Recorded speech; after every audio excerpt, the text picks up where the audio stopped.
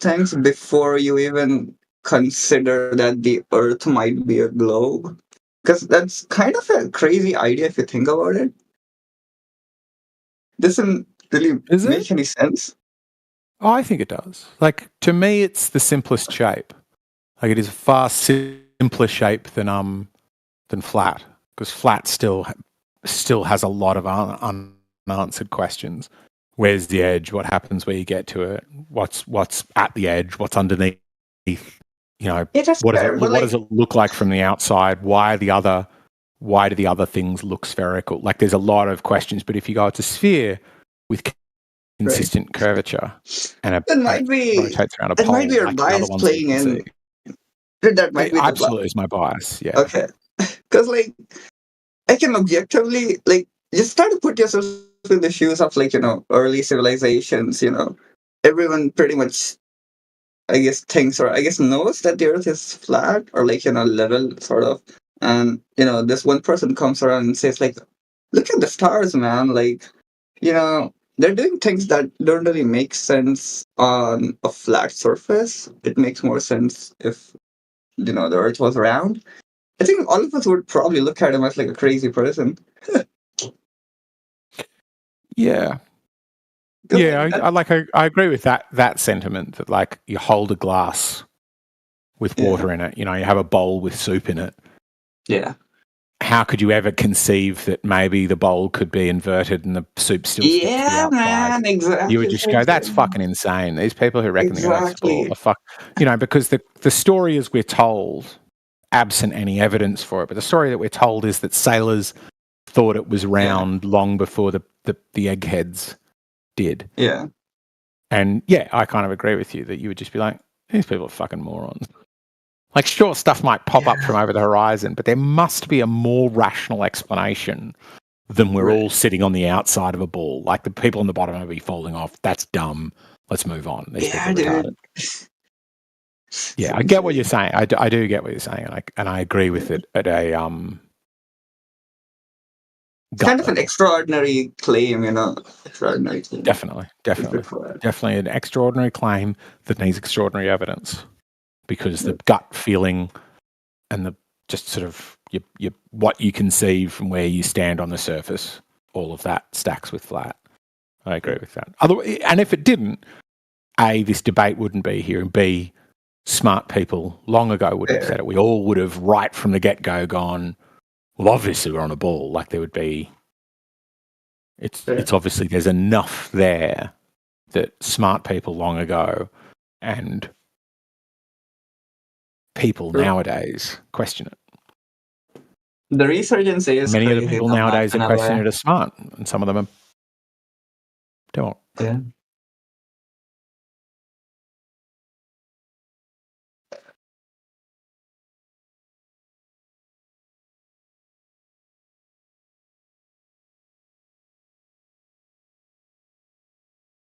That's ancient.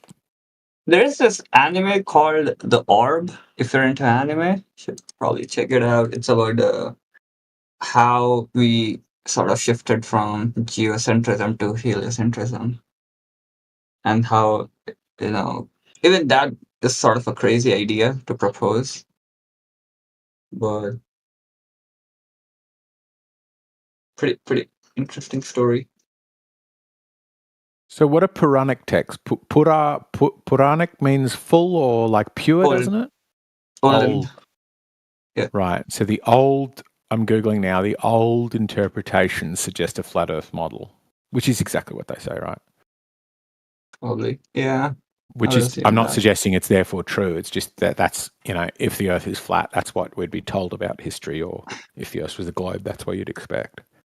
Yeah, man. I think the ancient Indians were really good at mathematics, but like, uh, they were more into astrology than astronomy. So Sure. Which as well makes sense, right?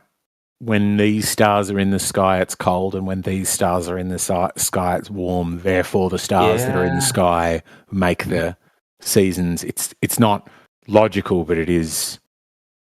You can see why yeah. You people draw believe that. conclusions based on what you're seeing, I guess. So what is Bhumandala mean? Mandala is like a flat circle drawing on the ground. What is the BHU at the beginning of Bhumandala? The heck? I have no idea. Guys, Hano. can I quickly say something? Has anybody Evidently. noticed ancient art paintings? The painter drawing flat level water. Anybody notice that? And also the paintings are very old. It's a good point. Yeah, the painter paints a flat level water, not curvature. What paintings are you talking about? And any ancient art paintings. Do you know what I mean? Ancient art.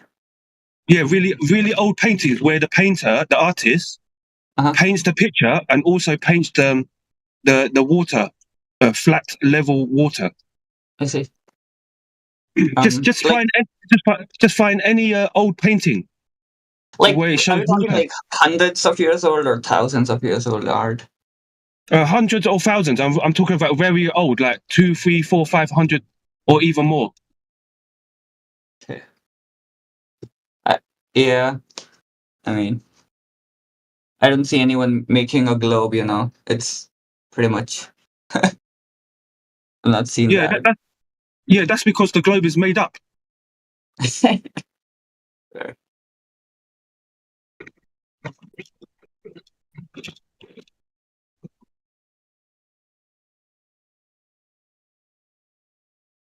That is a good point, honestly, because like you would imagine at some point, artists would have attempted at um, sort of illustrating at least the globe.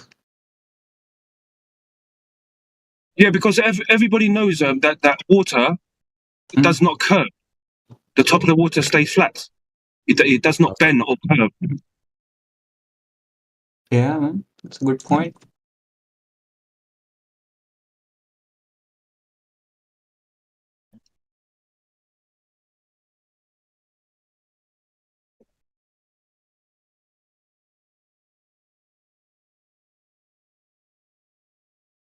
Dude, looking at old maps is always fun. So cool. You look at ancient maps, it's so crazy, man.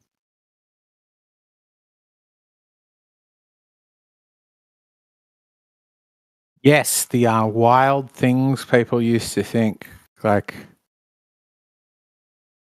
or correct. Maybe they're right.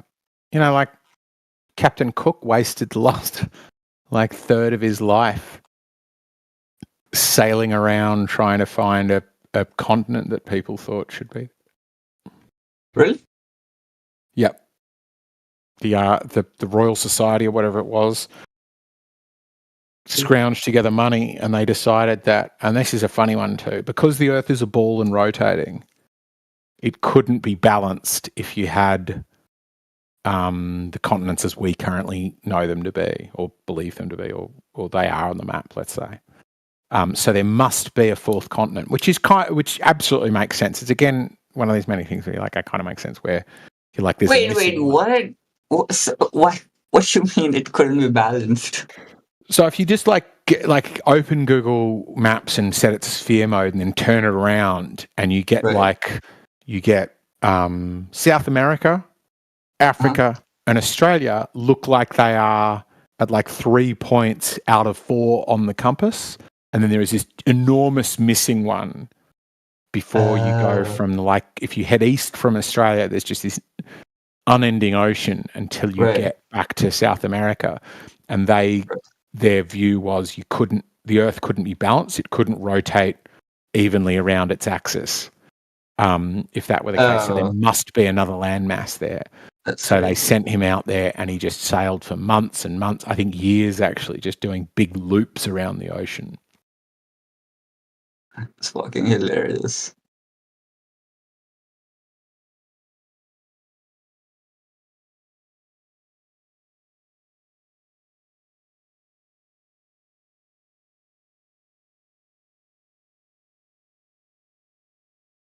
But it is interesting that you don't see like a globe art really illustrated by anyone.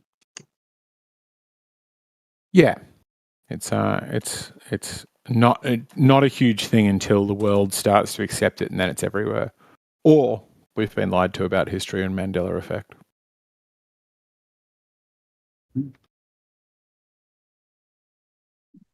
Of course, the human race has been lied to for hundreds of years.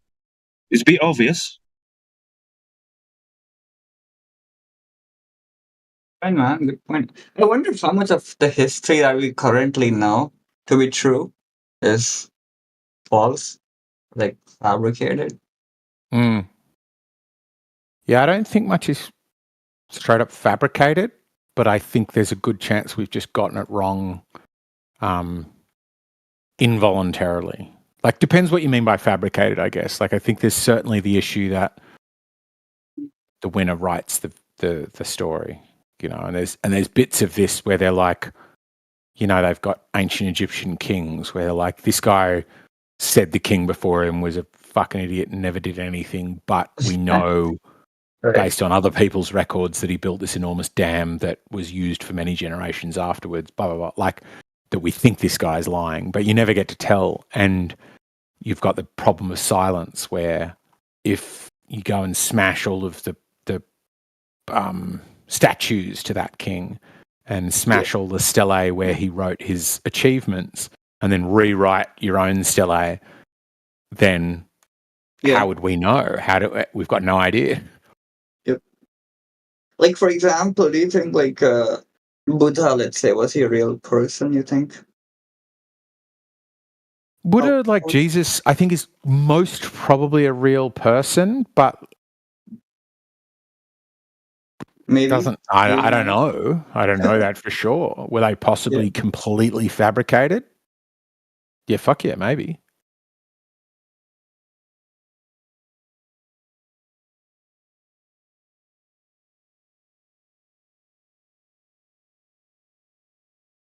Why did I watch that? Oh, why did I watch that? Why did I? Oh.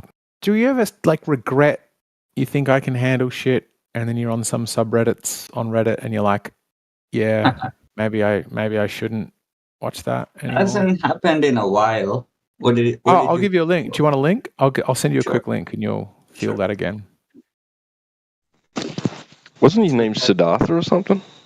It was Siddhartha Gautama Buddha. Yep. Okay, so there's some pretty fantastical parts of that story. Like, if they'd have just left that out, would have been almost historical. Same as Christ, right? If he'd have said everything he said, right, and didn't perform miracles, people would be more inclined to believe it all. And that's slightly Tao Buddhism rather than Zen Buddhism, whereas Zen Buddhism has Buddha doing all sorts of wild, more Jesus-y types of magical stuff, whereas Tao Buddhism is much more like, he was just a teacher. He was just somebody who we think kind of cracked the idea of what happiness and suffering is really about. And he never did anything magical. He was born by a woman. He wasn't special at all, like beyond what he said to us. Yeah, whereas what you're talking about is very true of the far more common version of Buddhism, which is Zen Buddhism, which is like, yeah, it's a very similar story to Jesus. He wasn't born naturally, you know, he never passed through his mother's birth canal, and he was able to levitate, and he had really weird earlobes and, you know, all this magical shit. Lotus flowers would sprout up where he walked, and that's it. Yes, yeah. I forgot that bit. Yeah.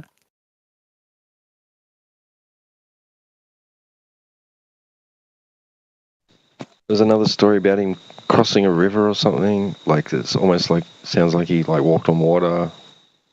I don't know, something like that. I can't remember the exact tale. Is there? I don't know that one, but I'm absolutely, I easily believe it's the case, because I very much side with the Tao Buddhists that Zen Buddhism seems to be trying to turn Buddha into something magical, because the true, as I would call it, the true Zen, Tao Buddhism is, I think, also what Jesus was trying to do. In fact, do you know this story? This is a really fun one. Do you know there is a theory that many Indians and many people like Thai, most Buddhists believe, is that Jesus was actually teaching Buddhism. So he's got his missing years, right, where he's got all these stories in the Bible when he gets to like up to 12, I think is the last story from his childhood. And then he just disappears and he comes back when he's 30.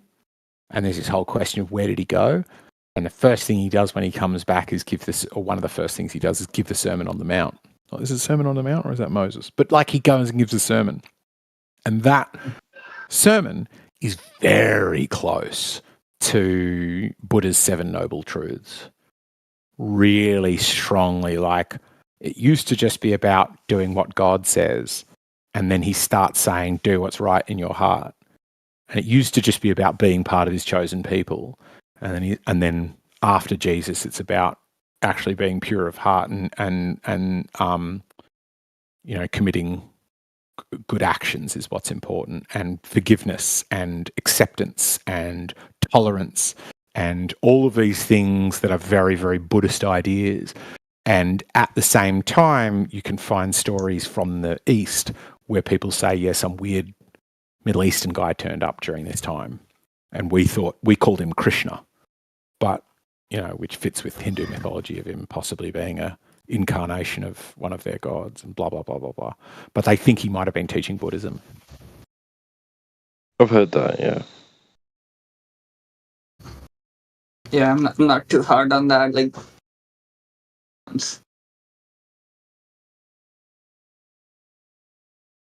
it even goes further. Like, there's some will claim that he did a world tour, and he went and taught in South America, and I don't know about Australia. Not much said. yeah, Jesus came to America, correct? Like, the Mormons believe he was in America. Apparently, the South Americans have a tale of a guy just turned up like on this silvery craft right on the ocean, like just like it was like these waves and it's like like a I don't know, like I can imagine a speedboat, right? The way they described it, and he's just turned up on it and just stepped off onto the shore and started teaching them, and they all worshipped him and shit, and he taught them peace and harmony and all this stuff. They stop sacrificing babies at altars and that sort of thing. Yeah.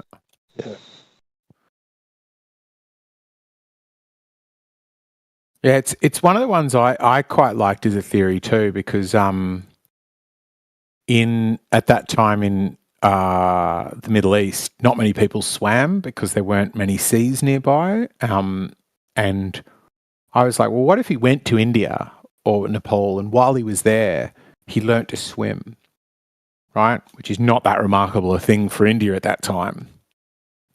And then you go back to the West. How would you imagine trying to describe swimming to people where you go, it's remarkable. It's this remarkable thing where everybody we know, when they go into the ocean, they're pretty much fucked, right? They're dead. They drown. But he managed to like imagine I didn't have the word swim, but I was trying to communicate to you how amazing it was that this guy did that thing. I would end up being like, well, he was kind of on the water or in the water. Well, kind of, he wasn't going under it, so he wasn't in the water. And like, okay, so is he like floating? You're like, yeah, a bit, but he was making his way through the water. He was powering his way through the water. You're like, what do you mean powering his way? Like we walk. Yeah, like we walk. You know how we walk across land? He was sort of doing that on the water. Oh, so he's walking on water. And that became such a fantastical, wonderful story that takes over. It's a bit of a stretch. I do appreciate that. I made it up myself. But it's an interesting idea, right? It actually is. That's pretty he just did a swim and nobody could describe it well enough. And they got so excited about it. The other person's like, he must have been talking about standing on the water like it was a plank of wood. Oh, man, that's funny. Yeah, he was surfing. I don't know.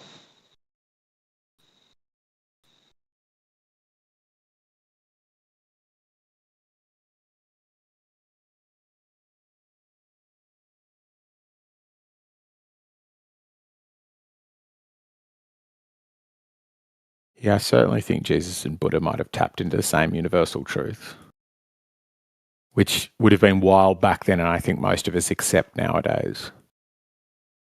Yeah. Right? Like, back then, you're wiping out entire populations for being shitty, terrible people.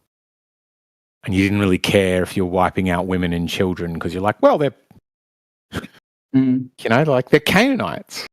This is my promised land. Fuck them, destroy them all. And if one I guy don't do turns up that, and is like, what do you mean? The children aren't bad. And you're like, what do you mean? No, God loves the children as much as he loves you. What? Like, it would just be absolutely revolutionary. You would have sounded like the weirdest commie, lefty, liberal sook back then. Yeah. Saying stop annihilating entire groups of people. That's all we do. That's our favorite thing. Yeah. Sure.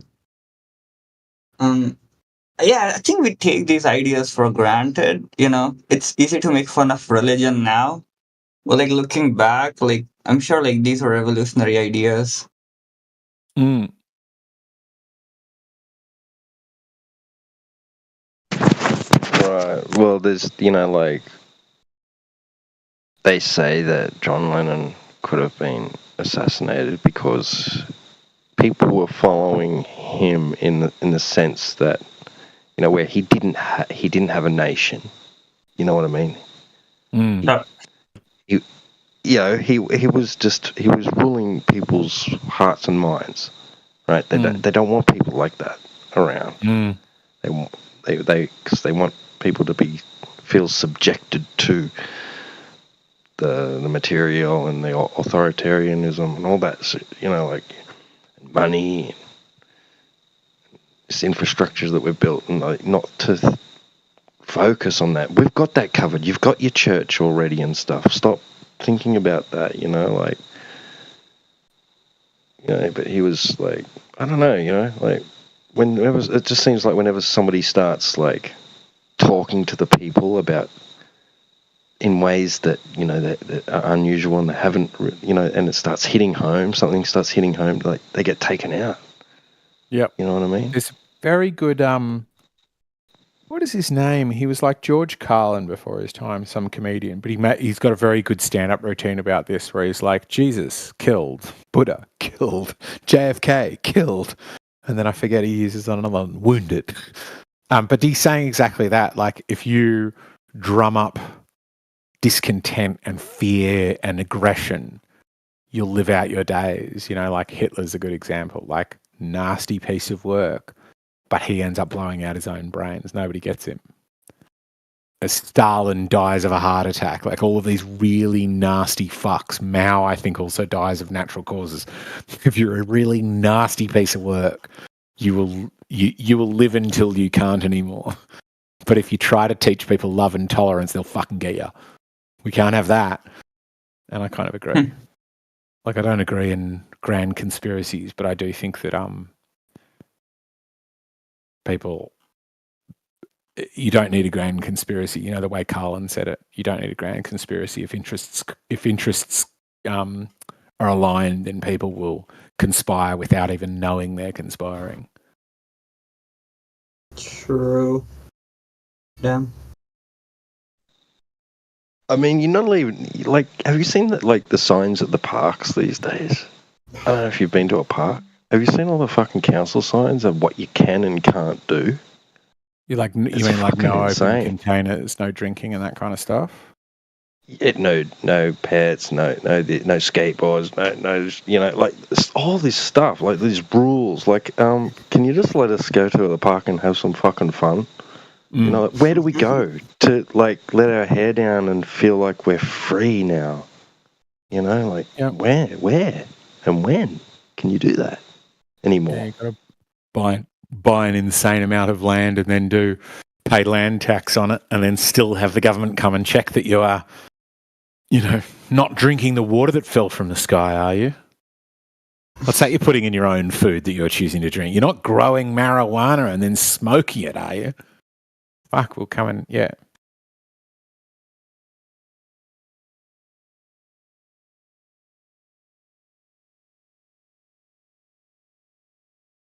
Yeah, I agree. I don't like it. But it's like this constant reminder. You are not, free. You're owned, basically. Know your place, servant. Yeah, like I agree with that. I just the difference I have is I don't think it, like in the way I said that Carlin said, you don't. That absolutely can happen with disorganized groups that are unintentionally working in cahoots. You don't need an organized conspiracy if a disorganized one will reach the same result. So I think you end up with the same awful nasty shit. But this is sort of the reason why I feel like Hitler gets too much shit. Like, do you think like if Hitler wasn't there, like Nazis would not have been a thing? Like, I don't think that to be true. No, particularly the whole of Europe was fairly like anti-Semite, horrendously anti-Semitic at the time. Exactly, man. And the idea of wiping out people groups was still it's acceptable, Yeah, like I would argue it's still somewhat acceptable. It still today. is, exactly. Some of what the issue was the Germans were so efficient at it and kept such good records that it reached this clinical level that seemed horrendous. Where like in the 80s in Indonesia, Australia helped support the Indonesians. And they fucking slaughtered their own people. They slaughtered commies. Like they just decided communism was a threat. And if you want to watch a documentary, it'll make you question humanity. Watch what is it? The Act of Killing, I think it's called. And these guys, it is. It's called The Act of Killing. It is one of the wildest documentaries you'll ever see, where these guys turn up in Indonesia and they say, we're making a documentary. Sorry, no, they don't admit they're making a documentary. They say, we're making a musical about your how the right wing won.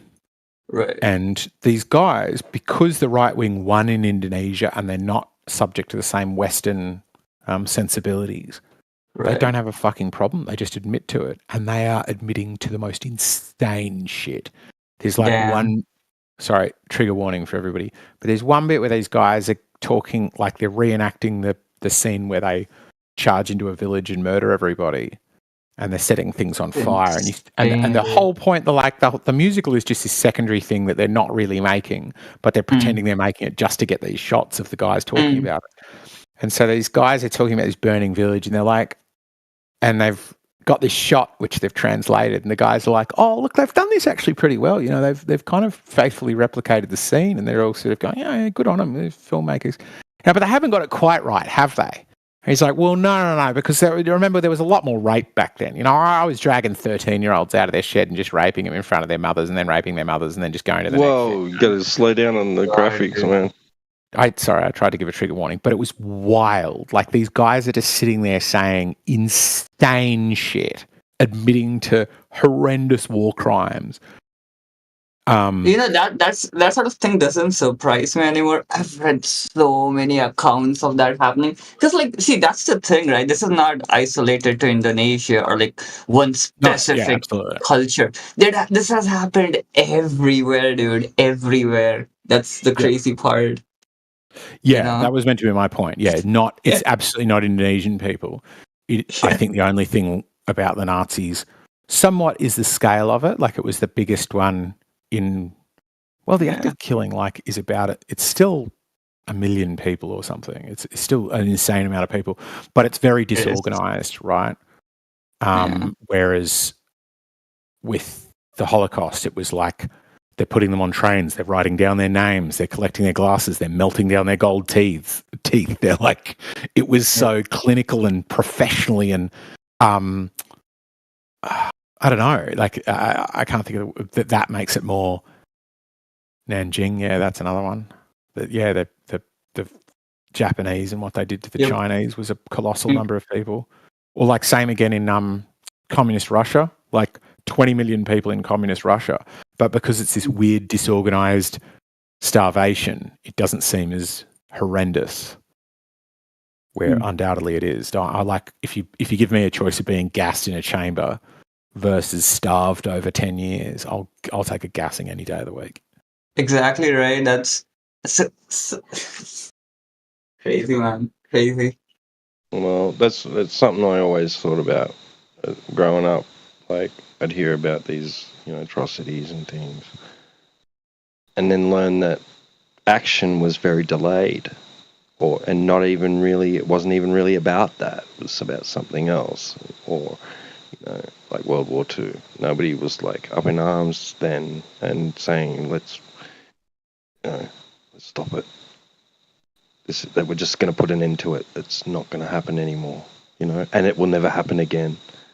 Yeah, lest we forget. And Africa, all the images that we were exposed to at school, they'd show us these things on TV and to make us aware of what life is like for kids in Africa. It's sort of traumatizing for a child to do that to children. I mean, what am I supposed to do about it, for one? And why aren't the fuck you doing anything about it? Like, why isn't the whole world in an uproar, outraged by this? And stop it instantly. As if you've got the power to just go do it. I could never understand it growing up as a kid. Why this injustice existed. And there was so many, allegedly, so many good people. Allegedly. But that's the thing. That's why I think like people talk about the banality of evil, and I don't even think evil is banal. I think it is always dressed up as something benevolent. Like you can't get people to do something that nasty if they know that it's nasty. You can't get them to do anything nasty, like something that nasty, if they think it's what do you call it? Like neither good nor bad. The only way to get somebody to do something that horrible is to make them think that it is the best possible act. If this is the most moral act I can do right now is wipe out this people group.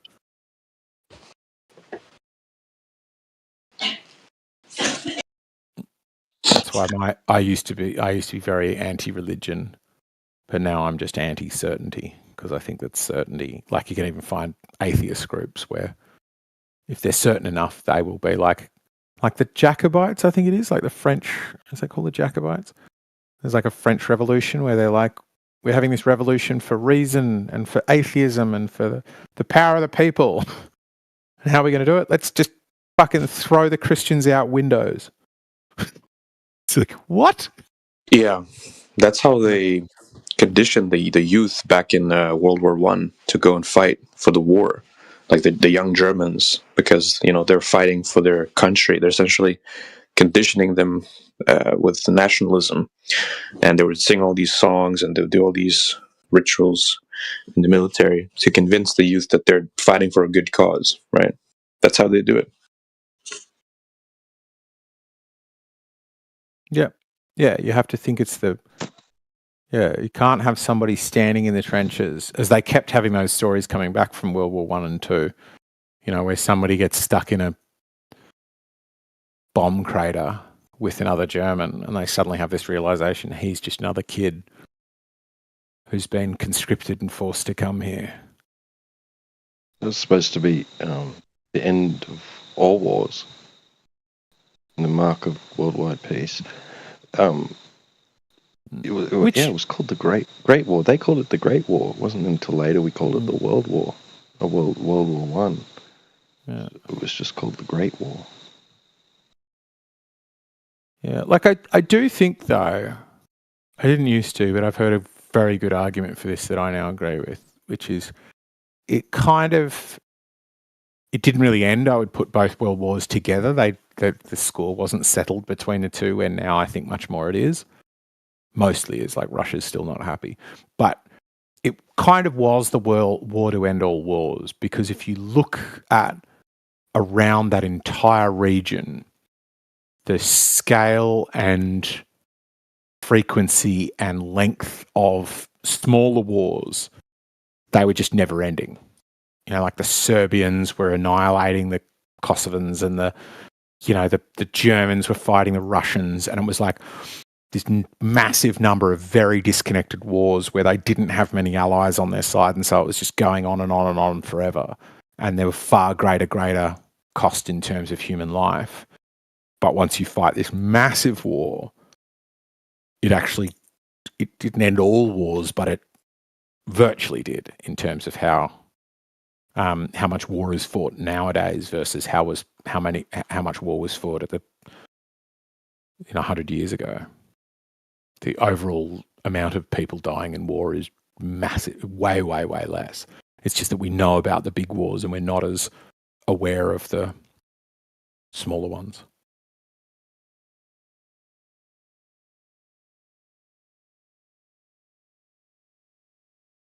Hello? Did you bring grub proof? You bring grub proof. Me rub you wrong time. Mm-hmm.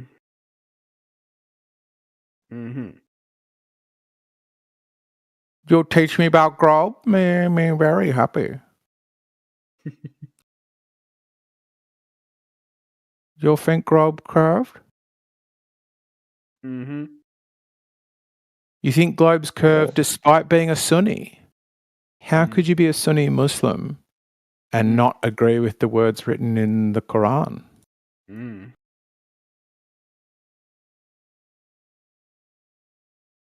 Mm. I don't think he expected that. Going to defend your grub belief? Mm-hmm. Tell us about your grub. Muslims who believe the Earth's flat. Oh, very large number of Muslims think the Earth's flat. I just don't think they hang out on Discord.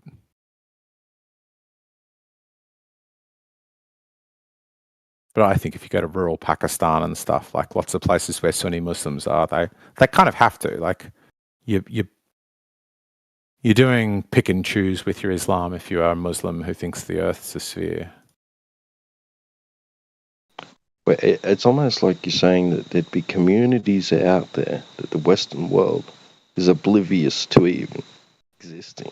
They don't know anything about them. And that they're running their own, like governing themselves and teaching their children their own cosmological views separate from that of modern cosmology and the so-called scientific. That's an abomination, T-Dub. How dare they think for themselves? Forbid it. Quick, let us go into their communities and steal their children from them and teach them the true truth. Man can be woman, woman can be man. Let's bomb their country and force them to use democracy. They see. Once we see how much we can oppress them, then they see our cosmology.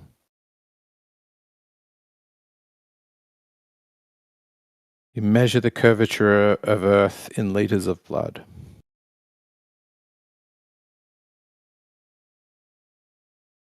But seriously, Steve, do you reckon the Earth's a sphere? Oh, fuck, he left. I think that was a bit too heavy for him. Was a bit. I think I went in too hard on the Islam thing too quickly, and I think he probably immediately just started Googling verses and then was like, fuck. I'll be back later.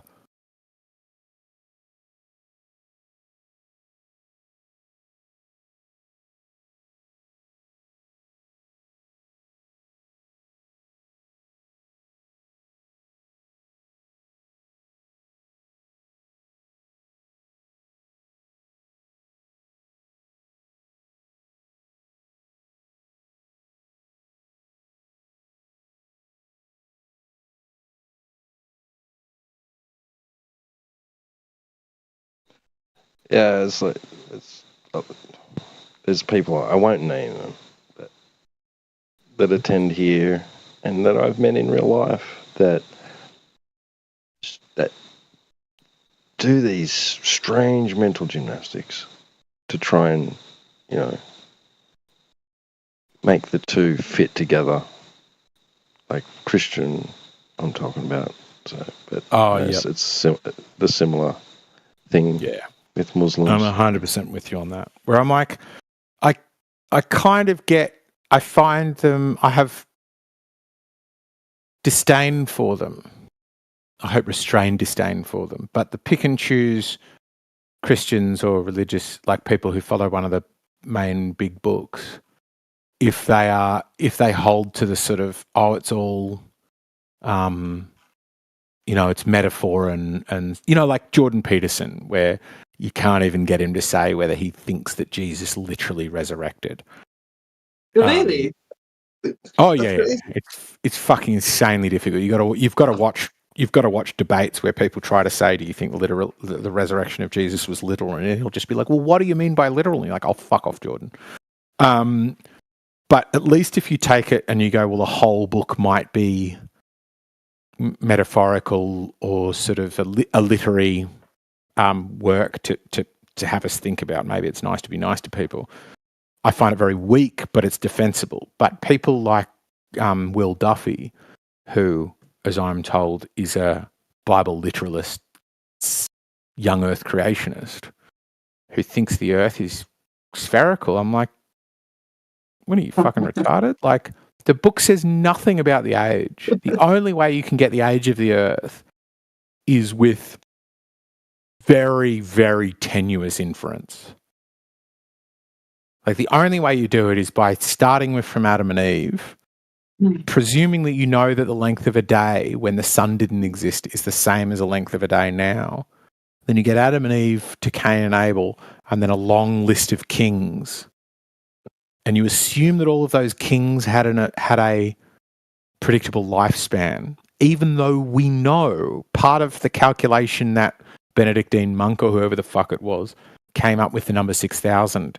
He had to calculate into that one of those kings, I forget which one, lied about whether he was the first king when he wasn't the first king. So they know there is dishonesty within the king's list, and they have to calculate for that. And based upon this long string of inferences, do they go 6,000 years old, which is just the dumbest shit I've ever fucking heard. To be fair, explicitly describes the Earth as flat, and they breeze past that bit. To be fair, even if the 6,000 number is wrong, it doesn't imply that it could be like 5 billion, right? So it's probably not too much over or too much less, if you know what I mean. Sure. Yeah, I'm not making a comment on what the age is. I'm just saying the Bible has no explicit mention of the age. The only way to try to get the age from the Bible is a long string of inferences that we know to be flawed. Like, you have to account for a known flaw in that chronology to try to get 6,000 years. And that is not written in it. It's not in the script. Nowhere does it say 6,000 years. But what it does explicitly say in the script at like 40, 50 different points, explicitly or implicitly, describes a flat Earth. So there should be no young Earth creation. Like what you should have it like, because what are the number of young Earth creationists? It's like millions and millions of Americans. You should have that number of flat earthers and then this tiny number of young earthers, right? There should be a vast number of flat earthers going, well, we don't know how old it is. And then a very tiny number going, oh, it should be 6,000 based on this string. But what we've got is the inverse, which is just retarded. So yeah, I have such disdain for Bible literalists who think the earth is a sphere. Because you go, why do you think the earth's young? And they go, Bible, Bible, Bible, Bible. And then you go, why do you think the earth's a sphere? And they go, well, look at it. It's pictures from space. And they suddenly don't use the Bible anymore. Fair. I've had a bit of and they know full well that the people that wrote those texts did not share those sentiments or that view. Hmm. And they're basically saying that the people that wrote the very words they're reinterpreting metaphorically, right, as being having not understood their own writing. And yeah, Oh, fair. They'll say that the words were divinely inspired, so they weren't even their words. It was direct from the creator or whatever, and that's why they didn't understand it, right? And it was meant for us, to understand, because he knew by now we'd figured things out, right? It's just crazy. It's just not the case. Yeah, it's insane. Like also that you've got the story of like Methuselah, who is meant to be 500 years old, and he is mentioned in the Bible because of his age, but there is, unless I'm misremembering it, there is nothing explicitly saying that other people don't get to as old as him. Just that his age was important because there was some prophecy about X or Y won't happen until Methuselah dies, and X or Y didn't happen. So obviously Methuselah must have lived to 500 and something. But rather than then going, okay, the Bible affirms people can live for 500 years, they go, well, obviously that's an outside example. It's like, well, that's kind of dumb. What that's saying is the Bible is affirming that people can live to 500 years, which is, like, I don't think it's probable, but it's more probable that is true than the Earth is 6,000 years old.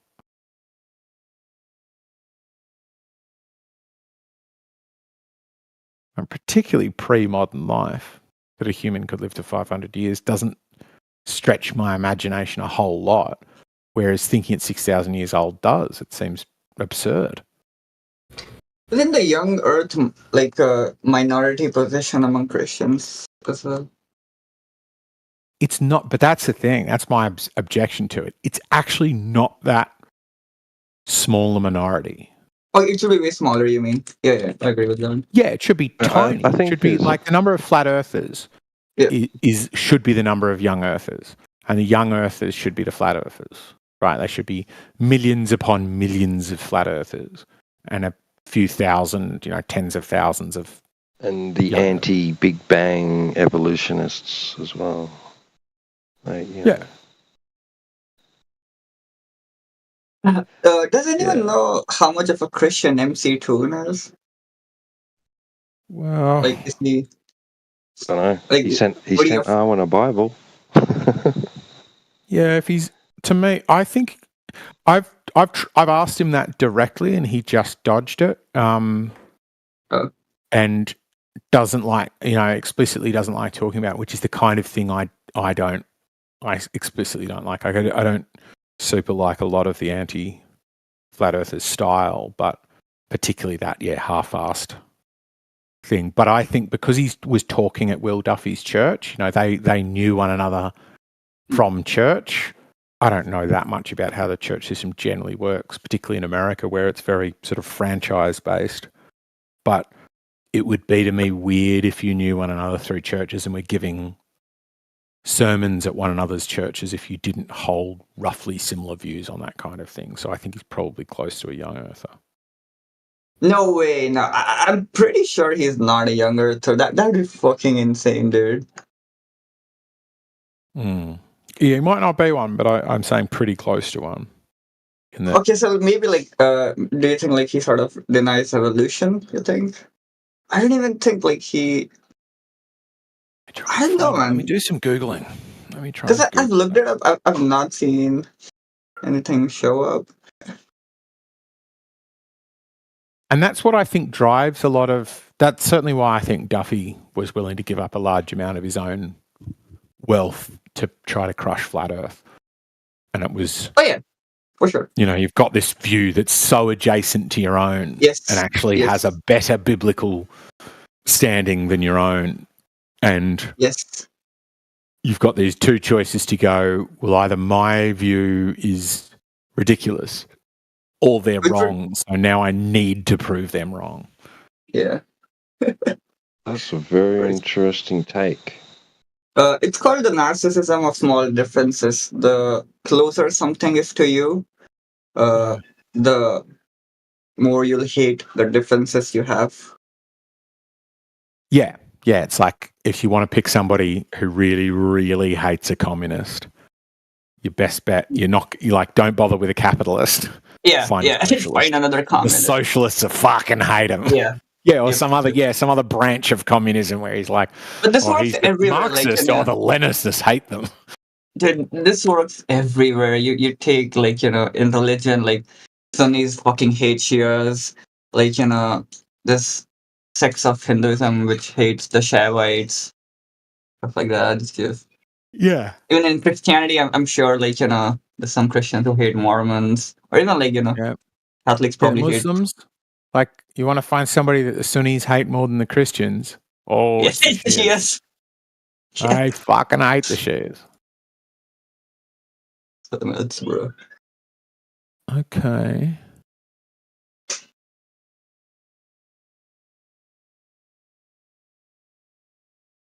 So I'm finding stuff on his page about abiogenesis and evolution. Wait, on MC Toon's website? On MC Toon's website, but it's not him in the debate. It's just him hosting a debate between two people. Because I vaguely recall that somebody that I'm guessing on his view on Age of Earth and stuff, but I think he kind of avoids the topic. I wonder why. That's dodgy to me. It's Yeah, me too. because why would you do that? Just come out and say it. The narcissism of small differences. Der Narzissmus der kleine Differenzen. That's fun.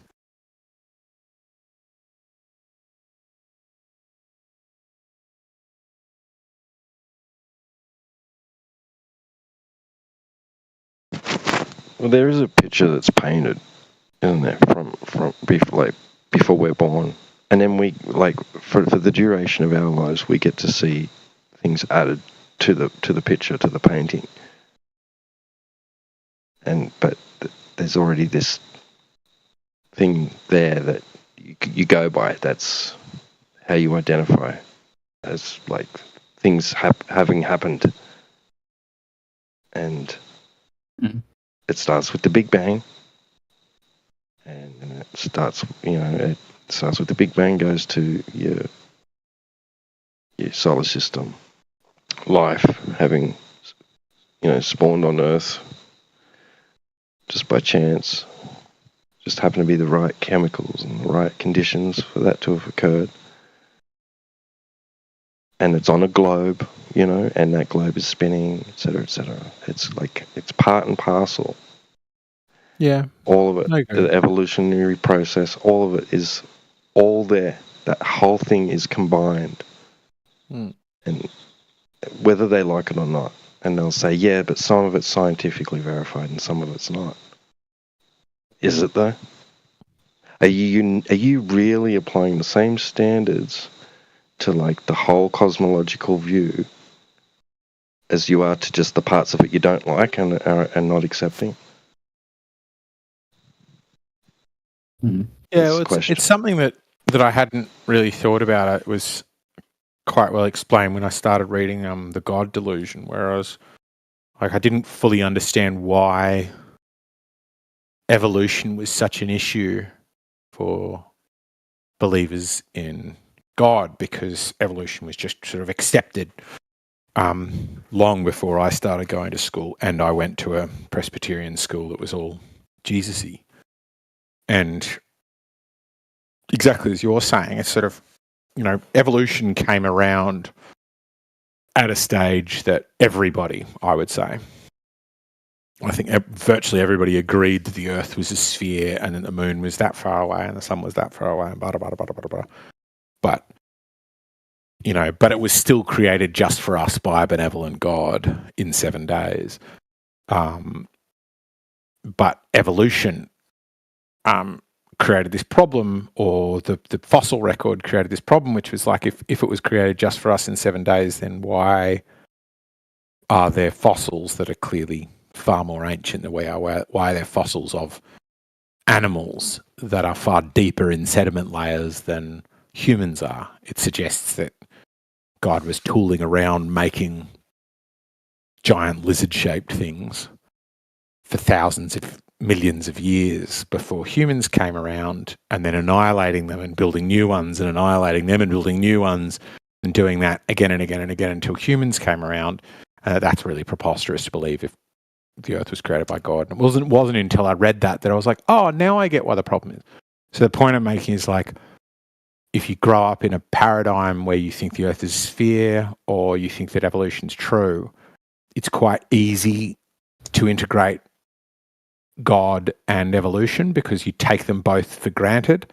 So your first steps are making them both fit. Whereas the tough bit comes where, like, if you were a Christian and evolution wasn't a theory or wasn't an accepted thing, and then that comes along, and that's where the tension is, where you're like, well, how do I jam this into my current system? It's also one of the things that Dawkins used to say, is like, it actually, the arguments against it don't really work, because you're only arguing against the people that haven't heard them yet, and they won't really want to listen. And then by the time you've made the argument, anybody after that hears it and goes, oh, yep, and just incorporates that into their worldview.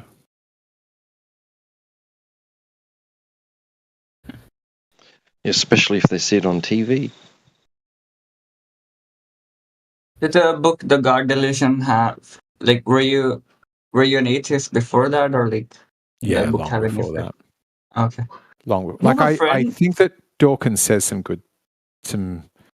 Right. worthwhile stuff as an evolutionary biologist, but I think he's a fucking asshole. And Suppose.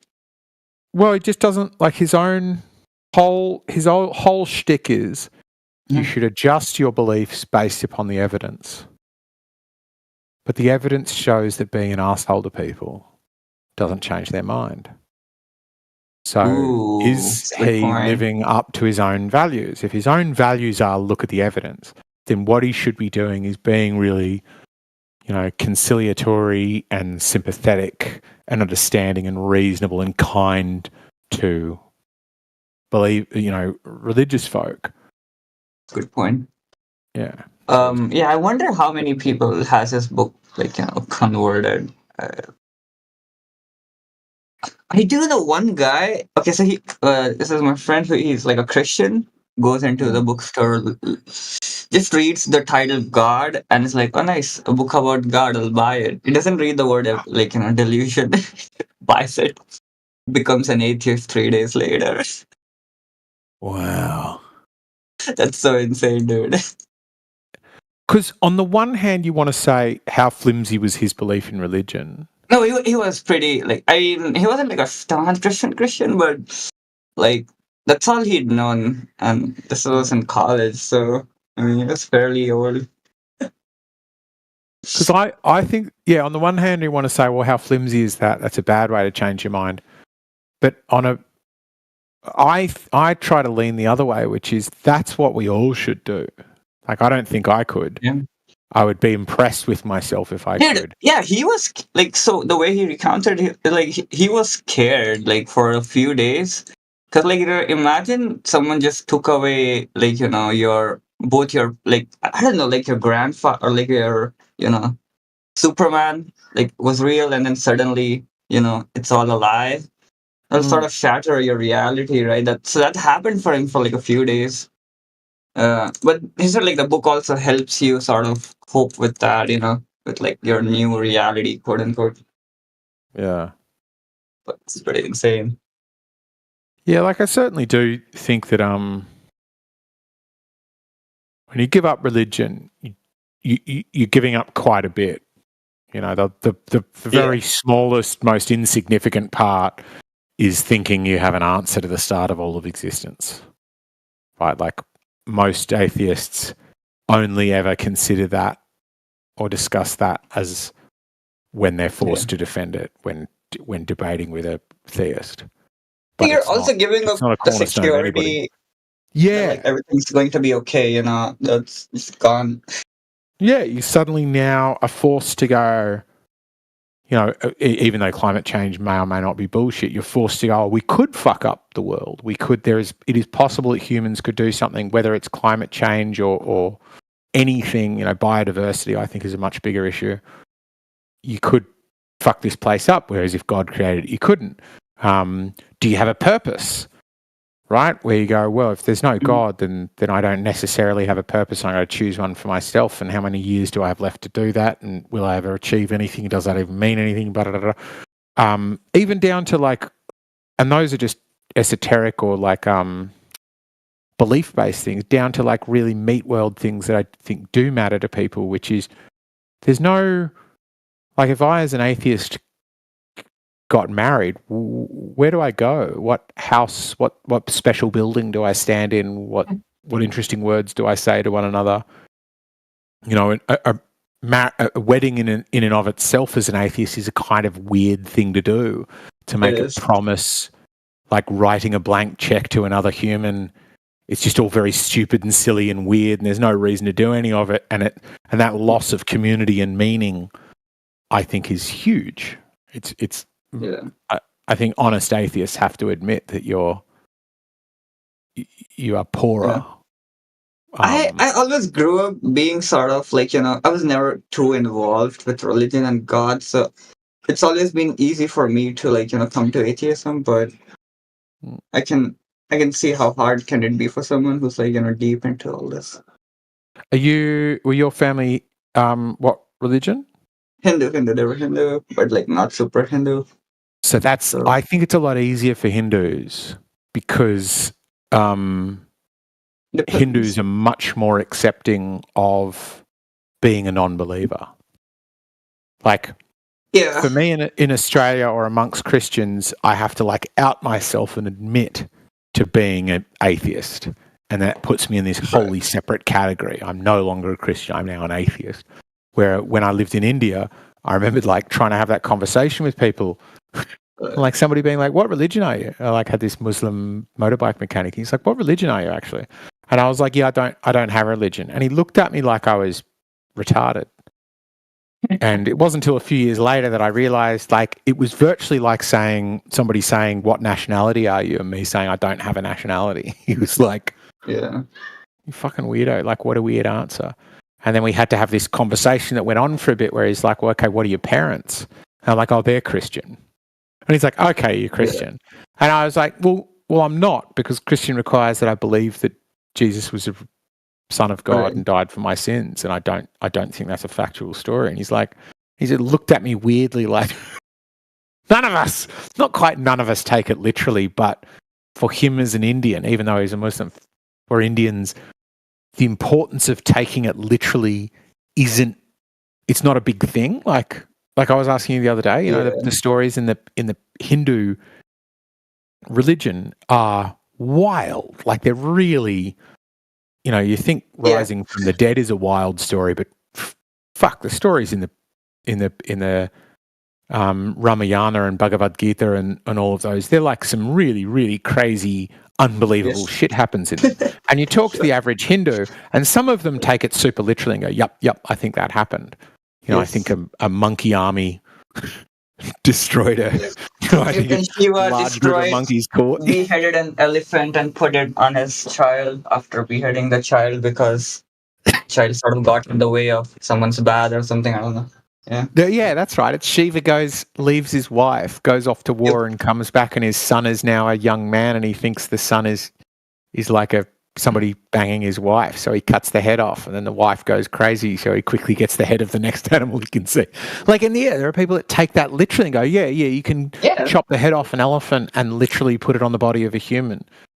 But what I'm getting at is the vast majority, I think, or I don't know what number, but most of the Hindus I was talking to would absolutely swear they're a Hindu, and they go to temple and they put the dot on their head and all of that stuff. And then when you get to the nitty-gritty of whether they take it literally, it's a kind of very wishy-washy, amorphous question. You're not expected to take it literally, whereas Christianity, it's kind of a bit more of a yes or no. You do or don't take it literally, and then you are or aren't a Christian based upon different people's views. Whereas, Yeah. I don't think there's anybody in Hinduism.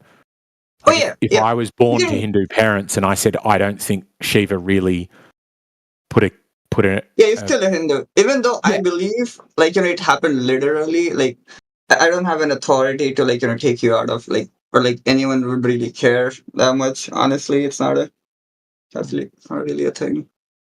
What you're saying, you do believe it literally?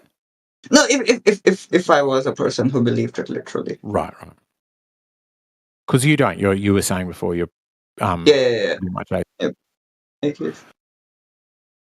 But so the thing is, I have friends who are like super educated and all that stuff. But like if you really press them, they'll keep dodging. But like at the end, some of them like sort of end up admitting like they do think all of this is real. I don't know. It's this. I've seen them struggle with it because They don't struggle. They just got better things to do than think about the shape of the earth. They don't teach you that in no, school it's either. not the shape of the earth. It's like you can tell that they've never thought about like is it real or not? Like they really don't Wait, care. what? Did you hear what I said? They're not concerned with the shape. They know a lot of other details. The shape doesn't actually matter unless there's some deception occurring. I think it's you that's not listening. We're not talking about the shape of the earth. We're talking about whether people consider Hindu Newt mythology has to be severe biblical. ADHD, so forgive him. Just continue. Your judgment is foolish. Continue. It may be. That might be the case. Thank I you guess for you your win, Newt. expert analysis. Thank you. Well, I'm waiting for him to finish. Evidently not. The floor is open, so evidently yes. Fool. Okay, go for it, man. You're the most insufferable The Glover who floor comes is in here, open man. for you to finish. Why are you not? Of all the Glovers who come in here, you're the most insufferable, I swear. Oh, is he insufferable? See this long time you're given to speak, and you just sit here and do this. Yeah, the floor is open, boys. Yeah, go for it, man. Tell us, Oh my Newt. god, dude. Bring it Yeah, global. what do you want to talk Performative about? actor. Performative actor. When you're okay, but Oh my god. Does he make sense at any stage?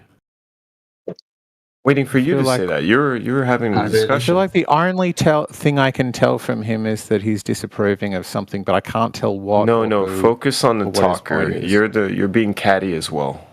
This is He unbecoming is of two men. Yeah, even that, I just can't extremely understand what he's weird. getting at. Okay, so I turn both of you down and I don't respond, and the children have nothing to say then. Oh my god, Bro. dude. It's amazing Is how he- men is get he worked on at legit a companies, but they Glover? act like little children. All Yeah, he is. He has He's severe been- ADHD, dude. This guy's kind of. I sort of I feel feel bad for that's him, honestly. insulting the people with ADHD. No, No, it's he actually has it. I'm not even kidding. Like he actually has it. learn the difference. He may between do. truth He and may have it, insult. but I It'll don't help think that grow explains up. why he would be this way. I don't know, man. I've seen him do some borderline just neurotic behavior. So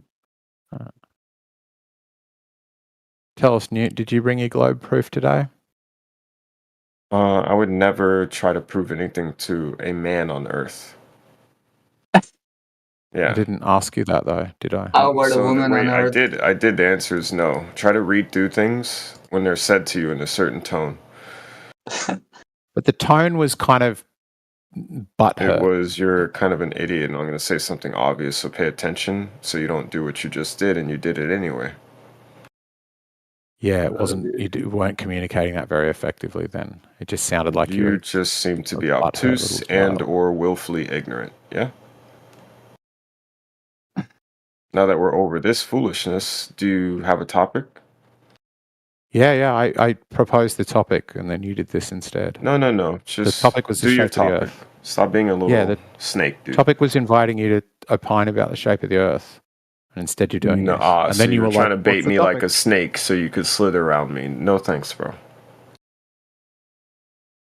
Do snakes bait though? That's not. That's a Yeah, real they broken do metaphor. actually. To bait you No, like a no, snake. no. All of your hollow lies are just this. Stop with them, right? Yeah, dude, stop with your hollow lies. My hollow light. He's mixing his metaphors like crazy today. No, I'm just like casually observing a clown wanting to play with words. Don't sound at casual length though. You with sound me, a little bit doing wound it up. constantly. Every prompt. Da da da. Sounds tightly wound like a spring.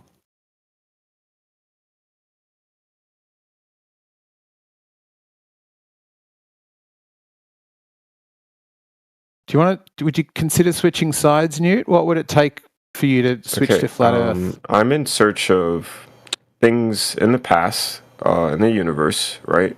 Because that's where all the lies are, right? Forward is potential. Things in the past. May I finish without you repeating every other word I say, like a 10-year-old who doesn't know English? Yeah. This doesn't make any sense. Try to make more sense. You know, there's a lot of humans on this earth who pretend that things don't make sense. They're a consistent group since the beginning of time, and that's one of the lies I'm after. Because I run into it so often that it bothered me to look back and try to figure out where does this lie-like behavior come from, where it's so fluid and easy. And I found a lot of interesting things about the cosmos up there in search of it. Where people come from different places even. Wow, that's deep. Yeah, and they have a higher propensity to lie and trap people in lies over space and time for reasons. Yes. Compensity. Propensity. Do you need me to spell the word that is a common one in high school? Well, you said adult. Compensity, though. I said propensity is a word. Propensity. It is a word. Obviously didn't. We heard you. You're doing it right now. See how certain humans, they live a life, they don't try to get the truth and share it. They try to obscure, spread lies, waste time, play games with semantics, entertain themselves from the act. And this is a degradation of other human beings' souls, I even think. Yes? So there is an even deeper reason why something is trying to deceive souls through people. Something is trying to deceive souls through people. Yeah. And you're the one trying to make sense. No, you're one of them. I certainly am. You sure he's not a flat earth you're a confused Indian who just likes to play with topics. Yeah. There's a lot of you. You guys have a very playful, goofy culture when it comes to these things. Sorry, what did you say? I said, can you please switch sides? I don't want you on our side anymore. You were never on my side. I'm on the side of truth, so I don't see you anywhere near me. Yeah, good. Yeah. Yep, that's flat earth. That sounds a bit flat earthy. It's getting better. Heading in the right direction anyway. That's the good news. Oh no, when people lie and they sit and they lie for long times, there's reasons for it. And if you research and you look into it, you find very valuable information as to why they would sit there. What have you found? What have you found so far? For a long time, long time. Share your research. Even more hilarious. Let's hear it. What? Share your research. We want to hear it. You've been researching. I feel the research, which is I try to see how a person will respond to certain aspects of it, and depending upon that, and it can happen within 5 minutes. Some people like showing themselves the ugly side of them. Yeah, no. Yeah, no.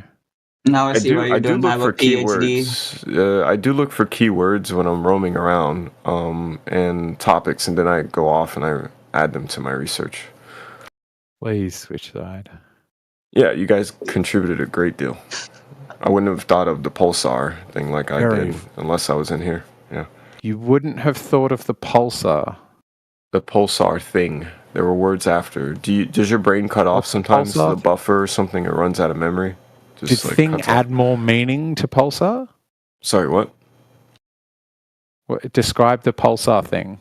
Oh, you want me to give a function beyond the common man's dumb conception of them? I want you to make sense. Oh, no, I'll make sense to an article. I'm just going to drop it in side chat since you're this obtuse and slow. The particular perspective I have on pulsars is found within it. But I guarantee you're not going to find it because you're not looking for it. You're almost intentionally not trying to acknowledge it even. So I'm going to test you right now. I'm going to put the article in side chat. Dodgy bastard. 100% I'm not he's a flat dodgy. I'm earther. putting He just article hasn't. inside He chat. just Indian hasn't people decided are on you're very that shape of the dodgy. earth. We He's know very this across flat the whole earthy. world. So it's funny that you're saying that about me. I'm not talking about you. I was talking about Andy, but that's okay. He's very flat earthy for a non-flat earther. All right, here's the article inside chat. Yes, there are pulsars in that. But I just been wondering why you brought it up in the middle of this. Like, I didn't need an article. I just needed you to say It's in the middle of the accretion. It's on the accretion disk, champ. So I'm gonna bring them up. If you don't like it or you don't know about them, that's fine with me. You really I'm suck at inviting- like I'm actually inviting you to discussing things expand about upon you. the You thought. seem to act like a woman who just talks about everything else but the actual Yeah, why are you substance being of such the a matter. woman, I don't know how you Undead? achieve this all day Sorry, long in here. it's the ovaries. Take yourself seriously as a man. So focus on the article. It's the I'm not eggs. entertaining Should I any more take you comments until you seriously actually though, read it or and just understand it. myself? You going to explain it or just? Nope, you're gonna read it and you're gonna understand it. Then we can have a Nope. conversation. Well, we can skip Yeah, the nice. conversation. Simple. I can eat my Please, yeah. breakfast and Look, get back I'd to be work. more than happy to do that.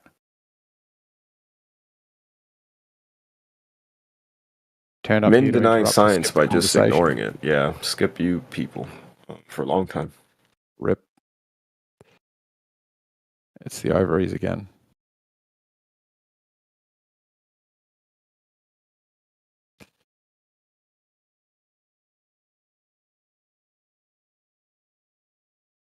So, about the Mets, huh? And I went to the topmost institution, the Max Planck Institute of Gravitational Physics, and got you a Whopper. Now, you're going to try to not real whatever, right? But this is what actual men are doing when they care to understand the universe at large, things up there, how things work down here. They actually dedicate their lives to it. They sit in buildings dedicated to researching it with other men who actually care to, and they get results, right? They don't just have words years later, just words that don't map to anything. Yeah. This is how we know the men who are BSers versus actually discoverers and truth seekers and stuff like this. The work. How do we work hard. identify the men that are off their meds? Yeah, they would sit in rooms like you, unproductive, doing crazy shit like this all day. Like, Don't happen to be sitting in the same room right now, do you? You didn't just do a massive cell phone, did you? You guys literally have dedicated years to like sitting around bullshitting with no model of what the earth is shaped like or whatever, and then you dare say people are fucking crazy and all this stupid shit because you sit in a room all day with your friends, muting people, playing video games socially like your children.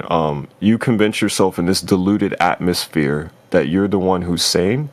You absolutely out of your fucking mind. See what I'm saying? No, I mean, I might be. I don't know about If me. you're really a global, I'm going to I definitely don't know about me, but you I most definitely out of your fucking Nude, mind. why are you talking rubbish? You're talking garbage. No, What are you I just talking spoke about? the truth, and I'm not going to have some you're crazy not. man You- tell me you any didn't fucking talk different. the I'm going to truth. calmly accept didn't that as talk the the truth truth. that I've seen with my own eyes. Dude, what are you I've talking come about? here People in multiple here times. wasting their You time guys talking don't have rubbish. any fucking answers for shit, but you sitting here playing video games like it's funny to act stupid all day and not have any fucking ideas of Dude, your own. you're the one who's projecting, fuck? acting stupid.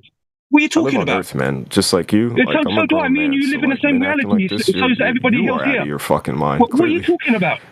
got anything Dude, you you say got is mental crazy as problems. shit as a result too. That's true. Nobody's here is wasting their time. Okay, What are you so talking we about? can skip all of this, man. Don't try to judge me when you're in here doing this. dumb Nobody's shit all judging day. you. You're Fuck. projecting. You're jumping to conclusions too quick. Slow yourself down. Reaction right there. Jumping in conclusions. The He's reaction is frolicking through a it's a field of foregone madness. it's a foregone conclusion. I mean, you guys are out of your fucking mind. Period. To even Yeah. spend more than a week on this shit, you dumbass. Like, you Here know you are how again, short of a week task after it is to week. figure shit out like this. Your dumbass I is a knew grown if man, you didn't, if this past didn't the bother age of you, 30, many why of do you keep coming back? still struggling? What the fuck's going on Earth? Can't I know. communicate it. You're I do think it bananas. is the biggest cell phone to turn It's up here entertaining and to then come in mock here people for in the being morning here. or whenever the fuck I want Yeah, to. exactly. Fuck Phil. around, I guess, like you. At least I'm not out of my goddamn mind. You seem like you are, man. I think that I'm probably not the only person that's told you that. I think it's probably people in your personal life that tell you No, that. I think a lot of you are just pathetic, man. But I be think I've honest, said be this honest, to you Newt. like years ago. Has anybody in I your spent enough personal time life just- suggested you need to talk to just somebody know this. professional? This is the only reason why I come in here to know who the pathetic. You remember I told you I look But for it's a- liars. I got to be up Wait. against you, you idiot. I got to feel But you it's a out, direct man. question. This is why I'm Has in here anybody doing in this your type of personal shit. life You ever never catch me dead encouraged? otherwise. Has anybody in your personal But anyway, life ever encouraged you to question your sanity? You're demonstrating my theory. Just keep talking, please. Jesus. It's a direct you, question. It's hard to you need stomach, to go but see a I'll tolerate it. psychiatrist. Massively. Yeah. But I mean, he would have directly answered the question. If I said to anybody else, my question is, has anybody in your personal life ever encouraged you to question your sanity and go and talk to somebody professional? No, nobody I've respected who has sanity themselves. Now, what has occurred to me in life is I've been around mentally ill people who actually have been diagnosed and are on meds.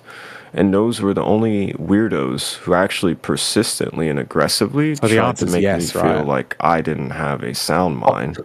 Which is absurd. I would never consider that. It's true, right? The answer is yes. But they would do other little this is a very long yes. Because they were mentally ill. It started with the word no, and then he just admitted that a bunch of people tell him he's crazy. And a slew of other things. Now, how I was able to tolerate relationships like that is because I'm actually a truthful, caring, compassionate person.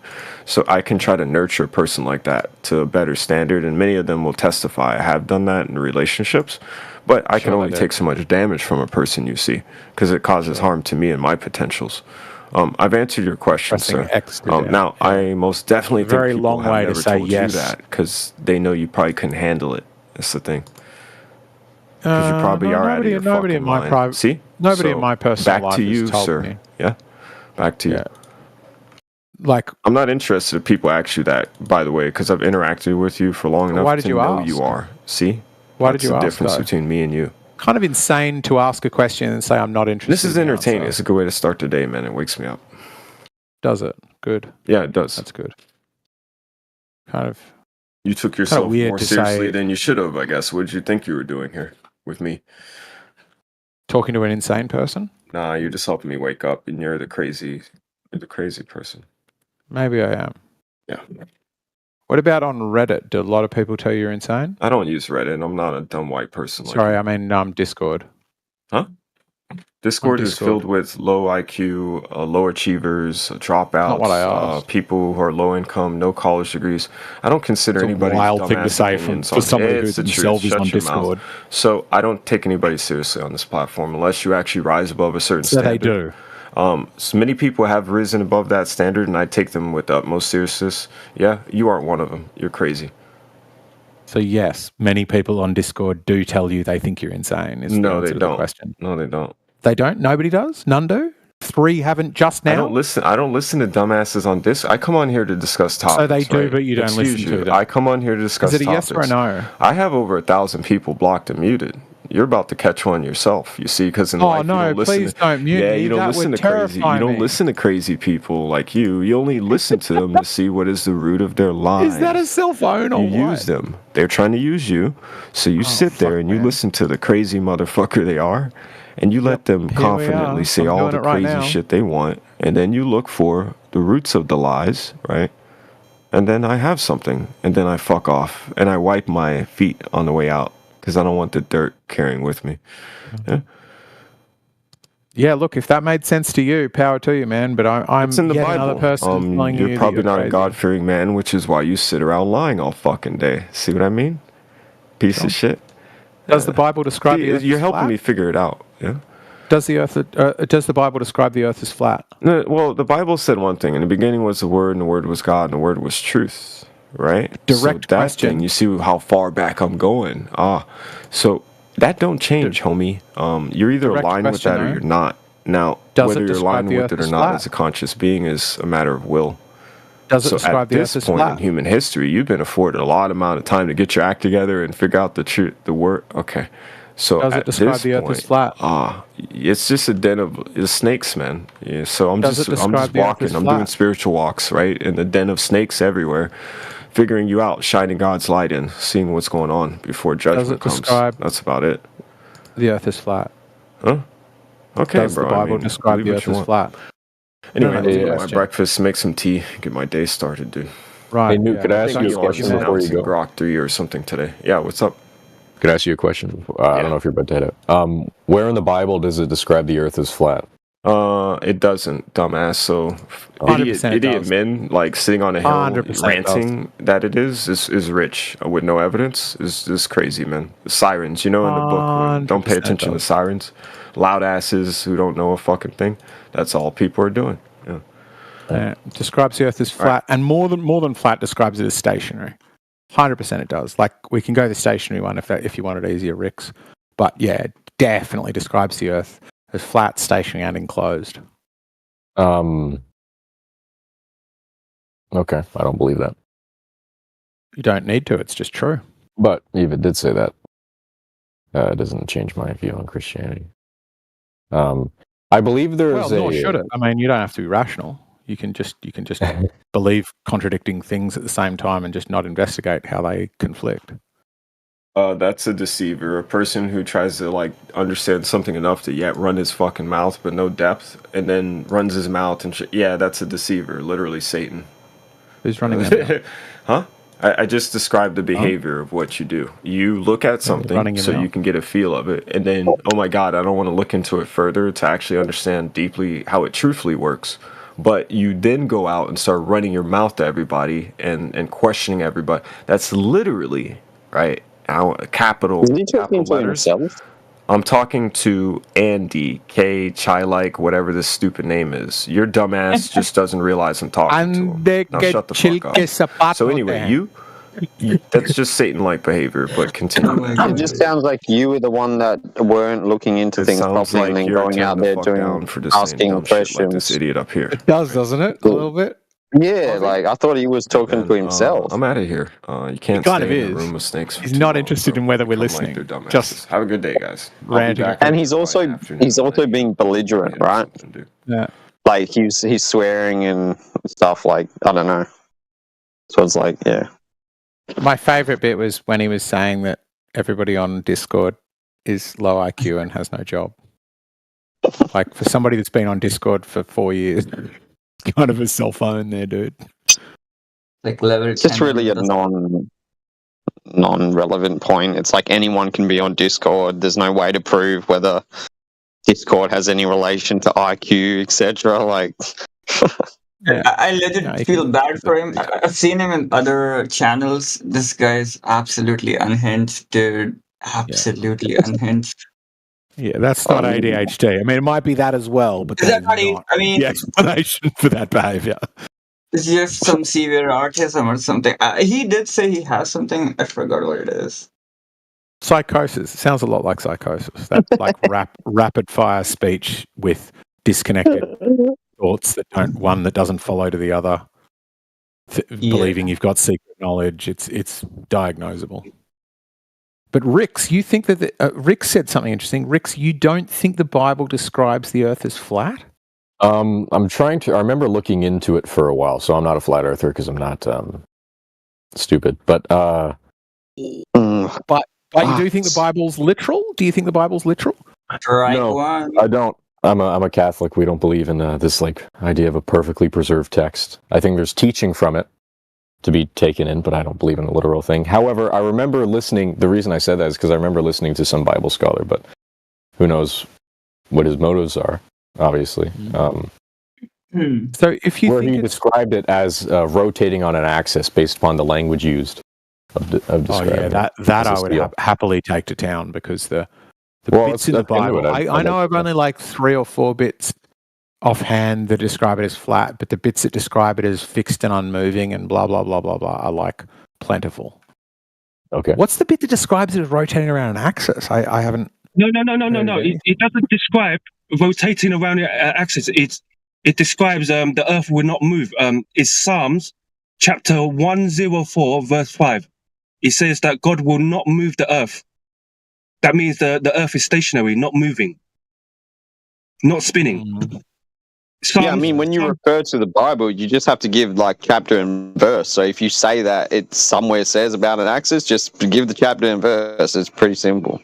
True, it's a very easy thing to reference. I'm googling it now because I don't expect you to know them off the top of your head. I'm gonna try to find it though because I can't. I'm googling it right now. I can't seem to find it. I know that it uses the word shug in Hebrew, and it comes from. I'm sure I read it somewhere in Jeremiah. I just can't remember, but yeah, I'll start looking for it. Okay, so I've got. Oh, these are stretches. I've asked Perplexity this. I said the question I asked, so you know, for Perplexity is which verses of the Bible describe the earth as rotating around an axis, was my question. And the answer is the Bible does not explicitly describe the earth as rotating around an axis, but there are verses that allude to the concept. And the first one I think is terrible. Job, how would is everybody else pronounce that? Job 38, 12, 14. Suggests the earth, a rotating earth is the first sentence, and then it describes the earth as being turned as clay to the seal, which can be interpreted as an analogy of the earth's rotation. That's terrible. Clay to the seal is, to me, is somebody who's sealing a letter with a seal, and clay for that is flat and upturned at its edges, is much, much closer to a Babylonian, which is meant to be what the early, the Torah, the Old Testament took from an old Babylonian text, which described the earth as exactly that, flat along its surface and then having high sides, which is what a seal, clay seal has. What is the second one? Implies in day and night occurring simultaneously on the earth, which is consistent with the rotating planet. Yeah, that's not good. Luke 17. That doesn't say anything about rotation.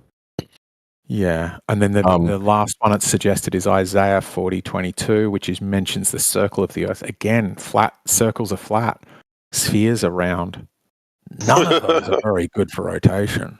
Could you send me that Babylonian text you're talking about, that you're saying the Bible word for word is taking from, or not word for word, or whatever? Epic of Gilgamesh is the easiest one. Like, really, if you want the story, like the story of Noah's Ark is clearly a lifted, stolen story from the Epic of Gilgamesh and the story of Utnapishtim. Like if you put the two texts next to one another and you recognize that one of them is thousands of years older than the other, it's just, there's no way that the story of Noah can be true in the timeline it's given, because unless it happened twice and it's not mentioned in the Bible, it absolutely, like the story of Utnapishtim is the gods, at that stage gods plural, get cranky with humans for making too much noise. Okay, that bit's not in Noah. And then a heavenly angel comes down to one good man and advises him that this cataclysm is coming and gives him instructions on how to build a boat and the proportions of the boat to build. And he builds that boat, and then he welcomes the animals onto the boat 2 by 2, and then the oceans come and it rises it up, and he spends the same number of days, I forget how many, and then he sends off the birds, I forget, it's like a turtle dove and then a raven, then a dove or whatever like that. Exactly the same birds in the same order too. And the last one comes back with a branch or something like this, or the last one doesn't come back, I forget. But exactly the story of Noah is told in the story of Utnapishtim, which is written in cuneiform, which we know to be thousands of years predating even the existence of the people of Israel. So if you don't know that one should immediately debunk any Catholicism or belief in that the stories from the Old Testament are true. They are obviously just reworked stories from a previous civilization. I put in the side chat the Bible Hub word for word text of the Hebrew into the English translation, if you guys want to look at it. And from the English, it doesn't really say what I'm saying at all. It says, so the word tit hapek, however that's pronounced, I'm not a Hebrew scholar. It says, it takes on form like clay under a seal and stands out like a garment. And so that doesn't sound like it's rotating. It's saying it sounds like it's referring to it taking form of the seal, which would be flat.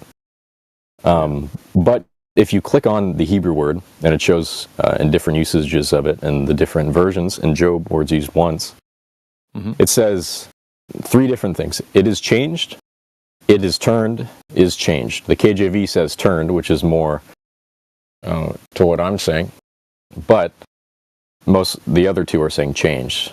Turned might be inserted in there, although the KJV is under a seal, or which word are we? The first takes on form. Tit hapek. Yeah. So what I got, like clay.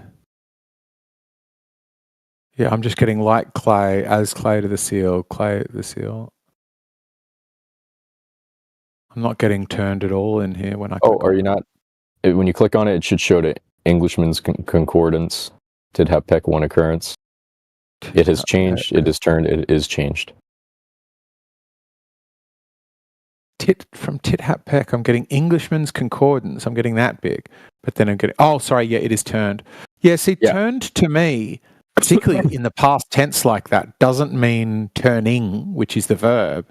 Turned is to me like what you do with clay, like pottery. A pot is turned, but it doesn't mean the pot is still turning. It is you develop the clay pot from it being turned, but it ends up in whatever shape it is. So you can still end up with a flat thing it is turned, but it's not turning. But I would say that's in that real stretch for saying the Earth is rotating.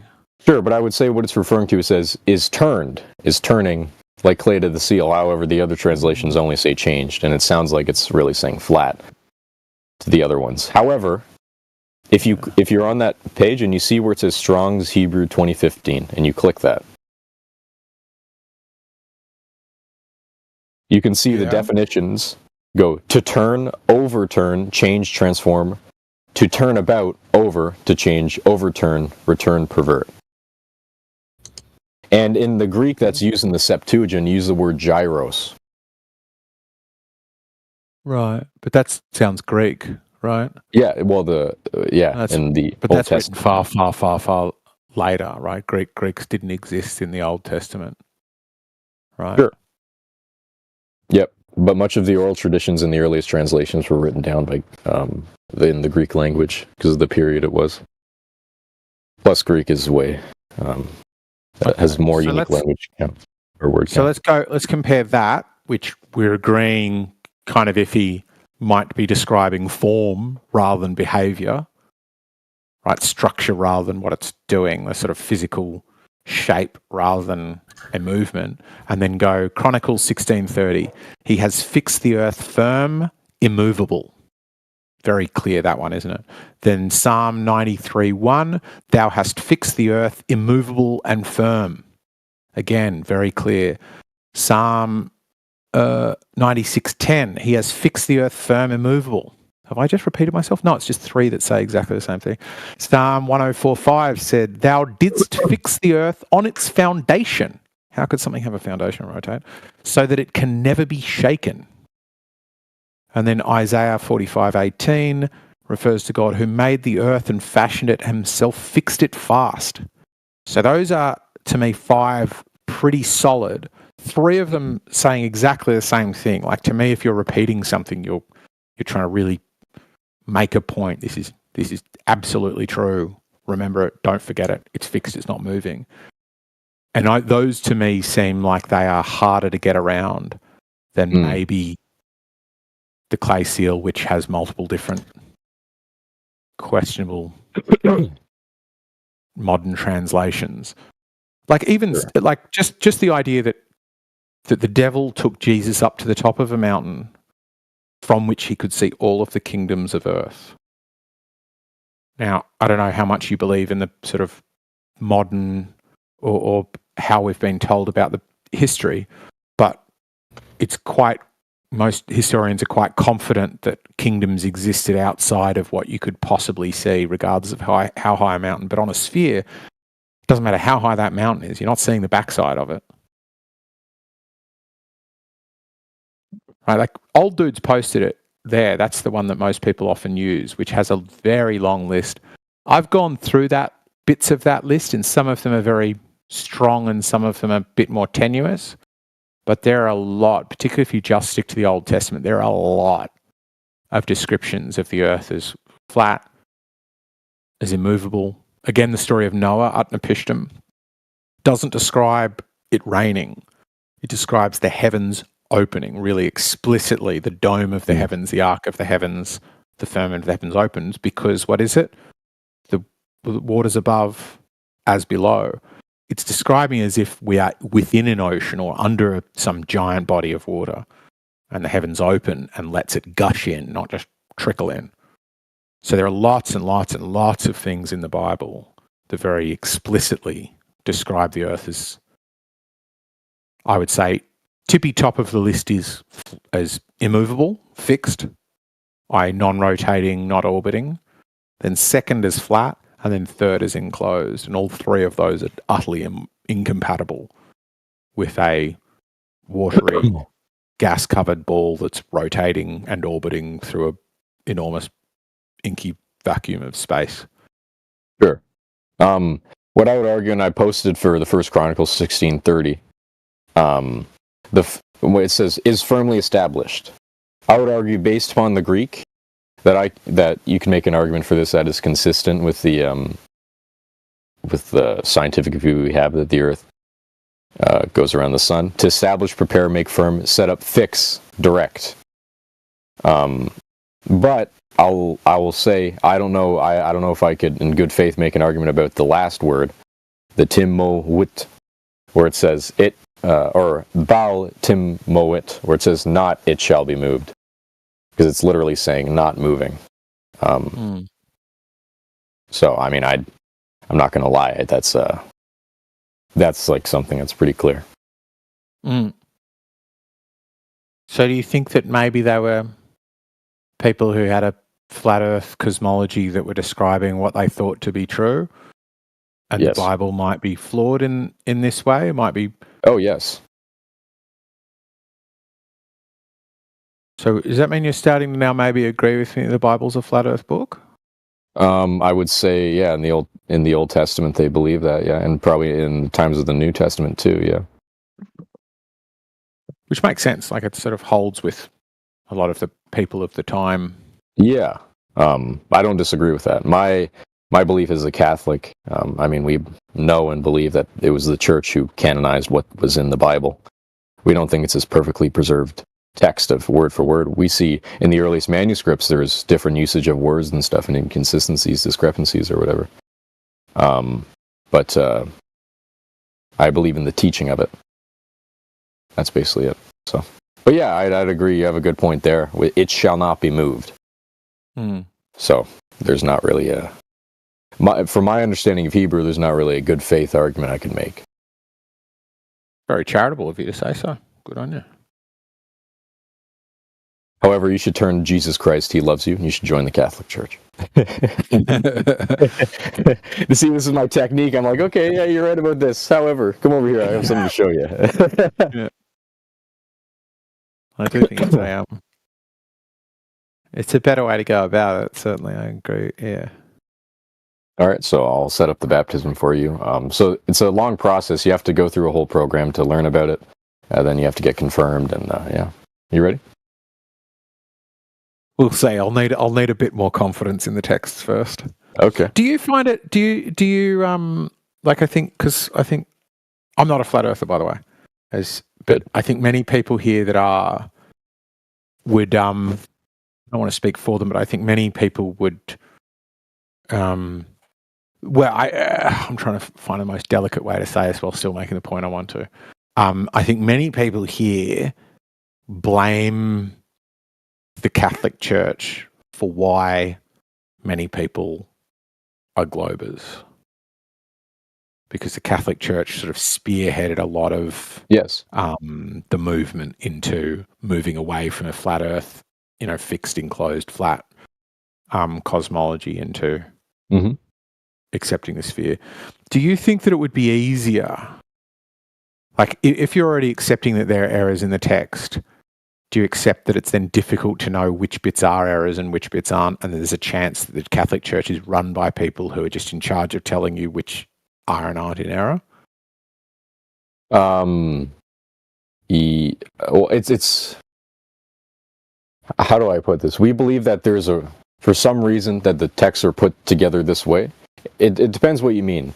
Do I think word for word and everything they believe or is written is like the truth? Depends what the church says about it. So yeah, I guess. So it depends what the church. So if the church, like if we went through this translation and then you found like the Pope was like, no, it doesn't say that. It says this. You would be forced to agree with what the Pope's interpretation. It depends. There's certain things that are. I don't know how much you've gotten into like the theology of Catholics, but have you heard the term ex cathedra? No, what's that mean? So it means from the chair. So there's a lot of teaching and practice that the Catholic Church does that is not infallible, but it's based upon a tradition and through confidence that we believe that it's a holy and divine tradition that we practice it. However, there are certain things that, such as ex cathedra from the chair, that the Pope dictates to be true.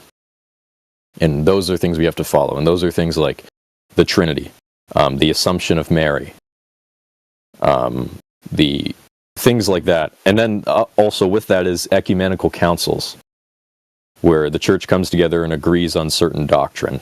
Those things we have to hold. Mm-hmm. Things so outside what of if- that. That's definitely not Christian. You'd sort of argue as well that Catholicism is its own religion. It's not Christian at all. It's actually the Just real Catholicism. Christianity. Well, no, I mean, what you've described is not Christian at all. It's not in the Bible at all. Assumption of Mary, that's not in the Bible. Where'd the Bible come from? Where did those 66 books get No, put just together? for example, the Assumption of Mary, that's not in the Bible. No, it's not in the Bible. Yeah, so you just said the Assumption of Mary. Yeah, that's a That's not in the doctrine. Bible. It's not in the Bible. Yeah, That's a doctrine that's not defined. yeah, so not Christian. Yeah, we are not confined by a text that's written by man. The church Well, put it it's together. another thing that's very If- not if- Christian as if- well is that the Christians believe or Mhm. know that every word is a living word of God. No. It's not. Yeah, so it's also not Christian what you're saying. Every word of every book in the Bible is the living word of God. Which books are in Every the word. Bible and which aren't? Can you answer that Every question? every word is a living word of God. Yeah. Why isn't the book of So Thomas it's in the not Bible? up for. So it's not up for You can't answer it. Thomas.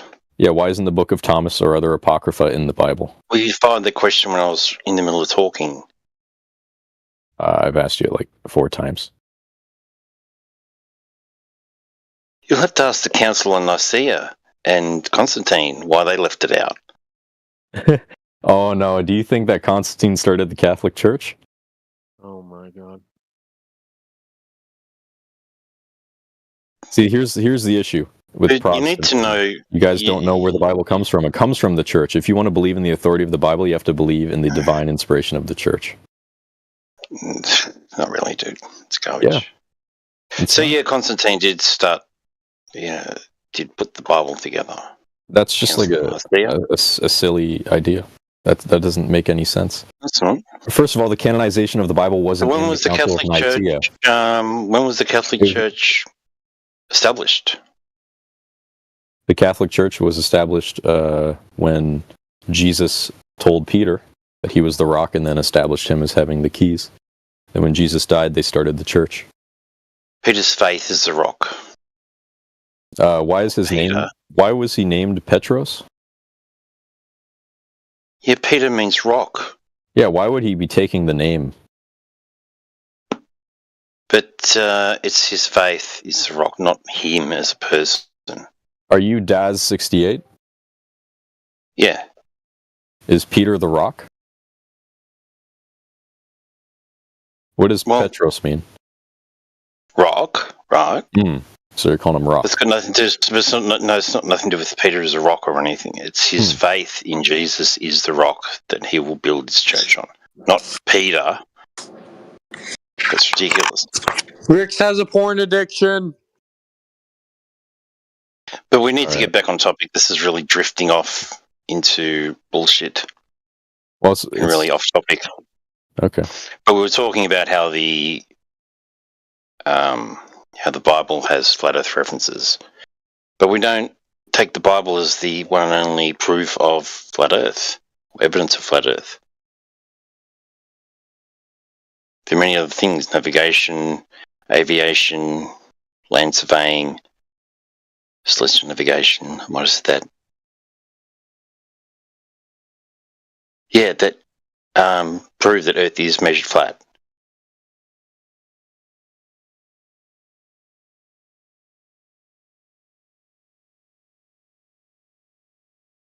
When I realised the Bible says the Earth's flat as well, it was like, well, it's a bit of a bonus, isn't it?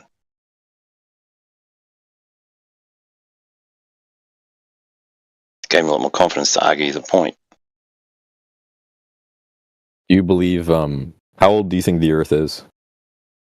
I don't know. Okay.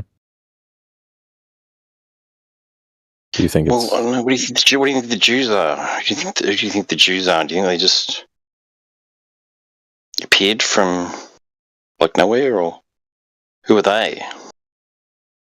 Well, I think they're a group of humans that descend from certain people named in the Bible, who descend from other people who come from keeping time for dominant long. species. Keeping time, yeah. Did they come out of Egypt? They were taken to Egypt and they were brought back out of it again. Right, but were they, the original Genesis story of them from Exodus is that million odd people walked out of Egypt virtually overnight, right? Yeah. And they were taken as slaves and all that. Yeah, they were enslaved, and it was meant to be, I forget, like 200,000 actual slaves, but their families, which historians guess at like, wives and children, probably around 1 million people. And there's no evidence of it.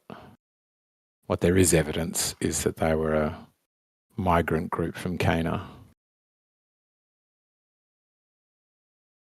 And the modern historians, like the modern general belief amongst most historians or archaeologists, is that they came out of Cana, but before the time of Joshua's conquest, they had to change that story because is it Joshua? Is Joshua still Old Testament, or is that by New Testament? Anyway, they had to change the story. Yeah, so Joshua's conquest, they had to change the story because it doesn't make sense to say we are descended of Canaanites and we're going back to slaughter them all. But they turn up. There's no archaeological evidence of them coming out of Egypt. They can't find, I think it should have been during Ramses, reign of Egypt, but they can't find any evidence of this, sudden exodus. They can't find any evidence when they turn up in Egypt that they're doing anything like Egyptians would. So they're not writing in hieroglyphs or building Egyptian dwellings. They turn up in Israel, and build Canaanite dwellings with a Canaanite alphabet and appear to be Canaanites. Anyway, that's all fascinating, but it's just for another channel, I suppose. Well, yeah, definitely for another channel.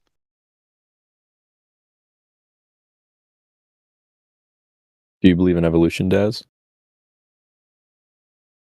It's retarded more to believe in something so stupid. Do you think, in between humans, you can, compared to your sister to your third cousin, you have more genetic relation to them than to the third cousin? You can establish that, through genetic code.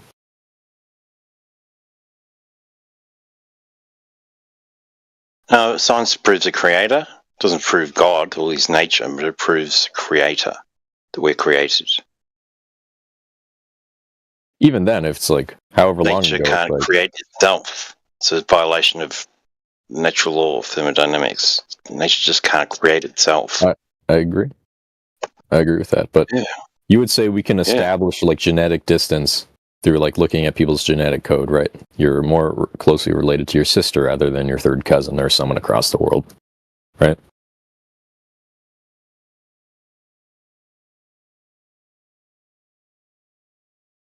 Still, I don't know. What's it got to do with the topic? Oh, I'm just trying to... This is adjacent to the flat Earth discussion.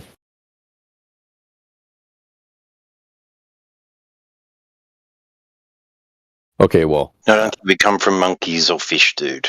Okay. Well, we can do the exact same thing, though. Have a tail. If we came from fish, we would be able to swim underwater. We can do the exact same thing between different species. We can see that we're closer to chimps compared to giraffes. And we're more similar looking to them, and it's for the exact same reason. It logically follows. It would be the logical thing to believe is we see that within humans to believe that outside of humans.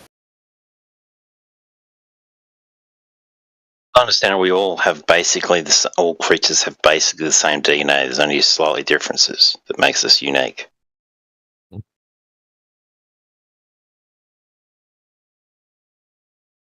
the complexity of DNA can't be created by spontaneously by nature itself.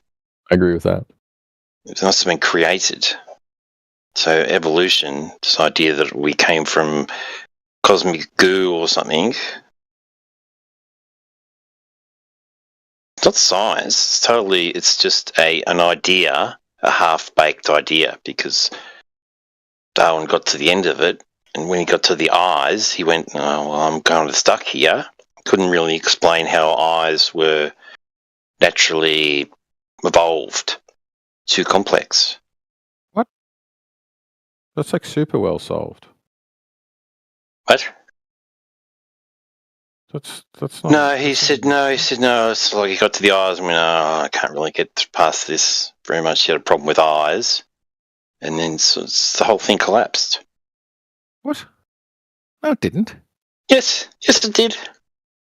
This is not bull. How can you follow Darwin? He said that blacks were inferior and women were inferior. How can you follow such a? It doesn't matter. Just because somebody's he believes all true, birds should be killed. We should kill all the birds. He believed we should kill all the birds. What? You know why? What? That's because they ate worms. Yeah, because he loved worms. He collected worms. He loved worms, and the birds ate the worms. So all the birds needed to die. He was absolutely bonkers, right? And people were going, "Oh, Darwin, give me a break." If you think you're a monkey, that's great. That might explain some of your behaviour, but I'm definitely not a monkey. I'm a human being. I'm trying to Google that story, and I don't. Retarded. I don't have any evidence of that being true. Can you show me something where he hated birds or wanted to kill all the birds? I saw it in a doco about him, and And that was good enough for you. Well, the documentary seems pretty well put together. Okay. But we're the ones that believe everything off TV. Isn't like women are inferior species, or black people are inferior species? But that's what I expect of somebody of that era. But that doesn't speak at all to the point you made. Do you think it should stay in that era somewhere? It should be buried, man. It's not people banding it around today saying it's science. That's just a genetic fallacy, right? That's fallacious reasoning. The question is, like, there's no problem with the idea of eyes developing, right? If you've got any kind of cell that can detect light or heat, if that renders any advantage, which we've got examples of, right? Like flatworms. So that they go, oh, being in bright means I might get predated on.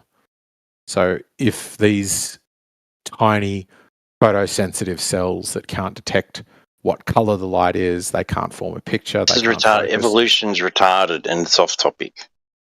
But you're running from the point that you just made. Are you now conceding that the point was wrong, or are you just running from it and hoping it's not noticed that the point was wrong? Because if there is an evolution, if there is some survival advantage to having a proto-eye, then the point you made is defeated, right? And there is an evolutionary advantage of having a proto-eye, right? Which is, if you can see very, very well, that's very good. But if you can only see kind of well, that's kind of good. And if you can detect light versus not light, if that renders any kind of advantage, then you've got the very first step on your way to making the eye. What you're talking about is that there's some quote from Darwin saying he can't conceive of how that came about, but affirms that it must be so. Doesn't destroy. That's like what you're going off is like very silly Ken Ham, creation. I learned this a long time ago. I learned this, in the 80s or the 90s. Yeah, I learned it a long time ago. Well, you heard it and you just kept repeating it, but that doesn't mean you learnt it. Because it's wrong, it's silly. But I didn't hear it. I made up my mind about it years and years ago. It's not like it's recently with Flat Earth and stuff. That's fine. It's been wrong for a long time. But my point is more, there are very solid rebuttals to that point that you appear to be unaware of.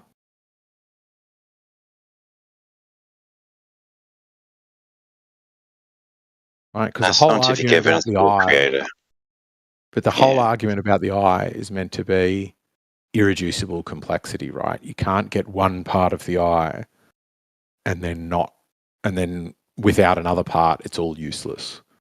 But the irreducible complexity argument is defeated by the fact that you have reduced complexity that still functions. Like, you're better going with a flagellomotor. The flagellomotor is closer to a good example of irreducible complexity. But the eye is super well solved. Maybe because you're still going off 80s arguments, whereas Darwin didn't. Well, Darwin was gone long before the 80s, dude. Sure, but it's this funny thing that arguments against evolution, when they come up against competition, seem to die out, and only the good ones survive, which is meant to be an argument against evolution. It's not an argument. Evolution is not an argument itself. I mean, what is it? What is evolution? It's half-assed. Is that the concept? Yeah, what is it? What is it? Come on, what is it? Answer it. True. I mean, you invoked irreducible complexity from intelligent design, but I don't think your argument against it was very compelling, honestly. Which, mine or Daz's?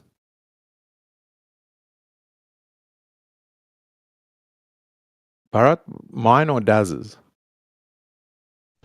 Or whoever mentioned irreducible complexity in the negative sense. I mean, I'm not an intelligent design guy, but I feel that's a very strong argument against the idea of evolution. It is, yeah. The idea of irreducible complexity is strong, provided you can point at something that cannot be reduced in its complexity and still function. But the point I'm making is the eye can be reduced in complexity and still function. Right? You've got mole rats and things that have eyes. That's just the eye. What I'm trying to say is, like, you have to prove it down to every molecular. Like, it's almost like, well, which came first, the observation or the observer? You know, I mean, we're doing a chicken and the egg thing with irreducible complexity. You would have to be like, well, this cell emerged before that cell, and you would have to deny all dependencies. Like any, I mean, but you're just making up. You're just saying this cell and that cell. If you describe which cells you're talking about, fair enough. Let me give you more concrete. Let me give you. So I have read in some capacity some years ago, actually, to be quite honest, Darwin's Black Box, and the idea of irreducible. That's where I was introduced with it, and in that book, the author Behe argues about certain cells. I forget. I'm actually very sorry. I actually forget the cells that he's talking about, but he makes a lot of references to many things. He says that one cannot emerge without another, and he's talking at a fundamental level. And he's like, well, if you're trying to go and determine that, you're really arguing what came first, the chicken or the egg. And apparently, in nature, both of them came, like in a dependent state. In a dependent state, and so that's why I'm saying at the biological molecular level, if things are emerging together, it kind of defeats the idea of evolution. Sure, but if you could point out those things, like you're just saying A and B, these two things I've dreamt up, they both came before and after one another. But a good argument for irreducible complexity is the flagellomotor of the, like, lots of bacteria have it. E. coli has it. And it's like a bacteria has this thing that looks like a motor. It's this bizarre function where it's fully rotating. It's got this little spindle that comes out the back that you could look at, like a propeller, this long spermy tail thing. And the whole structure rotates around an axis.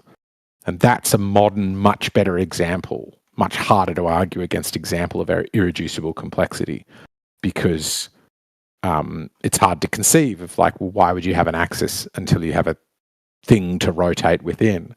And then if you've got a thing to rotate within and an axis, how do you get that without the propeller already being there?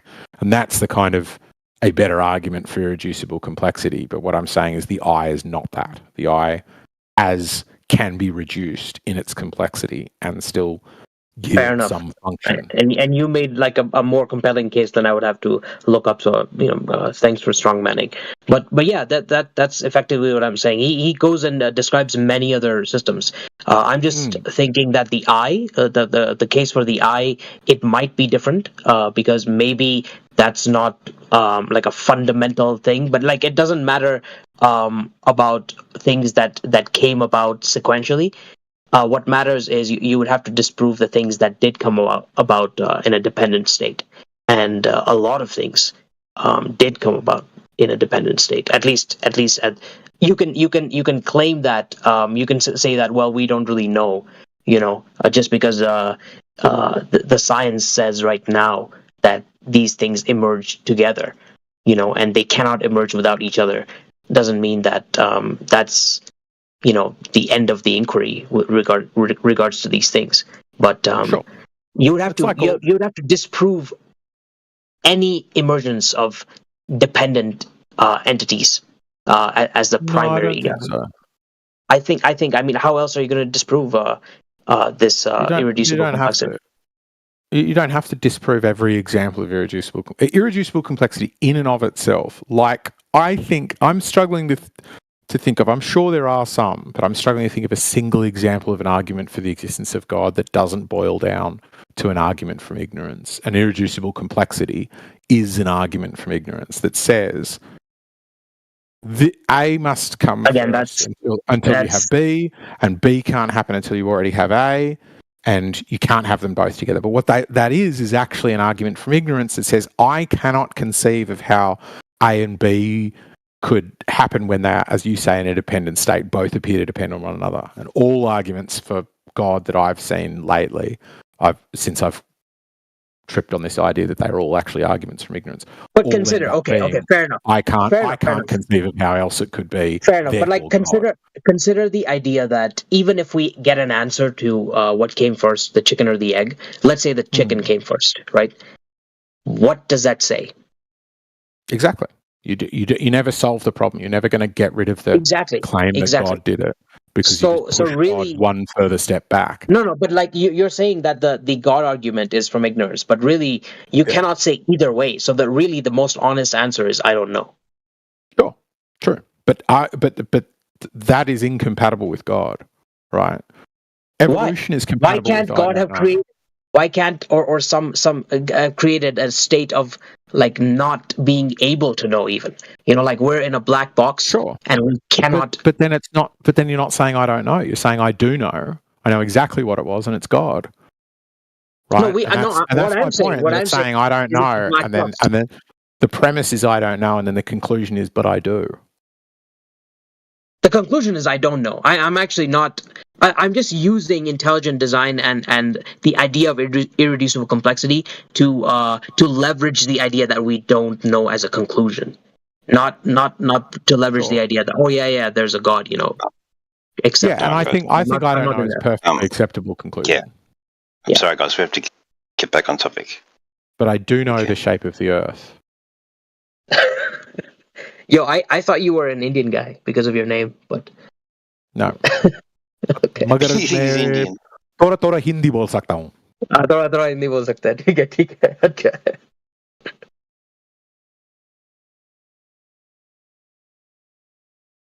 Yeah, you're usually muted, so it's good to see that you're not muted. This is the longest he's been able to talk. I've never seen this. Oh, there you go. This is the first time I've heard you talk. Oh fuck, you got muted again. Somebody did that for fun that time.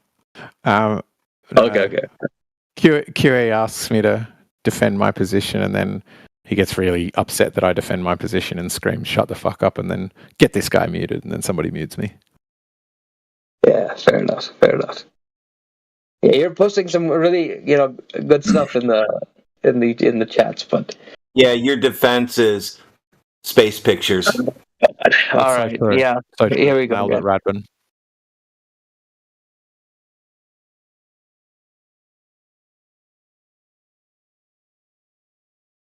Yeah, QE I'm really curious. didn't like the Do you think? Do you think that you have?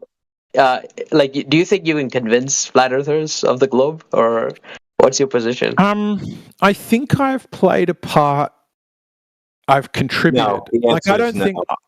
I don't think anybody solely convinces anybody else of something. Like, I've even had one person who was a pre-sup Christian who was like, "Oh, eggshells specifically convinced me to give this up." I don't think that's true. I don't think anybody. Like, if I said, "Why do you think it's a globe?" you wouldn't be like, "Jeremy, that guy Jeremy convinced me it was a globe." You would. People, when they reach a conclusion, go, "I decided this myself, and I was speaking to X, Y, and Z people." But I think I've contributed to some people. Well, some people have directly said to me, but I think I've contributed to some people. Fair enough.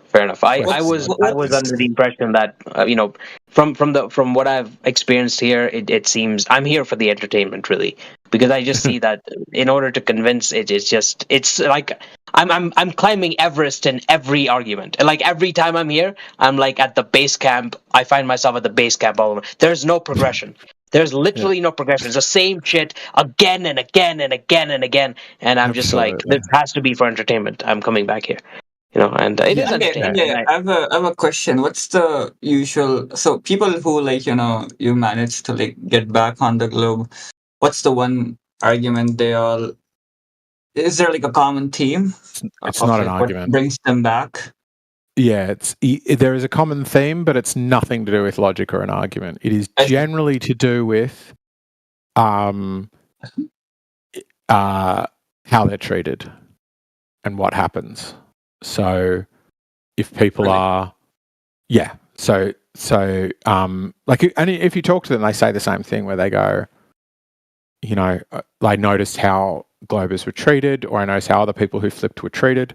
Or like another one that I talked to was like, I just started listening, and it's got nothing to do with the Globers' arguments, but the Globers need to be there for them, where they go, I heard how the flat earthers responded to the arguments, and I noticed that they weren't really responding to them.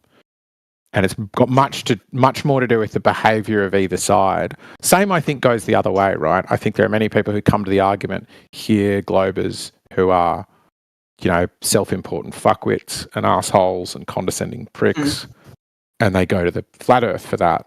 The same goes the other way.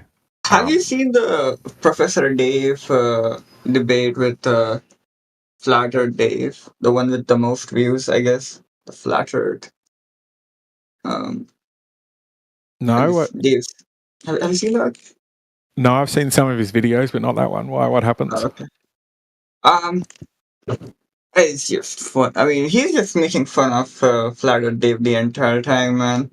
And I found that very funny, but I can also see that, how some people can look at that and be like, why is this guy being such a dick? Yeah. And it's the same as like Jaron with his recent flip from going to Antarctica.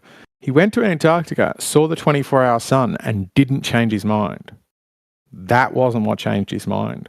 What changed his mind was the fact that he said, I saw the 24-hour sun, and then a bunch of people flamed the fuck out of him and called him a shill, and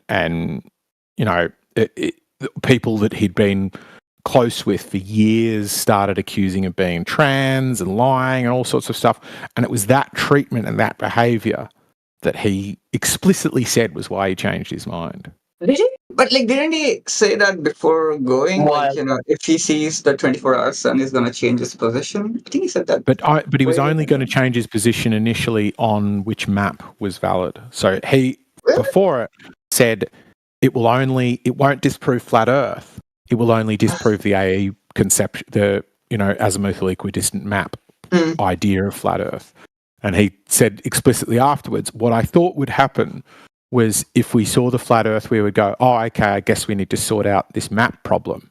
And then when he noticed that people weren't solving the map problem and instead they were attacking him, that made him start to question the flat Earth. Maybe. And this isn't throwing shade at the flat Earth, because I think the same thing happens the other way around, where people, from the recent medical thing that everybody went through, they were like, well, I've been told by experts that I just need to listen to the experts. And then I started challenging that and realized I shouldn't fucking listen to these experts because they're liars and they are out for themselves and blah, blah, blah, blah. Like I don't think many people switch for the actual facts. I think that's analogous, and I think Jaren's just a cop out. Like, I think he's just, if he's using that as an excuse, he should just be the fucking, should just own up to and just say, look, yeah, it's nothing to do with that. Of course, in all sorts of groups, there's going to be those types of people, and there's going to be other people that aren't like that and be more reasonable, and just allow me the freedom to decide for myself what I think now, and be respectful of it. And there would be people like that on both sides, right? So I think it's just relying on that one type of, that person within a group of people as the reason why is a cop out. Sure. Yeah, I don't think it's irrational. Just man up. Yeah, I don't think it's rational or logical. I think this is so. Like, I would say of myself, I decide what is true based on looking at the evidence and deciding what's most probable logically, because I'm a logical person. But then I have to accept that everybody says that, and when I look at everybody else, they're fucking lying. So I have to accept that I must be lying when I say that. I'm telling myself what I want to think. But in reality, what I'm probably doing is the same thing they're all doing, which is aligning my views on reality based on the friendship groups and blah, blah, blah that I'm in. How you feel. Yeah, it's much more to do with emotion than it has to do with reality. And I don't like thinking that about myself, but I have to accept it, because to not accept it would be even more illogical than pretending I'm logical. It's like that quote from Blood Diamond, like, are people fundamentally evil? Like, no, people are just people, but I've always thought they were good. My experience suggests otherwise. I think my experience has always corroborated with what you're saying, that bedside manner when you're doing like any kind of rhetorical, like some kind of rhetorics argument, convincing all this, you need to have good bedside manner in order to convince someone. Like, even if you're right, it doesn't fucking matter.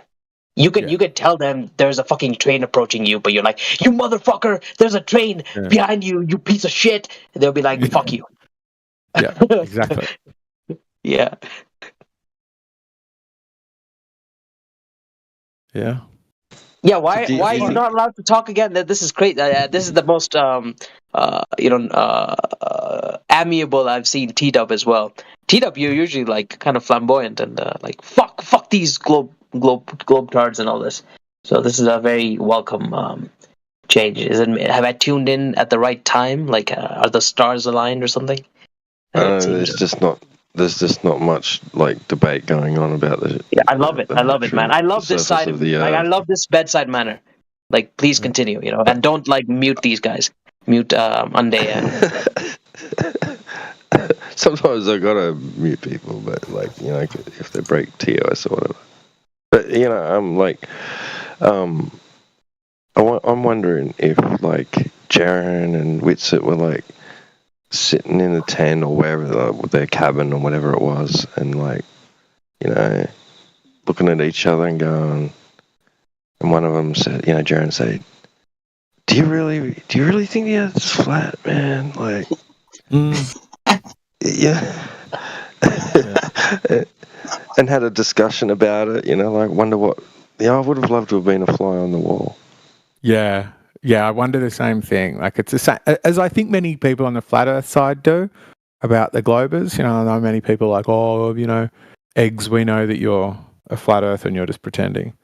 But like, because I was thinking about it earlier today when QE was saying his bit about the mechanical gyro compass, and just immediately asked me a question, then immediately repeatedly started screaming, "Shut the fuck up and mute this guy." I was like going, T-Dub, clearly, I think honestly you believe the earth is flat, because although we get into get in the mud and fling shit and stuff and argue, you're willing to answer questions and explore stuff. And I'm like, that's the behavior of somebody where you're like, fine, I'll answer your questions because the earth's flat. So, I can carry on with that. Whereas like when he started saying about the mechanical gyro compass, and I was like, well, here, look at this video, look at this stuff that shows that that's wrong. He's immediately like, shut the fuck up. And I'm like, this, QE strikes me as having the behavior of somebody who I think doesn't, or I would say knows the earth is not flat, but doesn't want to. Yeah, I think he doesn't want to give up. I hear the agenda. Just listen to when he mutes. Just listen to when he wants to shut something down, and it'll get to the poignant point of the whole thing. Like his question was, how does it point at a concept? How does it point at north, which is a concept? Which is the crucial question of the mechanical gyro compass, is how does the spinning mass find this point that should be fictional on a flat earth, on a non-rotating body?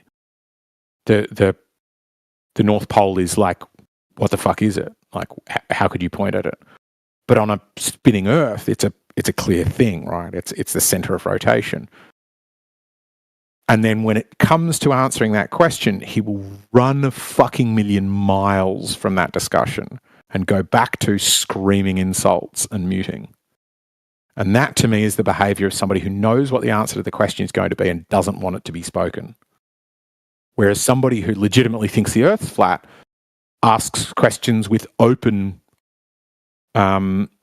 because they want to know what the answer is, because they think it doesn't matter what the answer is, the earth's still flat. I just want to discover how this device works. Right? Obviously the device isn't working based on the rotation of Earth. So we need to discover what is making the device find this theoretical point called north.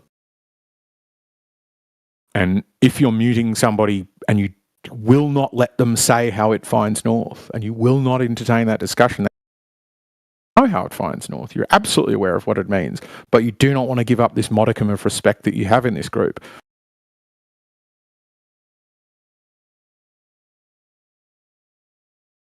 It's brilliant.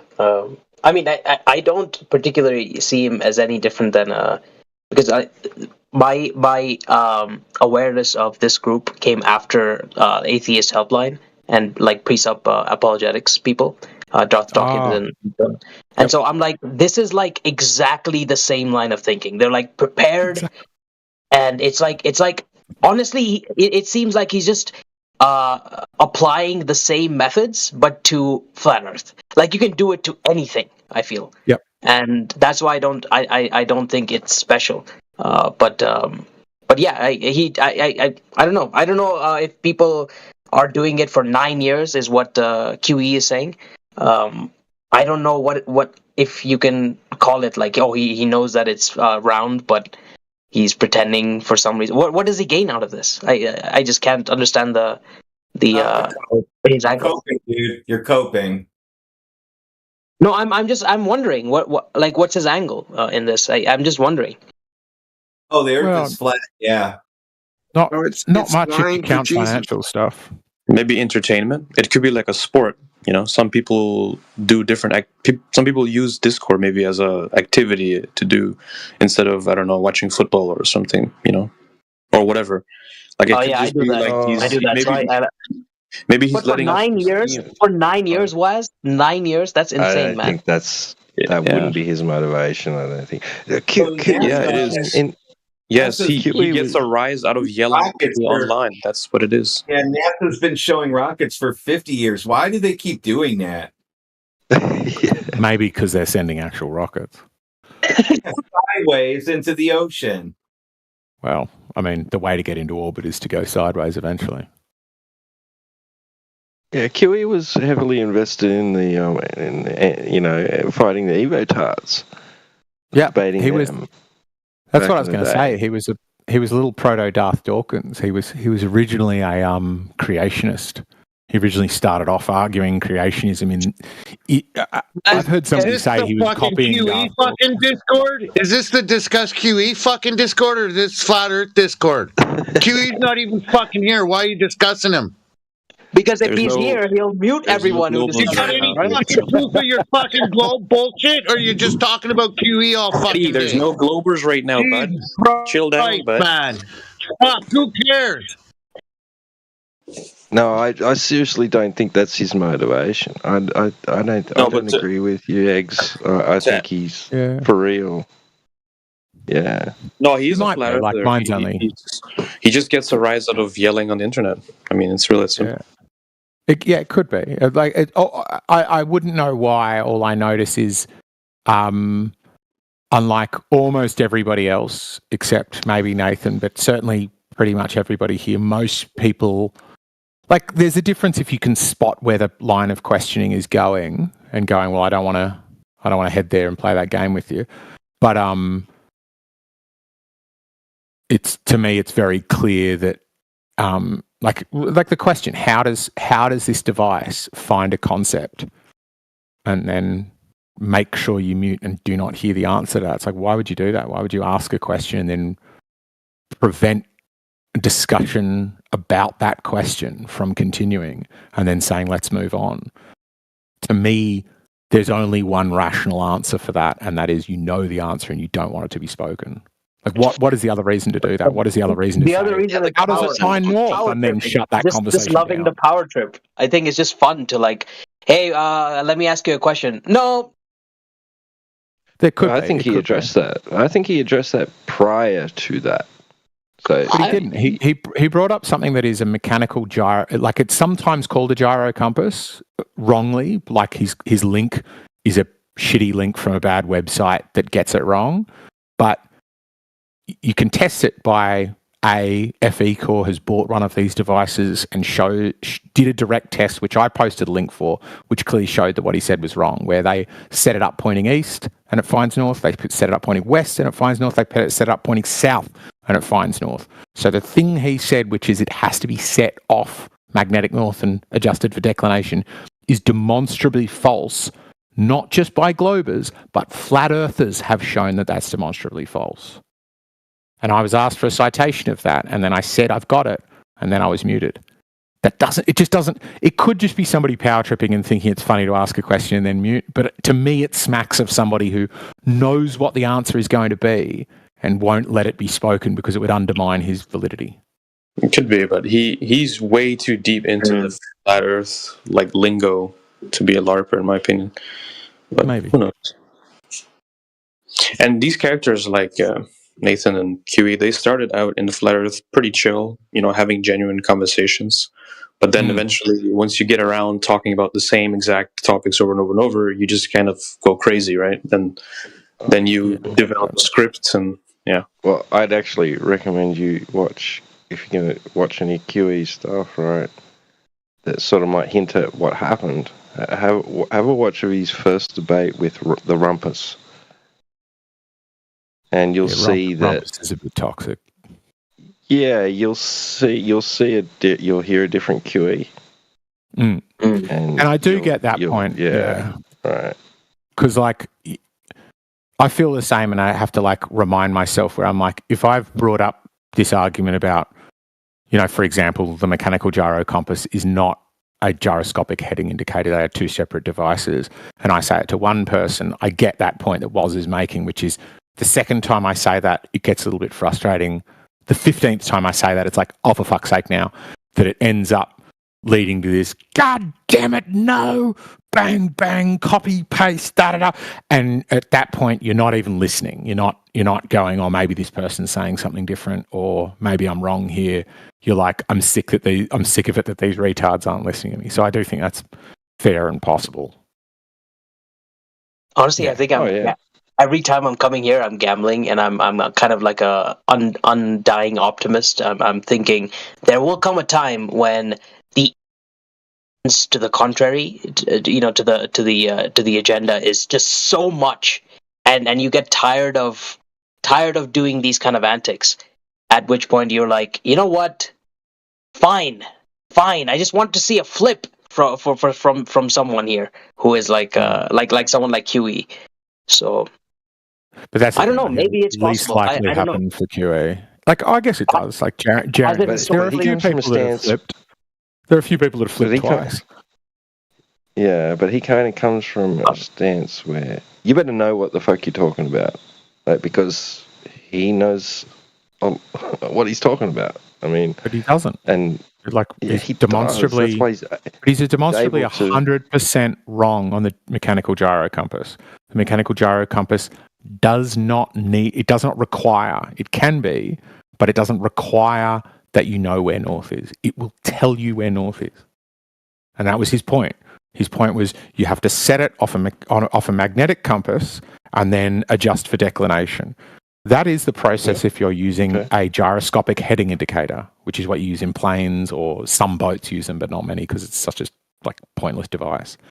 But the mechanical gyro compass is a wholly different device. He's 100% totally wrong about it. And I think he's aware of that. Yet to be seen. Yeah, but it's. I mean, I'll post the video for you again if you want. Yeah, sure, go for it. But so go to 20 minutes into this video. It's just their summation. But the last 3 minutes of this video, he spends 3 minutes setting it up, pointing in the wrong direction, and showing how after 30 minutes it finds north.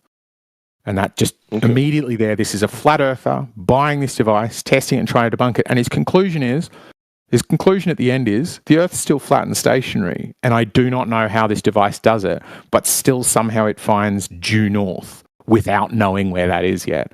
That is 100% totally debunks the point that QE made.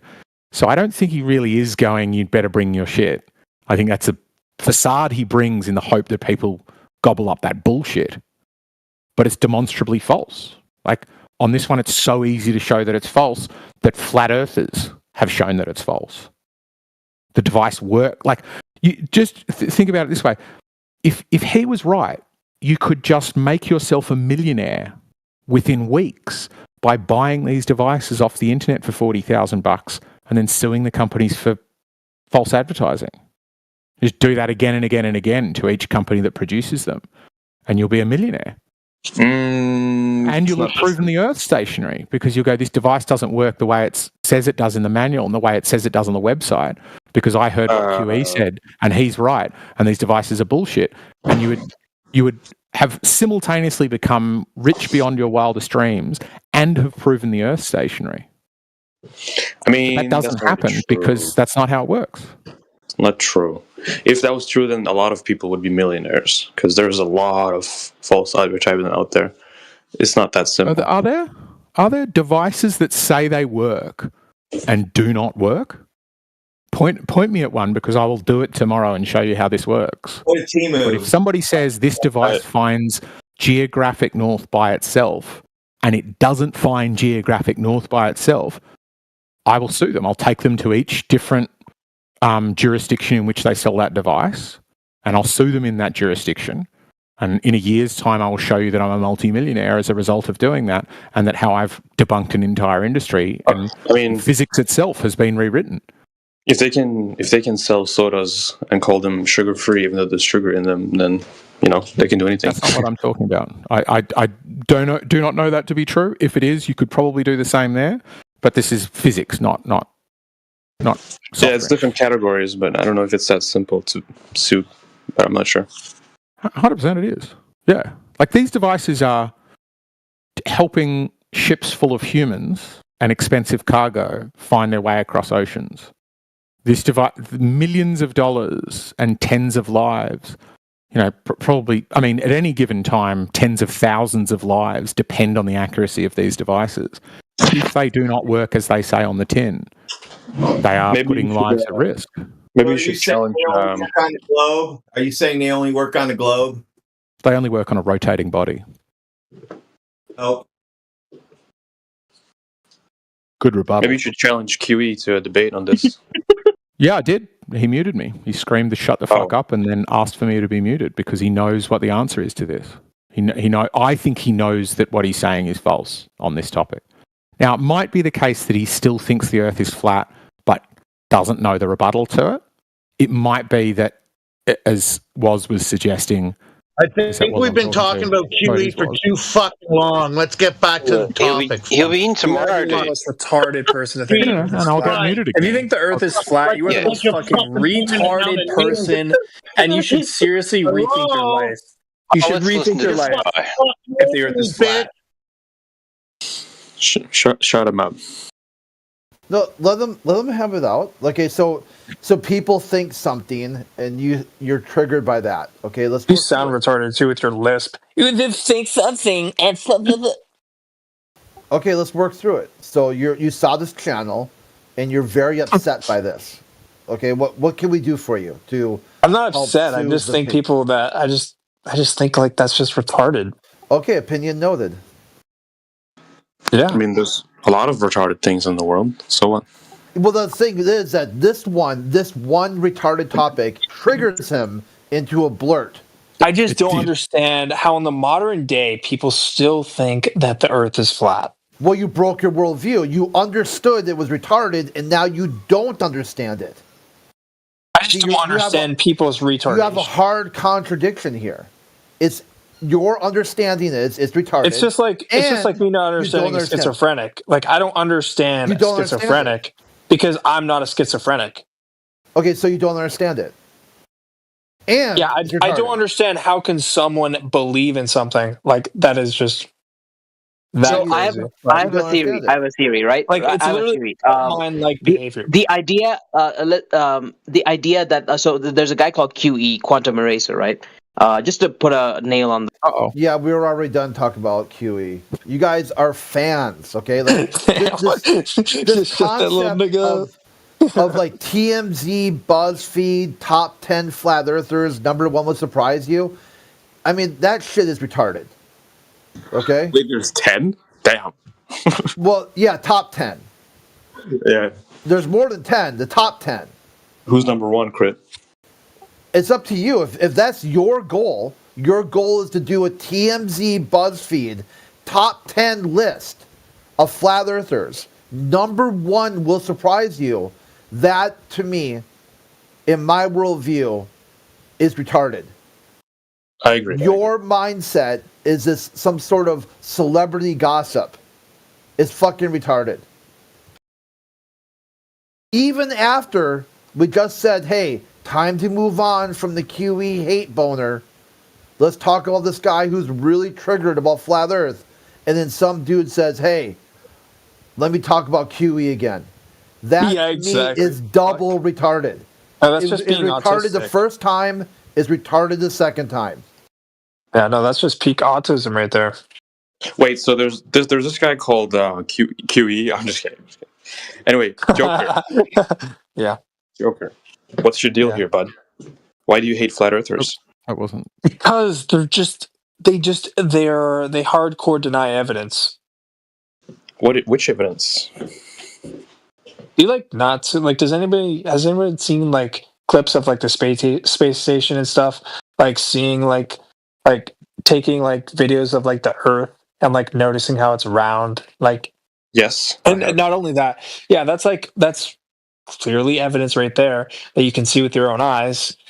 And just the scientific evidence, like why would the scientific community like lie or be dishonest about their theories of the Earth being round? Like you just have to believe that they're all conspiring together, and that's just like insanity. Like to believe that, because that's never happened. I'm not saying it. Well, it's never it has happened, but it's like. Oh, that's insanity. You'd have to be retarded to think that's happened. Are you a retard like us? Yeah. Are you retarded or something? It's just like the scientific evidence that we have now. It's just kind of hang on. Videography is not scientific evidence, bro. Sorry, like you just mentioned film, right? So that's not scientific evidence. I was just saying that's one aspect. I'm also saying that there's also scientific evidence. But it's slightly weird to your first bit of evidence to be like, hey, that kind of a conspiracy cannot exist. You'd have to be retarded to think that exists. And then I said, do you think that kind of conspiracy has ever existed? And you go, yeah, and then move on to the next point. It's like essentially being like, the difference is we have the I am a science now, retard. In other news, here's something else I think. Like, I need to address the fact that Well, it you're was a way retard. easier to- Or, like, address the point. Are you a retard? Well, the difference is we have scientific data now. We have, like, scientific evidence now. But you're going away from the how could they lie problem. The how could they The reason lie why was they your could first lie, issue. well, the reason No, why no, people could get away with a lie is because without any evidence for it. So, and back then they didn't have any scientific evidence to prove that the Earth was round. Wait, guys. Why would they lie was not the first thing he brought up, right? He said basically like photographic evidence from space. So the thing is, we can all sit around in a circle and just agree that the photos are real, and then we can just pack it up and go home. But if we want to be more objective about it, and let's say a little bit more skeptical, we should look at physical demonstrations that we can potentially reproduce, right? Don't you agree? Yeah, or scientific experiments that have been done, which they have been done. Like, and do you have any examples of that? Yeah, I'm pretty sure there's this. I'm not even a fucking expert on like the flat Earth or whatever, but I know this one guy. I'm pretty sure on YouTube like did a test or whatever, and he was like a flat earther, and he was trying to like check like the horizon or whatever, and he's like, oh well, like if the Earth is flat, right, then he was like marking it, then like then it should stay in the same spot. But I'm struggling to follow the point. I know. It's, without the proper context, you guys probably have no idea what I'm talking about. But trying to find it.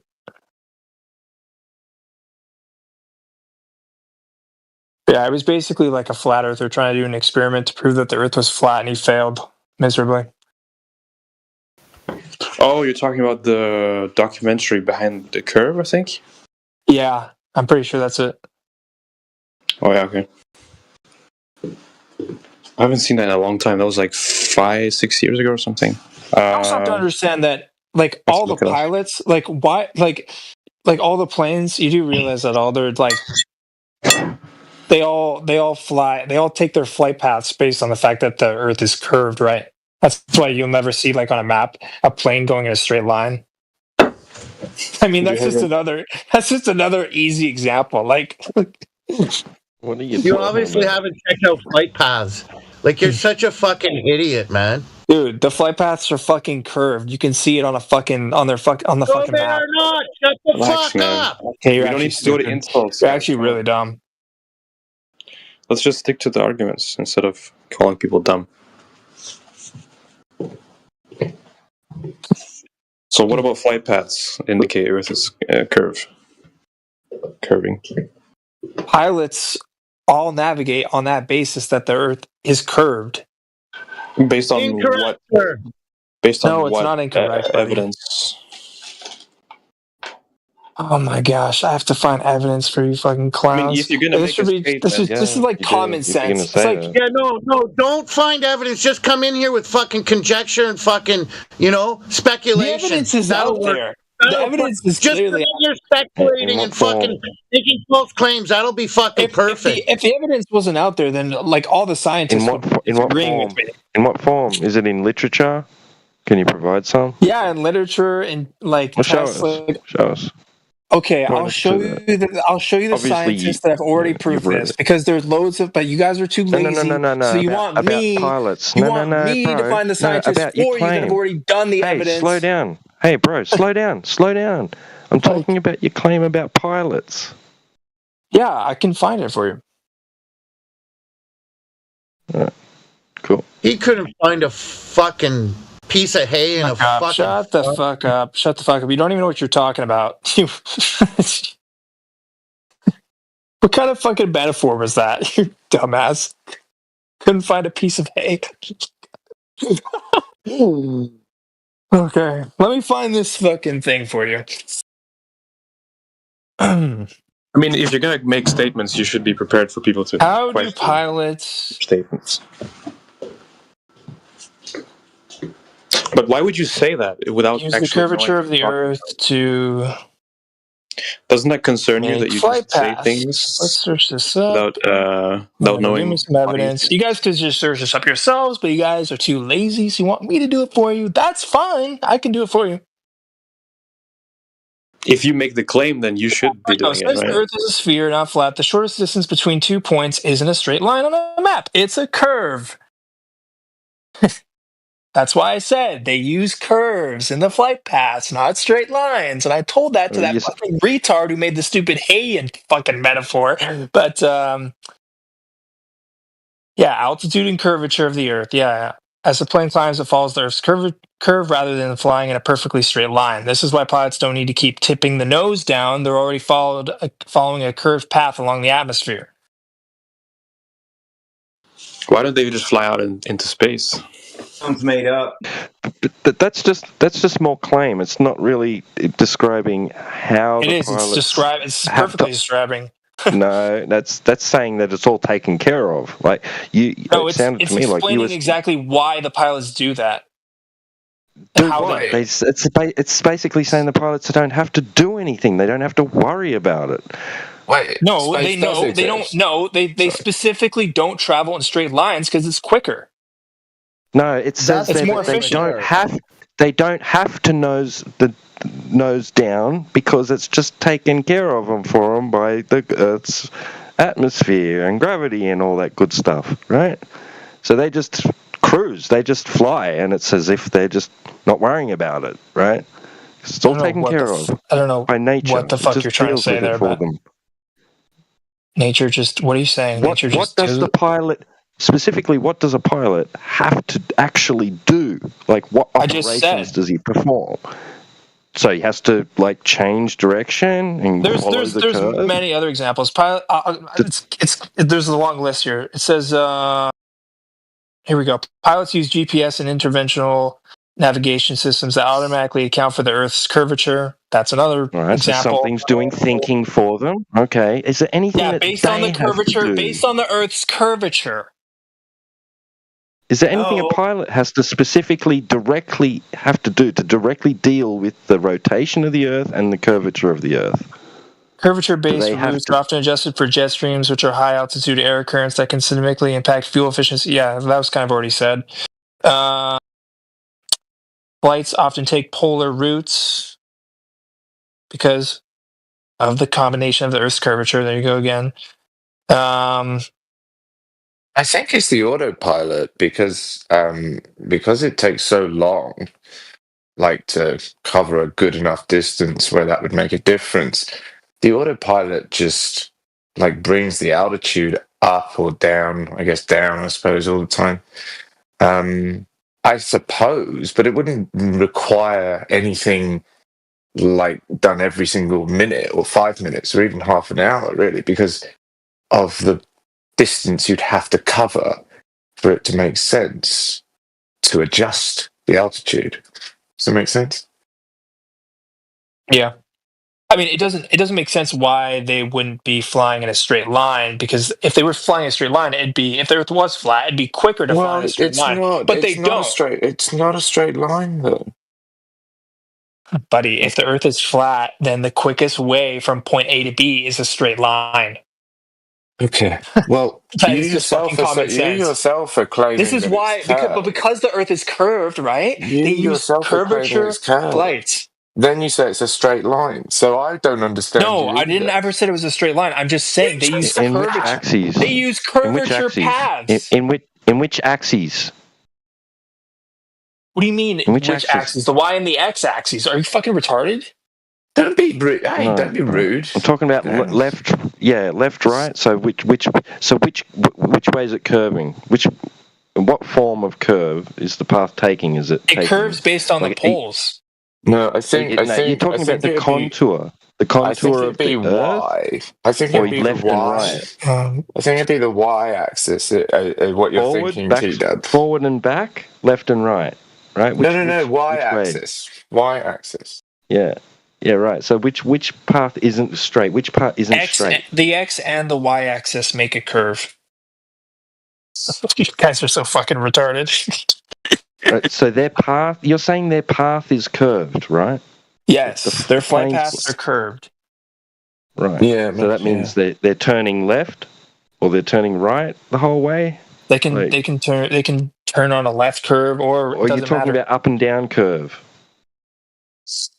Okay, if I'm going to simplify it to you, I'm talking about up and down curve. All right. Okay. So what you read out there just says that it just taking care of them for. It's taking care of for them. It does. It's not taking care of for them. They have to. Natural. They have to, It kind so of is. It kind of is because it's the autopilot that is going to adjust for altitude. It has to because how can a pilot know? How can a pilot know how to adjust such a small amount over such a large area? They're not going that fast for it to be significant. It has to be the autopilot. They're right. If they're doing what you're saying, then we've got flight data which contradicts that, where it just shows it shows steady level flight, right? Without over 2 hours. Without the autopilot. Without change in what do they call it? The altitude. The nose up, the altitude, the nose up tilt. What, pitch? You mean pitch? You mean pitch? The pitch. Well, that makes sense. Well, that absolutely makes sense. Remains steady. The altitude remains steady. Make sense. It would have to. Yeah, I agree with you. It would have to. What doesn't make sense is it that does make sense. No, because if you have the autopilot doing they'd be flying straight. They wouldn't be flying. If you have the autopilot, it will be adjusting the pitch constantly. Constantly.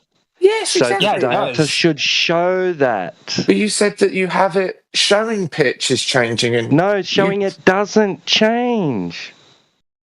Oh my gosh! I thought you said you have. I thought you said you had data that shows it does change and it's constant. No, that it and I doesn't said that would change. make I was sense. still not talking to you, Grizzly. I was talking to the other guy. If it works the way he's saying, and they have to actually manually adjust and or even they don't have to manually adjust it because the Earth is already curved. So I don't know what you're talking about. Let him finish. Isn't that what I just said to you and you denied it? So they do have to manually what you read out said that it's you just didn't say it properly. It's just taking care of for them. They don't have to worry about adjusting because it'll just naturally follow the curvature, right? Yeah. Well, no. The autopilot is going to be constantly adjusting the pitch in order to maintain the same altitude across whatever distance you're traveling. So they don't. I think that's like just the equator is the equator is the longest flight path. Right. So it's the biggest diameter of the sphere. The point is, it contradicts what you originally said, which was the pilots have to do things, basically. They have to account for it. They have to worry about this curvature. No, I said it didn't. Fly according to it. Right? No, I didn't say that. Well, they do fly. They do fly according to it by adjusting their flight paths on a curve to get to routes faster. Because, like I said, if they were just flying in a straight line, then they wouldn't get there as fast, and they'd waste a lot more fuel. What the heck are you talking about? Oh goodness! Did you say that they might fly off into space? Just search, dude. If you could just search up, like you could do this on your phone. Just search up, like.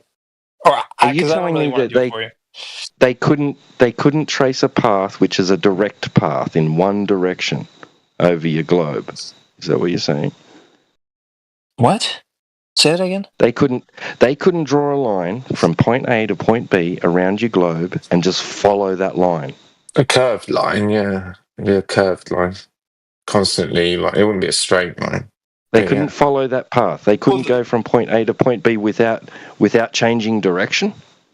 No, the curve is changing the direction, but I so they don't have to worry about the X. They don't have to worry about your Y-axis. Yeah, I know. I said that the autopilot does it for them.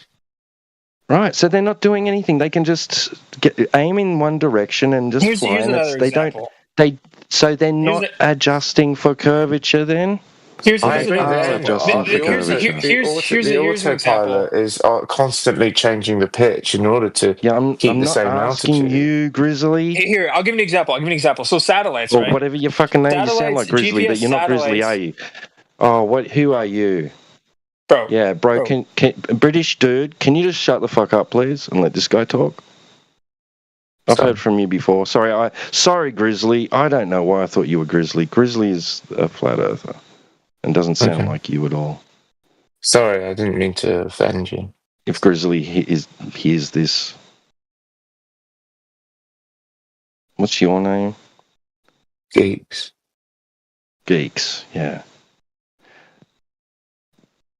Did you say they'd go off into space? Someone said they'd go off into space. Also, satellites. I mean, orbit the Earth in precise paths that only work on like spherical models. So there's that as well. And air traffic control coordinates flights are based on 3D understandings of carry on over airspace. the flight paths and all that. I know. I'm just Because saying. it doesn't sound to me like you actually know much about it, and you spoke. You know, I know enough about it to know it's common sense, but like the GPS systems wouldn't work if the Earth was. You don't know that it's common sense. That's silly to say it's common sense. Everyone knows it's common sense that planes don't fly in a straight line. No, they do. They try to. Like, I mean, it's in their best interest if they can take the shortest, most direct path between destinations. Yeah, which are curved paths, not straight ones. Yeah, you're just declaring that's the case, right? It is the case. There's no evidence. You can you can literally see it on a map when you watch it, and you can see it on your flight. Where when you track your flight and you watch the plane fly, you can see it on the map. Oh my goodness. I'm talking about in reality. You could say, what if the map's fake or like on the GPS or whatever, and the plane's actually moving in a straight line? That would be a good counter argument, I could say.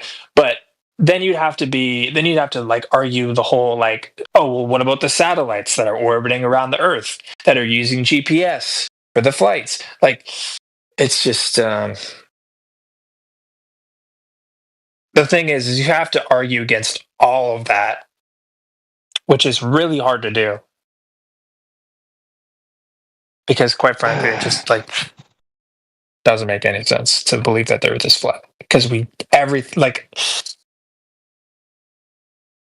every model we use is based on the fact that the Earth is round.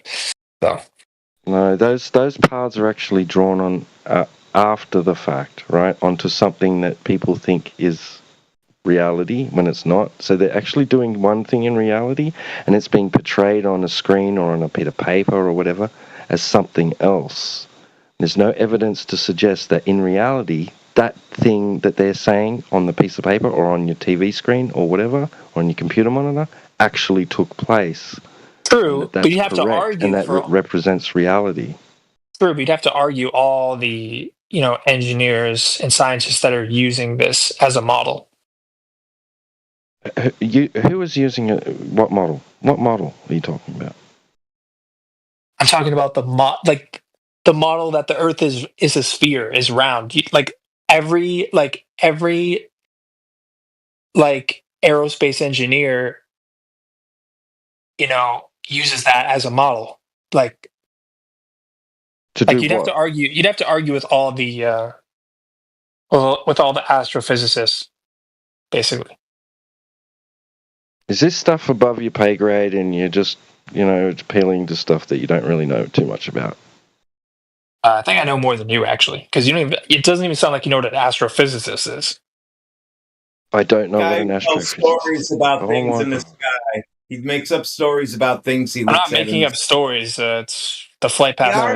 You can look it up. You guys haven't provided any counter arguments. Nothing. I've provided you with evidence and good reasons. You guys have provided me zero evidence to suggest that the Earth is flat and zero counter arguments. All you've said the entire time is, Joker, shut your pie hole for not 2 real. seconds.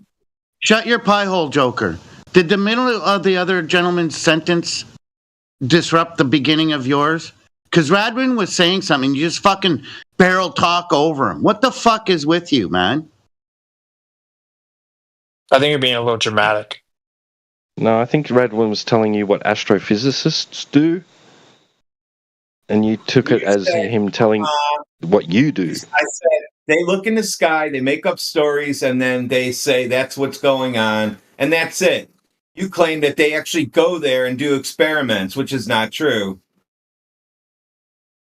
They do mathematical equations. Well, that's not science. It is science. It actually is science. Have you ever heard of chemistry? Fucking idiot. Okay, Okay, So I'm done. chemistry is You guys are too science now. retarded. I'm out of here. Goodbye, Felicia. He knew he put his foot in his mouth.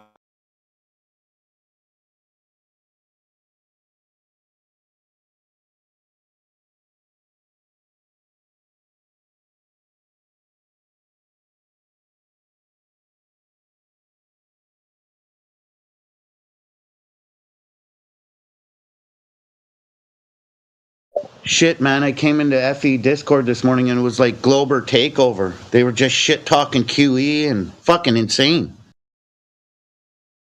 Yeah, fuck those people, man.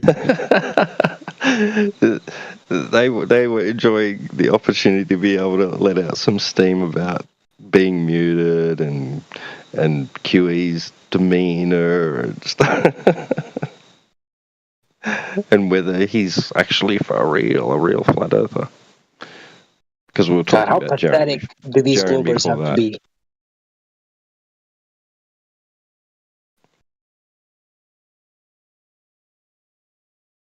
I guess they're looking for an opportunity to be able to say what they wanted to say when they were talking with QE, but didn't get the chance.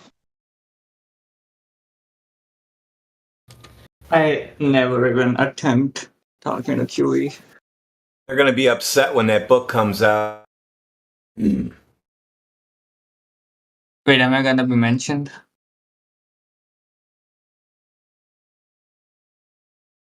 Are they really writing a book? Yes, we're dude. Damn.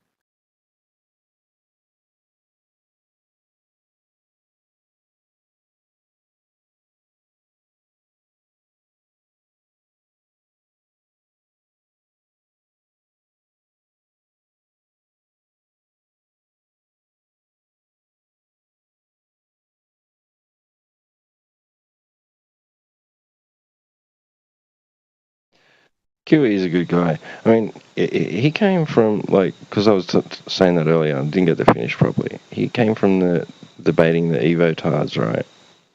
And it was all yes, sir, no, sir, formal debate, sir, yes, and like presenting your argument and allowing, one another to finish and all that good stuff, like all that proper debate forums, and then and there was etiquette. Lovely chap. And then he got into this arena and thought it was going to be similar, right? And boom, he soon found out it's not like that. And he went, "Oh, gloves off, huh? Okay, gloves off. Let's go, motherfuckers." So it sounds like a origin story for like a supervillain.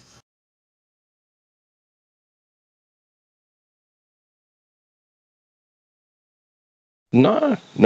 He walked into an arena where people were just gunslinging, So he's like, all right, let's do this then. It was all nice and formal and polite before that. It wasn't him. He didn't instigate that. And he went, okay, motherfuckers, that's the way you want to play it. I'll play your game and I'll play it way better than you can.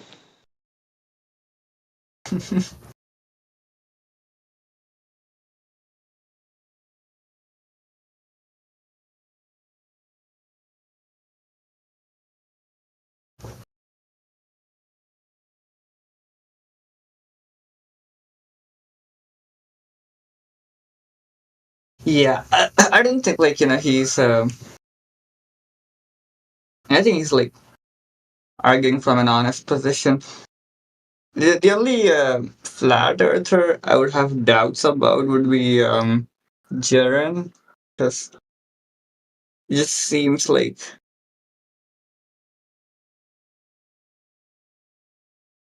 if anyone might be lying, it might be him. But again, I don't know. It is speculation.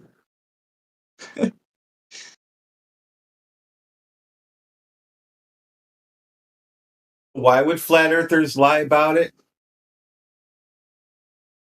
I mean, with Jaren, No, flat earthers. We're not talking about Jaren. Why would flat earthers make up the Earth is flat? Yeah, that doesn't add up. I mean, hello. That was a misdiagnosis by eggshells. I mean, I do see his point. Like, he might have a point with, like, the subconscious might avoid certain topics. Like, you get enraged by certain topics, but I don't think it means, like... That's fine. It's the same kind of shit. Every time I ask a question, they talk about something else.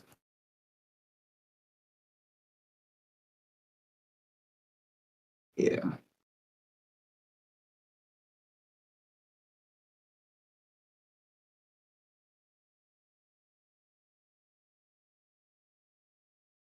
Why would a flat earther lie to you and tell you that water is flat and level?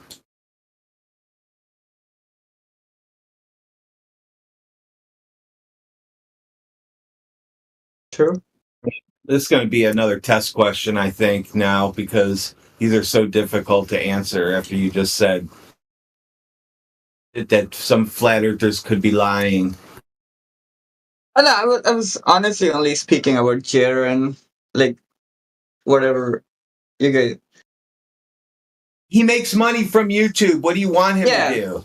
Yeah, exactly, right? So he doesn't come in here. He doesn't broadcast from here. He has nothing to do with us at all. Only reason why you think he does is because he went to Antarctica.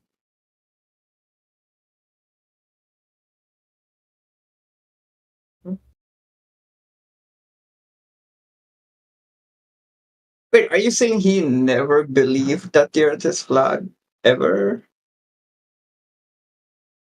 I wouldn't know because I've never seen one broadcast, YouTube, anything of him. I don't even know what he looks like. I see.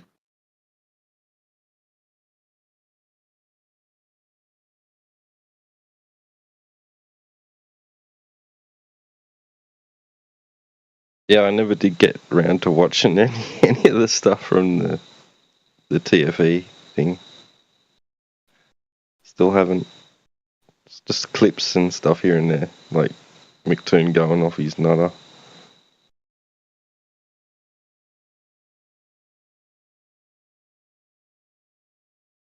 Wait, so who were we talking about?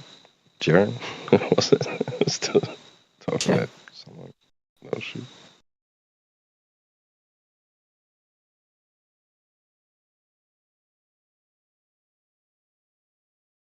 Yeah. I don't know. I always found like here on Discord to be more informative, like, and like 24/7 Flat Earth, and Nathan Oakley and QE and the Ballbusters crew. I thought they were informative. Like Globebusters, I went there a few times and I was like, yeah.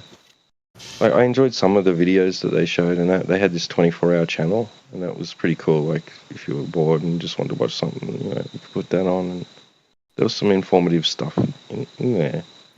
But and like involves stuff that we talk about too, as well. But there's other stuff that goes along with it. They get a bit more esoteric and off the beaten path.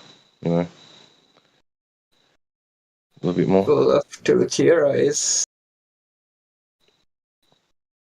But like, yeah, I always liked 24/7 and the Oakley crew and QE because they're just straight to the point and didn't want to mess around with any of the other silly stuff. Let's just stick with the main points.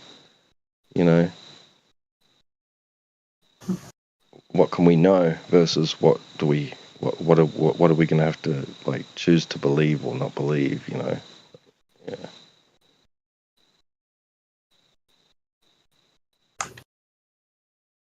That's where like the division was between a lot of us. Some more willing to entertain flights are fancy. Some of us aren't. I mean, I suppose you can do both. Like, I guess you can always remember where the facts lie, and at the same time theorize based on whatever evidence. I mean, you can find, I suppose.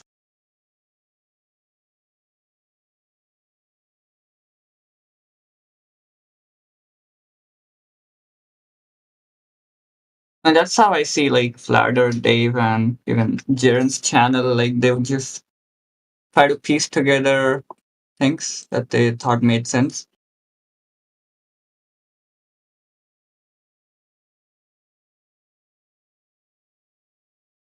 Hey, Fight. Yeah. You do know Jaren is a pretender clown. You do know that, don't you? I suspect that, man. I really do. Like, guy, he doesn't look like the guy who like just had his world changed. You know, like it. I don't know, man. Like you say you're a flat earther for 10 years, and like you suddenly come to the globe again, and Yeah, I don't know. yeah. Fine. When Jaren says that, yeah, he obviously knows he's not sure what the Earth looks like, isn't it? That's why he says he's a flat earther, and he goes back to the globe.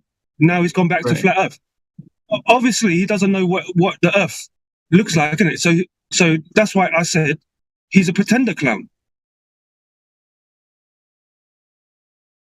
I can see that. I mean, I don't want to be too harsh on him because I don't know him that well, but it's just funny. No, you should go harsh on him because he's bullshitting to everybody. He shouldn't do that.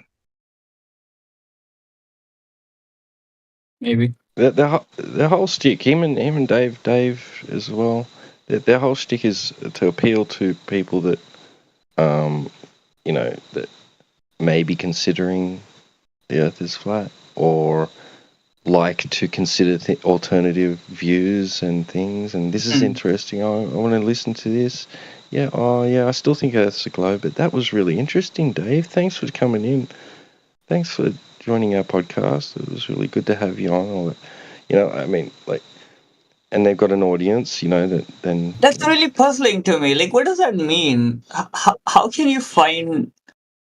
I mean, if you're being honest, like if you honestly found it interesting, I don't think it's a topic you can just like oh, that's cool. Like maybe I can look into it sometime. Just put it on the back burner. You guys think they have? You guys think they have podcasts because they like talking about it and like informing people and having discussions, or do you think they have podcasts because it brings in money? Good question. Well, I have the answer for you. If it didn't bring in money, they would have to get jobs and they wouldn't be doing podcasts. And if they're all invested, like in saying that most definitely yes, the Earth is flat. Here's the proof, right? And here's how the globe doesn't work, etc. Like, then it's not going to be as welcomed, is it? By the people that they're entertaining, and who are entertaining them as well. Like.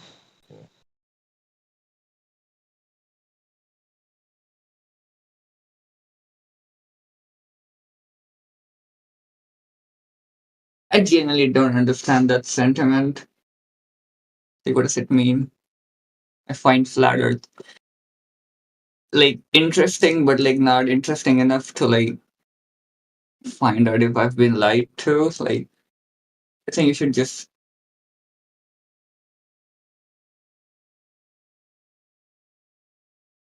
You think the government lies? Right. Do you think the government lies? Oh yeah, I mean, of course they will. Why would they lie?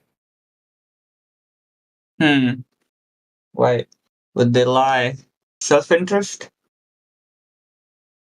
Money's a big one. Now that we got exposing the government here, we can see all this wasted money, just a money laundering machine. That's why they lie, to make money.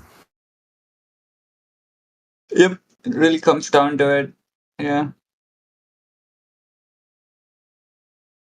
They're not lying you don't because ha- it makes you feel better. Yes. And you don't have to assign guards to space, do you? Who's going up there? Who's Although going? they do anyway. They do anyway. They're called planets. That one Space guy that Force. was in here. Sorry, go ahead. No, you're right, mate. You go. The one guy that was in here trying to claim pilots flying curved and not in straight lines and blah blah blah. And I didn't even try to go into, there's plenty of pilots admitting the Earth is flat because I didn't have anything at my fingertips. I'm into one of my channels here, watching a few clips, and 8 minutes in, the pilot's admitting Earth is flat. I just posted it in live stream. Yeah. That's one thing that the Globebusters did do, was interviews with people like pilots and people from like aviation industry, Navy, etc. Like they did a few interviews with people like that, retired military. Shit, brother. Some of them, the passenger. Sorry. No, you're right. Some of them, the passenger asks, and the pilot's like, just don't put me on camera or anything. And yeah, wild.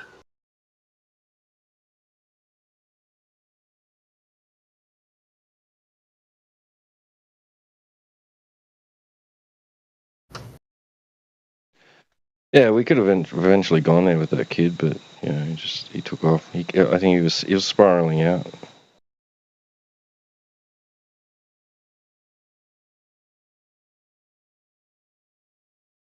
And he really was just talking out his ass, because he had to, as soon as he was challenged on anything he said, he had to Google it, or AI, whatever.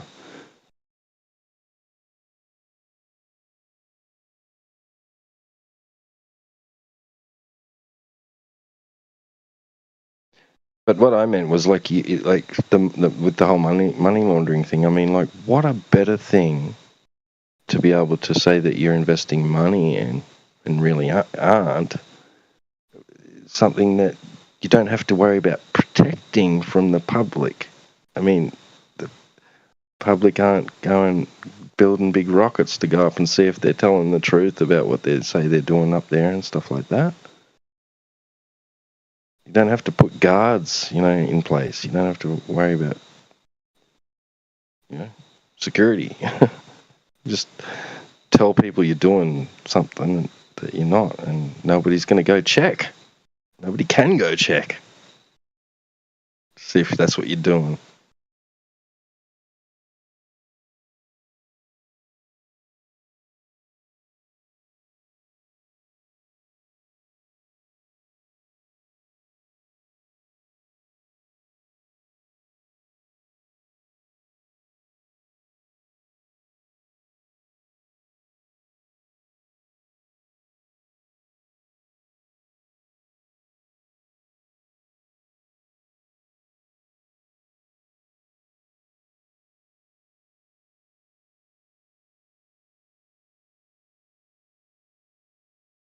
Well, wait till they're selling bags of Martian soil in the fucking produce stores.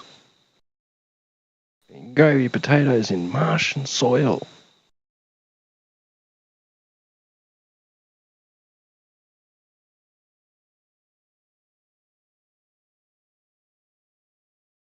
Because it's coming.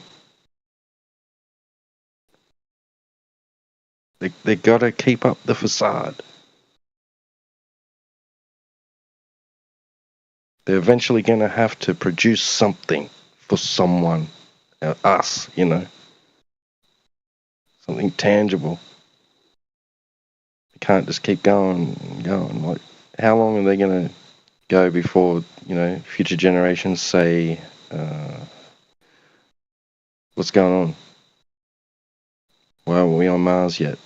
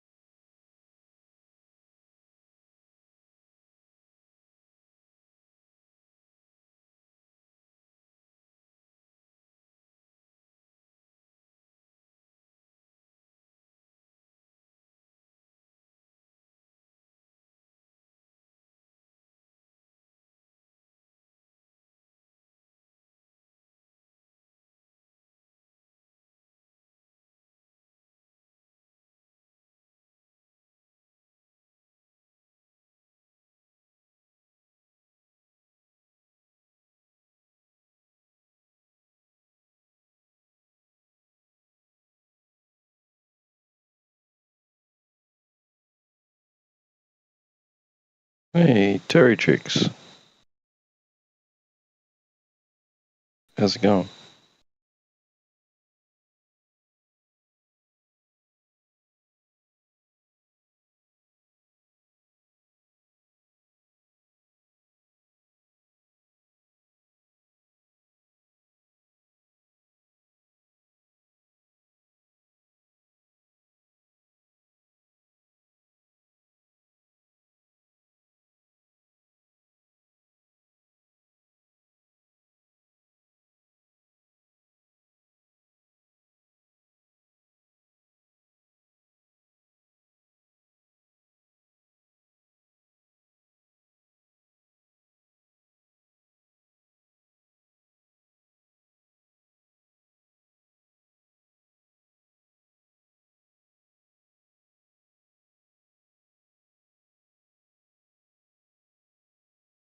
Vom has returned.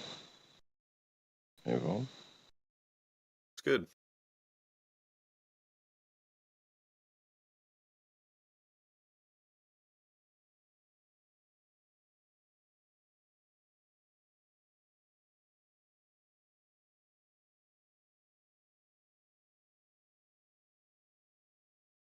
We have flat earthers aren't real.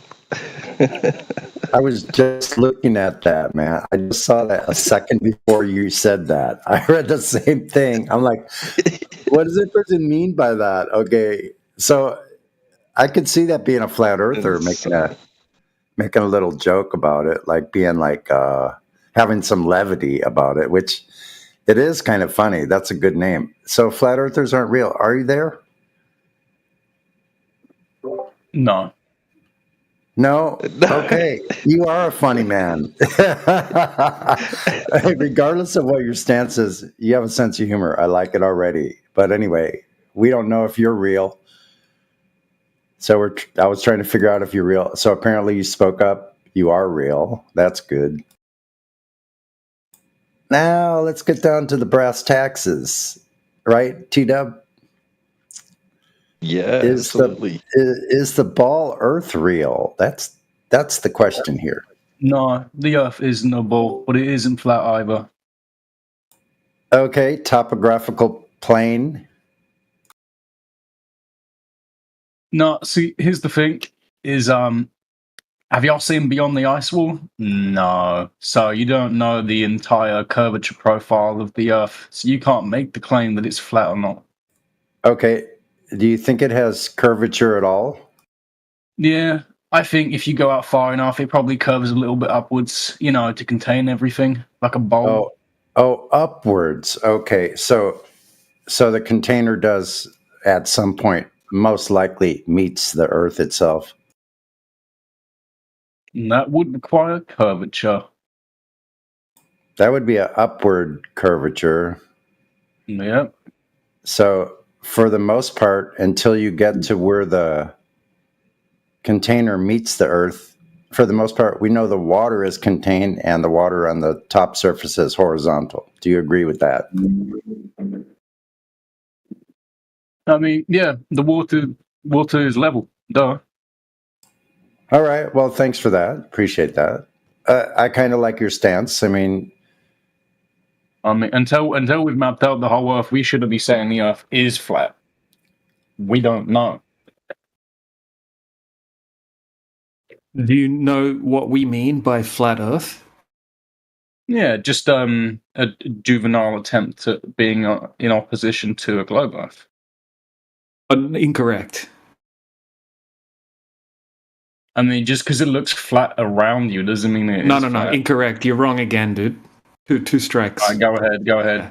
Give me your specific definition. Do you think? Okay, so you think that just because it appears flat, right? Just because it obviously looks flat to everyone, and that's how they experience the Earth. Therefore, that's proof of a flat Earth. Do you think that's where flat Earthers are coming from?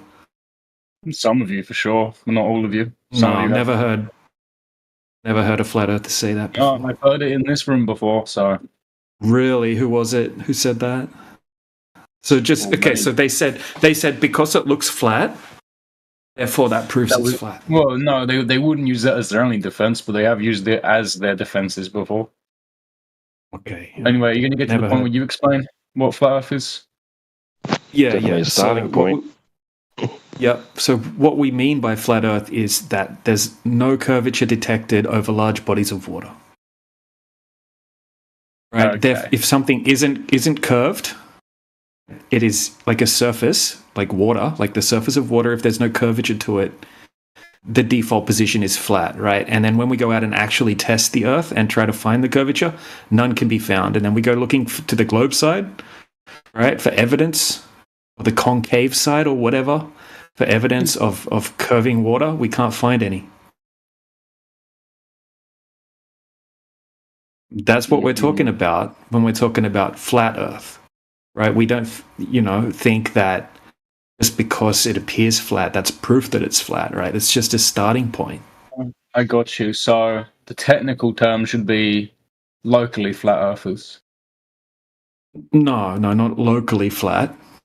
Well, I mean, we've only mapped out our locality, right? Have you seen bodies of water, beyond the ice wall? Because I haven't. No. Have you ever seen measurable? Like, has anyone ever validated that a large body of water curves over distance? Yes, I have. I mean, you realize you're basically just saying all swans are white because you've only ever seen white swans. No, you asked the room. You said, "Has anybody?" And I said, "Yes, I have." He was asking him specifically if he knows of anyone. So you butted in. Just wait your turn. We'll get to you, Cassio. I mean, it depends what you mean by curvature over water. But like, okay, so this other guy, Cassio, shush! You're going on mute, right? Because you don't just butt in on conversations like that. Water. Yeah. Look. Okay. So let me. Okay. Hold on a second, dude. Right. So, do you disagree with the radius value, 3,959 miles? Yeah, I do. As I said, the Earth isn't a globe; it's not a ball. Thank you. Okay. So, are you aware of any validation of drop or rise over distance over a large body of water? Thank you. Minus tides. No. Yeah, I mean, like, yeah, of course, minus tides and waves and ripples. Okay, so as far as we know, there's like the surface of water is flat over distance, right? Even if there's waves or something like that, right? Yeah. It still doesn't drop or rise over distance. I got you. As far as we know, all the swans we've seen are white. There could never be any black swans. Like, you realize, like, that's when like this definition of flat Earth based on the water that you've seen is effectively the same as just making the white swan fallacy. No, you know that, right? Okay. So you just agreed that you've never seen anyone validate any type of curvature over distance over a large body of water.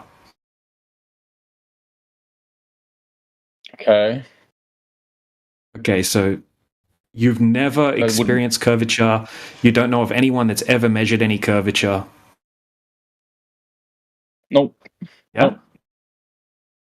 That still doesn't prove anything. That just gives me a good impression that the Earth isn't it gives me enough evidence to say the Earth isn't a globe, but it does not give enough evidence to.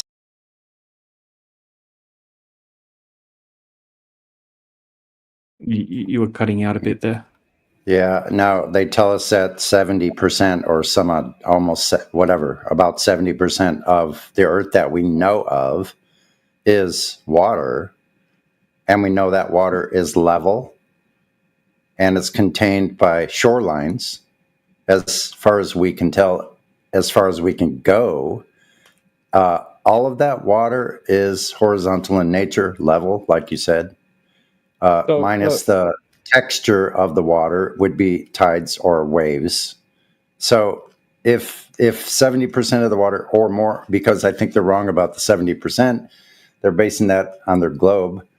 But if all the water we know of, as far as we can go, is navigated, observed, measurably flat, horizontal on the top, and every instance of water, from the smallest bit of water minus a test tube. We'll just go with like a sink, a bathtub, a swimming pool, a pond, a lake, reservoirs to the oceans themselves. We know that water is horizontal on the top, so therefore we use it as a reference for level everywhere on Earth. That would be a pretty, like you said, not only a good indication, there would be substantial evidence that the Earth is a level plane. The water sits level on in this basin, whatever basin it's in, and every water that we know of that we can see. There we go. What was that last part? I like that. Basin Earth. Should all be basin Earthers. Well, as far as we know, we're in the Antarctic basin. Okay, you could try to refute that. No, I don't think we're in the Antarctic basin. I think we're in a bigger basin. Yeah, that's possible. Like you said, no one's been to the extremities and come back. The container has to close over us eventually, right? How do you know that? And the fact that we don't see the curvature of the basin must mean that it's huge. Okay, look, all I'm trying to say, dude, we're not claiming to know the shape, the overall shape. Right? I'm not claiming there's a dome covering the Earth either, because I mean, it kind of has to be, though, because the container does have to be closed, otherwise the pressure would be let out. Okay, so maybe it's something beyond our comprehension, or beyond our current knowledge. We don't know for a fact. So we shouldn't. Yeah, we can absolutely speculate that there would be a container, right? Because as far as we know, gas pressure needs a container. Well, as far as we know, gas pressure needs a container, but you don't know how the sky works, right? You don't know what's up there. It could be something beyond your knowledge. As far as we know, wasn't it a law? It's a law that gas needs to be contained, wasn't it? What do you mean as far as we know? As far as we know, right? We don't know how the sky works, right? There can be things that we don't know about. Right? Yeah, but then when Globus say that when they say that we don't need a physical container, then you'd have to say that they can't be wrong now, because you said as far as we know. Mm-hmm. Yeah, it's the logical conclusion. I agree with you. It's the logical conclusion, right? But we can't say we know for a fact exactly how. If it logically must be the case, then we must know for a fact. No, how do you know for a fact? Because it logically must be the case. If there's gas pressure, then there must be a container. Yeah, so you could say that according to the second law of thermodynamics, according to gas pressure laws, right, according to practical demonstrations, definitions, and things like that, as far as we can tell, that gas requires a container. And that's kind of where it has to end. We don't know for a fact exactly how this system works. But, I mean, I'm just being honest. I mean... Oh, no, because it kind of sounds like the way you're speaking, that a globe could use that and say, oh, that thing that you can't comprehend that's containing the air, that's gravity. Like, why would you ever say something that I would have to ask them to back up their claim. If they want to claim they know how it works, then they would have to back that claim up. Right, just like the Globers would ask you, okay, prove there's a container. Where's the container? What's the container made of? How high is the container? You're not going to be able to answer any of those questions. We don't need to, because we're just right. It's not that they would just kind of, I don't know. Yeah, fair enough. If you want to take that stance, right? I just think we should stop at what we can and can't validate. Right, what we can validate is, as far as we can tell, as far as we can test, gas pressure needs a container. And you could speculate that there's a big dome covering the Earth, but that's a speculation at the end of the day. You can't prove it. It's logical, right? Mm-hmm.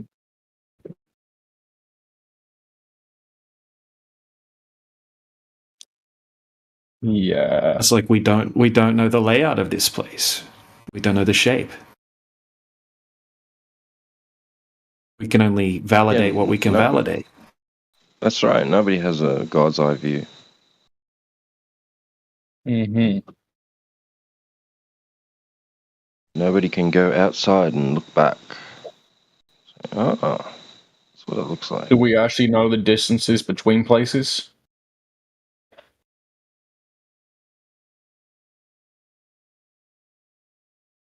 I roughly, yeah, I guess so. I mean, if you want to, what about Sydney to Patagonia?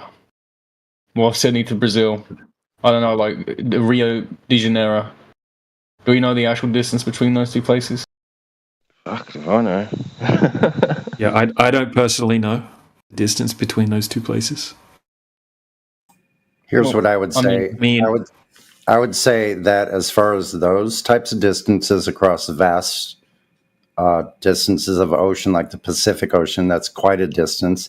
I would say we have a rough idea of the location and the distance, but I would say we don't have an exact distance because there's no way to actually directly measure those distances between land, ocean, and then another piece of land in between. So the only thing we can go by is where the way we navigate over the oceans as a flat plane. That's how we navigate. So through navigation, but the problem is we have. Let me finish. I'm almost done. What do you mean? Hold on. So over these vast. Wait a minute. Wait a second. I'm almost done. So we have these vast distances over the ocean. Let's say we're traveling by ship. There's many variables with traveling over the ocean by ship. So you have the tides, you have current, you have wind direction, you have cross currents, you have wave height, wave interval. And so you have similar problems with traveling by air. You have cross currents in the air. You have the bouncing up and down of an aircraft. So, and that's my statement. We really don't have an exact measure of these distances. I mean, we can just have computers literally calculate all that, and yeah, but that's going to be assumptions. Calculate what? It's going to be assumptions. What you don't have. Be used. Computer, calculate the parts I missed. Okay, Bob, we're just going to do nothing. Yeah, you're only calculating what you presuppose the distances, so you have unknown variables with that calculation, so you don't have an exact. What? No, you can literally just have a program that takes into account all the things that were listed off. No, you can't. No, listen, Earth is not a static thing. So each time you cross over a particular part of the ocean, you have different waves, different wave height, different directions of wind and current. There's no way. I mean, you can calculate. You can calculate all you want. You have an infinite amount of variables. Every single time you cross a certain place on the oceans, you're going to be in a different position because of those variables. There are not infinitely many variables because then there'd have to be infinitely many things. There are infinite number of variables because each time you cross over a section of Earth. Infinity was made up for the universe. What? Infinity was made up to explain your universe ever expanding into nothingness forever. He doesn't believe that. So, he believes that Earth is contained. He acknowledged the gas pressure. We are contained. So he's not an infinite universe person.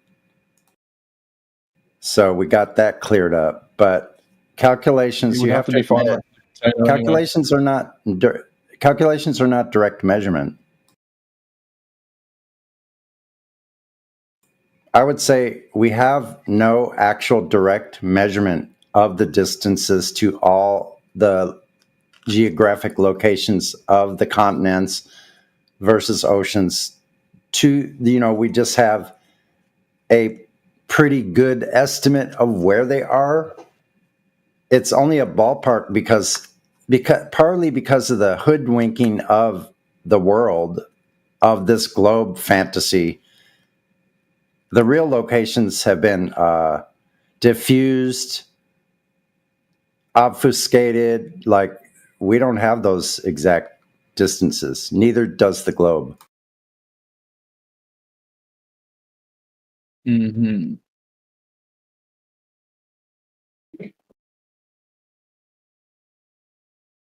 What's interesting though is what do you? Oh, sorry. I was just going to ask him, like, what do you disagree with us about? I mean, it seems like we pretty much agree on most things so far. I just think that sure, calculations aren't measurements, but you can measure things and then produce calculations from that, and it would still be valid because if your inputs are measurements, then your output is going to be in accordance with actual measurements. Well, like, in what are you talking about specifically, though? Like, for example, the wind speed can be measured. The height of the waves and the speed of the waves can be measured. The rocking of the boat can be measured. These are all things that can be measured and can be accounted for when calculating. Roughly. I mean, look, you could say, right, from Sydney to Santiago, like Sydney to Santiago, it takes what, like 12 to 15 hours on a plane, right? The plane travels at a particular speed. You can roughly work it out. You could do the same thing with a boat. You could get, rough distances. It's not going to be exact, but... I mean, there's no such thing as exact measurement anyway, so it's kind of a moot point. Yeah, but what's your point with the distance thing in general? No, I wasn't making a point. I was just wondering if like the consensus here was going to be between your own distance measurements between different places, or do you just take the ones that the globe uses? That the globe uses. Because then, I mean, they'd have to be wrong because measurement is done completely different on a sphere. Do you want to give us a specific example where it would be wrong? Show us. Show us the horizontal versus the curve. For example, there should be a difference between. So you have the Earth curve then. Hold on, I'll let him finish. Shut up, dude. He's not a glober.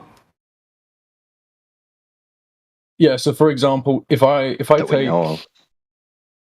take, let's say, 2 points on the same longitude. Wait, is it longitude? Give me a second.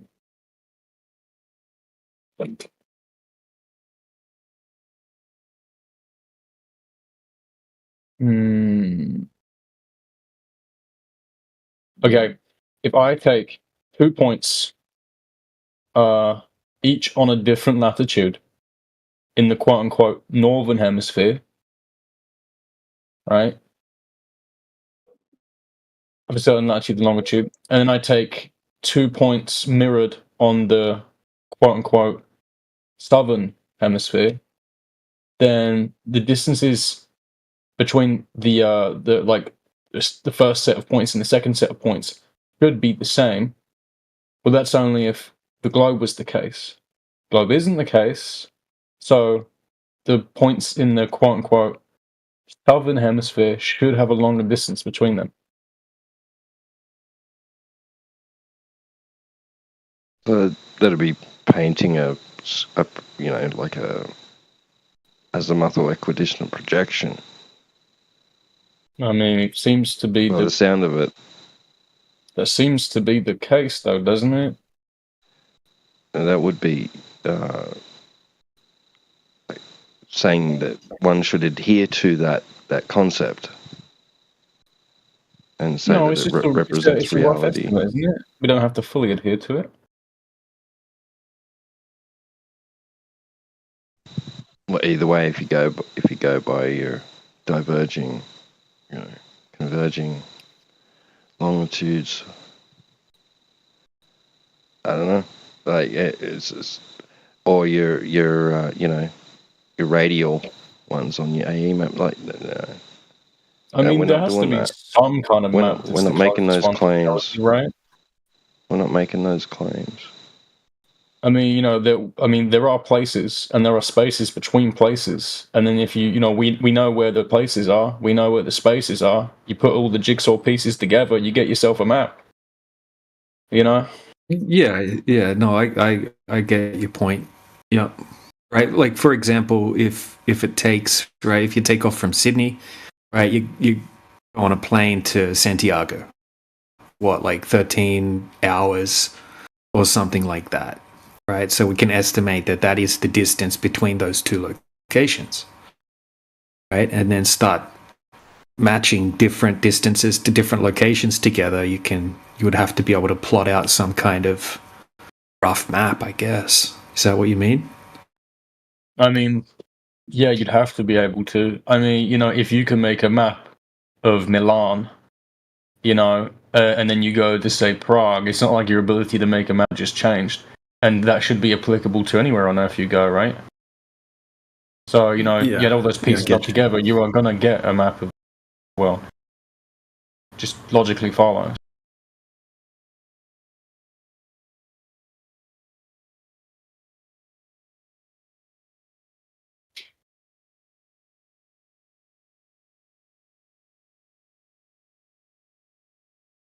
And what are you saying, that when you plot out those locations, it would work out something like an AE map layout, roughly? Something like that. Is that what you mean? I mean, it seems to be the best fit to reality. I'm not saying it is reality, but it seems like it's the best fit.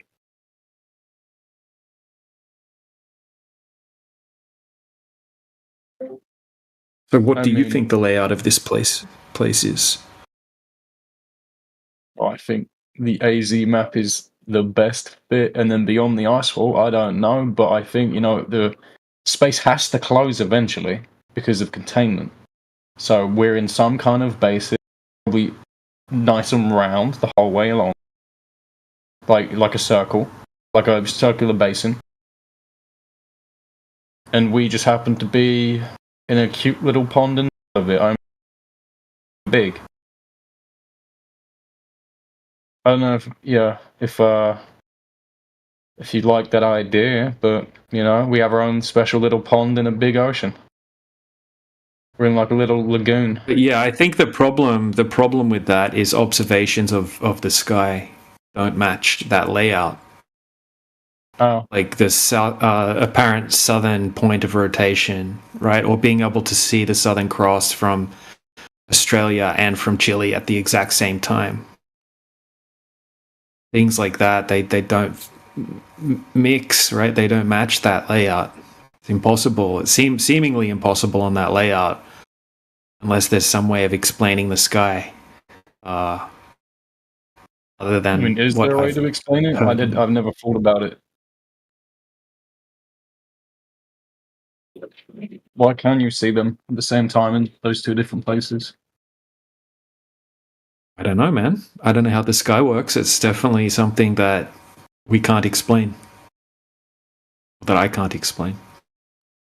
How does everyone see the moon at the same time? I don't think everyone sees the moon at the same time. Yeah, well, people when it's nighttime, obviously. Not everyone, though. I don't, like, two people in two different locations or something like that. What if the stars are simply just projected to us? They're not actually there.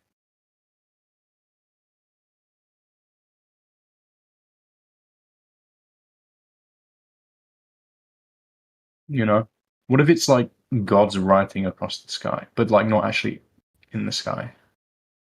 But people use the stars to navigate, right? And they have ground positions and things like that. I mean, if these stars have to be in an actual place, I mean, that's kind of a problem because they move across the sky, so they're not really fixed.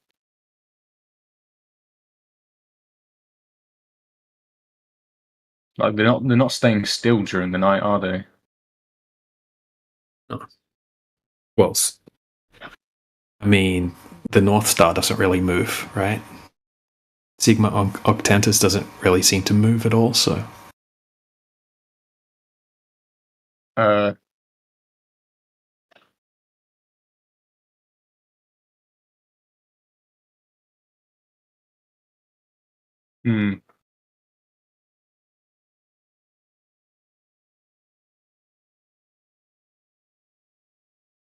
But I do agree that each person sees the sky unique to their own position. I mean, that's trivial, you know.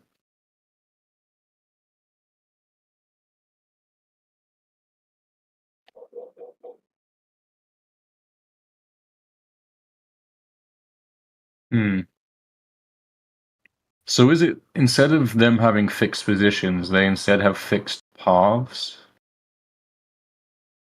across the sky? Yeah, exactly. That's what I meant, right? It's like exactly like a clock, like clockwork.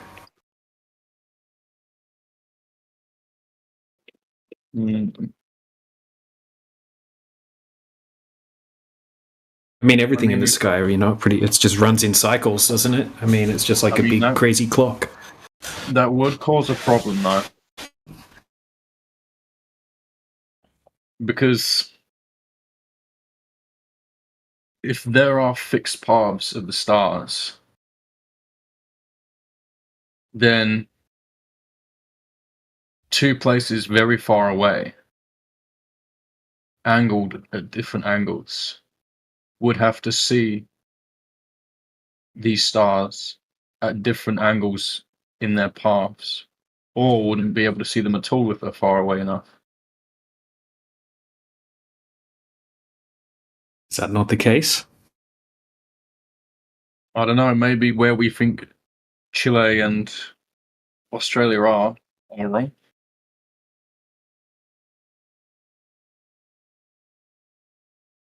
do you mean? Say that last word again. I missed it. Oh, maybe where we think Chile and Australia is wrong.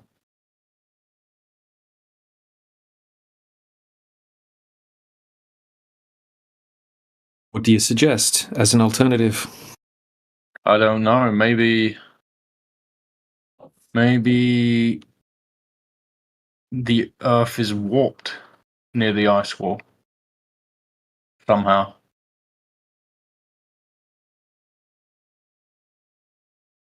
Maybe the sky is warped near the ice wall.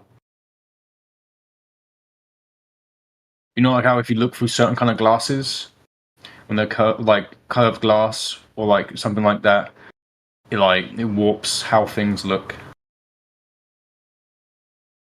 Maybe that's how it's happening.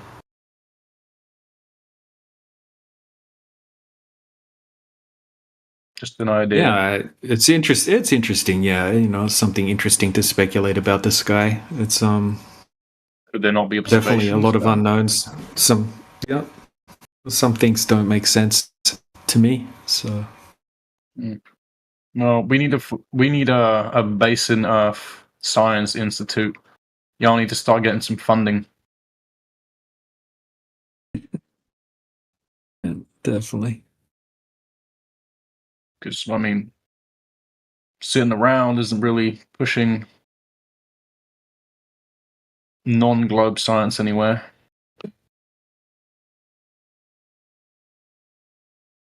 Globers are the ones getting all the funding for all of their science. Yep.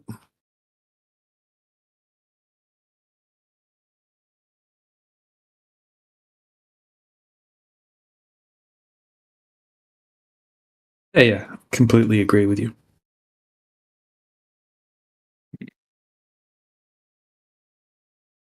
I wouldn't say I'm very comfortable with that idea, though, of a non-physical container, considering every single container we see has to be physical.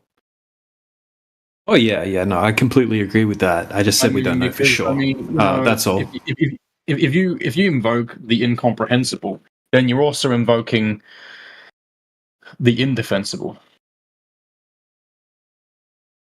You know, because I could say actually, I agree with you. I agree. Yeah, no, I would. I would say the gas pressure needs a container. I just said I can't say for a fact exactly how this place operates when we can't validate it. But yeah, I mean, gas pressure needs a container as far as we can tell. So it would be the necessary antecedent. I mean, it's not just that. I mean, it's not just an antecedent that gas needs a container as a concept. It needs to be a physical container We don't have like a conceptual container of gas where when we're trying to put on a stove, it's a material container of gas. This container that's holding everything together can't be conceptual. It has to be material. As far as we know, it would have to be. As far as we know. Have you ever used a hairdryer? Mm-hmm. Yeah, what about it? The air around those isn't contained. What? Huh?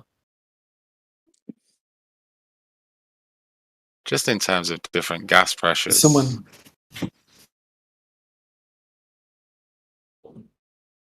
Yeah, but that has a motor, so it's not the same. You need air pressure for your hair dryer to work. Yeah.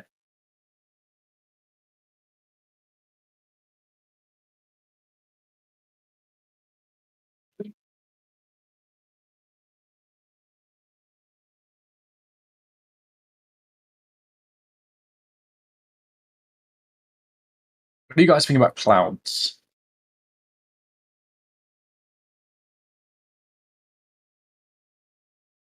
Anyone?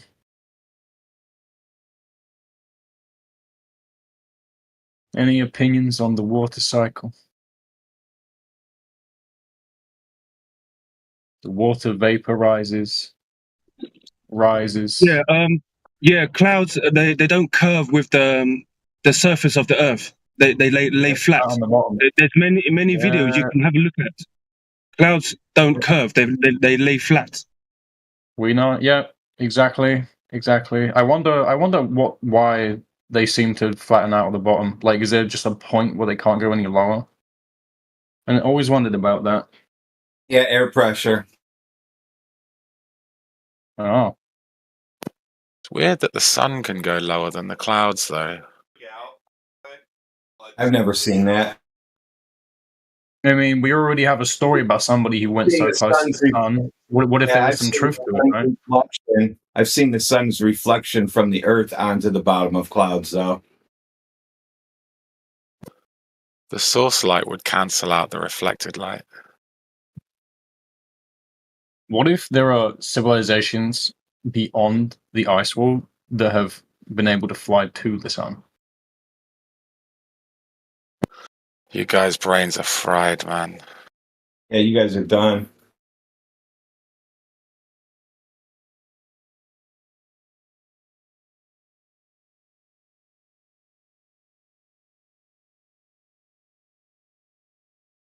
What if the reason we haven't made contact with people beyond the ice wall is because it just goes on for so long, like a desert that's basically impossible to traverse?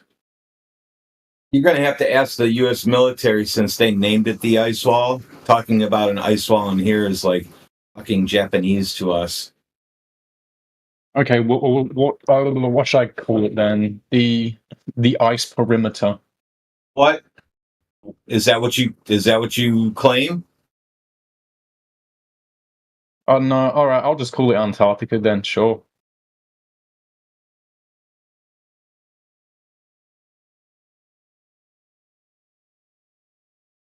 Anyway, I think there is probably civilizations beyond it. They're probably more advanced than us. They've probably been able to link the spiritual with the scientific.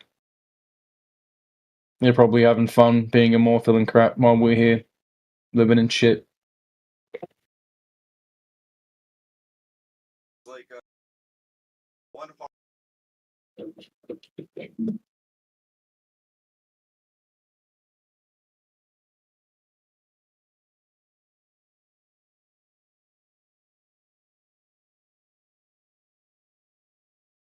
They're probably looking at Antarctica and thinking, wow, I wonder what's beyond there. And they have no idea. No idea we're even here.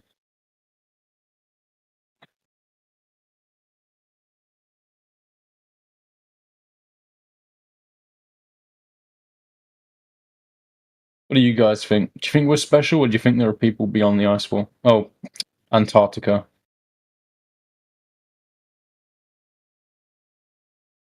I think you're the only one here that's claiming there's a big, like, continent that surrounds the entire. Like, you're thinking of like an AE map, right? Like David Weiss type argument, right? Where there's a big ice wall that surrounds the entire perimeter of the Earth. I don't think we have any evidence of that. You got a point. Maybe there's an opening somewhere. No. We don't know that there's an ice wall surrounding the Earth. Oh. We don't? That's just. Do you? Do you have any evidence of that? No. There we go.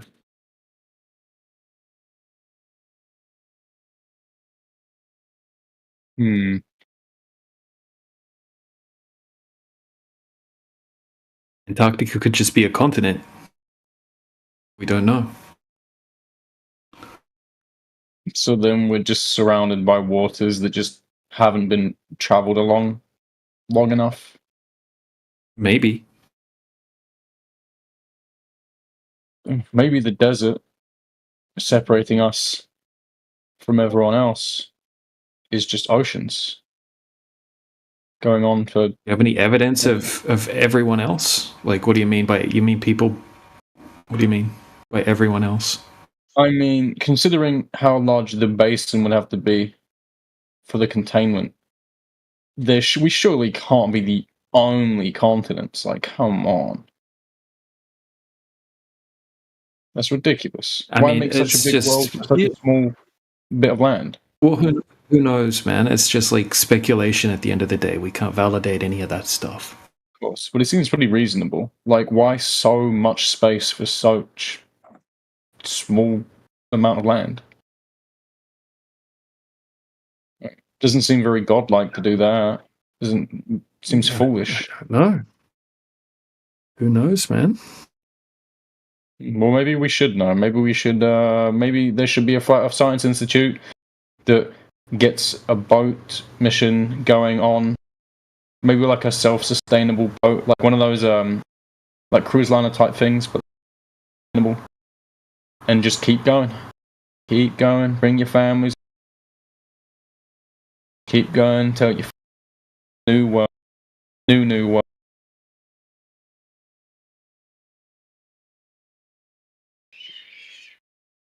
I mean, it has to be done. I mean, y'all care about science, right? Like, you want to know, or do you just not care about the truth? No one's even done that on the globe side. No one's ever done a north to south circumnavigation. Right?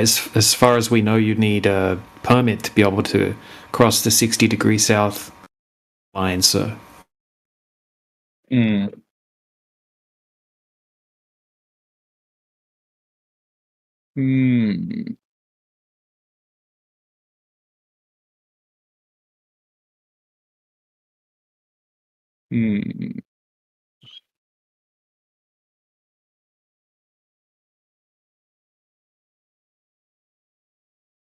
All right. I'm gonna go think about what I've heard. Okay. Have a good one, man.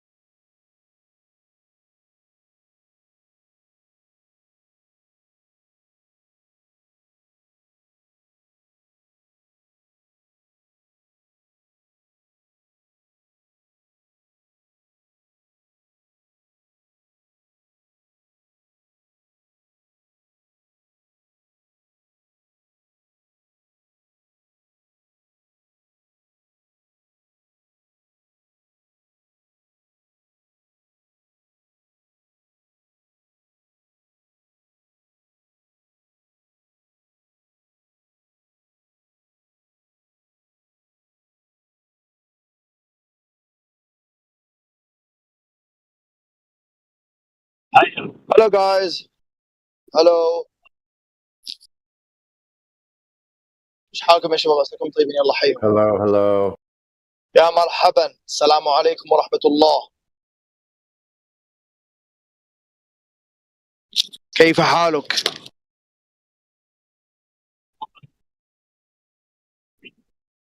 لماذا لا تتحدثون؟ English, please. Do you want to speak Arabic? Don't speak Arabic. Why? Sonny. I don't know the language. No, just try. Invent something. Try. Get it out. Try it. Wow, that's perfect.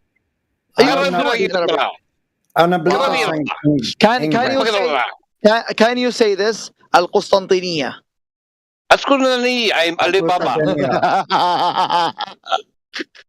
Okay, can you say Khalid? Wow, you nailed it, man. You've nailed it, Sonny. Khalid. Okay, can you say Khulud? Khulud. Okay, can you say أحيانا? أحيانا. Oh wow! You must have learned Arabic. No, just a little Spanish and some French. No, reveal your knowledge. Reveal your hidden treasure. Reveal your hidden treasure. Why do you conceal this knowledge, man? You are a citizen. You are a citizen of the world, so you have to be proud. Agree. I like that. I enjoy different languages and I enjoy communicating, and I could probably learn. Nice. That's why I've learned English, and I am a little bit, I think, not behind, but I am fluent in English. But I am extremely fluent in Arabic as well. So I speak Arabic. I am Arabi. Well, I think it's great to be able to speak to people from different parts of the flat plane Earth we live on. Flat Earth? Are you serious? Or you've lost your mind? No, water. Okay.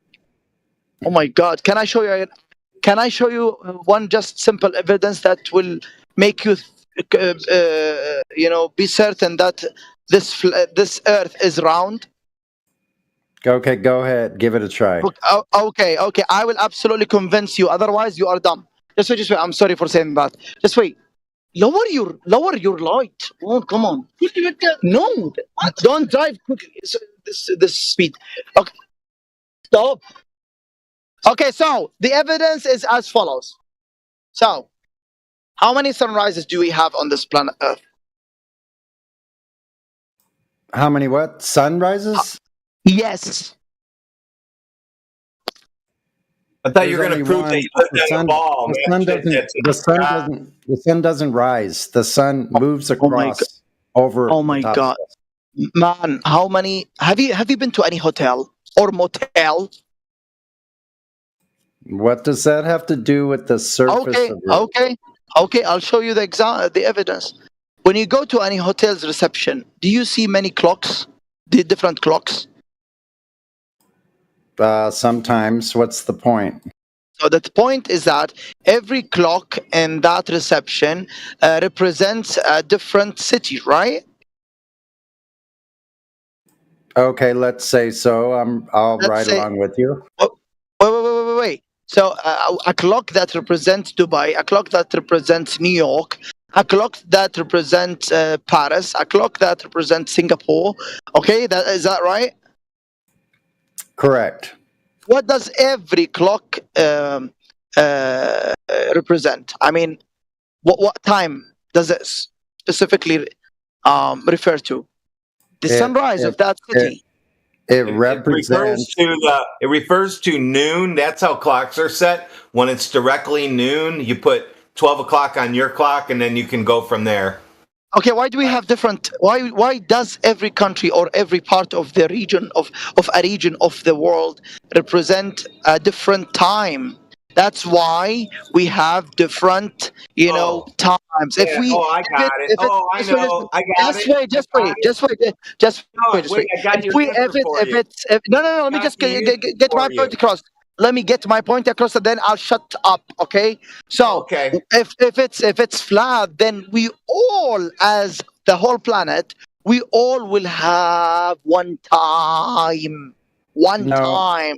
that's not true. Okay. So See, now the reason for the different times is because the sun is in a different location as it moves across the sky, a geographic position of the sun. That's why we have different times. First off, you got to realize you may have never seen the sun move across the sky. Yeah, you've only seen the sun move across the sky in your experience. You've never detected motion of the surface of Earth. Water doesn't curve anyway, so we know this. Man, the water is flat actually. Yeah. You know why that is? Yeah, Because it's it's level. Level water It's is water. level at rest. That means it has no Because it- part higher or lower than the next. Because That's impossible yeah, on the so globe. even a glass of water is flat. So what's Yeah. the difference? You don't have any flat surfaces on a globe. The water would be curved as well, and it's not measurably. It's not measured. It's curved. It's curved. It's not Can measured. you see the curved. other part? Okay, can you Okay, see the other part of tell the us where. planet? Tell us where, when, and how the water was measured to be curving, and what method was used to measure that curved water. Okay, I'll give you a very simple method that tells you that our common No, sense I don't want you to give me. I only want you to give us the way it was done before. I don't want you to presuppose how it could be done. Okay. I want to know how it was done in the past. It's not your burden. So Somebody else said do they you know did it. what ship? So how did they do it? Do you know what ships are? When they sail. Of course, I know what ships are. Through the I was in the Navy. Okay, nice. Oh my God! And you were in the Navy, and you still think that planet Earth is flat? It's not a planet. That would require curvature, which we don't have. Okay. If you worked in the Navy, then ships, if you see them from afar, then you won't see the whole of the ship. You will see a bit of the ship, and once it approaches you and until it comes to the shore, then you will start to see the full the whole thing of the ship. So that's why it's a curvature. Okay, so you're saying you can see the ship disappearing over a geometric horizon. In other words, it's being blocked by the curvature of Earth. Yeah. Okay, so let's take the ship. Right. Okay, so let's take the ship that's close by. I'm on another ship, and the other ship is moving away. And then with my naked eye, the ship at the distance moves away until it completely disappears from my vision with the naked eye. Then I pull out my binoculars and I zoom back in to the entire fucking ship, waterline and all. Does that mean the zoom is zooming over a curve edge? Hey, can I ask you a question? You didn't answer. Is the zoom lens zooming over a curved edge? Yeah, but if you keep using the you didn't answer still. So if try to answer the topic. if you keep using the zoom, is the zoom camera? Here's your only question. You need to answer before we move on. the zoom, is the zoom? then Shut up. Is you the you zoom, no you shut up. No, You son of listen, a bitch! You were born of answer wedlock. one question, please. Is the zoom camera zooming in over a curved edge after the ship disappears? Is the zoom camera zooming in over a curved edge? If you zoom in, you will for some time you will lose you will lose seeing the ship, as a whole. Okay, you won't all of a sudden the ship will not all of a sudden disappear. Okay, you will lose seeing you will not seeing it bit by bit. Okay, so we already Pretender Clown, we heard enough. We heard enough, Pretender Clown. Thanks. Yeah, when the ship has disappeared, I already said this, so stick to the topic. So the ship disappears from my naked eye. So we Okay, can't why do see we it. have why So do we hold have on, night? I'm Why do almost we have done. wait, Yeah, I wait. was speaking. Why do we I have wasn't finished. why do You're we have interrupting the night middle and of my day? sentence. Why? I need to finish the sentence. Yeah, so you'll have to be moderated because you can't control yourself. So I told you, I set up the parameters. The ship, I see the whole thing. It moves away until with the naked eye, I cannot see the ship at all, period. I take out my zoom lens and I zoom into the ship after it's disappeared. The zoom lens, I can zoom right back into the ship, waterline and all. So the question I asked, setting those parameters, is the zoom lens zooming in over a curved edge after the ship has already disappeared over your supposed geometric horizon? So is the zooming in over a curved edge or not? Yes or no? I didn't hear your question. Again, please. Holy shit. Okay, I'll Again. start over. So the ship No, is don't close start over. by. I'm Hey, what watching was the your question? ship. I'm watching the ship. The ship moves away from me with the naked eye. It disappears completely. So now I can't see the ship at all. Right? Now, Okay, what is it then? What is it pull then? out, hold on. I pull out my zoom lens after the ship has disappeared. The zoom lens, now I can zoom back in and I see the entire ship, waterline and all. So is the zoom lens zooming in over a curved surface? Yes, if you use the zoom lens, then you will start and the ship will start moving away, and you will no longer see it Okay, you in didn't answer full the shape. question, but a good obfuscation. Okay, So okay. the ship has So why do we disappeared have and I zoom back night in. and day? I have a question. Why do we have night and day? No, you still can't answer the question. So Why do we the have zoom lens, night you and said day? yes. The zoom lens is not zooming in over a curved edge after something's been blocked by the curved edge of your globe Earth. That would the object in the distance would be below my line of sight. It would be blocked by an actual geometric curved edge, and you can't answer the question because you have a globe belief. You're a religious glober. You can answer the question if the zoom lens is zooming in over a curved surface after the ship has disappeared. Zoom lenses don't curve in over a curved surface. No, it doesn't. Yes, you're right. Yeah, so it's Okay. not a ball. If I can zoom back in and see the entire ship, waterline and all, I have many observations and videos of this actually happening. Our planet is not that small to not see a planet. Yeah. We know how large it is. They told us the size. Yeah, that but means it's 16 feet a drop at 5 miles, 66 feet a drop in 10 miles. Man, you can't see the curvature. I mean, with your naked eye. Come on.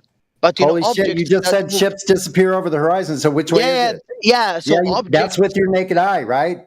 Objects will you just illustrate contradicted that yourself. it's a You're curvature. exposed Okay. like Mae West. So then, if it's a flat Earth, why do we have night and day? Holy shit! You're talking about night and day, not the surface of Earth. Stick to the sun moves. The sun If it's moves. if we have okay, why do we have night in some parts of the world and day in some parts of the world? Sometimes the sun is over one part of the world. If it's flat, why? So if it's flat, we have to. If it's flat, we have to witness day all along and night all along. No, that's not true because you're using a presupposition that the sun is 93 million miles away, that is shining on the whole entire Earth at one time. So this is not true. The sun is much more local than that. So when it is in one area, it's lighting up a certain area. As it moves away from that area, then you have nighttime. Where it's moved over, the sun has a geographic position over the Earth by the minute and second. That is the same location it is every single year to the second. This, for one thing, cannot happen on the globe. But as the sun moves from one area to the next, that's why you have night and day. It's a local sun. It's not 93 million miles away. It's all fantasy. So, Can I just quickly say something? okay. Can I just I have a- quickly say okay, something about go the ahead. sunlight rays? The sunlight rays has a limitation. It doesn't shine everywhere or here on Earth. Does that make sense? The sun's light rays has limitations. Has limitations. Yeah. How so? Do you know you said that the one part of the world has light and the other part of the world has no light? Yeah. Yeah, that's because yeah. That's why it's because the wrong. sun. No, that's because the sun has limitation. The sunlight rays, it doesn't shine No. everywhere here on Earth. No, Do you man. understand? Yeah, go on. You know, man. I used to be thinking about this planet. I mean, let's say this Earth, not planet. If it appeases you guys, I used to think that it is a flat. But now, I don't see that there is any reason to think it's flat, because why? I have a very important question. What do space agencies like NASA I would lie. why do they lie? Why? What do they benefit from lying? What He's starting to realize the Earth is flat, so now he's Okay, so negotiating. what do they benefit if it's round and not flat? What do they benefit? Come on. TV shows and stuff for you to spend your money on. To spend your money on what? How about $80 million every day from NASA to make you believe? See, they have a bunch of willing believers that don't ask for any proof of this globe. So why would they not lie if you're spending your tax money, $80 million a day, $2 billion a year NASA gets to fool you, and you bought it hook, line, and sinker? So do you think that you are more knowledgeable than all NASA and SpaceX and Blue Origin, scientists who invented everything and who went to the moon and who What did they invent? What did they invent? What did NASA invent? Spaceships. Spaceships that go nowhere. Oh, okay. So you don't see that with your naked eye? So because they invented spaceships, what does that? How does that help humanity? I am from Qatar, and I believe in this stuff more than you guys. You believe it? Yeah. Believe. Absolutely. Right. I know. I mean, I believe it. As if I'm saying, I accept it. Yeah, you're a believer. You're a believer. Oh, you said it. You're a believer. We don't believe the Earth is flat. I know it's flat. Period. For a fact. 100%. I know it. I don't have to believe it. You only have a belief. I have knowledge. So if it's flat, then do we have edges? Well, that's up for speculation. We don't claim the entire shape of the Earth like you do in your religion. Okay. Do you know flight radar app? Okay, so now you're moving away from the surface of Earth once again. No. If you use flat radar app, you will see that there are flights that go from let's say Cali to Russia, for example, and Russia is close to Alaska, okay? And do they go from west to east, or do they go from west to east? I mean, do they go from left to right or from right to left? Because California is on the right side of Russia, and if you go from the other part of the world, then you will have the longest flight history. So guys, it's spherical. That's okay. So your aircraft are flying. Your aircraft are flying in level flight. In other words, they're not negotiating or nosing down with the 8 inches per mile curvature, which requires 6,666 feet in 100 miles of vertical drop. The aircraft are not dropping their nose to negotiate this curve. They're flying in level flight the whole entire time. If you do a histograph or a side view of the aircraft flying, it goes up to altitude and it flies horizontal to the surface the entire way. Okay, please, can you name me just one scientist They that? fly with the nose pitched up. Just Can you please? Sorry, no, just stick with Sonny. Hi, Sonny. Sonny was telling you something, so you need to stick with that. Yes, it is in reference to a horizontal plane. We can acquire pitch data of an aeroplane trip, which will show that the nose will be 2 degrees above the horizontal horizon. Yeah, so this is proof that the ground below the plane is a horizontal plane. Now you need to show how is that not, that is not the point. Why is it doing that? This is all pointing to a flat horizontal plane.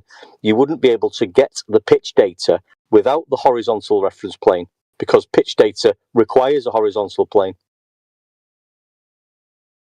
Guys, guys, just when I used to think that the Earth is flat or was flat, it was because when I looked at the moon, that was the only evidence that I thought. Yeah. Because I was thinking, I used to think that the moon was flat as well.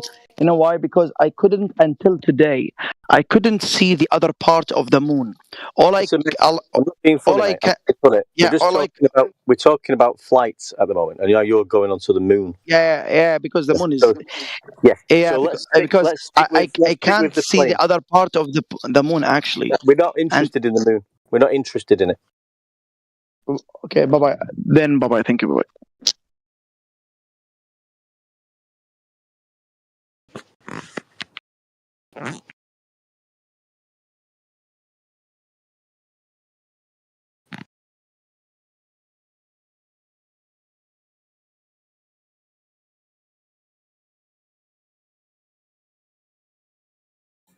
So couldn't stick with the flight pitch data, had to run away like a little baby.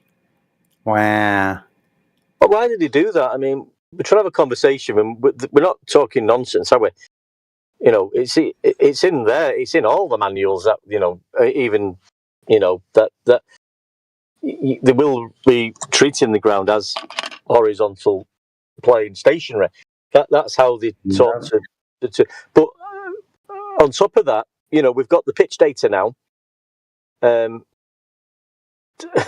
which is telling us you can't have the pitch data without the horizontal baseline.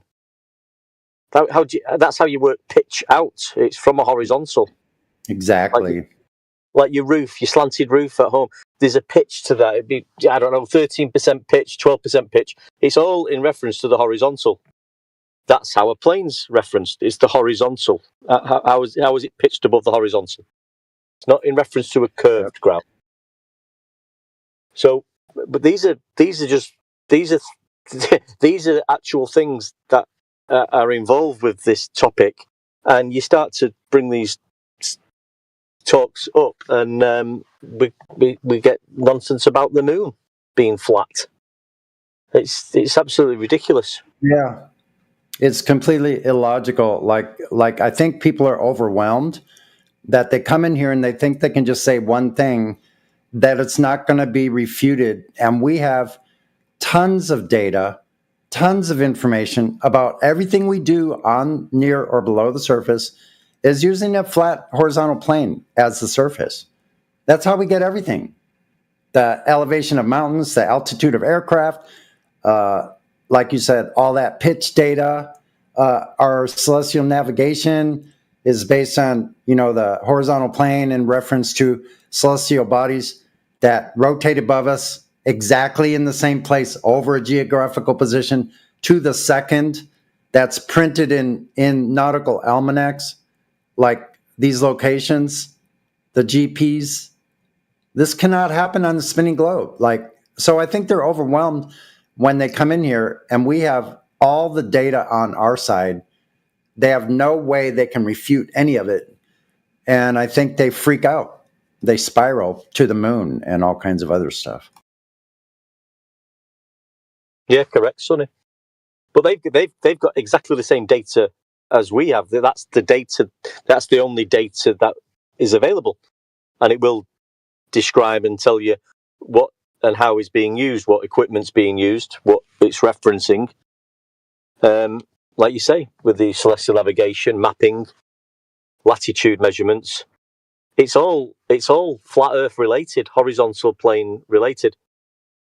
And even when they try to explain the globe, when they try and explain the globe, the first few things out the mouth will be altitude, which is above a level frame, again, sea level. They'll talk about elevation angles, which it's got nothing to do with curvature. It's not a curvature measurement, an elevation angle measurement. It requires a horizontal plane of reference. Yeah. And old dude, thank you for that, posting that. I was looking for that pitch data and I couldn't find it. So thanks for posting that. I didn't get it quick enough for that guy because he jetted out of here, but jetted out of here. That's funny. He flew to the moon. Take me to the moon. Da, da, da, da, da, da, da.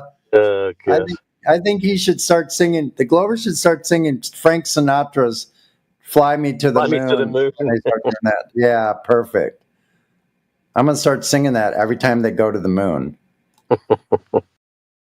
I'll have to get the lyric to that. That's probably pretty telling.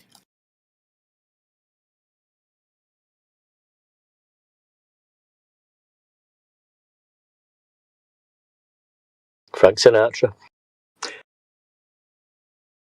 Don't mind a bit of Frank Sinatra.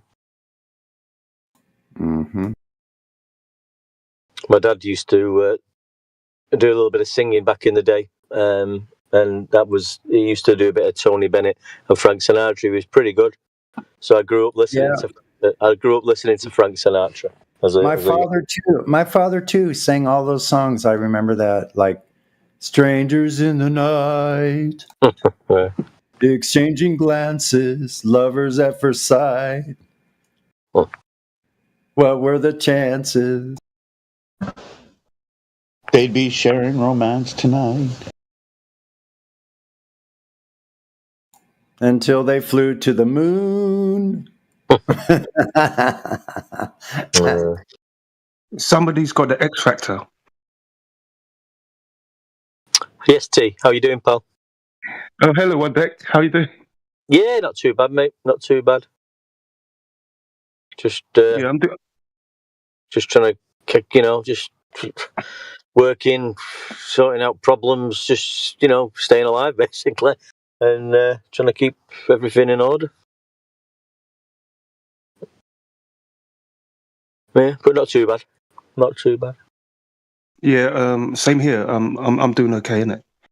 But I'm always here anyway. In 24/7, enjoying the show.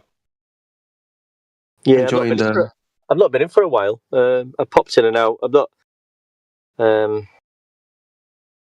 been on as much and getting as. I was getting a bit wound up with it all, and I've just spoke to that guy there, but I'm trying to just. Sometimes I can lose my temper a little bit, but I try not to do that now.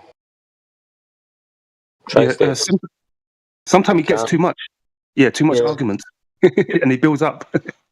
It's not. It's when they start being ridiculous. At that point, you've got to stop the conversation. Really, I mean, sometimes it's good for the audience to hear how stupid they are, but I think once you've got to a certain point with them, you need to. Once you've lost all logic and reasoning, you can't really continue, can you? Once people are telling that horizontal is not horizontal and level is curved, and the lights in the sky are proving the measurements of the ground that you're standing on, and when you're trying to explain how that cannot be in logical terms and giving evidence of how Earth is measured, and they start talking about the moon and the lights in the sky, all over from there.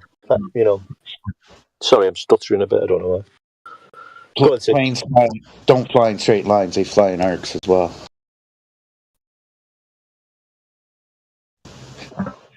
Sorry, that was just earlier. Oh, is that what he said? Yes, some of these globers, I don't understand them yet. The first time I heard about flat Earth, I knew straight away where to look. I knew straight away where to look and where to pay attention, which is the surface, the ground of Earth. Nowhere else you will find what the Earth looks like, apart from the surface. And I don't understand some of these globers. They kept talking about the sky, the moon, the lights in the sky, and all that. And that's not where you're going to find what the Earth looks like. Like, I find it really weird. Why don't they just talk about the surface, the ground, the layout of the land, how it's laid? It lays Well, what they flat do and horizontal. Yeah, They go try, on. well, not that you can even use the scientific method to prove the shape of the Earth. It's got nothing to do with that. But it's like the final experiment. You know, if they did observe a 24-hour sun in the sky, so that's a natural observed phenomena. First part of the scientific method, and then they'll draw a hypothesis from that. That well, it must be above the. It must be on view for 24 hours, obviously, because we think that's because the Earth's a sphere. Now, they've ended there then. They've got the hypothesis, which is the reason they think that's happening. Then they can't go any. You can't use the scientific method then anyway after that with that scenario, because how are you going to vary and manipulate the sun? You know. So all they do is use the first two steps, and then it's just a presupposition after that. That's all they've got. Plus, like I say, you can't. The scientific method has nothing to do with the shape of the Earth, by the way, either.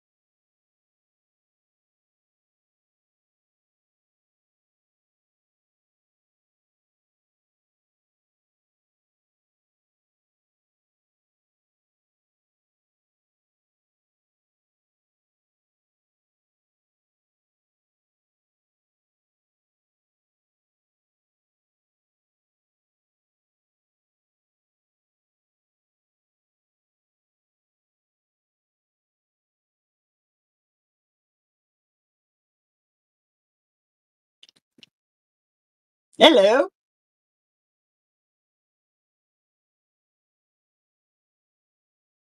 Hello. How's it going? Hi. Hi. Let's talk about the flat earth some. Let's go. Let's get this party started. Let's get the party started. What do you want to talk about? You got the hot seat. How about time? How the No, that's not flat Earth. stars, No, that's not flat Earth sun, either. moon, Nope. stars, time, it's all part of creation. So, I guess when you said you wanted to talk about flat Earth, you started rambling about other shit, not flat Earth.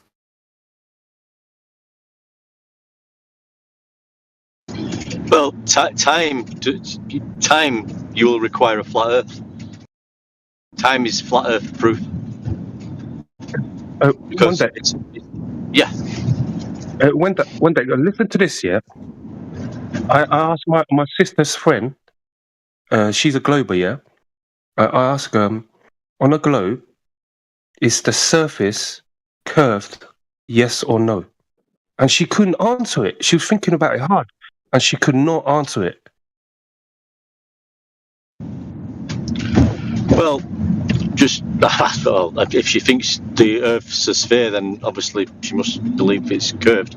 But back to the time thing, yeah, that's how time was, going back thousands of years when they used the sun, and we still do use the sun for time, and they used it, its angle above the horizon, the horizontal, to get the time throughout the day. The sun was named Horus, wasn't it, for hours? It gives you the hour of the day depending on its elevation angle above the horizontal. That's how a sundial works too. It'll require a level base. You can use the ground for that base to get the time. So yeah, time is a flat Earth measurement. She ran away. All right. Okay.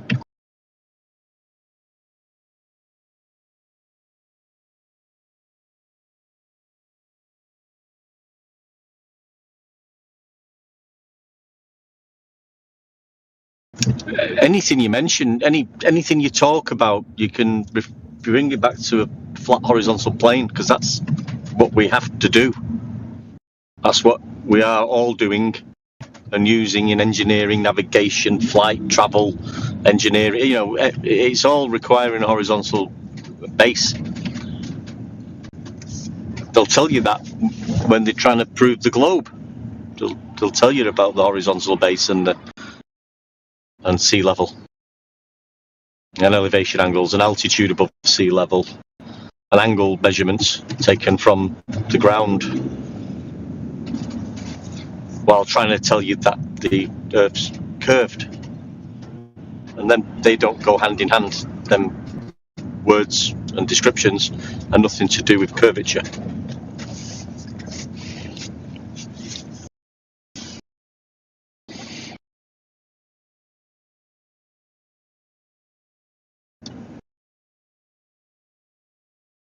They actually never mention curvature when trying to explain how curvature is measured.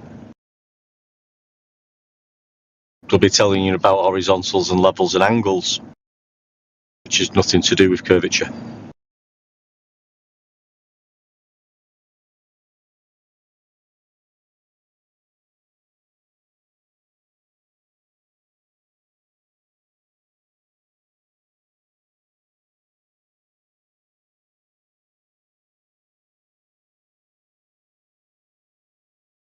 Yeah, one day. I think you said something ages ago about letting the globers speak, yeah, and they'll derail themselves or something like that.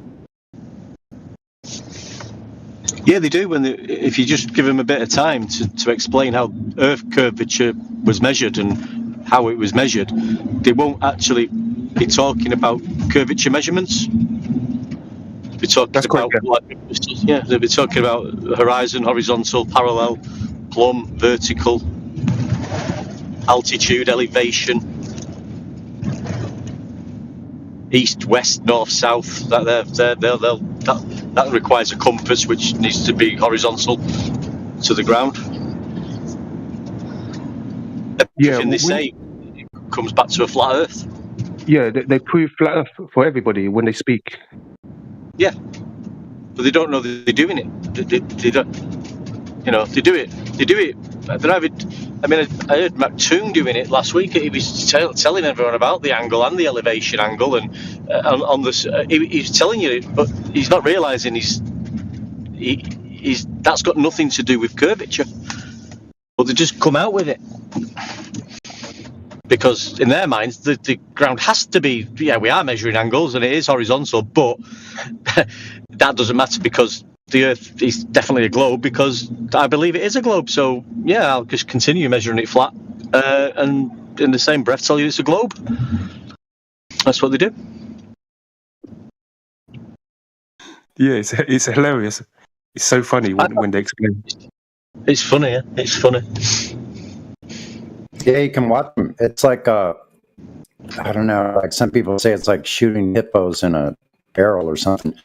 But you see how they, like, once they get to a point, they can't explain when we ask them for this measurement of curvature or any kind of information about curvature or globe Earth, they immediately escape and start looking at the sky.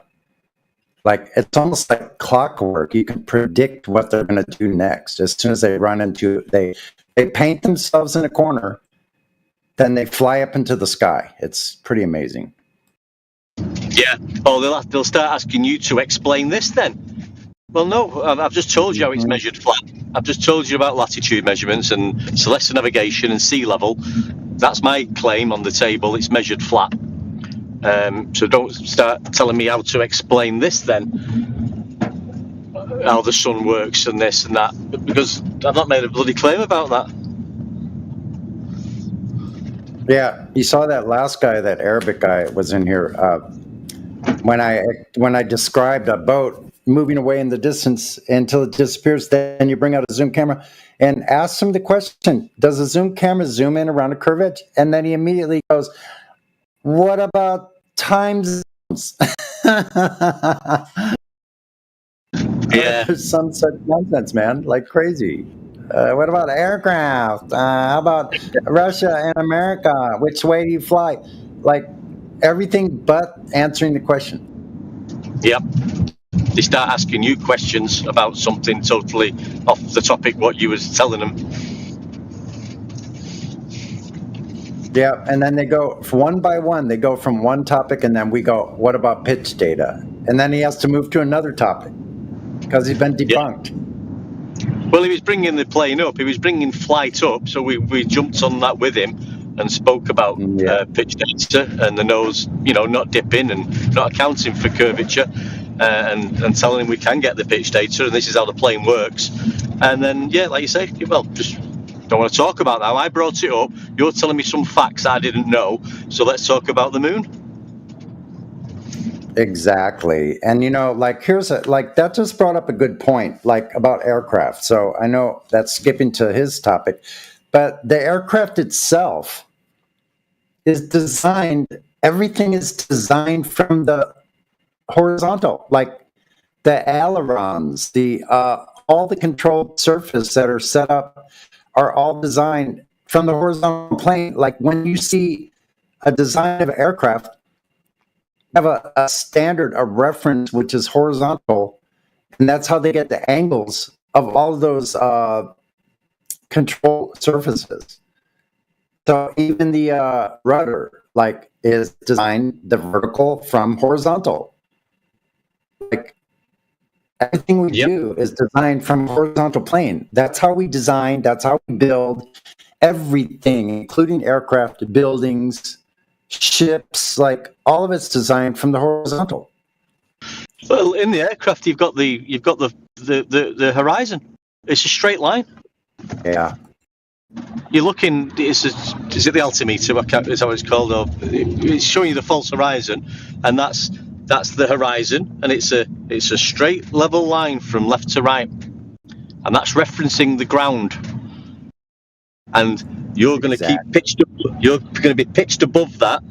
2 or 3%, I think, is the normal pitch, while you're at a constant altitude, which is a measurement above sea level. Yep, they just can't win. There's no argument, man.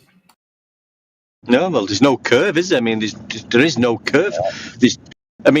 Even if they go back 2,000 years with the Greek proof, that's telling you how an angle's measured, which has got nothing to do with curves. Exactly. Does that angle measurement of the shadow, where'd that come from? Well, it's got nothing. It's got nothing to do with measuring curvature, has it? No, it's all measured from the horizontal plane, like any elevation angles of the luminaries, like all of it. They just have nowhere to go anymore. Like they can't run away from this. They've got the moon. They've got the moon, mate.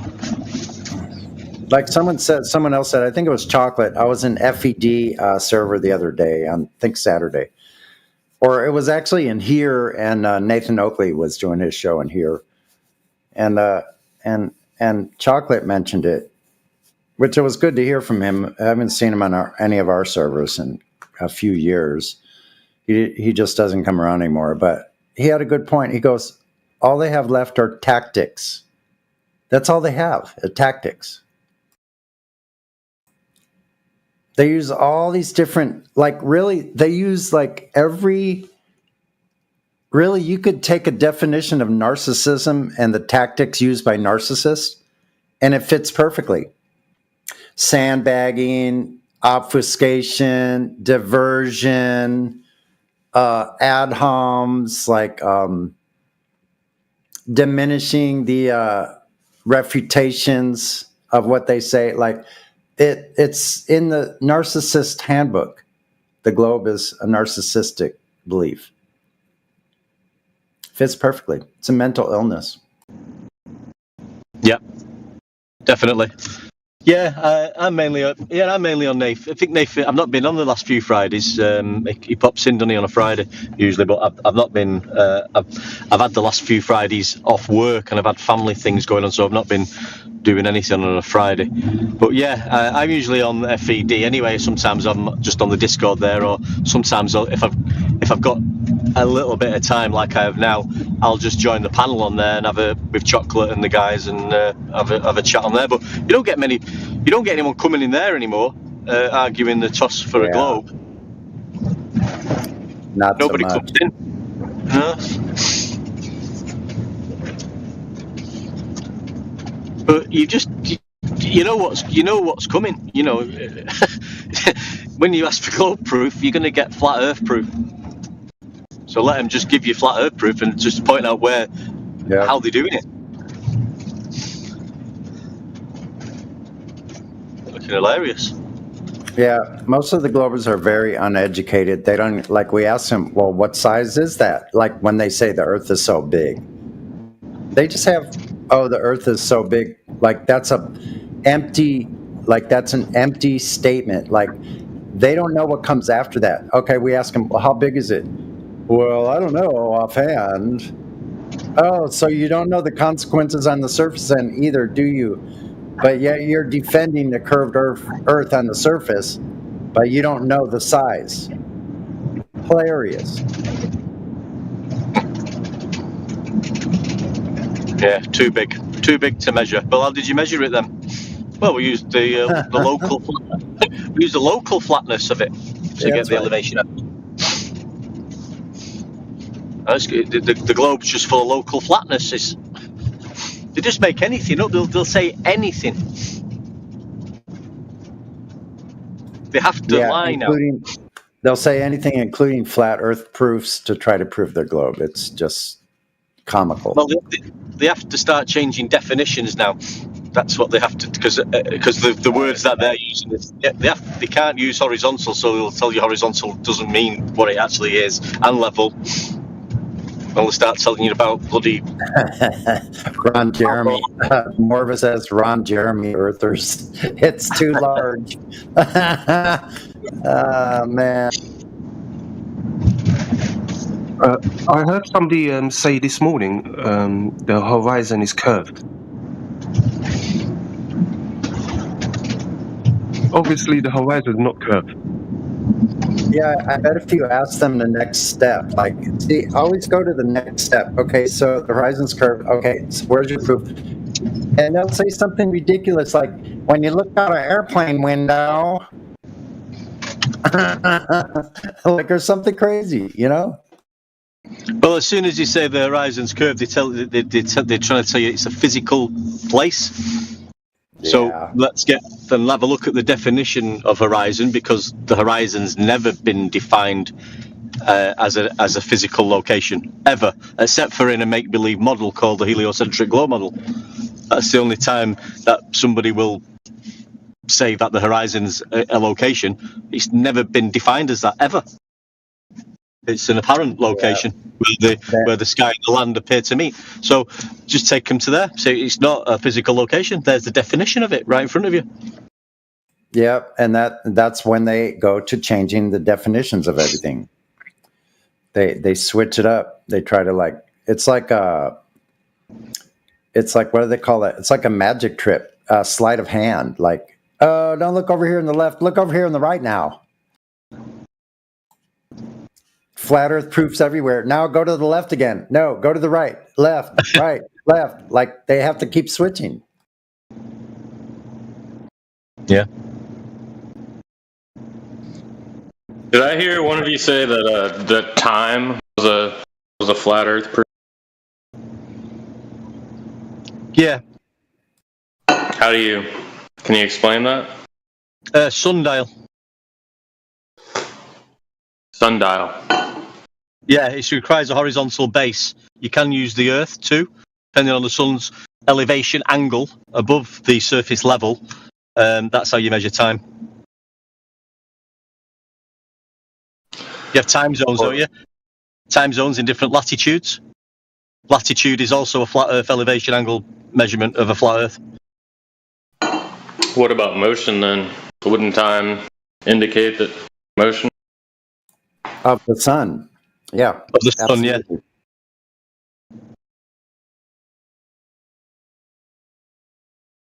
Motion of the sun, you're saying?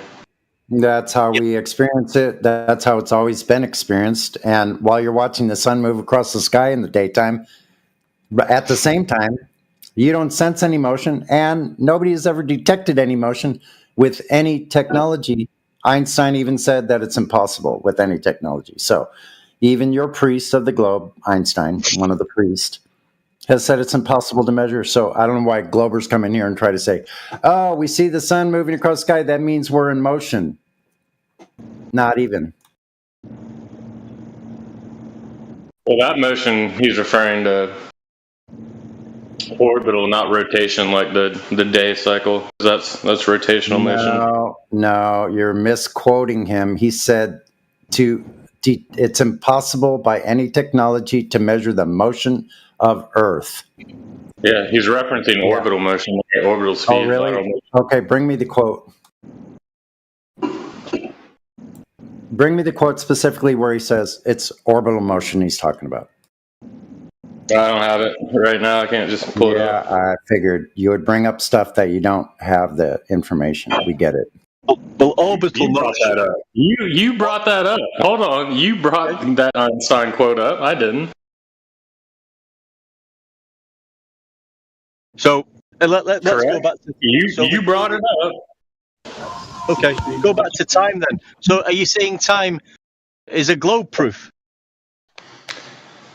It's definitely proof for motion, because the way circular motion works from our reference frame, there's an extra day, there's an extra rotation, and that only works with circular motion. Like, you can roll a quarter around another quarter, you can roll a smaller circle around a circle that's bigger, and you will see from your perspective there's an extra rotation. That's why there's a sidereal day.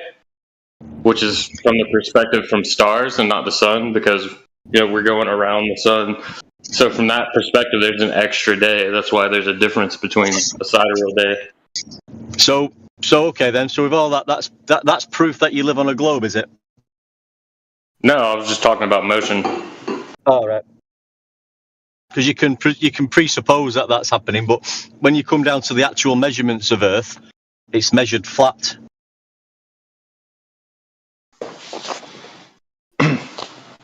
Yeah, I mean, I was talking about motion, but if you want to go to... Oh, no, sorry. Yeah, I was just saying that from years and years ago, they did use the sun's angle above the horizontal as a time reference. That's what I said before, and I think you just questioned, is that what somebody said? And I said yes, and here we are now.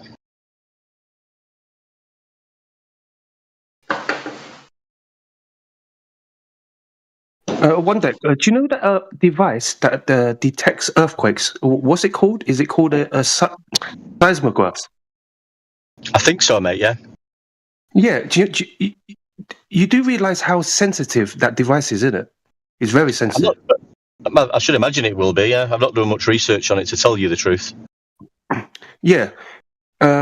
Shouldn't that device detect the motion of the Earth quite easily because it's so sensitive to earthquakes? Well, they say it would have to be an accelerometer, because the only motion it's going to detect is the acceleration. If you're the motion, like the orbital motion, that's linear speed, and that's relative motion, so it can't detect that. That's wrong. But the rotation, that's false. Circular motion is constant acceleration and constant vector change. So you're wrong. What am I wrong about? You're wrong about You're wrong about Earth and rotation of Earth being a linear speed. It's not true.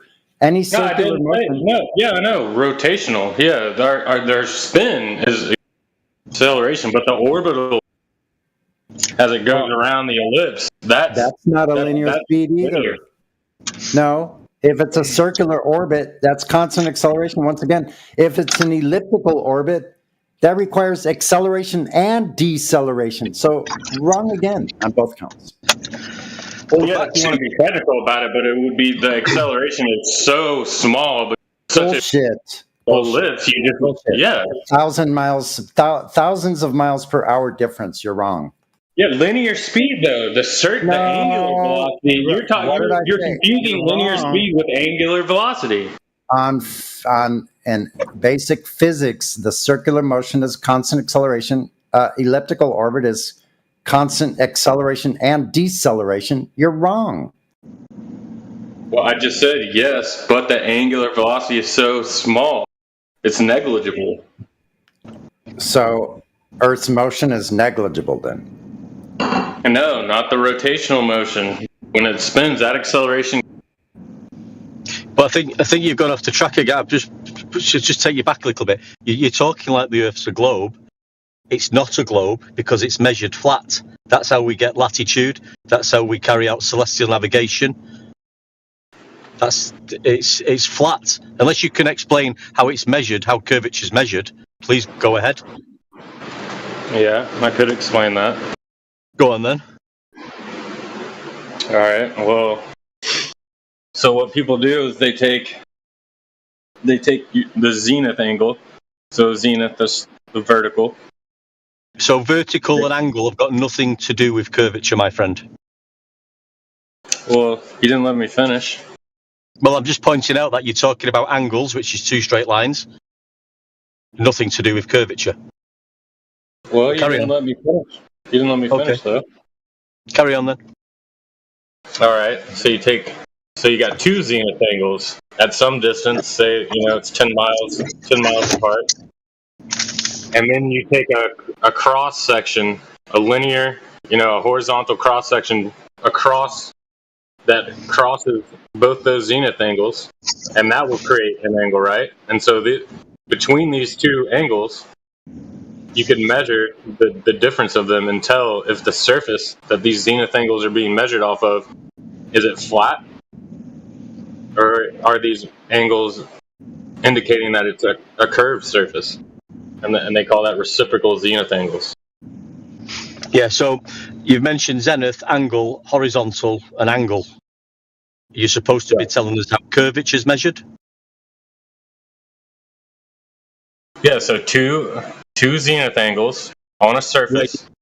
Wait, will tell what you surface? whether that. The surface of Earth? Yes. So you get an angle from the surface of Earth? You take two angles, two zenith angles. From the surface of Earth? From the surface of Earth. That's two straight lines then? The zeniths are straight from that point, yeah. Yeah, so not curved then?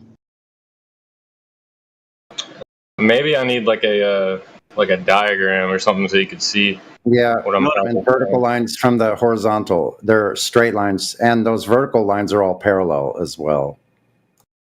Yeah, so if the Earth was curving, those lines would not be parallel. That's the thing; they'd be diverging.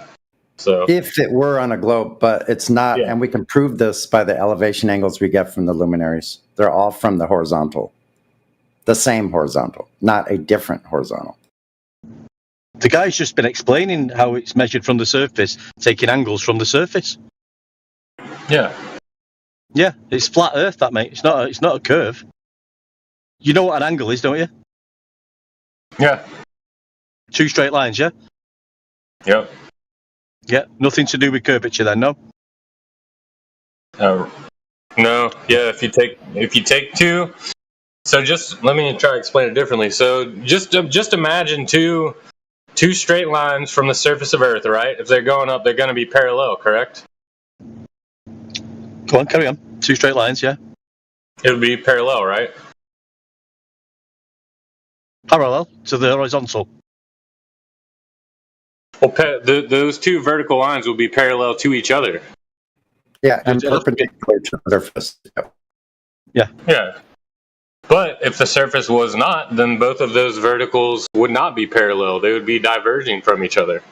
So that's the difference there. So if people are saying they're measuring those diverging, then they're saying, okay, we're measuring them diverging at this rate. This aligns with the radius of Earth.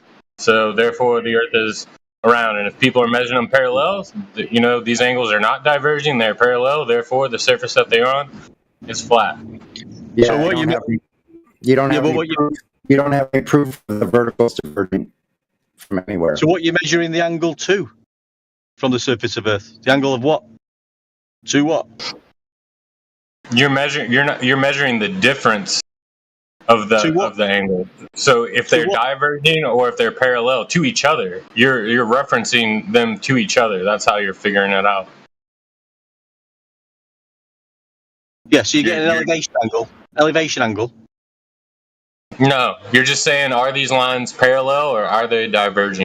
What lines? If you're on the surface of Earth, what line are you using?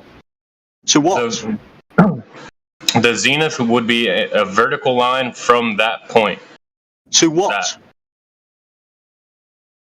Vertical from your position. To what?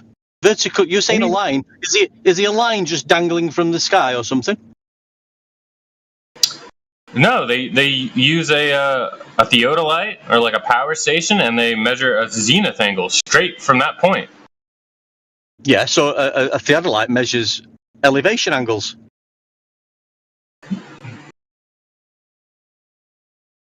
Okay. Yeah, which requires a horizontal base.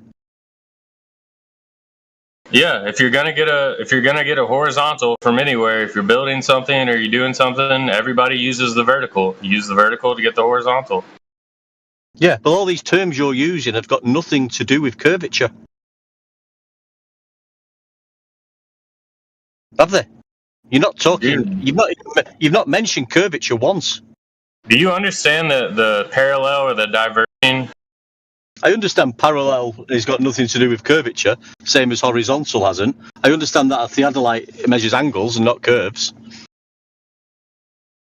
Well, I mean, we're not even arguing flat or round. We're just arguing the method. So I'm not an expert on it. I understand it. If maybe I'm just not explaining it good to you, but I mean, it's no, I understand. Usually, this isn't the argument that Flat Earth and Globe Earth usually have. I mean, the method is understood. They're just the argument is whether they're actually measuring what they're saying. And well, Flat we're Earth asking says, no, you're either lying or you're not doing it right. That's the argument. Well, you've got latitude on a globe, haven't you? Yep. How's it measured? What method's used? I'm not sure about how they measure latitude lines. It's an elevation angle from sea level to Polaris. All right. It's an elevation angle from sea level.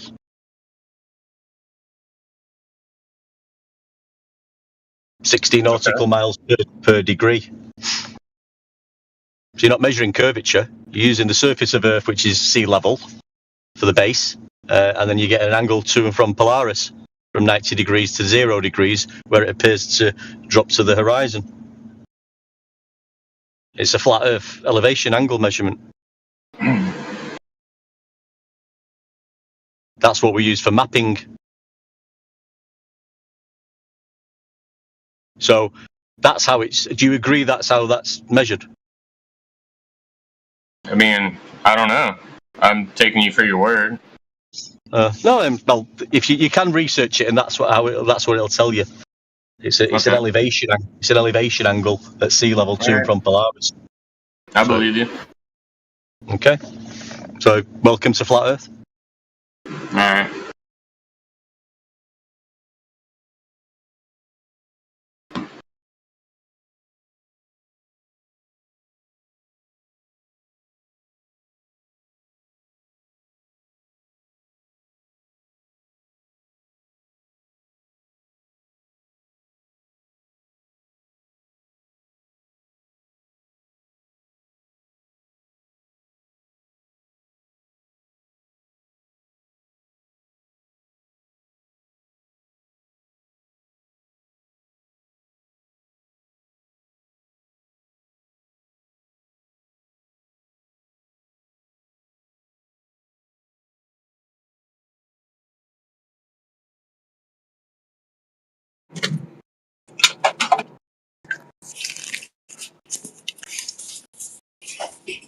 Oh, yeah, I've got a quarter lens as well, please. Brain surgery. Just kidding. Just kidding.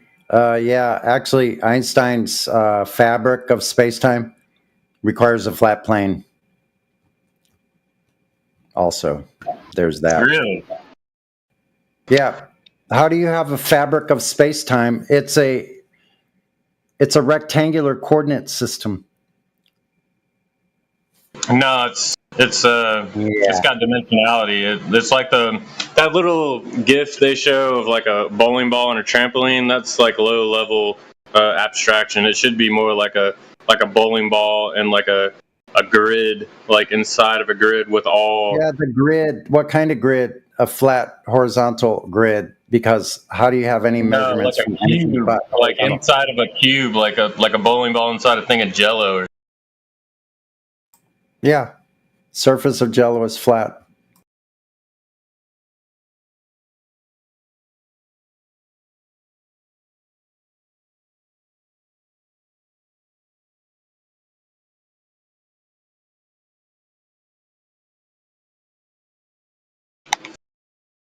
Well, yeah, so it wouldn't be like a bowling ball and a trampoline. It'd be more like a bowling ball and a thing of Jello, where from all aspects of the sphere is the gravity is. Yeah, when you make the Jello, it achieves level. So the surface of the Jello that the bowling ball is in is level, flat, horizontal. How else would you measure a deviation or a dimple in the fabric if it wasn't measured from horizontal? Is it measured at 2.5 degrees? 5 degrees? How many degrees from horizontal is it measured from? Well, it's only measured accelerated. Yeah, it's measured from horizontal. That's how you have measurements, any kind of angular measurement. So the dimple in the fabric of Einstein's spacetime measured from a horizontal plane also. Well, no, because we're not actually measuring gravity. We're measuring the, which would just be the acceleration. We can't actually measure. It doesn't matter. It's kind of a moot point because we know the Earth's surface is not curving, so. And we know it's not in motion either. And we know it's contained. It seems that way. No, it actually is that way. So it's, what if it just happens to be that the most simplest explanation with the least amount of presuppositions, like they say, Occam's razor? Yeah. Occam's razor. Is that the Earth is exactly the way we experience it. Every time we use the surface of Earth as flat and stationary at every level, using any kind of technology or anything that's on, above, or below the surface, horizontal plane is used to the elevation of mountains. Yeah. In all practicality, you're right. You know, practically, it's used and observed, and seems like what you're saying in practicality. But I mean, everything when it's like a rule of thumb. As the more you investigate something, like the deeper you go into what the mechanism is, the less you know. It happens every time. Like, the more you ask why something is the way it is, the more you just become aware of how much you don't know. Yeah, so the globe is never filled in any of those gaps, though. When we get to where we don't know, the globe has no answer for it, other than goes back to our own experience and practical usage, measurement. So it goes to empiricism itself. So is it observable? Is it testable? Is it measurable? Is it falsifiable? So if it's not those things, if the answer that the globe has is unfalsifiable, then it's not true. So did the guy just say it's practically used horizontal and flat? Yep. Well, yeah. So my question is this, then: if it's used practically, observed practically, measurable, and it is falsifiable, that it is, then where is it used anywhere practically as a globe?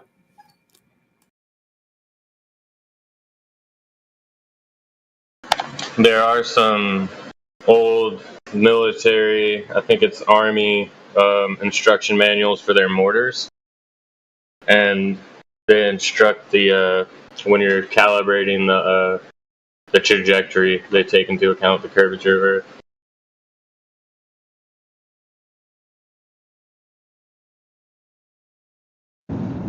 but there's no evidence of Earth curvature. We've only got evidence that it's measured horizontal, level, flat. That's how we get the latitude grid.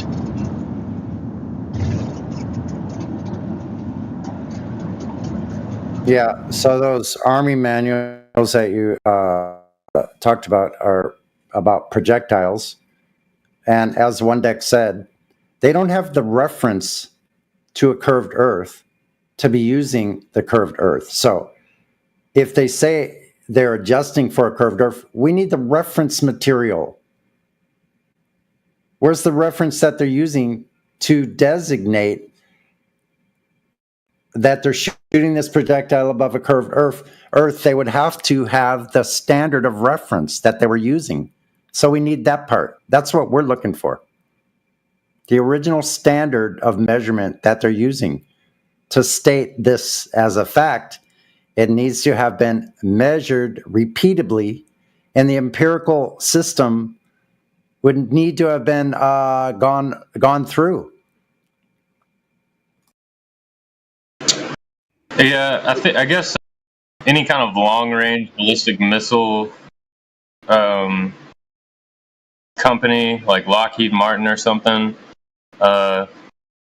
If it is true, then somebody over there would have to be lying, or because if you're sending missiles, many miles, from country to country, if the Earth's flat, you got to know it.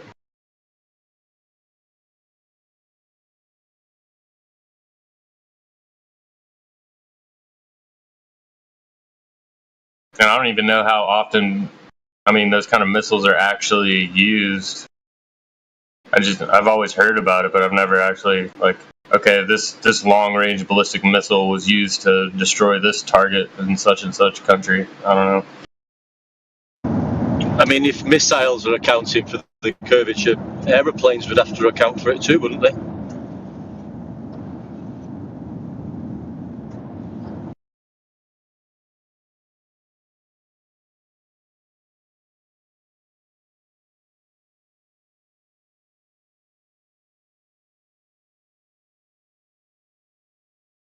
Not so much, because they're not they're not going that fast. Well, they're travelling at 600 miles an hour, going over the same surface as a missile, so they'd both have to account for exactly the same thing, wouldn't they?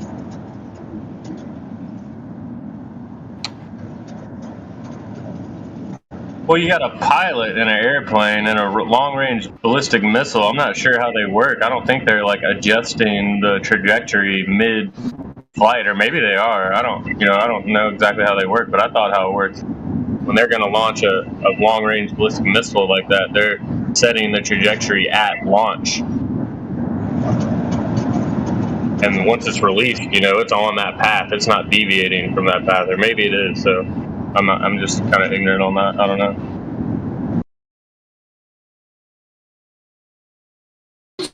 Isn't a railgun considered a ballistic?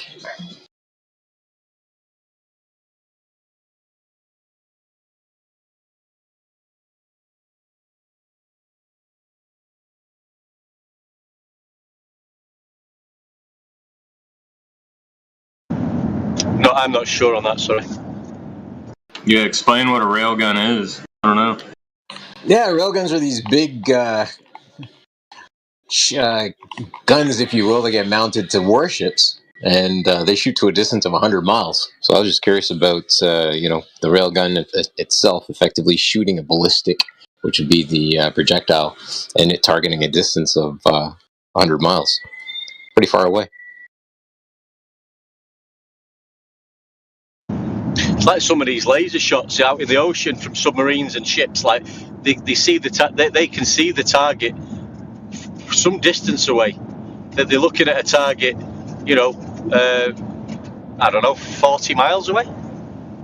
I think in some instances, and they aim at the target and shoot, and it hits.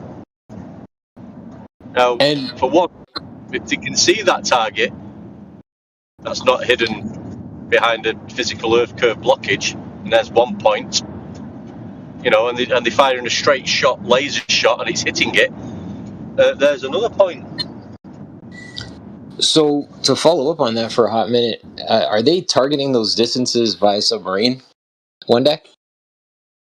Well, I think submarines can do that with laser, can't they? I think I've read that somewhere. They can shoot to a distance with lasers. When they surface, I'm just driving at the moment, so I can't. Yeah, no, I was just thinking about literally a submarine out of water is using a periscope. A periscope comes up above literally the surface of the water. I would imagine, I don't know, a couple feet maybe. So for it to actually target an object that's such a far distance away at such a short height above the water, interesting.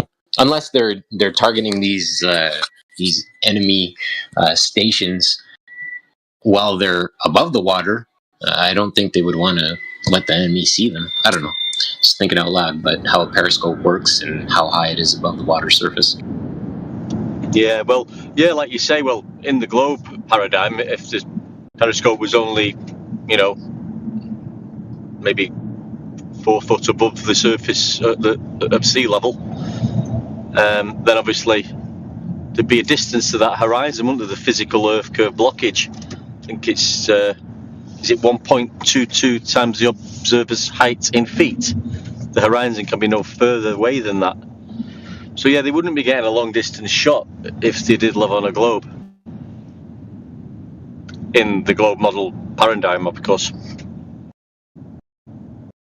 Very interesting. Thanks for entertaining that idea, brother. Appreciate that.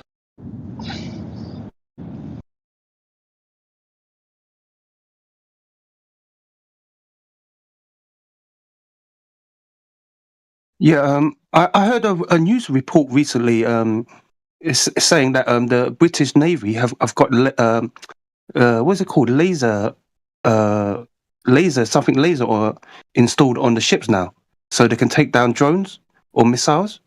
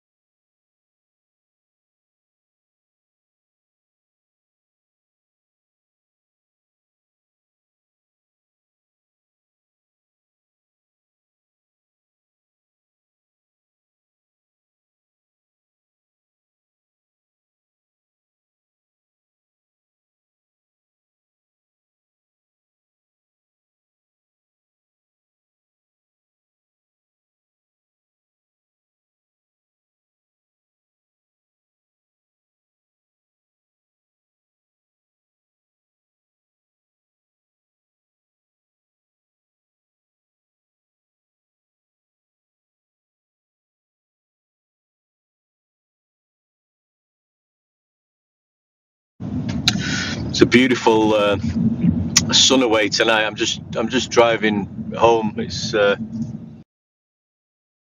5:15 in the evening, but sun looks magnificent where I am.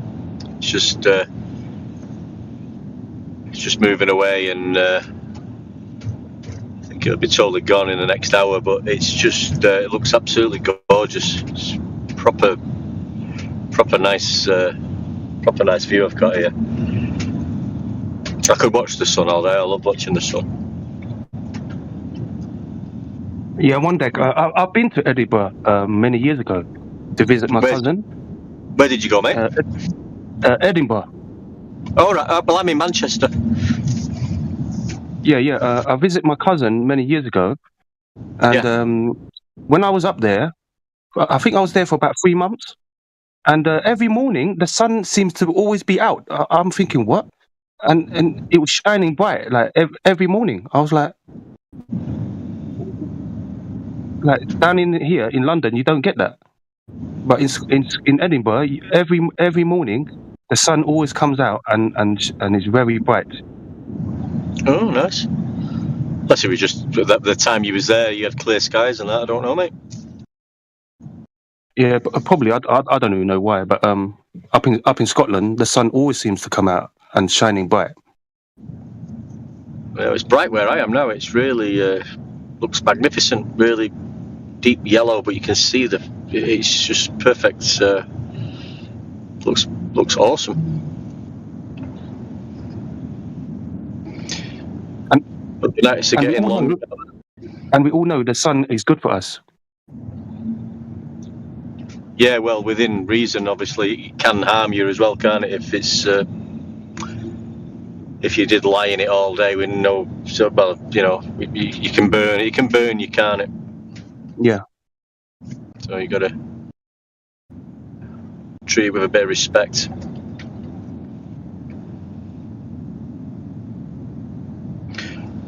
I don't know why they didn't get any elevation angles while he was on the Antarctica trip. It would have been interesting that to get the GP of the sun throughout the day. Just to have that. Just to have that. While you're down, just saying it. Yeah. Keep saying down there as if I'm talking about down on a globe. Yeah, while he was in Antarctica, if he was, get an elevation angle of the sun every hour. Get the GP of it, and then we will know, you know, his ground position throughout that 24-hour period. That would have been on top of my list. Yeah, one day, if I went down there, I think, all them lot that went down to Antarctica, I think they did a lot of video recording, but they're not releasing it. I think they're keeping it, some of it for pay-per-view, for monetary purposes. Yeah, I heard that. Yeah, they're going to release it and charge people to view things like that. Yeah, they're going to make a film, a documentary, Netflix, etc. Yeah.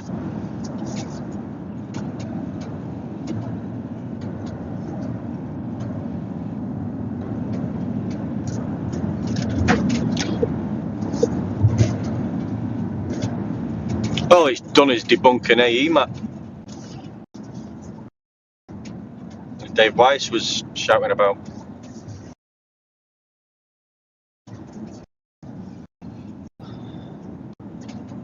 That's all it's done.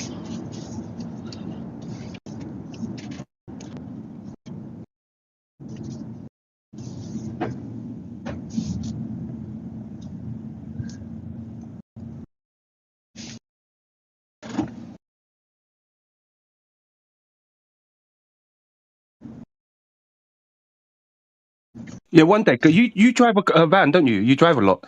It's Yeah, obvious. I'm driving now, mate. Yeah. You've been driving a long time, so obviously the surface of the road never curves down.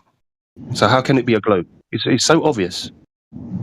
It's like Sonny was saying. You've never experienced a globe Earth.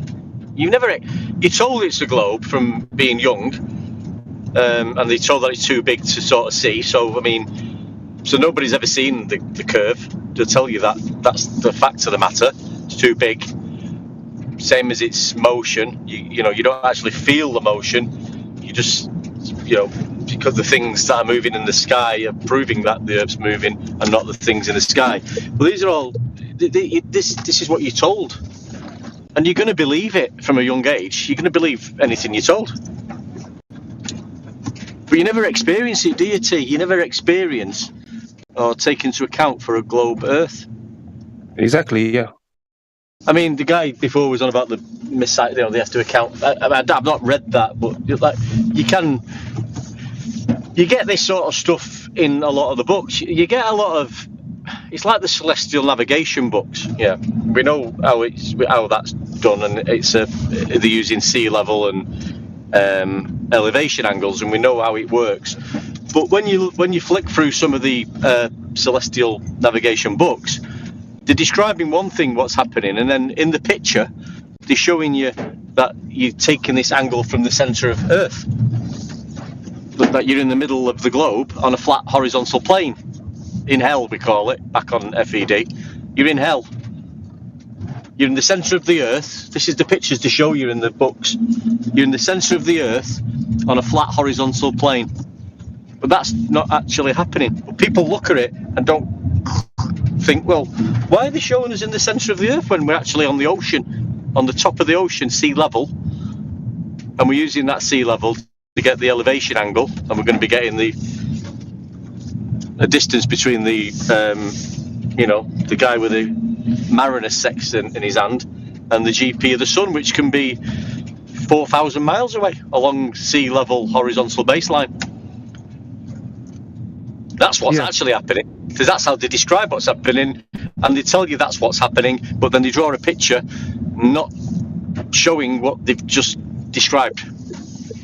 So you get a lot. You could get that in a lot of different books as well. You know, there's a lot of trickery out there. But if you stick to what is actually happening and what they're using and utilising on the surface of Earth, not in the middle of Earth, and they might do a missile saying, "Oh, we're having to account for this and account for that," when they're not really accounting for anything. It seems like they want to lead people astray to the reality. They want to lead people astray into they're describing their worldview towards you, your paradigm on your worldview, which is not reality. Yeah, well, it's not reality, is it? It's a model. Yeah, that's why it's called a model. It's a model of something that it's a mathematical model. It's just, they presume the Earth to a globe, and if it was a globe, they've measured some angles on the surface of it, and then did some mathematics to divide it by 360 degrees of a circle, and then that'll give you the circumference and radius of a globe. But they've not actually measured any globe. They've measured angles between 2 points, and then did some multiplication and division and a bit of presupposition, and said, well, if it was a globe and we measured that and then we divided it into 360 degrees because the Earth is a globe, because we're just going to say it is, that would be the circumference. That's what Eratosthenes did.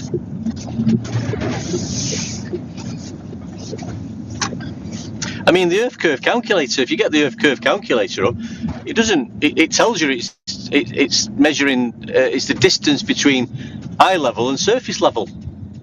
2 straight lines parallel to each other is how they're calculating the curvature. It shows you it's 2 straight lines. Surface level and eye level, they're both parallel to each other. That's in the Earth calculator. It's not showing you any curvature. When you see this, people miss it. It's like it's so stupid to believe that people are looking at this and thinking, "Oh yeah, this is how the curvature is measured." No, it's not. 2 straight lines, mate. Yeah, 2 straight lines, no curvature. There's no curvature in the Earth curve calculator. Exactly, yeah. It's funny. It's absolutely hilarious. How you guys doing? Oh, we're good, mate. How are you, pal? I'm great. I'm feeling fucking fantastic. Oh, I like to hear that, mate. How come? Have you had some good news today, or you just just buzzing because you're alive and well? No, I just feel good. That's good. It's great when you feel strong. Yeah, that's what happens quite a bit. That's what happens when you tell the truth. You feel strong. Guys, the truth will set you free.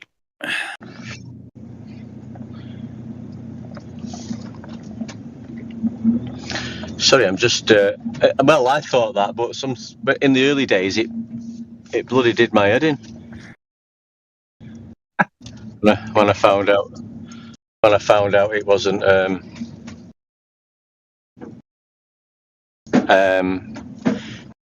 Oh, thank God for that. Sorry, I was pausing there because I was just driving down the road and there's a dog. It's one of these sort of pedigree dogs, a little puppy, and it was running all over the road and cars have had to stop, but their owners was trying to catch it. Anyway, they just picked it up then and it's not been run over and all's good. So anyway, sorry about that. I drifted off there, just watching something. Yeah, the truth will set you free. When I found out the truth that the Earth's not a globe, I've told you this story loads of times.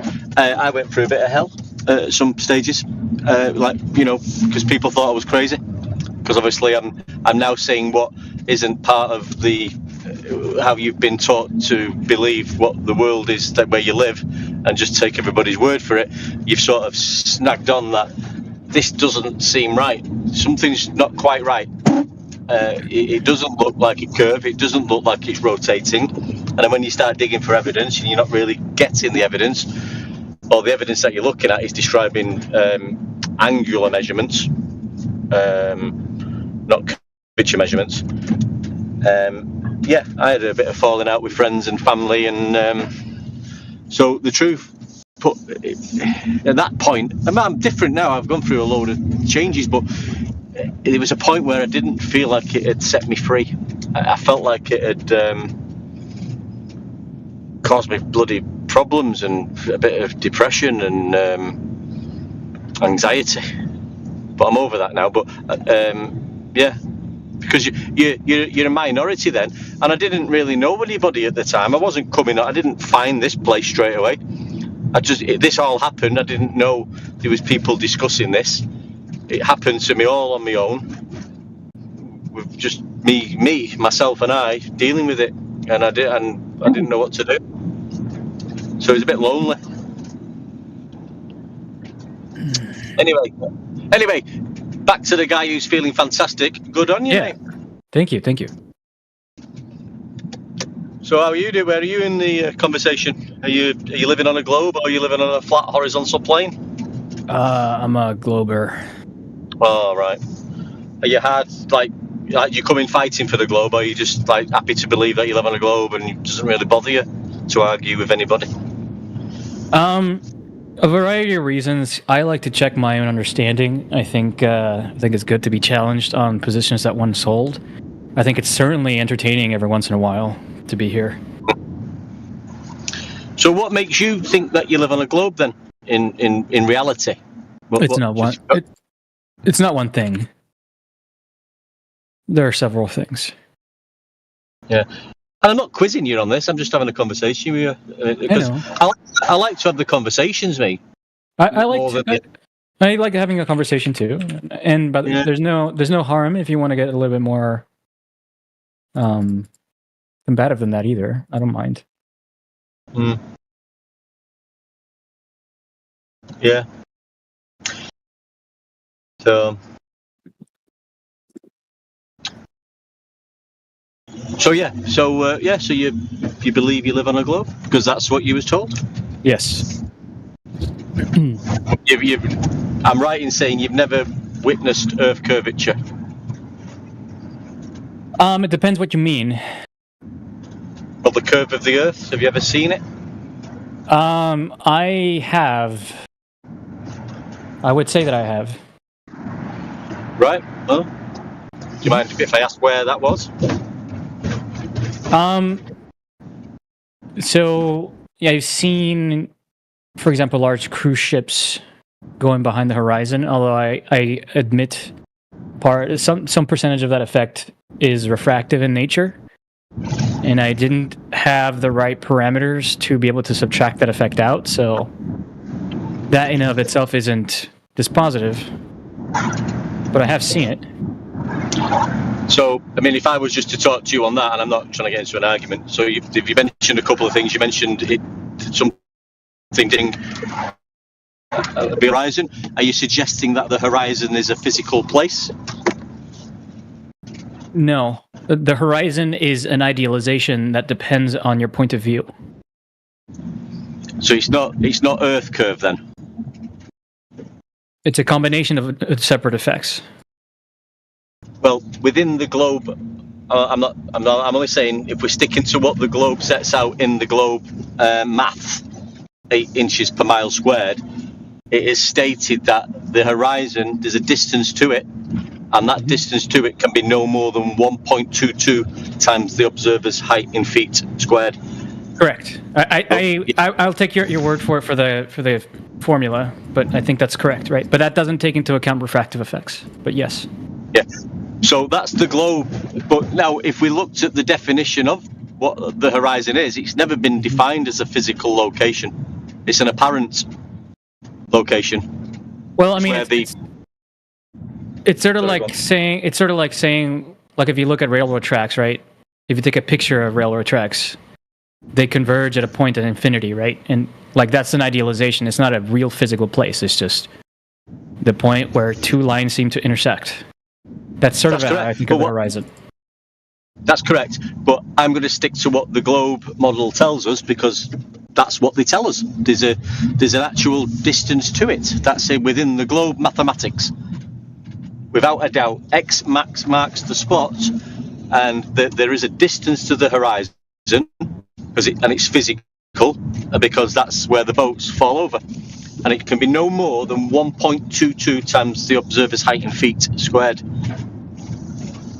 That's what they tell us. That's the mathematics behind the globe. So we have to stick to what the globe paradigm is telling us. Can't change that. I'm sticking to what they say. But obviously, we have got photographs showing that the horizon is beyond that location that they say. Yeah, well, this globe model also accepts electromagnetics, right? Which tells you that based on certain conditions, you're going to see more or less of that apparent horizon, right? Well, you mean if it's refracted? Yes. I mean, it is always refracted, just by different amounts, depending on the conditions, right? So my response would be, if it's refracted, it's no longer physical. It's changing with the conditions. Yes. So you can't measure to it. It's not physical. That's always been my position. Yeah. So if it's refracted, it's not a physical location, then, is it? I mean, I don't know what you mean by that, right? Like, that's like saying a picture is not a physical, like, location. Sure, it's a representation of an actual place. It's not the actual place, just like how a refracted image isn't the actual place. Like, I don't think anybody understands pictures to literally be a place. So if it's refracted and it's not the actual place, how do you get a measurement to it if it's not actually there? That's a great question. Well, you measure the effects of refraction based on the separate conditions, and then once you have that data, you can subtract it out or add it, right, depending on what the conditions are. One deck, how come you're streaming your camera? Sorry, mate? Wondering why you're streaming camera. Sorry, mate, I didn't realise I was. Let me know. Sorry, mate, I'll just go on mute for a minute. I'm just driving, sorry, mate. It's fine. It limits the room. Sorry, mate, yeah. Let me sort it out in a second.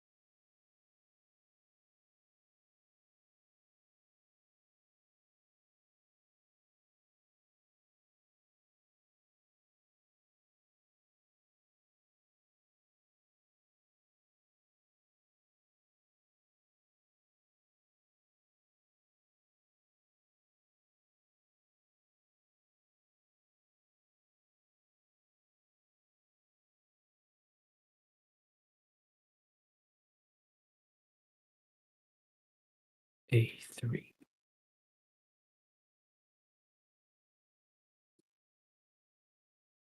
Hey, Charlie, can you hear me? Yeah, I can hear you. Oh, yeah, what's up, bro? Yeah, so that refraction that you were talking about, when we look at Snell's law of refraction, refraction only occurs when the light passes through two different mediums. No. Why no? It could be a continuous medium, right? Meaning it's the same quote unquote medium, but you can have different conditions for the same medium across space, like temperature, density, etc.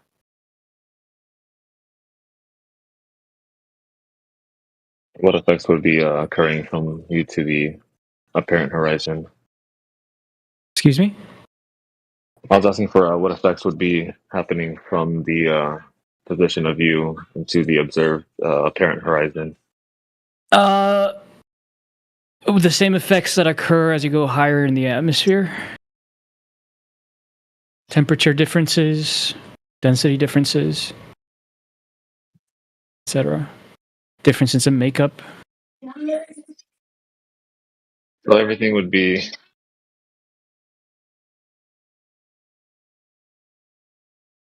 So everything would be in your paradigm refracting from over the curve and all stopping at eye line.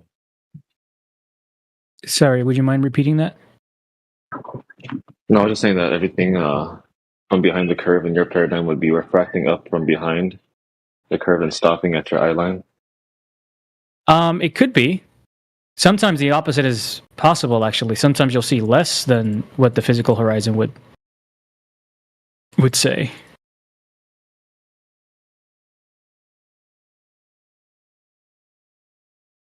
Sometimes it's even more complicated than that, meaning sometimes part of the image refracts more than the other one, so you get like a warped view. Well, I understand that you would say that it would be warping, but why would they all refract and then stop at your eye line? I don't know what you mean by that. What do you mean, Like, why would they why all isn't refract it- and stop at your eye line? Yeah, why isn't anything refracting up higher? Like, why don't you see mountains in the sky from behind the curve? Why don't you see mountains in the sky? Because there's only a certain amount of refraction that happens. Are you asking me why isn't refraction more intense? Yeah. Well, because the conditions in the atmosphere just don't have the parameters necessary for that intensity. So if you're looking out towards your horizon, Mm-hmm. then everything will just rise to your eye line and just stop. I don't know what you mean by that. What do you mean Well, rise to because- your eye line and stop? Nothing because- rises. The image rises. Yeah, that's what I'm talking about. Yeah. So you're asking me why doesn't the image keep going up into the sky? Yeah, because everything you're saying is Okay. behind the curve. Hold on. When you go to like Walmart, right, which I know you've been to, and you go to like the aquarium section, right? You notice that when you look at the tanks, you can sort of see into the tanks more than you should be able to, right? By just geometry. Do you understand that? Well, yeah, that's the refraction when you're looking through different mediums. Yeah, okay. So why doesn't that effect compound infinitely? Why don't you see yourself? Like that's a nonsense question, right? Like that's the same question you're asking me. Because there's a specific number which denotes how much the light's going to bend, and that's how much it bends. Well, yeah, of course, but I mean, it's because it's through different mediums. Yeah, it's the same with the atmosphere, right? Except you don't just have two different mediums, you sort of have like a incrementally changing medium, whereas you go higher and higher, you know, the temperature, the density, et cetera, and other parameters change. Well, we're looking through the same density at sea level. No. When you're on the surface, we're looking through the same medium. No, you're not listening to me. Well, what medium is changing? So, hold on. First of all, do you admit that refraction is a real effect? Oh yeah, of course. Okay, Dictated in excellent. Snell's law, yeah. Excellent. So, what is it about a medium that causes refraction? What is it about a difference in medium that causes refraction? It's density that the light has to pass through. No. Why no? Well, I'm asking you, like, what is the fundamental principle by which that explains why refraction happens? The density of the medium? No. You could have refraction between two mediums that have the same exact density. It's not Then density. that would be considered the same. There would be no refraction then. No. Why do you think Why it's no? density? Because that's what changes the direction of light. No. The density of the No, medium. you're just wrong about that. And like why you're challenging me on my understanding of density is I find it quite confusing. Well, it's not. Excuse me, my understanding of refraction. Excuse me. So Well, the sorry, reason why light bends when it goes across two different mediums is because light is electromagnetic radiation. It's like little waves of on the electric field, right? And the things that affect the electric field are moving charges. When you pass light, an electromagnetic wave, through a medium, that medium has charges in and of itself. The electromagnetic field moves the charges in the field, in the medium, right? Mm-hmm. And those in turn create their own electric field that add on top of the electric field that is the light. Okay? And the net effect of it is that certain directions get sped up and certain directions get slowed down. And that to us looks like the bending of light. That is why it is happening. So you're saying light can bend without changing mediums? No, I'm saying that you don't need a hard boundary between two mediums. It is just like the moving of charges that changes the direction of light. And for that...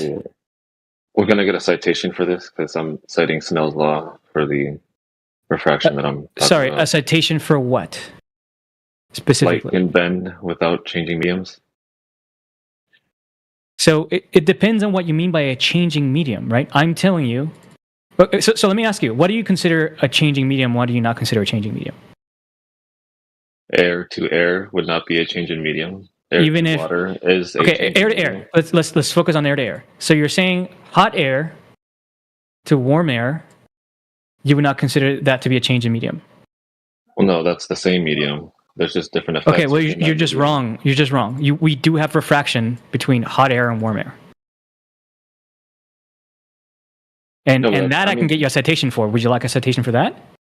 Well, yeah, that's fine. But I'm saying like air. Do you is want it the or same not? Medium. Or are you just but accepting the it? temperature is a variable within that medium. Hold that on. cause Can you answer my refractive question? effects. Yeah, of course. You want the citation for that? I said yeah, that's fine. But Yeah, that's realize that fine. the You're medium- accepting what I'm saying, or yeah, that's fine. No, you yeah, you that's want fine. I'll the take the citation. Yeah, I'll take the okay, citation. okay. But like the temperature is an effect within the same medium. Yeah, of when air. I say two mediums, I mean two mediums that have a different refraction index, and hot air has a different index of refraction than cold air. So the temperature of a building that you're observing would be different than from where you're standing. What? Is that what you're saying? Like, is that what would be causing the refraction? That the temperature is different from where you're standing to the. I'm saying that observed it's a object? collection of effects. That's one of them. Okay, so that one's negligible then, because if the I never said temperature it's is the same, negligible. well, if the temperature is the same not the at same. the object that where you're at, and the temperature that you're observing, whatever object it is, The then same it as would what? be- well, if you're observing a mountain, and the temperature at that mountain is the same at where you're standing. Do you would think that those are not the be- temperatures? Do you think those are the only temperatures that matter? Just the temperature of the object and the temperature of where I'm standing? Well, yeah, because you're going to be observing. Oh, something. God. So why would you? No, dude. It's the temperatures along the path of the light traveling to your eyes. All of those temperatures. It's not just where I'm standing and where the mountain's standing. Yeah, but would it not be the same temperature? Why would it be the same temperature? From your eye line to the object, you're Uh-huh. telling me that there's a temperature change between your eye line to the No, object you're that you're observing. not following me at all. So I'm like quite puzzled as to why you're challenging me on this. Well, you're saying that there's a temperature change that causes refraction. So I'm asking you. No, I'm not saying there is. I'm saying hot air and cold air do not have the same index of refraction. Do you admit that? Yeah, temperature can cause refraction, yes. No. Answer my question. Does cold air and hot air have the same index of refraction? I don't know what index of refraction you're talking about. Okay, why are you challenging me on refraction if you don't know like the basics of it? Well, because you're saying you quoted Snell's law, right? What is Snell's law? that light will bend when traveling. No, between two that's not different what mediums. Snell's law is. What is Snell's law? It's a refractive law. Talking about Cite it to me. Read me Snell's law to me, like out loud. What's the formula for Snell's law? X is equal to pressure multiplied by volume. Can you read it out loud for me, please? You can look it up. You can totally look it up. I don't mind. Well, no, it's fine. I'm not going to lie to you and tell you that I know what the formula is. I don't expect you to know it. I mean, you clearly don't know it. I'm saying you can go look it up and you will see that there's a little number there, a variable, n. Do you care to take a guess at what n stands for? I only believe in pussy. No, you can tell me since you know what it is. Yeah, that's fine. It's the index of refraction. Okay. Snell's law is a relationship between the incident angle and outgoing angle of a light ray between two mediums of different index of refraction. Cold air and hot air have different indexes of refraction. Okay. So clearly, you would get refraction there, even though you said it's not two different mediums, right? No. Yeah. Okay. So, so for the purposes of this discussion, cold air and hot air are two different mediums. Yeah. Okay, sure, but that's Excellent. why I was asking you. What From is heat? you as What the is heat? observer. Heat is kinetic energy. Okay, but from you, the observer, to an object that you're observing miles away, what is the temperature change between you and that object that you're observing? I don't know. It depends on which scenario we're talking about. You think there's just one answer to that question? Well, you're invoking temperature change. What temperature change can cause that refraction if there is no temperature change? I don't know what you're talking about. I'm. You still in Snell's law. You still gonna need between the two mediums a surface area or a barrier between the two mediums to have the refractive effect that you're actually claiming. So in the air, you don't. If you're looking through the air, where is that barrier or that surface area between the two mediums? I don't know what you mean by surface area. What surface area? Like if you're let's say you're in water, right? You're under the sea. You're under the sea, and then you're looking up towards the air. The surface between the air and the sea and the water, right? That surface area it can be taken as that. Volume. Can you show me where in Snell's law that surface area is in the formula, please? Yeah. F. I'll wait. It's the F in the formula.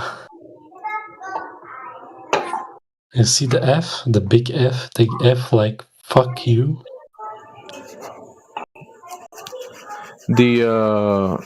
Isn't the refractive index in the air like 0.001 or something like that? Are you going to answer my question? No. Yes, sir. Okay. Because you're not looking through an equation, and if you're gonna talk about numbers and you're talking about air, the refraction index in the air is minimal, and you're gonna need the two mediums and the barrier between those two mediums to have the refractive effect. Nope, you're just wrong. There is no surface area. Oh, good argument. In Snell's law. Argument. You're just wrong. I mean, my argument is Snell's law. Here's I'll post the formula right now in the chat. So Snell's law is wrong. Then. Snell's law is wrong. Gotcha. That's your claim. That's your claim. That's your claim, sir. You're saying there's no barrier or surface area between the two mediums to cause the refractive effect? No. That's nowhere in Snell's law? That's nowhere in Snell's law. I just posted it. I just posted Snell's law. Okay, where is it? You posted Snell's law as as an equation? Yes, the equation. Oh gosh. Is that the definition of it, an equation? What? Is that the definition of Snell's law, an equation? Or Is that the definition of Snell's law? Yeah, that's what it says. It's the mathematical representation of the statement of Snell's law. Can you post the definition of it? The actual law, Snell's law. That is the law. I just posted it. What does it say? Read the definition. It says the sine of the first angle over the sine of the second angle is equal to the ratio of the index of refraction of the second medium over the first medium. There you go. So that angle between the two mediums is the surface or the area that I told you about. No. No, you just don't know what you're talking about. Angles don't have units of area. You just don't know what you're talking about. That is where you're getting the angle, the refractive angle from it when between those two mediums, that surface or that Sure. I'm not going to argue against somebody that didn't pass second grade math. You mean angle, right?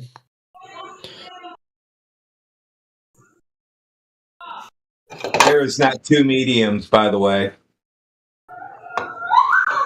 He's saying that temperature is two mediums, and he's claiming that he's looking through whatever observation, and there is like a hot weather front, and the next to it is a cold weather front, and he's looking through that, and that's why he sees everything horizontal and not you don't see the globe or something.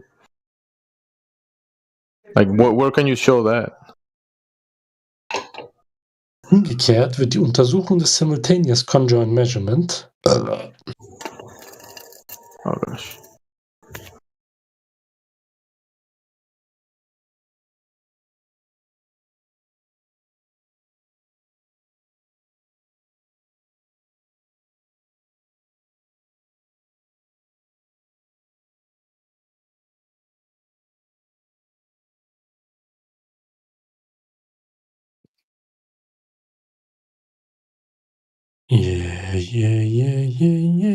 Will man nun die Unterscheidung von direkter und indirekter Messung ausgesetzt?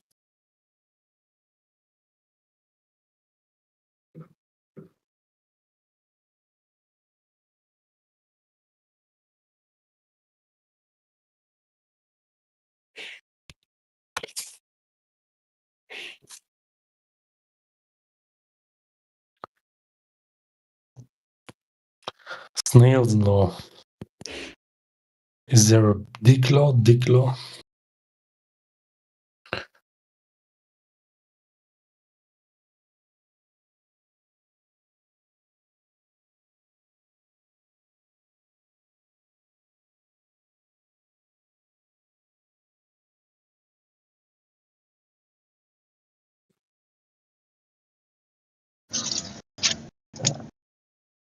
Well, back in now, guys. Yeah, T, you all right, mate?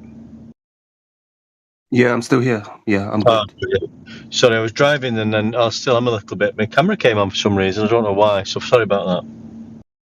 I think you pressed the wrong button. Sometimes I press the wrong button as well on the phone. Right, must have done that. So, how did we get on with the? I was talking to the guy about the refraction. Yeah, we got into refraction, didn't we? And the horizon actually never being defined as a physical location, except for in a model. Yeah, Charlie's still here. I don't know if you want to speak to Charlie. Charlie, are you still here? Yeah. Charlie, you want to speak to you want to speak to One Deck? Sure. I think we're Charlie. Hi, mate. Sorry about that. I think we was at. You was in the globe model, the horizon is a physical location. Yeah, it doesn't account for refraction. It's a physical location. No. Are you staying? It's set out in the maths. X marks the spot. We No. can get that up we can get that up and have a look at it if you want. It's in the Earth curve calculator. X marks the spot of the horizon. It can be no more. Yeah, the distance to it can be no more than 1.22 times the observer's height in feet. That's the mathematics behind the globe model. That's what you have to stay with, unless you're making your own model up. No. So are you staying with the globe? No, I'm not straw manning. I'm going with the globe model. Nope, you're straw manning. There's no glober that says that the geometry of the planet is the only thing that goes into the calculation of where the horizon will end up being. It's in the Earth curve calculator. Right. That does not take into account refraction at all. Exactly. That's my point. Correct. Right, but the makers of the Earth curve calculator don't deny the existence of refractive effects on the atmosphere. It's not accounted for in the maths. It's not accounted for in the program. Yeah, so it's not accounted for. So we're going with the globe model. Maths? No, so you think this calculator is equal to the globe model? Because they know the place of refraction. You're trying to put something where it doesn't belong. You're trying to. Nobody here is denying refraction, but you're saying that refraction is happening in this instance when it's not happening. You don't have you don't have the conditions to claim refraction. That's why they don't use it on the globe calculator. The conditions are you familiar? Got a refraction. Do you get it? Are you familiar with Walter Bisland's calculator? Yeah. Why are you not using that one? What? How does he measure curvature? Are you familiar with it or not? Yes, I am, yeah. Okay, why are you asking me about it then? I'm not asking you about it. You brought it up, not me. You asked me, how does he calculate curvature? No, I didn't. Okay. I didn't ask you that at all. You did.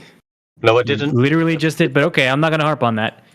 No, you brought Walter Bisland up, not me. I did. I brought him up. Yeah. I didn't say you brought him up. I brought him up. No. I asked if you're familiar with it. You said yeah, and then you asked me, how does he calculate curvature, right? No, I didn't. Yes, you did. How does he measure curvature, not calculate it? Oh, God. Well, you've got to really, you're going to split hairs this hard? Is this really what we're going to be doing? Let's stay friends, mate. You don't have to start shouting. What I'm saying is, there's a difference between calculate and measurement, so we have to be careful in this arena what we're saying. Now, we're talking about a measurement of Earth, aren't we? You're saying it's measured, curvature can be measured, yeah? And there's a distance to the horizon. That's what the globe predicts. I don't have the patience to do this right now. Sorry. Skip me. Okay, no worries, mate.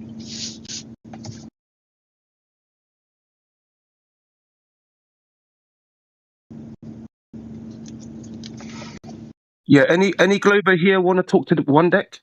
Well, you can talk to anyone. I'm just saying, like, what I'm saying to Charlie is, I'm not trying to get into a fight or anything. I'm saying the globe model does state that X marks the spot of the horizon.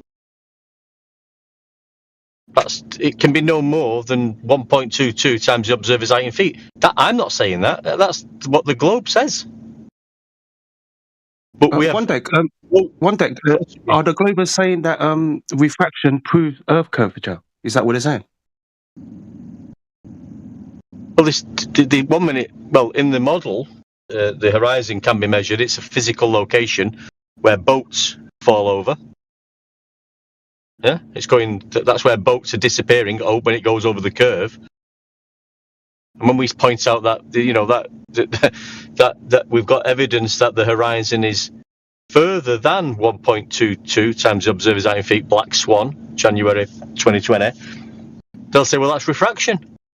Well, if the horizon's refracted, it's not a physical location. It's moving around depending on the conditions. The only way you'd be able to measure to it is if you had no ATMO day. So they need to make their mind up where they're at with this. Yeah, there's many types of refraction. I don't think they understand all the types of refraction. Well, there's only one refraction. I mean, refraction is it needs two mediums. Yeah. Yeah. Yeah, it's like when you put a pencil in the air and water, it appears to be it's distorted, isn't it? Because it's passing through two mediums. Yeah. So I don't know what two mediums that they're looking at when they're looking out at a boat.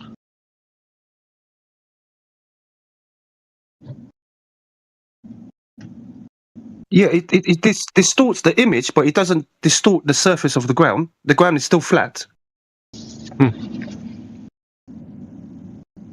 Well, sea level is level. Yeah. Yeah, he was arguing that refraction is a phenomena that causes balls to look not curving, to look flat. That's his argument, which is nonsense.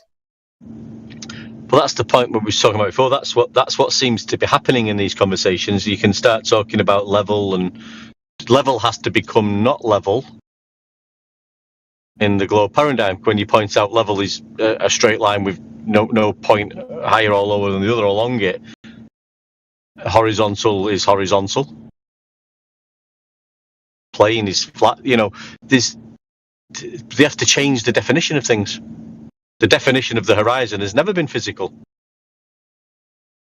It's an apparent location where the sky and the earth appear to meet. That's what it is. It's never been described as a physical location, except for in a make-believe, heliocentric Catholic religion globe model, where people think that when you look out at the sea, at the horizontal horizon, that's curvature. It's not.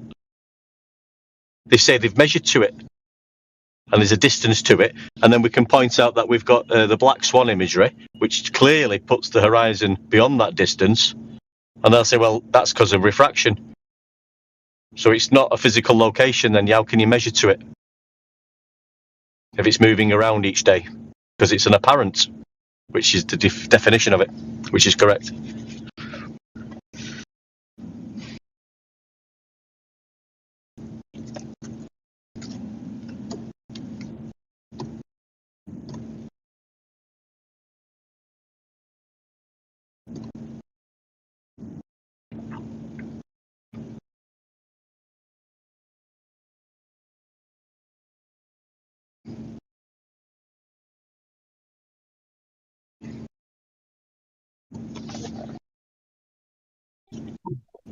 Yeah, I think Charlie left because you was about to ask him a very important question and he wasn't ready. So I think he knew that it was coming and he left early.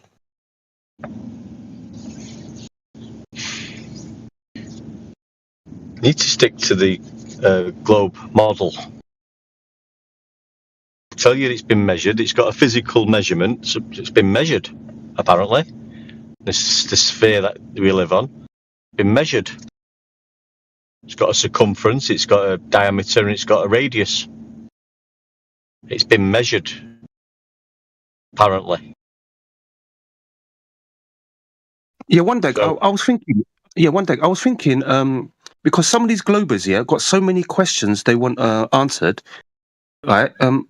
I say to them, firstly, don't worry about any other questions, Right. Firstly, pay attention to the surface of the Earth first. Understand it 100%. Once they understand it 100%, they know the Earth is flat. There's no drop over distance or curvature. Yeah. And once they understand the surface of Earth 100%, then ask questions. And many of their questions will make more sense. Does that make sense? Yeah. Yeah. Well, it was like the guy earlier who was telling us about the zenith angles and measuring angle using a theodolite, and he was trying to tell us that's how the curvature of Earth is measured using a theodolite, and measuring the angles to I don't know if he said lighthouses or poles or something. That's how the Earth curve's measured. That's what he said. But he's measuring angles to a pole. It's ridiculous. Yeah. Who has measured Earth curvature? Who first measured it? How did they do it? Who was it? What equipment did they use? Just back in a sec, guys. Back in a sec.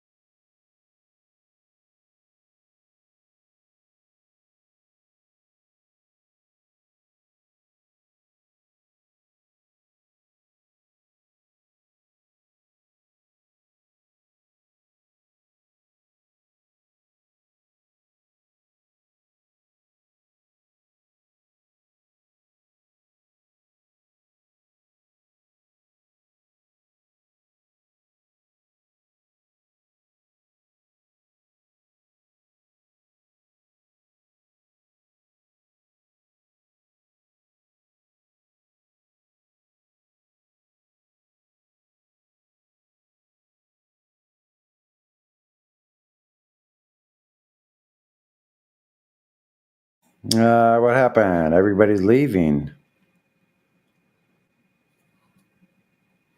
Wow, that was quick.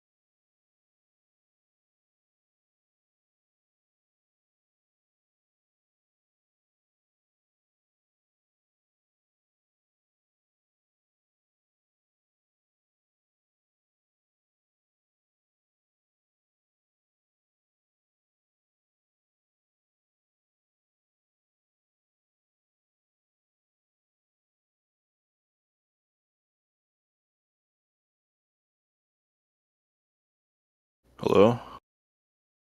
What up? Hello, conspiracy.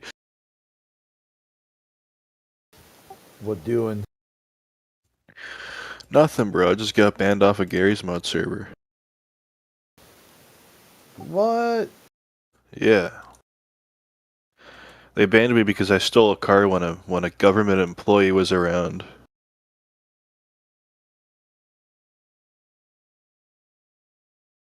It's like an RP thing. Yeah, it's an ultra serious roleplay server.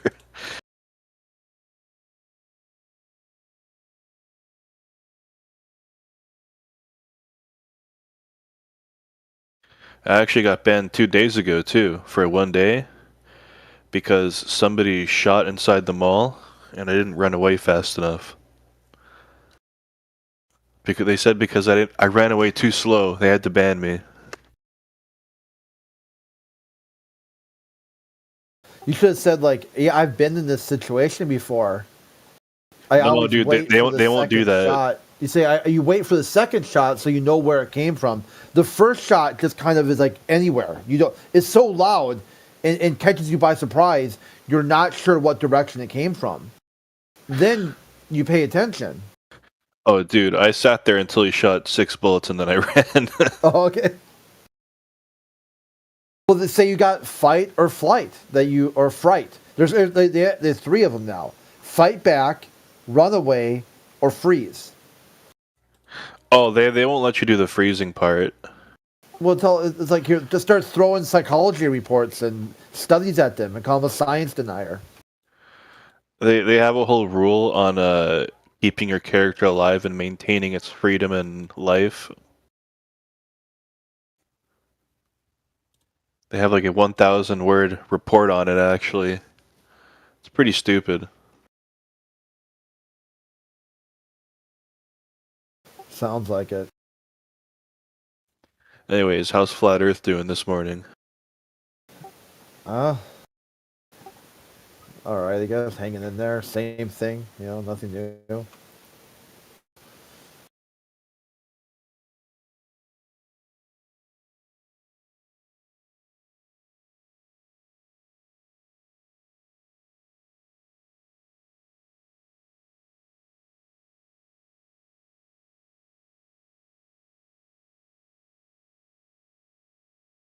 Okay. I'll be right back.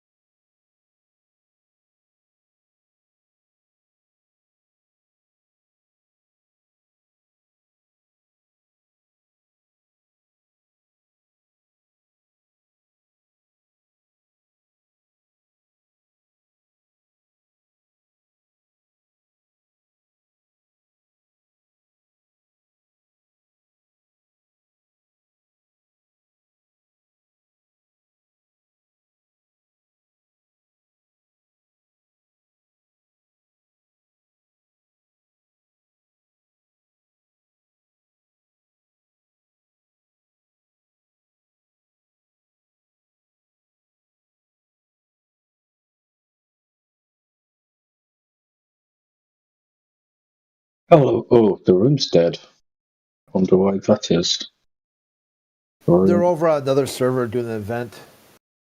What other server? Well, we're not supposed to advertise, so. Oh, really? What the hell, man? So they're on another server doing an event, but we're not allowed to know where the event is. Yeah, that makes a lot of sense. Can you at least PM it, message it to me in private? I mean, that makes more sense. Yeah, I could do that. Hold on, give me a second. But Fred,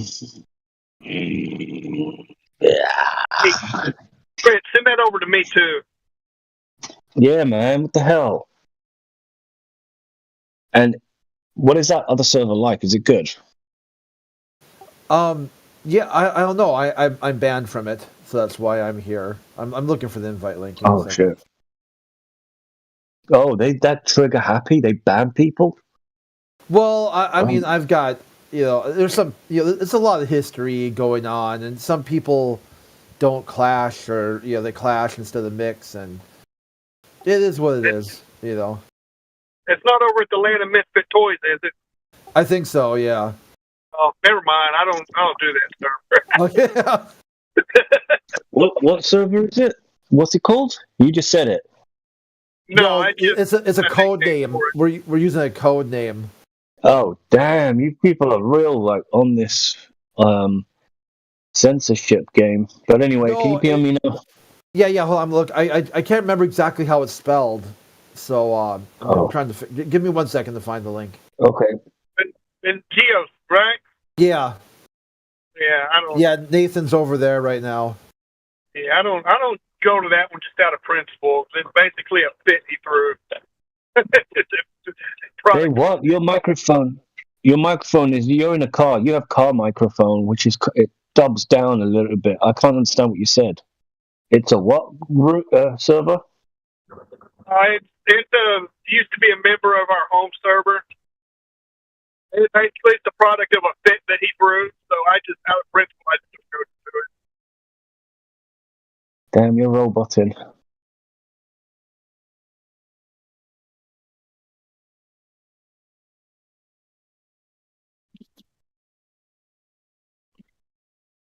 How about that? I turned my Bluetooth off. Yeah, that's much better. Hang on a sec. Yeah, I can hear you clear with clarity now. All right, you with me? Yeah, I can. Yeah. Oh, okay. I was just saying it's basically the server is the product of a fit that the server owner threw several years ago. So I don't go to it out of principle. Oh, what's the guy's name that threw the fit? The owner of the server, Geo Love. Geo Low. Geo Love. LOVE. Oh. Assuming it's the same server. I'm not sure if it's the same server, but I think that's the one he's talking about. Oh, is he a flat earther? I don't really know. He was a mod at our 24/7 OG home server. I can tell you that much. Yeah, well, I'm basically looking where for a the server. outcasts gather. Yeah, that's it's not a good server. It's basically where the outcasts go to and have their own little shit show. But yeah, but I mean, this room is dead, so a lot of people must be over there right now. Yeah, maybe. Anyway, I just came in. I just wanted to say hi and what's going down and stuff like that. What's happening, stuff like that. Yeah, I'm on my lunch break. I'm driving back to work. I had to go take a drug test for another job. Got that done with. I had a job interview today for Amazon delivery parcels, and I could be starting next week after a DBS safety check or criminal record check they want to do on me. and I could be starting on Monday. Yep. And it's about 250 parcels per shift for like 7 hours. So I'm not sure if I would like. Yeah, I'm not sure. That's a lot. I had to do a U.S. Department of Transportation test. It's for a school bus driver. We got a new company coming in, taking over the contract for the local school, so everybody's having to rehire to this other company. Everybody's having to go through the interview and drug test and background check all over again. That's worked for this other company that's handled it the last 18 years. It's kind of some bullshit. The school's pulling this, but it is what it is. It pays pretty decent. It's over $20 an hour just to drive kids across town. It don't really feel like working. I know. I'm by trade. I've been a web developer for like 10 years, but I've been burnt out from programming, and I've just recently had a career break. I'm coming out of after about 2 years, so I'm looking for a job now. But I don't want to go back to programming. I'm burnt out, so I think driving would just be the best. Yeah, I was the same way, but with working on cars. I worked at a shop for about 15 years, and then I worked at a AutoZone parts store for about 10 years. So I don't have to work. I don't want to have to work on anybody's vehicle ever again. Yeah, I know mechanics hate their job. I know that for sure. But I got to step inside the store and get me something. I'll be back in a bit. All right.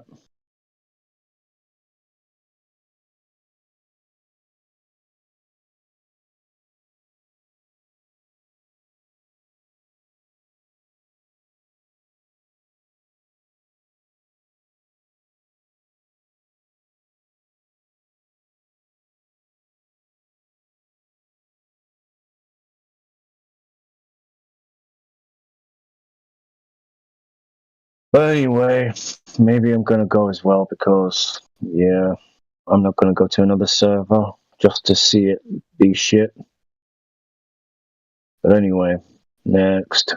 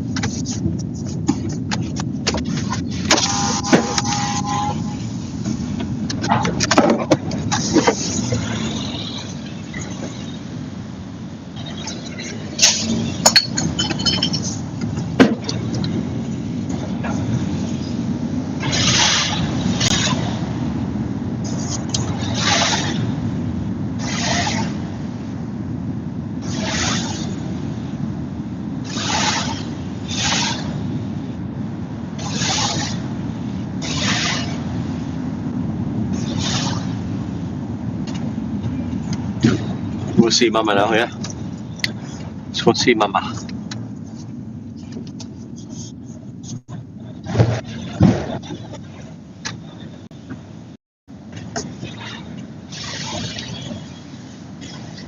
One Dick, you're hot miking.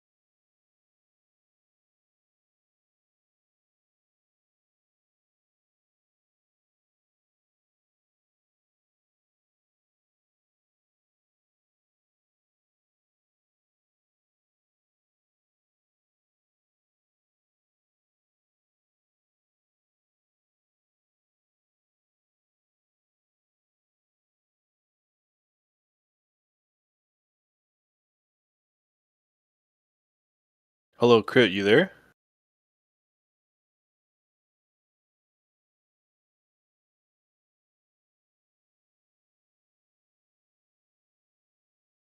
Hello, Crit, are you there?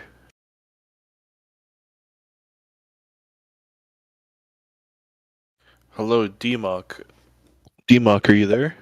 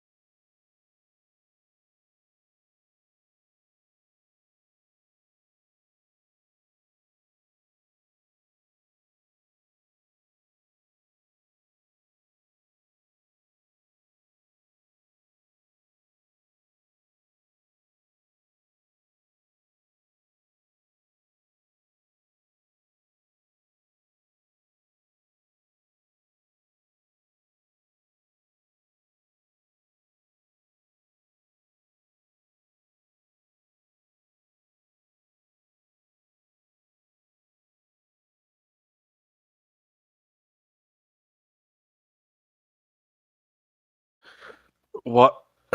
Why are they posting that like it matters so much? Admins ping this politics bot to spam this crappy news in every channel.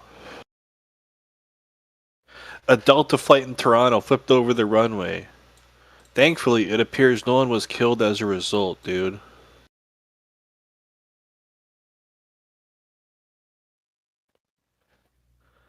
It's a shame Justin Trudeau isn't on that plane.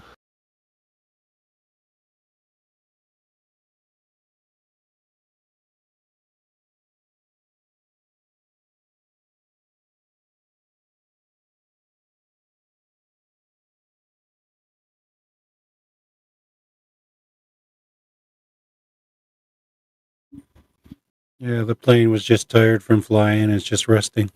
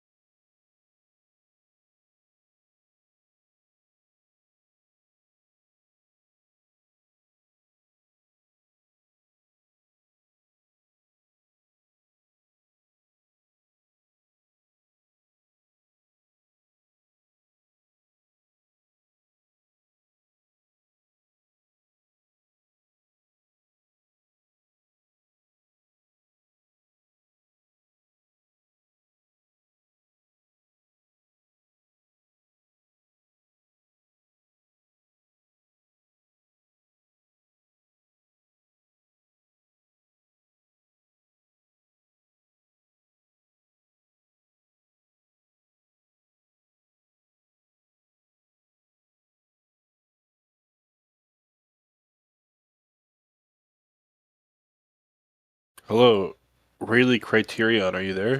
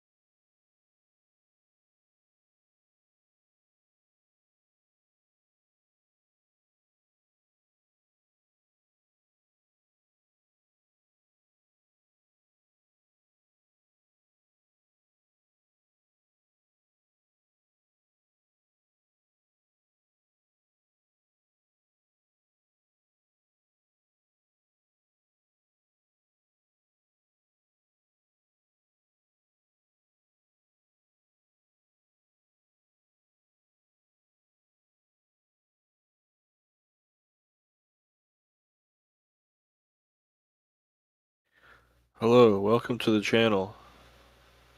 Voyager.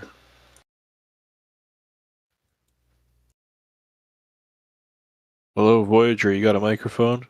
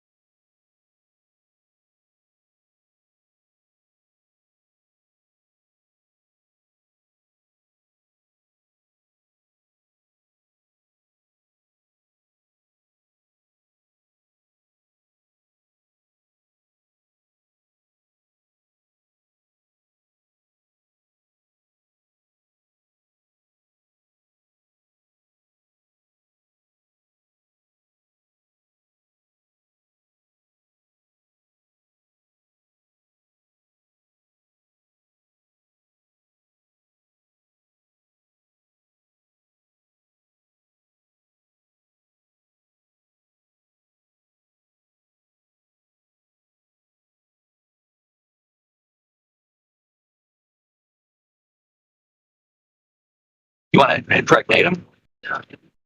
Just Hello, are you a he globe needs a earther or holler at. globe earther?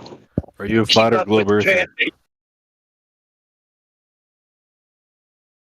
Hello, are you a flat or globe earther?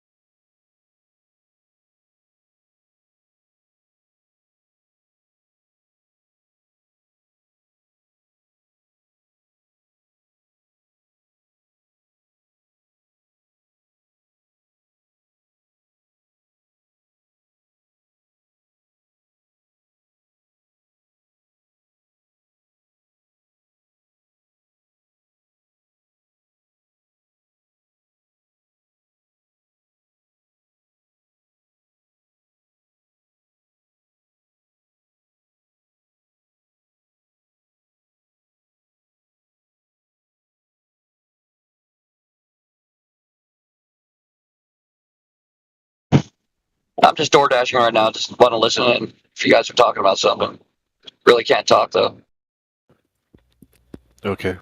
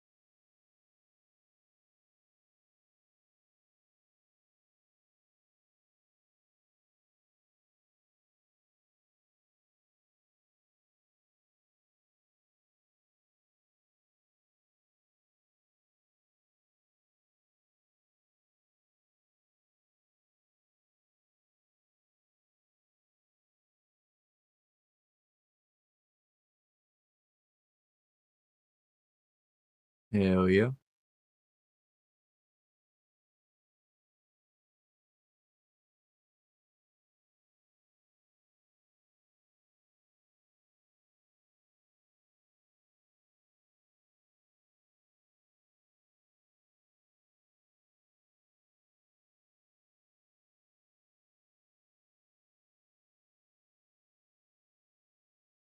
It's laughable. It makes you look But it's not. You unserious and can't ignorant. substantiate why you think. You just say, "Oh, it's not Okay, but possible." Like, what part right, of, I can't the substantiate explanation? that I'm on a level stationary plane, but you can substantiate diamonds raining on Uranus. I didn't That's say great, that. buddy. I didn't say that.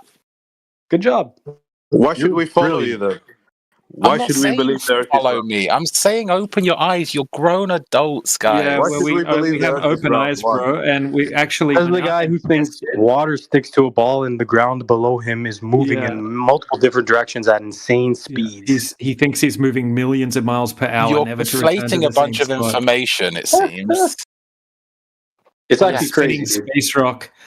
Yes. That out of a big bang, nothing. Then cartoon. Dude, when you balls, watch then movies, do shaped you take them? I'm sure you take movies at complete face value. Like, you probably think Captain No. America's running around. No, I'm not a retard. Spider-Man's real. Actually, I Do you haven't think watched Spider-Man film, can but exist? Do you think one day Spider-Man will exist in reality? No. You don't think that'll ever happen? No. No. What you don't about think- sideways? What about sideways glass rain on distant exoplanets? Do you I reckon mean, that's happening right now? Yeah, it's quite possible. That's possible. That's possible. Yeah. That's. Why would it not be possible? Please definitely explain possible. why Exactly. it wouldn't. Good point, bro. Why would sideways glass rain not be possible? Of course, bro. That's Please Of enlighten course, me. bro. I mean, you've just enlightened me. I mean, I was thinking it wouldn't be possible because it's crazy. Sounds kind of crazy, but now that you mention That's it, all you have, incredulity, yeah? Do you understand what Incredulity of something that you can't prove in the first place? No, Like, but seriously. Look, it's not about proving it necessarily in that. What I want to Sideways understand glass is that rain would have to be the most retarded thing I've heard you agree with yet. But why do you think that would be impossible? Why do you think it would be possible? Well, because of the way that Because it was said on the television and NASA said No, so. dude, so no. if NASA said it, it must be true. yeah, explain the physics. Explain the grown physics of adult sideways. arguing like a toddler. You're a grown adult claiming that the physics. I love it. The explains grown sideways adult glass claim. rain. Dude, if Yeah, only you gotta understand where you're coming from. You're calling us laughably grown adults. Buddy, you gotta take a look in the mirror. Yes. Yeah, man. You think the Mirror ground made of a beneath you is substance moving? like glass that can be formed in nature and can be affected by strong winds given the right circumstances on a big enough planet causing a high enough pressure by the gravitational effect that it causes. Oh yeah, of Gravity. course, bro. Yeah, it's gonna rain sideways glass. Yeah. Well, what is gravity again? Can you tell us what gravity is? It's something like the mass affecting space time and causing Something like that, you reckon? Is that Okay, and can you make a model? What do you mean? Can you scientific model? What do you mean Can by you can you demonstrate it? I mean, you could step off of a curb. No, I'm saying, can you like recreate it in a isolated experiment? Well, so you can see the effects of it in some isolated experiments. No, I'm saying for you to recreate it on a miniature scale. So the thing is, like, we No, see it the sounds like effect a no. because of the size of the objects, but there was what was that Cavendish Okay, so when does it experiment? start? There's many of those What- about. When does gravity start? Like how much mass does an object need for gravity to start showing effect? I made a grain of salt. Oh, can you show us that? That's Well, interesting. No, Wow. because So Earth mass is much attracts mass. larger, and so it overcomes the salt. Oh, that's interesting. So why doesn't the moon get pulled out of position by the sun? It sort of does. I mean, no, it doesn't. It literally doesn't. It kind of does. No, it literally doesn't because it's sort of the sun is holding the Earth in position according to your model, and the moon is going around the Earth, but it's not being pulled into the sun's direct orbit, even though the sun's gravity is so much stronger and holds the Earth. But it's much closer to Earth than the sun is. Man, the thing is, I don't even have the patience to how many times have I gone through this bullshit? This is why you'll stay stupid, yes. Yeah, there it is. You call me stupid, I guess. Because you said I'm stupid, I'm stupid. I'm saying this is why you'll stay stupid. Like, the implication is that it's a You're asserting that I'm stupid. Sir, I'm not stupid. You're the one with stupid claims. You can move from the state of being stupid. It's not an immutable characteristic. Yeah. You said firstly you didn't even define gravity correctly, and then you switched from Einsteinian gravity to Newtonian gravity mid-sentence. Bro, you're the one that's making the crazy claims, right? You're the one that sounds stupid here. Well, fine. I'm trying to understand why you believe these things. It's not a belief, right? All of this, this is objective. You use the word objective reality, right? What we're explaining is objective reality. It's the base axiom we all experience, right? You've been told some bullshit, and they've replaced your common sense with absolute bullshit.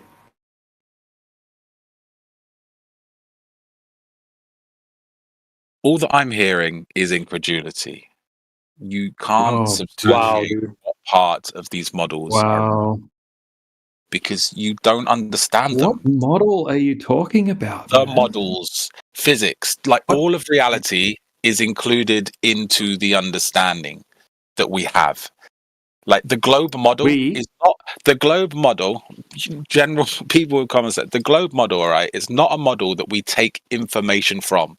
The globe model is a subset of information that we've discovered of physics that we can use when alluding to the globe.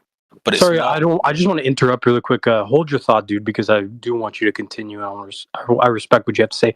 Just real quick, because I have to go in a second, and I'll be back because I love the conversation. But just parallel to what we're talking about, just curious, and you don't have to answer, but vaguely to just curious. Did you drink the Kool-Aid? Right? Did you during COVID? Did you get the jabby jab? Dude, you can't ask that, dude. No, I didn't. Okay, thanks.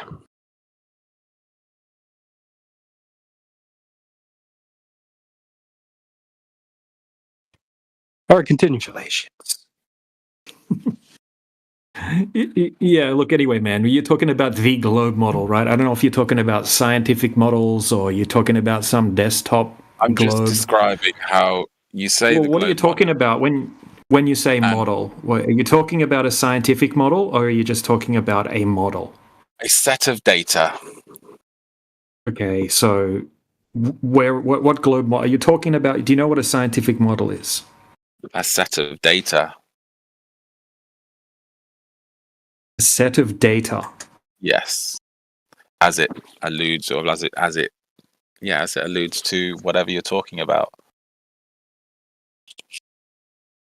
Like we don't get to change physics and how it interacts with matter and all that stuff. Like that stuff that's there. It's happening. We can't do anything about it. What we can do is observe it and measure it as precisely as our instrument will allow us to do that. Okay, so who measured the curvature of the Earth? A bunch of people. Aristophanes or something started it. Eratosthenes didn't measure the Earth. He didn't measure the Earth. Came up with a sort of experiment that would help Not an experiment. Some sort of what did he do exactly? You're aware of what he did? Some sticks in the ground, north and south. And used the lengths of their shadows at a certain time of day on a certain time. Yeah, certain time of day. Certain day. Okay, so was he trying to prove that the Earth was a globe, or did he already assume the Earth was a globe Well, it was already understood by many that it was a globe at that point. Okay, so he already presumed that the Earth was a globe, right? And he didn't actually measure the Earth. He just measured a 7.2 degree shadow, right? And then he used spherical trigonometry, right? 7.2 divided by 360 times the distance between point A and point B, right? And then he came up with 40,000 kilometers approximately. Close, apparently. As the circumference.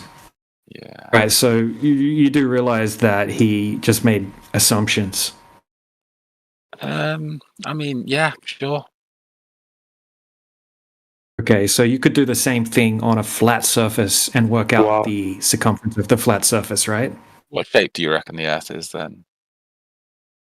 What? What shape do you think the Earth is? We don't make that claim to know the shape of the Earth. Like, given what could be understood of physics and how physics interacts with matter, and as the scale changes, certain effects sort of happen. Surely you could derive physics, from this some sort of the physics of water. The physics of water, right? Fluid dynamics, right? Water will collapse on itself, right? And then the surface of the body of water, right? The water needs a container, and then the water will conform to the shape of the container, and the surface of the water will be flat, right? On a big lake scale, it will form a specular reflection like a mirror. Yes, because the Earth is so large. Yes. Okay, so you have some evidence to validate the radius value, I'm guessing. I don't off the top of my head, but I do observe the sun become obscured by the ground. Okay, but that can be explained, right? Because we see different sunsets in different parts of the world, right? Sometimes we have a thick, dense atmosphere where we have a lot of humidity, right? Like where I grew up, right? So when you see the sunset there, right, it gets really big on the horizon, right? Because you've got a lot of lensing taking place. But when you look at a sunset time lapse from a place, for example, like Africa or Afghanistan, right, in the desert, you don't have much humidity. So if you look at time lapses of the sun from those locations, the sunset behaves very, very much differently. Does it? What do you mean? Yeah, it appears like it shrinks away into a tiny dot. You don't see the same thing as what you would see in California or what you would see in Australia.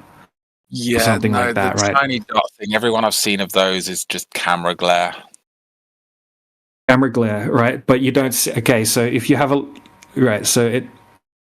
so you're saying it only looks big because of glare, and then it shrinks into a tiny dot because there's less glare as it moves away? Is that what you're saying? No, it's becoming more obscured by the thicker atmosphere. I think there's an element of trolling with this guy. Yeah, no, DJ, have you talked to Eyeless before? Yeah, absolutely, man. Oh, okay. So you've spawned, you've respawned, have you, Eyeless? You still bricked and you've respawned and come in today, have you? Sure. Okay. Why? Because I'm fascinated to understand why you believe the things you do. You've already heard all this shit. I don't know why you're asking again. It's fascinating. I still don't understand why you believe what you believe. It's not a belief, sir. I would like to know why you believe that the ground is actually blocking out the sun. Could you validate that in any way? Yes, I observe it. I observe a sunset, for example. It appears that way. It's a colloquial description of what we observe. It's not actually the ground blocking out the sun. But it is. Oh, okay, no problem. Then that means we have a radius value, and it means we have a geometric horizon. So can you tell me where we're going to find that geometric horizon, please? The horizon isn't a place necessarily. It's more of a. So it's apparent. So it's not the Earth blocking out the sun then. That's not a contradiction there. That's just a really bad conflation. But you said that the horizon's not a place and it's not blocking out boats, buildings, and now the sun, right? So it's not the horizon that's blocking The horizon just describes the point at which the extremity of your view of the ground meets. Caused by what? Caused by what exactly? Caused by the Earth being a ball. There you go. How big is this ball? It's apparently got a radius of 3959. So you do know how big the Earth is. So you were just bullshitting earlier. Great. How would you validate that? I mean, I've seen a bunch of ways. I don't know off the top of my head. I don't think it's necessarily important. Oh, it's very important. You're making a claim. I'd like to know why you believe that claim that you've been told. Because I can see that the sun doesn't change size as it becomes obscured by the ground. That's non sequitur, whether or not the sun changes size.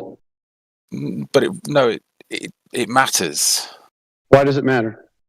Well, because if it was going further away, then I would observe it getting smaller. But it doesn't do that. So in certain situations, it is recorded to do that, and other situations not. So what conclusion can you draw? Atmospheric. Okay. So can you validate that claim, please? Can you validate that claim? That it's right. No, I want you to validate it. I don't want you to repeat the claim. I don't want you to tell me about the video. I want you to validate it. Can you validate it? Validate it. I mean, give me the evidence that it's just glare that you're apparently seeing. Get me the, I can watch videos of other lights being affected by glare, going behind clouds of dust or smoke, and them being obscured in very similar ways. Okay. So we have situations where the sun appears to do one thing, and situations where it appears to do the other thing. But you don't actually know what the cause is of these particular things. Atmospheric effects are causing optical. So you're cherry picking your evidence. So what you think is because of the certain days where the sun actually in certain situations gets the sun gets bigger. Oh, so this is all affirming the consequent. I see. So if the Earth is a ball, then the sun won't change apparent size. The sun doesn't change apparent size, therefore the Earth is a ball. That's affirming the consequent, my friend.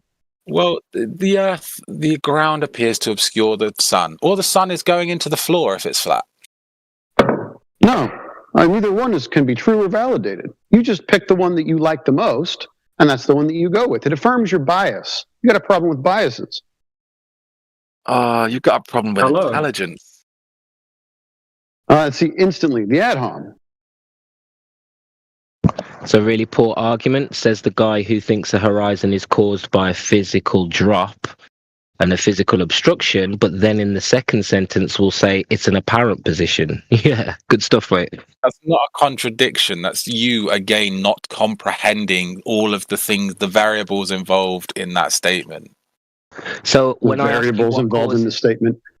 So when I asked you what caused the horizon, and you said the curvature of the Earth, which bit did you forget to include then? Did you forget about the whole apparentness of the horizon at that point? Well, you pick and choose. Basically, you pick and choose. You pick and choose when you want to accept your geometric horizon. That's what you're doing. No, the geometric horizon would be the quote-unquote geometric horizon. Like the problem is the way that you use these terms, but let's go with it for now and we can figure it out later. But the geometric horizon would need to be there for it to be affected by atmospheric conditions to cause it to look like it's somewhere slightly different. Because that's patently false. Why is that patently false? Because on a flat surface with an infinite distance, you would still have a horizon. Just like you have train tracks merging in the distance, or in a hallway, the floor appears to meet the ground. That's not caused by a geometric curve, is it? No. Hallways so horizons aren't very long at all. Hallways are a bad example because they're not very long. Horizons are always apparent. You guys have this fantasy that it's something else. You're making this weird conflation. The fact, because it's technically apparent that therefore it can be anything and it's magical. That's not what's happening. The apparentness of it is caused by the numbers of variables that are in play, any number of variables that could be in play where you observe it.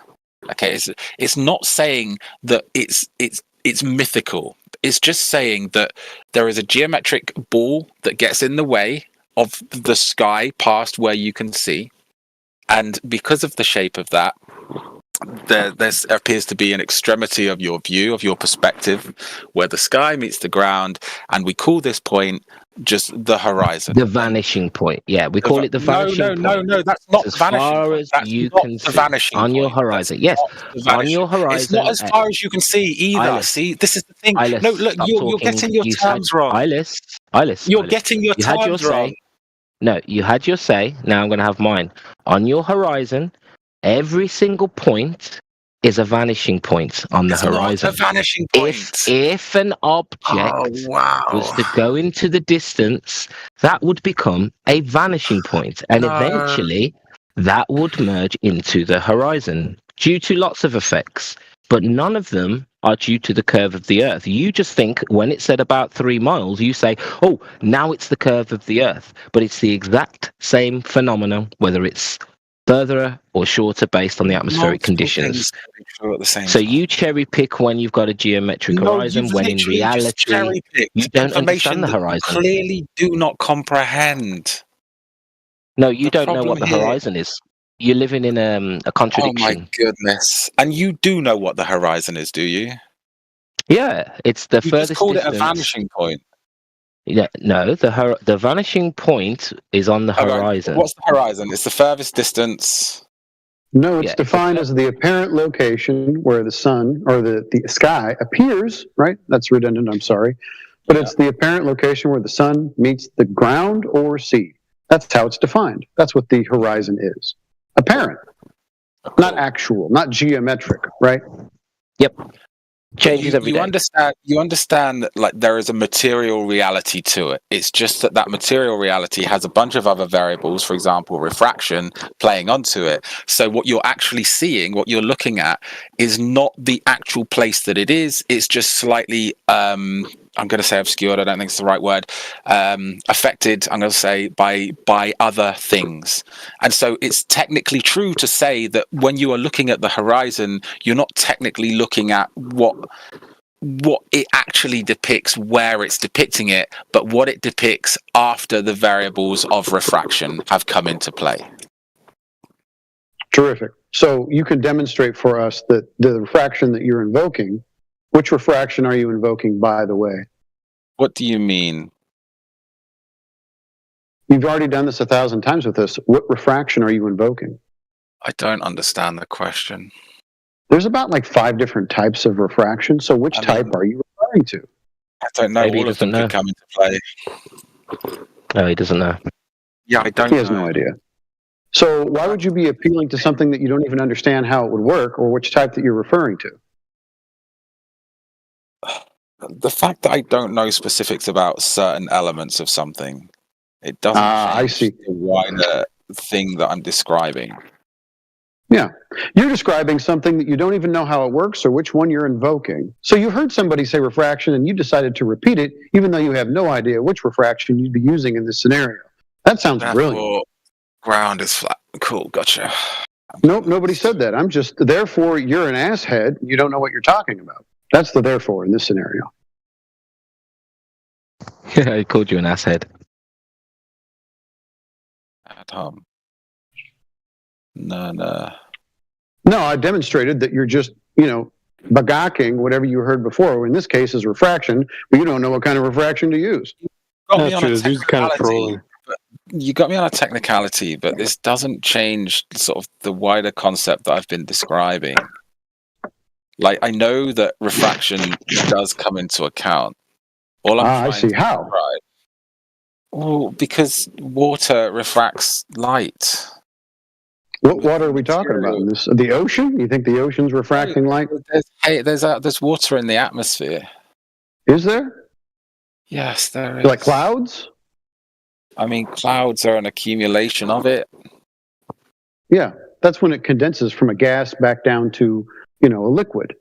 So, but the gases, those are gases. Those aren't liquids.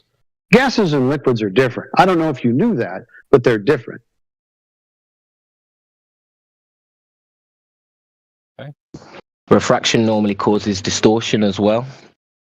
which is what we don't see at long distance. If you have to actually if you're talking about refraction, you should be talking about Snell's law. You should be talking about two mediums, and there is a hell of a lot of distortion. Tied up in all these unnecessarily sort of. Well, because you don't understand. No, because you don't understand refraction, you don't understand the consequences of your claims. You're claiming something that isn't apparent. You're claiming something that doesn't match with reality. It does. Why does the sun go into the floor?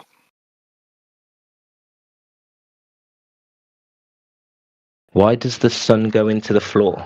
Yes. Do you mean why doesn't the sun shrink always on the horizon? Is that what you're asking? I mean, frame your question better. Is that your point here? You're trying to say that the sun doesn't shrink at all in all observations. This video that you've shown, okay, can clearly be described by camera glare while it's high and the effect of looking through the atmosphere as it gets closer to the horizon.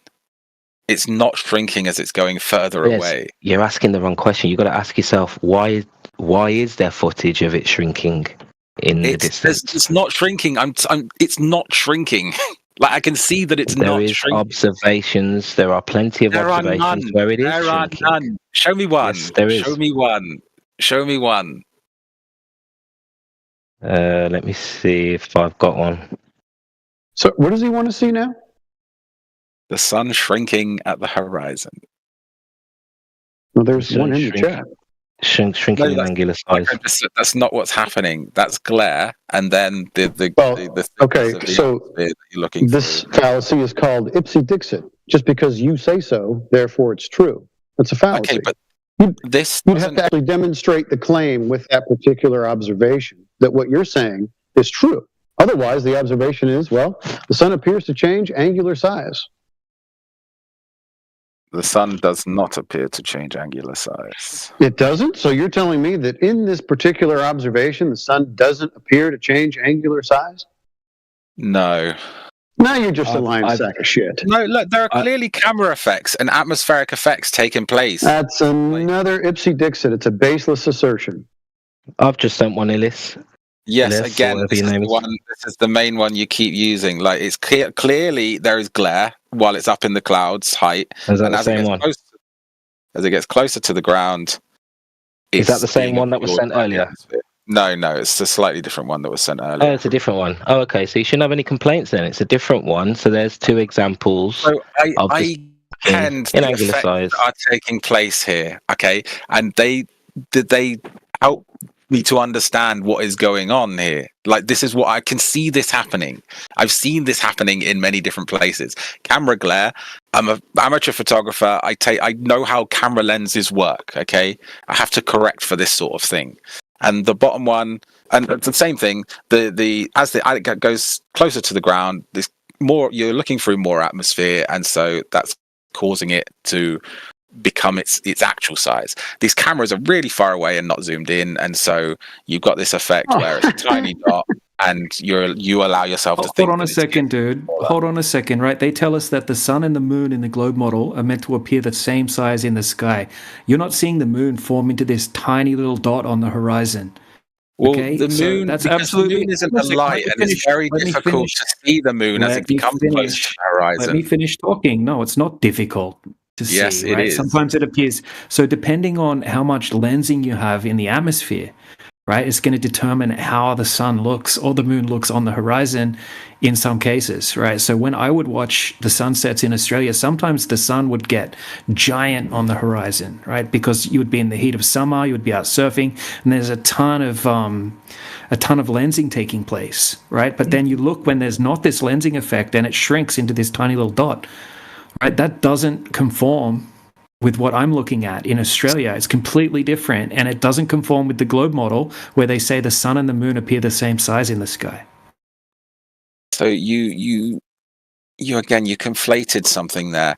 When the lensing effect is taking place, the sun doesn't change size within that lensing effect. You can't then say, oh, a different lensing effect on a different day at a different time, therefore the sun appears different and therefore it changes size. No.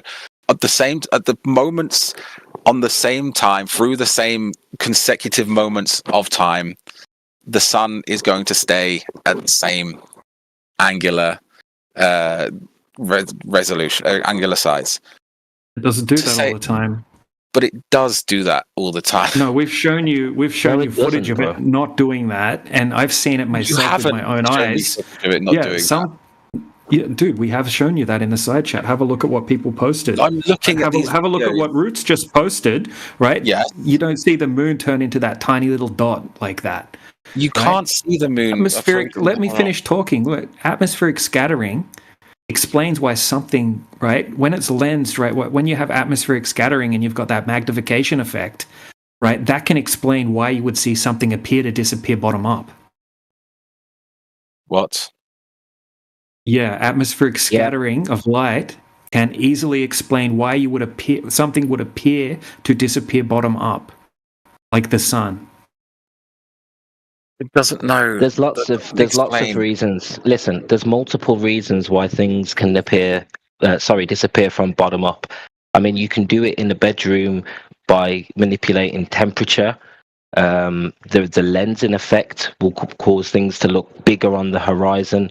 There's lots of reasons. So when you talk about bottom-up disappearance, you can't all of a sudden pigeonhole one observation and say that's what it is, but then contradict yourself and then, claim that lensing exists. If lensing exists and causes that distortion, then the sun is changing on atmospheric conditions every day. Changing. The lensing effect is causing a different observation on a different day at a different time.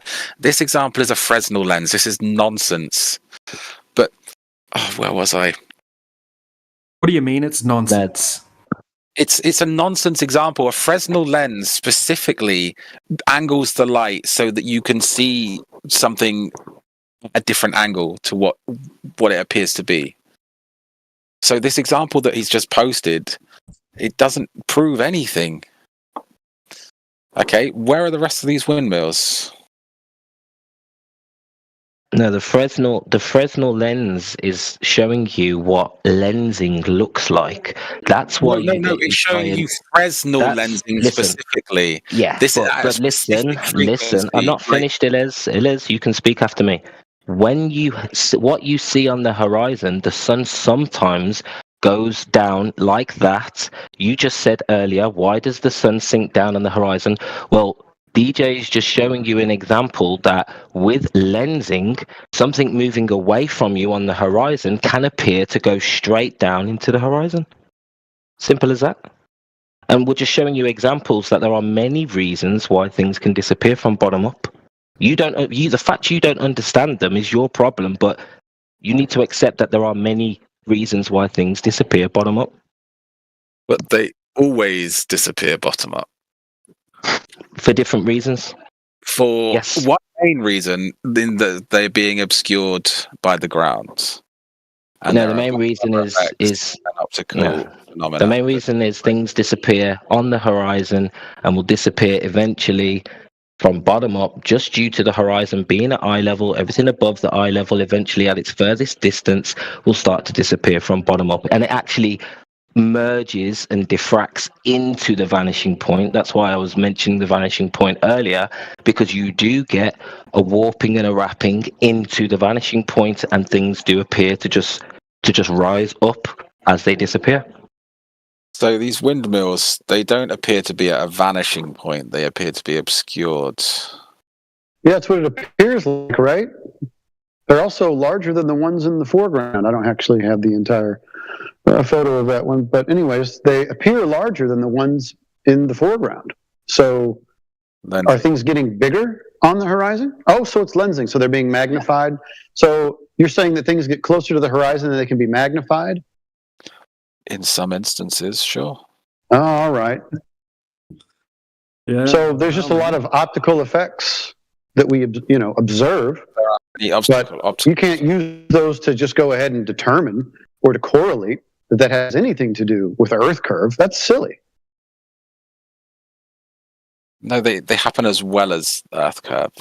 As well. Okay. Just so then, where would we be finding this Earth curve? Could you tell me? On the ground you're standing on. Okay. Well, where do we measure it? What's the phenomena? What's the unique phenomena? Because we've just spoken about how bottom-up disappearance can be demonstrated in a bedroom, so it's not due to the curve of the Earth. So, where's the unique phenomenon that we're talking about? I guess there are many phenomena occurring. Like everything we've just been discussing. Yeah, you don't have Sorry, anything. Can I just ask you a quick question, right? I'm not denying it. I'm just asking you, what's your evidence that that's a Fresnel lens being used? I can literally see it. No, we can't see it, right? This is what a Fresnel lens looks like. The candle lens picture in the chat, right? Is that what you're on about? Yeah, I was just asking, like, that's not what right? You can see some glare on the lens, some circular glare, because it's a very low resolution GIF, right? This is what a Fresnel lens looks like in the side chat here. An example of a Fresnel lens. Okay, I can't find one that looks anything like the lens that we're seeing in this image. Okay, let me get you one. But where are you getting the idea that this is one? Is it just because of the glare on the lens as it moves away? No, it literally is a Fresnel lens. Okay, so how do you know that? You're just assuming that, or? Because I know what a Fresnel lens is. Okay, so how do you know that this is one of those? It doesn't look like one. Because I can see that it's doing what a Fresnel lens does, and it looks like a Fresnel lens looks. No, it doesn't look like any of the ones that I just looked up. And I typed it into Google. I've looked at all of the images. I can't find one that looks anything like this. I'm not denying it. I'm just saying, where did you get that information from? All right, look, here's one that's a bit closer. I can't even post in chat at the minute. I'm banned from text chat. Like I said, I'm not denying that it is. I was just asking where you got that information from. That was all. Because it could well be. It could well be. It absolutely is. Go to Amazon or Alibaba and type in Fresnel lens.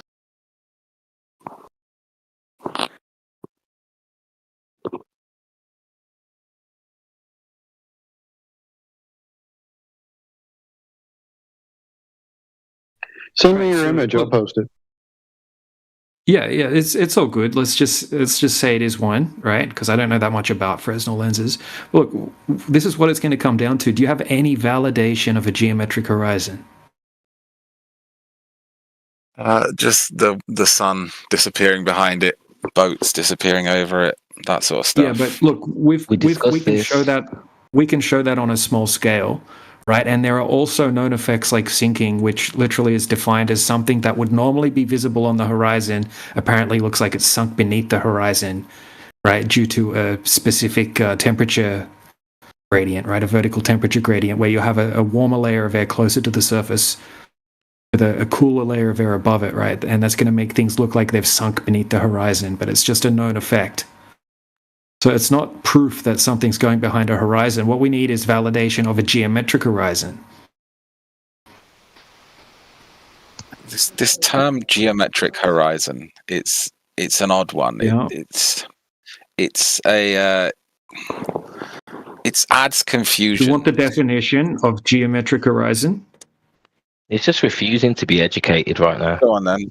No, go on. Give me it. I'm not refusing to be educated, but you're not able to substantiate past the understandings that I already have.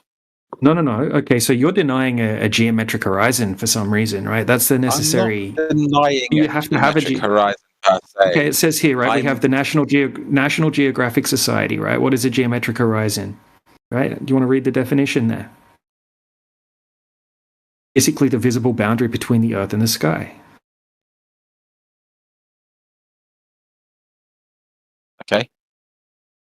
Okay, so on a globe, that would be a physical horizon, right? Things go over the horizon at a set distance, depending on the height of the observer, just like we went over earlier. There's a little sleight of hand that's happening when you say that. Like no, it's not a sleight of hand, dude. No, there is. So it's not the geometric. By saying geometric horizon and saying that you're looking at a geometric horizon, it sort of makes an implication that it's a specific place that you can go to. But as you move towards it, your horizon is going to move with you. Nobody said that doesn't happen. Look, don't strawman me. I never said it stays in one location, right? So if you're at 6 foot tall, you're standing at the ocean and you don't move, right? The geometric horizon's at 3 miles. It doesn't change locations. It's physical. Anything that goes beyond that physical horizon will start to be obstructed behind the horizon on a globe, right? So what you can't do is validate that such a thing exists, but it has to exist on a globe.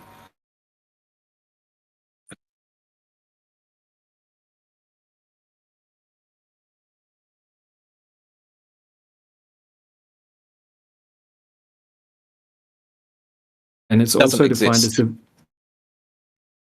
Sorry? It's theoretical.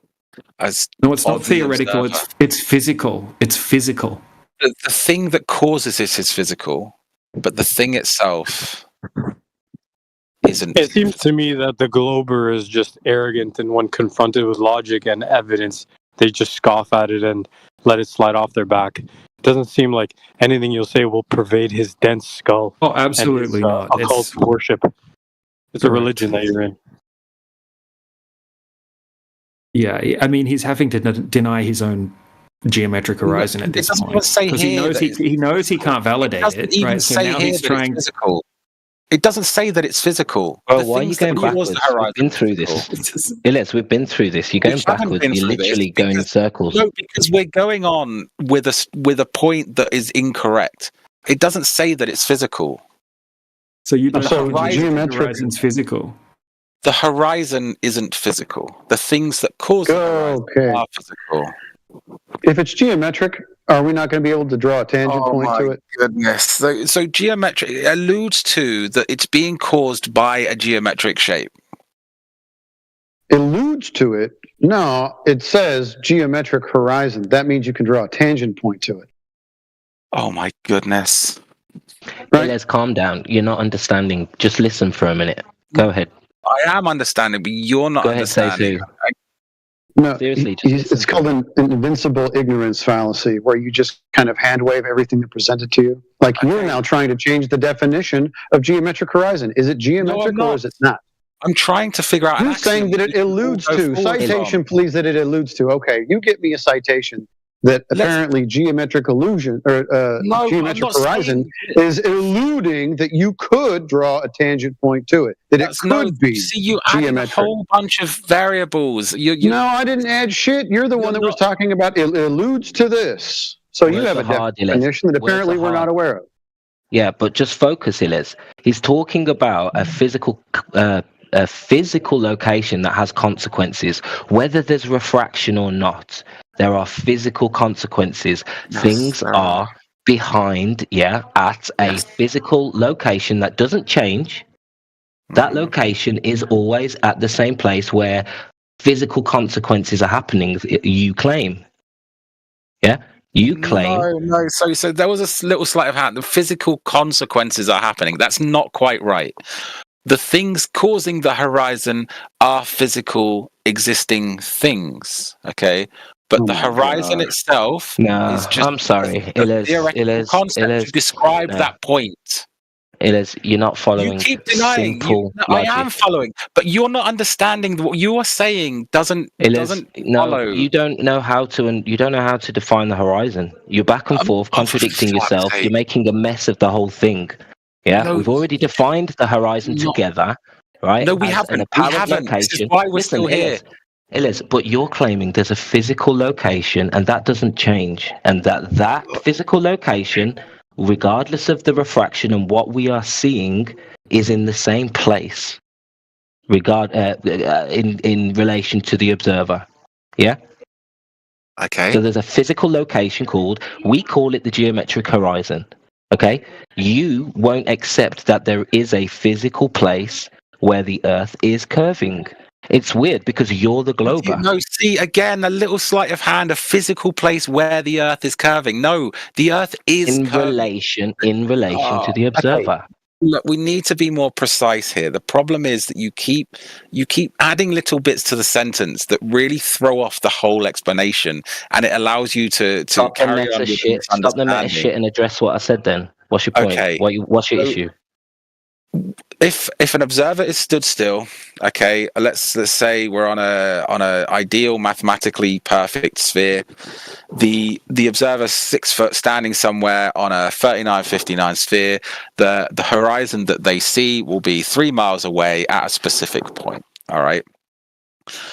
Because of the physical things causing it. But the horizon itself is just a theoretical concept that describes where that place might be. Okay. And as that person contradiction. No, where's the contradiction, please? Where's the contradiction? You just said there's a physical horizon caused by Earth curve, goodness. And then you just said, but we all know that the horizon is just a theoretical thing. No, so you've given the horizon. You're not following, guys. No, but you're not defining the horizon correctly. That's why there is two names. Look, there is the apparent horizon and the geometric horizon. You need to start using the correct words for which horizon you're talking about, because you're getting yourself confused. I am, but then we get into a discussion and you say geometric horizon and you use it in a way that is describing the horizon itself as a physical thing. Okay, but that's not quite right. And it's causing the confusion. All right. The horizon can be, if the observer is static on a 3959 sphere, the point that the horizon is could be defined at being 3 miles away. Okay. But the horizon itself is not a physical thing. The horizon is caused by the physical things.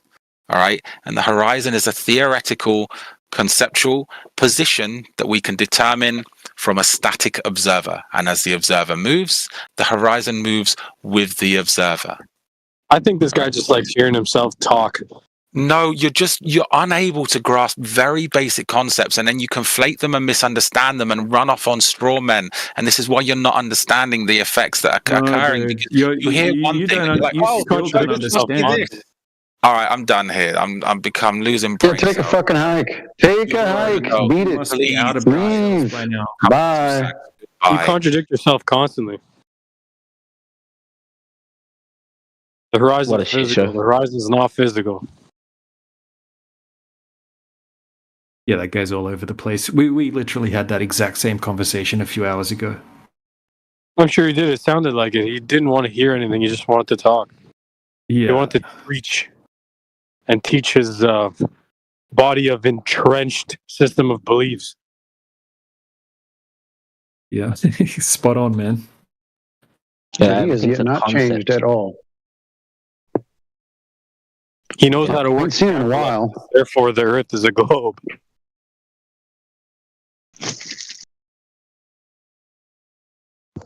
So the horizon's a physical location, but everybody knows the horizon's not a physical location. Yeah. It says here, a geometric horizon, by definition, would have to be a physical obstruction if the Earth's surface were curved. It is supposed to be the point where the Earth's surface physically blocks your line of sight due to curvature. Where's that from, DJ? It's my my little chatbot thing that I chat with. Okay.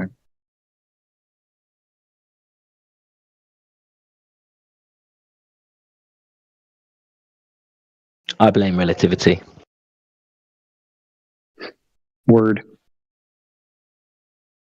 Screwed them up. Yeah, I agree with that completely. And earlier I said, kind of cheek and tongue, like, oh yeah, you think that mass attracts mass, but then I forgot that they pivoted to space and time bend curve. Oh no, not all of them. Yeah, we could be talking about we'll be talking about the Earth, right? And then somehow 5 minutes later we're back into relativity and space and freaking they can't stay focused on the curvature. Yeah. The math. They revert to the math and to the equations.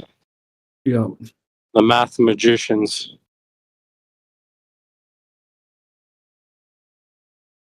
That's what I mean. They're all very comfortable holding two positions at the same time, and they're like, "Oh, you just don't get it." But at the end of the day, it's a contradiction, and they're comfortable with it because of relativity. It's crazy. Right, and it's like you said, you talk about the ground, and then they refer to the sky.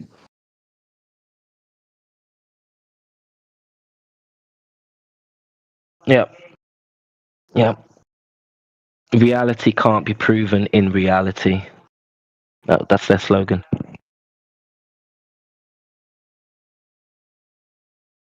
I mean, the way I laid it out to him earlier, right? I said, look, if you have like no air, basically, just hypothetically, you have no air, you have an observer height of 1 foot, is the geometric horizon at 1.225 miles? And he agreed to it, right? And then I said, okay, now we're going to add the air back in, right? That can't change the location of the geometric horizon. It's still physically at 1.225 miles, and he agreed to that. It's like we didn't even have that conversation earlier. Well, he did say grains of salt have gravity. He did. Well, that was a beautiful statement, because what I think he was trying to say was refraction not only, gives an apparent warping or changing of what we're seeing, it's actually teleporting stuff as well. So for him, when the horizon moves, the actual geometric horizon moves with it. And that's how he sees it. Yeah, they've conned themselves. Yeah. Like magicians. I mean, he wouldn't phrase it like that, and he wouldn't admit it, but that's basically what he's saying. He's saying the geometric horizon moved as well, so he won't entertain any, laser tests with physical targets. He won't. Exactly. He won't entertain any physical consequences. Like you said, everything is relative. Physical measurements. Yeah. He won't do that because he's just saying you don't understand. The geometric horizon has moved. It's fucking crazy. Magicians. Yeah, they're essentially, this is what they're saying. They're saying that the horizon is being hologrammed to a further location. Meanwhile, everything else stays where it is. It's the most stupid shit I've ever heard in my life. It's not physical, it's physical. Yeah, that's a good point. That is really what they're saying. If the horizon is geometric, or if it's a physical location, and it's supposed to be blocking oil rigs that are behind it, then everything would be appearing farther away, not just the horizon. It's stupid shit. True.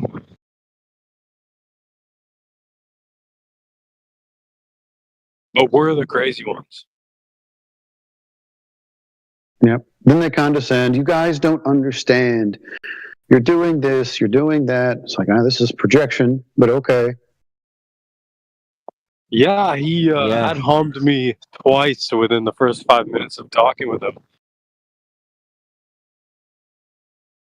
I mean, come on, guys. The brain in the vat, yeah?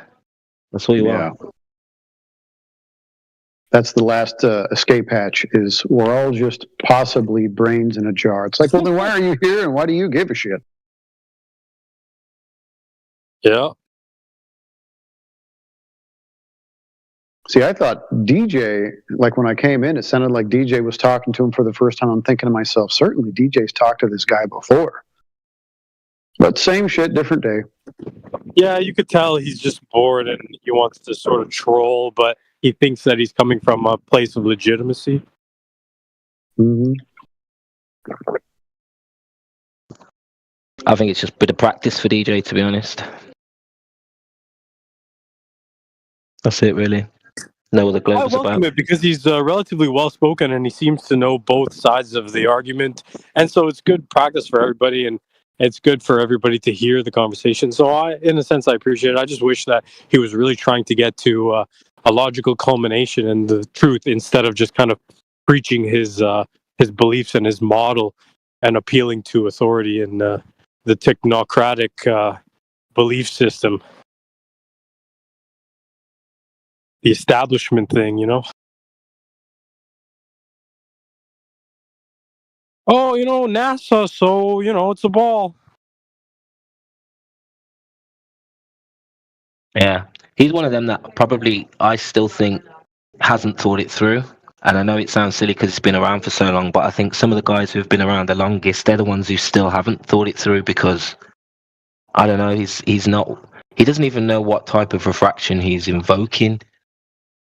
You know, he doesn't know what he's talking about. He's literally just repeating things that sound right, and then he's appealing to, like, you know, a bit of humor and a bit of confidence, and it's a bit playground, really. His ears.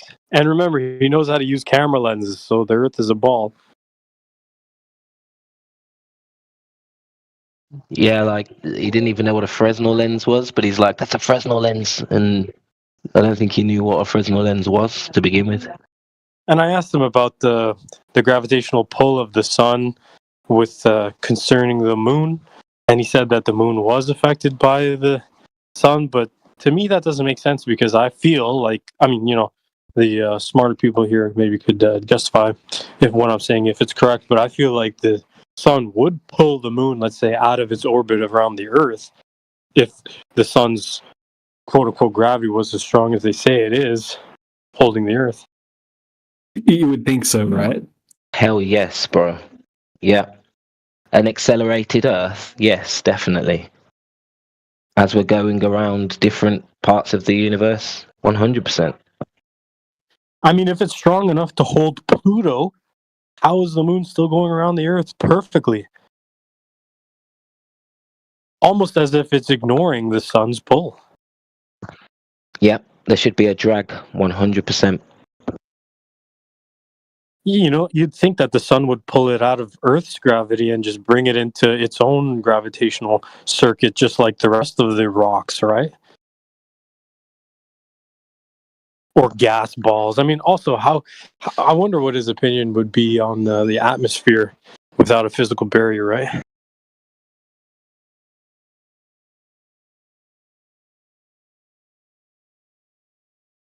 See that what you just said there about the whole drag, you know, thing. That I think that's a massive point that gets overlooked.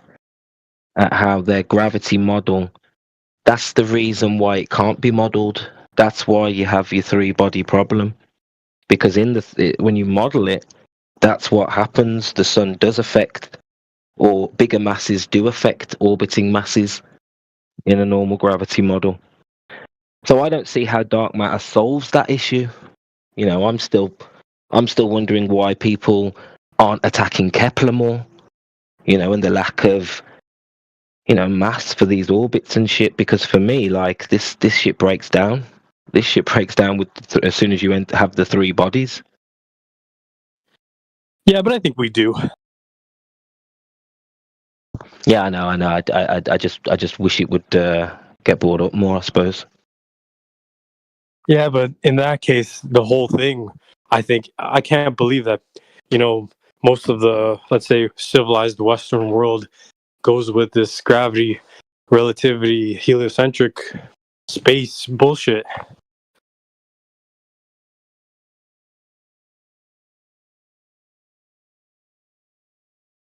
Like I said, I asked him if he can recreate the model, let's say, on a smaller scale. Like gravity, how can you show it in an experiment? And then he said the grain of sands or whatever salt has gravity. How so? He kind of degenerated, but that's what he said. Okay. It's always the same shit. Bunch of philosophy. Yeah, appeal to authority. No, that's an appeal to fantasy. Sounds good to me.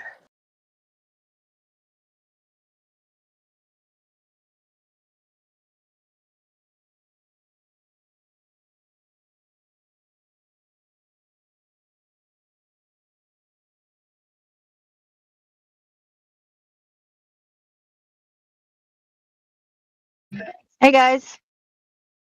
Hello. You. Yo, Dubs. Sup, Miss Dubs. How are you, gentlemen?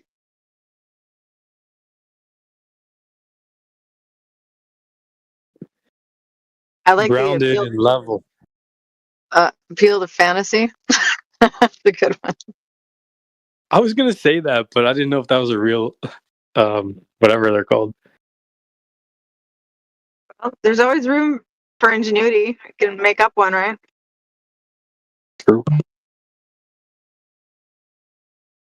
Original thought.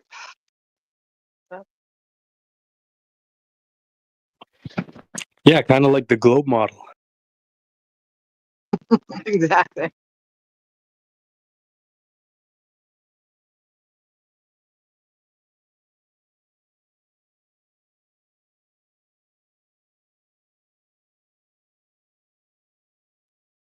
Is it just me, or are these iPhones always a pain in the ass to charge?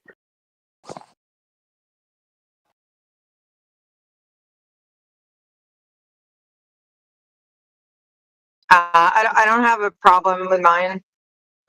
What kind of pain are you experiencing?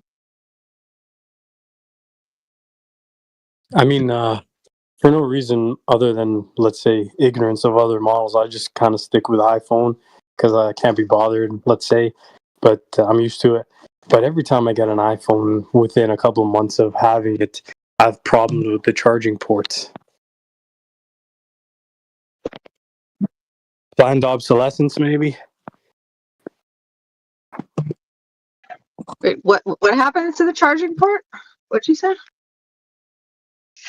I don't know. It just always has issues. Like right now, I'm trying to get it to charge. Just keep plugging it in and, angling it a certain way till it picks up.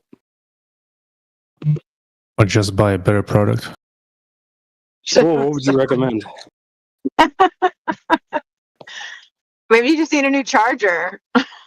No, the charger is new. It's the phone itself. What other smartphone would you recommend?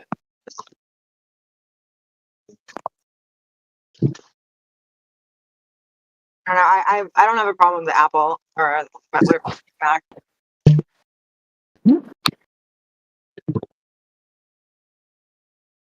Fuck.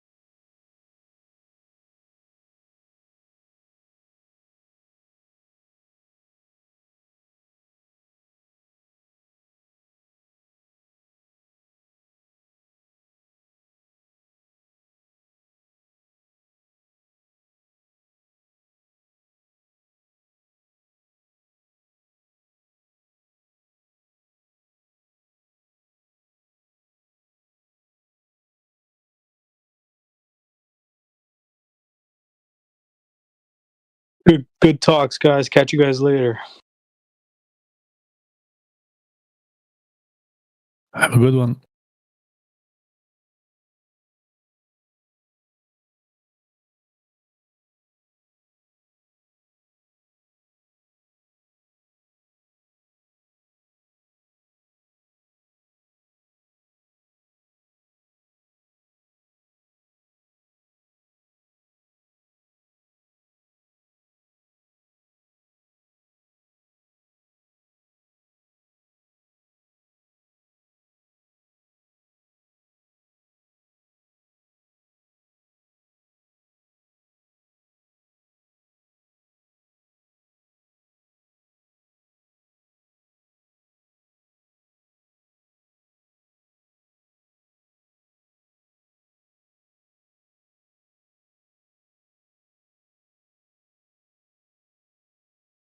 Hey, has Alpha Veritas been around lately?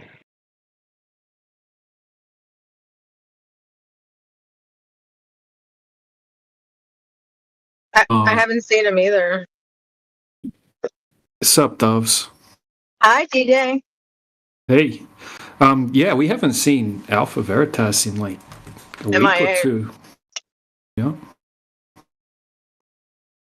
Yeah, I haven't seen him live on X either, which is strange.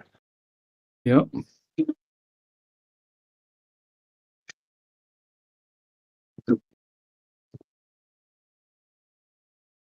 Maybe Jaren got to him.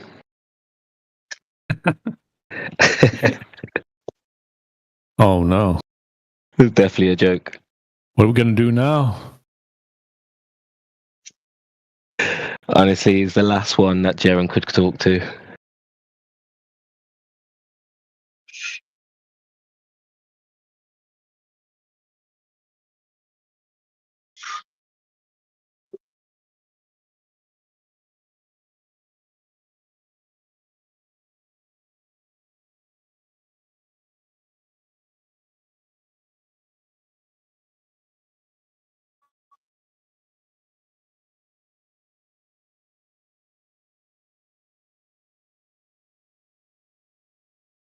Anybody been watching Globebusters?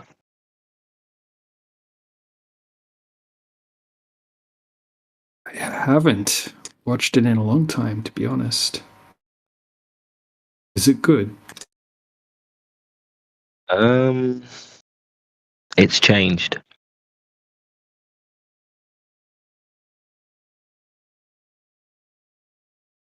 Basically, ether cosmology now.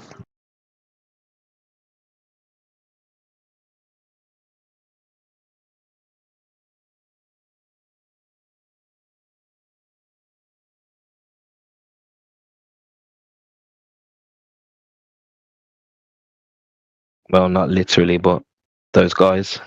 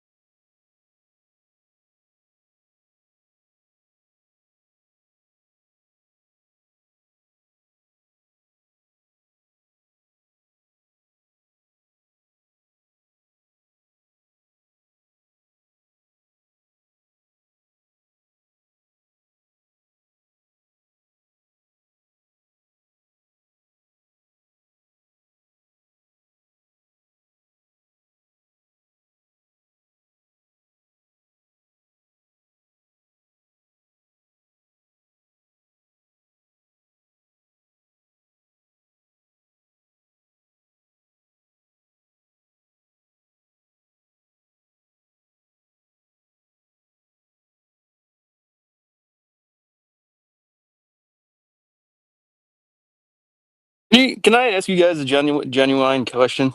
Like, how do you guys account for gravity? Like, if the Earth is flat, like, I just want to know. I'm just curious. What is gravity, mate? Well, what is gravity? It's a force, I suppose, an attraction force from physical matter, like to other physical matter. I don't know. Oh, really? But it like assembling circularly makes sense, whereas it staying flat does not. You know. Mm. Well, you have an explanation, but you don't have any scientific experiment to prove it. Well, isn't the proof like the observation of reality in space? Observation is one part, yeah. That's not the whole thing, though. But when it's observation of reality, then it's also empirical at the same time, though. It's you know. No, testable, repeatable. If you can send experiments. No, false. But the experiments are, such as the satellites. Let's say you send a satellite to orbit the moon. That's the experiment, which also proves the satellites are not experiments.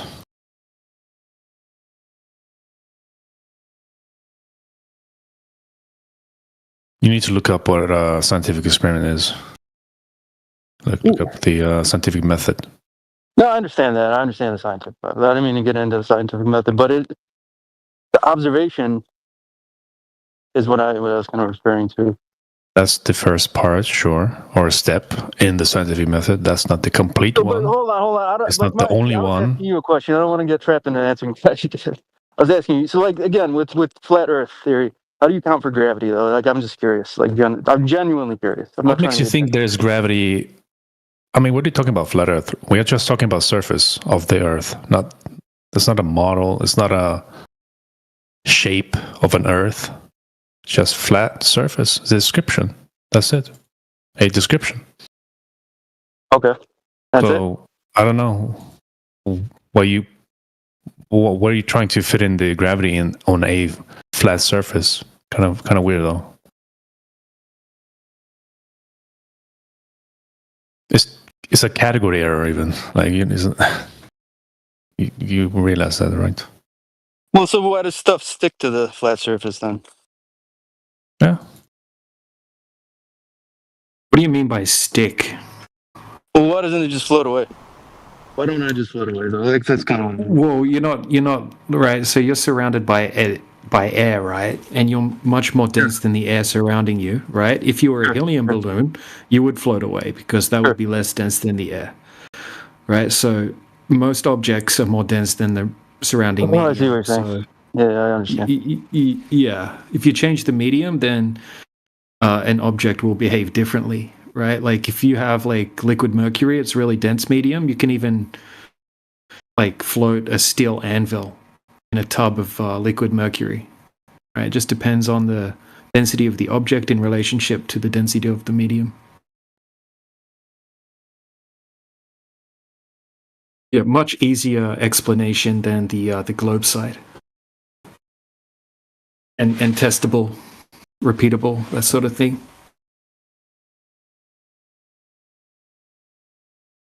So you're saying that satellites don't exist? Because like within this framework, like where do satellites, like how do those work? Like because those are clearly denser than even the vacuum of space. Those should fall down, right? Yeah, not 100% sure with satellites, to be honest, right? So I think most people aren't denying that there's some technology in the sky. Right, but I mean, if you're talking about satellites in the vacuum of space orbiting around the planet, right, that's a different story. You would have to be able to validate that would even be scientifically possible in the first place to happen, right? But if you look into the history of satellites, I mean, NASA's first satellite was a balloon, like a big helium balloon, right? NASA has a huge satellite balloon program, right? They can keep these satellites up. Lots of footage of satellites attached to balloons, but I mean, we can't validate exactly what's going on up in the sky. It's not something we can go up there and check exactly what's going on, but I mean, well, like you can see some of this stuff like just with your eyes. Like, have you ever seen like a Starlink? Yeah. Oh, yeah. I've seen that. Like you just observe it, like just looking at it, like without any equipment, Yeah, it's interesting. I mean, those are meant to be tiny, those little satellites as well, but they're claiming they're a vast distance away, right? So when we see a giant jumbo jet up in the air at just 6 miles, we can barely see it, right? It gets so small because it's so far away from you that you can barely see it at 6 miles, right? These Starlink satellites are meant to be about 8 foot wide or something like that, each one, right? They're tiny. Right, and they're telling us that they're hundreds of miles away, like many hundreds of miles away. So I'm not sure if they're as the distance that they're telling us, exactly how they work, we don't know. I don't think you'd be able to see something that's that size at the distance that they're telling us. I mean, I think, like, not to sound, I don't know, argumentative, but I think their argument is that the sunlight, which they would be hit by because they're not affected by the Earth's shadow, is what's reflecting back onto the Earth. It's kind of like a mirror up there, sort of a thing, So yeah, they're 8 feet wide, but they're just like 8 feet wide mirrors, basically. If the reflections are correct, I guess. If the angles work out. Yeah, I guess that's what they claim. But I mean, how small? Like, they don't look like small lights to me when I look at them up in the sky. Right, if it's reflecting off something that would be, if the angular size of this thing would be too small for the human eye to resolve, I mean, and you just got some light shining off it, right? It's not like it's a mirror, But if you've got some light shining off a little, piece of tin or whatever in the sky, obviously not a piece of tin, but you know what I mean, off a little object in the sky, there's hundreds and hundreds of miles away that's, 8 feet wide or whatever, right? How big is that light going to appear to you? I mean, that doesn't seem to make sense to me. That it would appear like a big, pretty decent sized light in the sky. I mean, I think like with the atmospherics though, like you have like what is it like you said, 6 miles of atmosphere, kind of like magnifying things a little bit. Like there's, yeah, but we don't really see that. Like when you look up through the atmosphere at a big giant, 747 jumbo jet in the sky, right? It's so tiny at 6 miles, you can hardly see it. Sure, but you can see it reflect light sometimes. Have you ever seen like, oh, dude, I was in I don't want to dox myself. So I was in some wars and stuff, but sometimes I would know that there's a drone flying over because there's a drone because blah blah blah. You have information that blah blah blah that other people don't, and then you just look up at it and you usually can't see it. But when that fucker turns, the light reflects off of it in such a way it's like, oh, there it is. Like it happens, and like I've observed it like myself. That little motherfucker is like even higher than the 7747. So like I've seen it with my own eyes, like. Sun reflect that far away. Well, isn't that interesting that you don't see it? You don't see it constantly lit. You would only see a reflection when it's actually shining directly at you, right? But we see these things from any angle. Anyone can look at them and see them, right? But if you have a mirror or whatever and you want to shine light at someone, it has to be angled at them. As soon as it's angled away from them, you can't see it anymore. Right? You could only see the drone when it turned, and that light was actually shined at you. Right. Right. It's kind of different than what we're seeing with the Starlinks. But it's interesting, man. Yeah, I can't explain exactly what they are. Right, but what we can do is we can actually go out and test the Earth, right? If it's a globe, the size they're telling us, it would have to curve at a certain rate.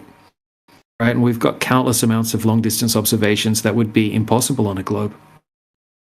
Laser tests, long-distance observations, right? They've been done over and over and over again at this point.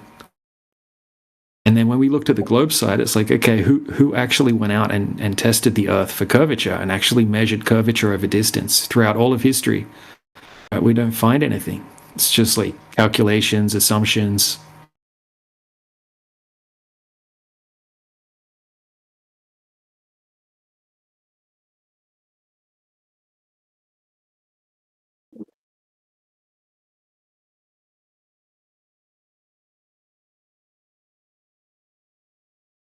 Oh yeah, I don't know anything else. Like I'm not a scientist, so No, that's all good, man. If you got any more questions, let us know. Yeah, cheers, man. I mean, thanks for answering. Appreciate it. Oh, that's all right. Can you see the side chat at all? I can if I take my phone out. Sure. A long distance observation, right? Kind of thing we're talking about.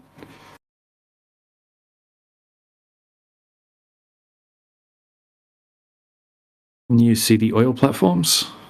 Yeah. All right, so we know the distance to the oil platforms from the shore, right? So the second oil platform's 10 miles away, right? And the observer is approximately 8 foot off the surface of the water, right? So that means that the horizon on a globe would have to be at 3.5 miles away, right? But we can, because we got the distance markers, right, the oil platforms, we can see the horizon is actually way further than 10 miles.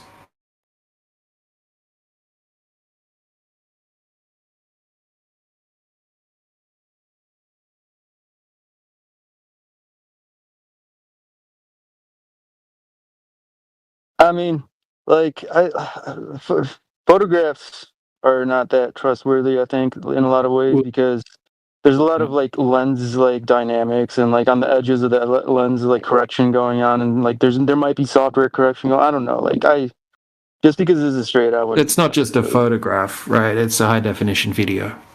No, I understand, but it's the lens, like that. It's like what millimeter lens and all this blah blah blah. You can get into all this stuff and like how things would actually look a little different. Yeah, I know, man. Blah, blah, Look, blah. I used to sell lenses for a living, and I've done professional photography for many years, right? It doesn't matter what kind of lens. I mean, like this is obviously it's a super zoom camera, right? And right. No, it looks like a yeah. But the main thing is, right? It's what you're able to see through the optics, right? You can see the horizons behind the oil platforms, right?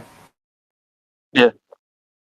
Yeah, so it doesn't matter if you use a different type of lens, that horizon's still going to be behind the oil platforms, right? But if the Earth was a globe, it would have to be at 3.5 miles, right? That second oil platform is 10.1 miles away.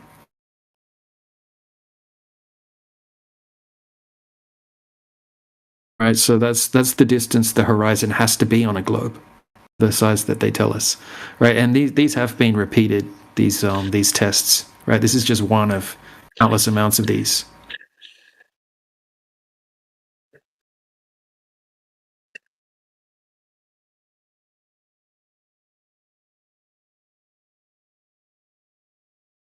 We actually had we got a guy that comes in here. He's a globe earther. He's a university professor, maths teacher, computer science and whatnot, right? He went there because he was skeptical of this. He went there with his telescope, and he gave us his pictures that he took through his telescope. And yeah, even in his pictures, right, you can see magnitudes further than you would be able to see on a globe.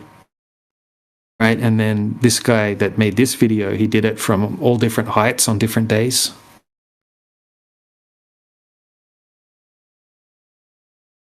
Right, then this is being repeated over lakes, over frozen lakes, all sorts of different distances, right? And then people have taken it to the next level. We've had engineers and PhDs, right, professionals in the field, go out with high-powered lasers, right, and they're shooting the laser over huge bodies of water, right, distances that would be impossible on a globe, and hitting the target.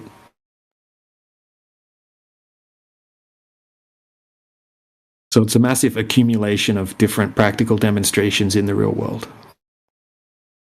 Oh, you know what? I think I heard the counter argument to this once, and again, I'm not a space dude. I'm not a STEM dude. I'm more of a history kind of dude. But anyway, I think it's because of the bending of light around space. It's like the space-time general relativity thing where light bends just a slight bit around large masses of mass. Well, how would the horizon how would the horizon make it behind the oil platforms? That's the thing, right? On a globe, the oil platforms have to be behind it's like the horizon. The argument is it's the curvature of space-time that That's not the argument, right? They're going to try to tell you that it's just light refraction. It's got nothing to do with gravity. Yeah, they don't claim that it's to do with gravity. Some people will say it's refraction, right? To do with the light bending. It has nothing to do with gravity. They don't claim that. But yeah, what they'll say is they'll basically use the word refraction and try to explain this away. But yeah, there's no type of refraction that can allow you to see a horizon, right, all of a sudden pop up behind the objects 10 miles away. It's not possible. Right? There's different types of refractive effects, if you want to call them that, where things can look like they're higher or lower. Right? Like sinking or stooping or something like that. It depends on the weather conditions. But it will just make things look like they're higher or lower. You can't all of a sudden have a horizon appearing behind, an object that's 10 miles away when the horizon on a globe has to be at 3.5 miles.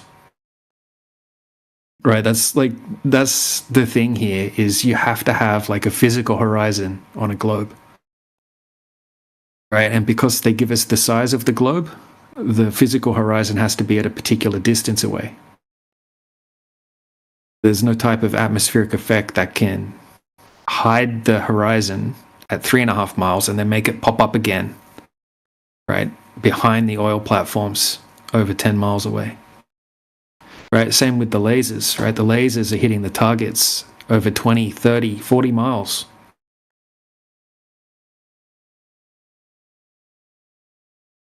But yeah, it's just something to look into. Don't expect you to be convinced by this, but you can go out and do these types of tests yourself if you ever need to. Validate them. I might put something in SideChat that I'm just running a Google search. It's about light bending around Earth's gravity.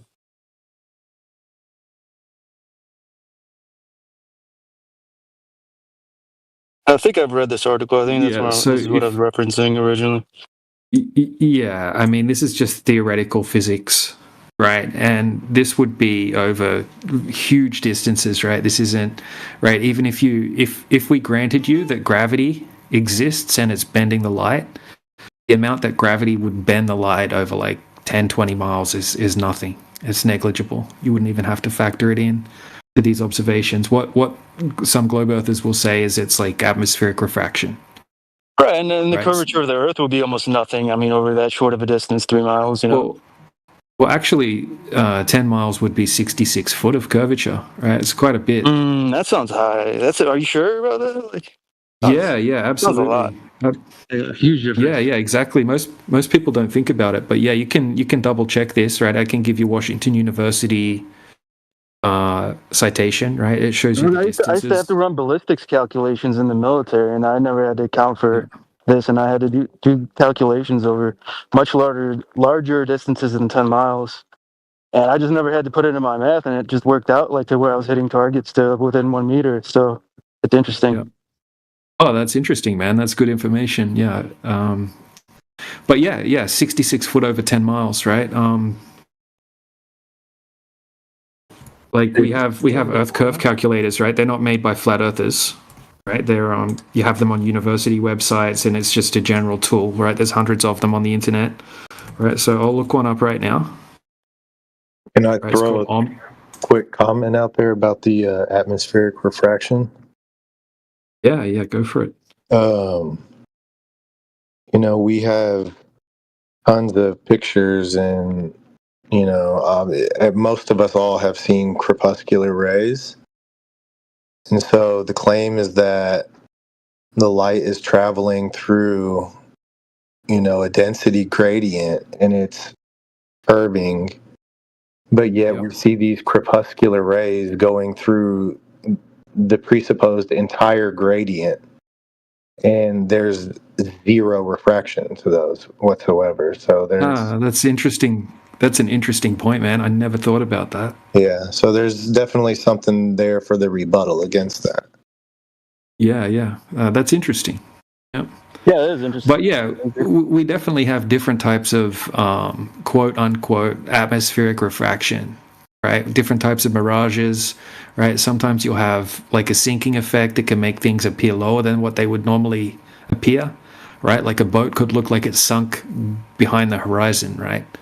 But that's defined by sinking, right? It's where you have warmer air closer to the surface, cooler air above it, right? And the cooler air above the warmer air is more compacted, right? Because gas particles compact together when they're cooler, right? So it makes the light rays bend upward, right? And it displaces the object and make it look like it's lower, right? And then sometimes you can have like the opposite of that gradient where you have cooler air closer to the surface, right? And warmer air above it.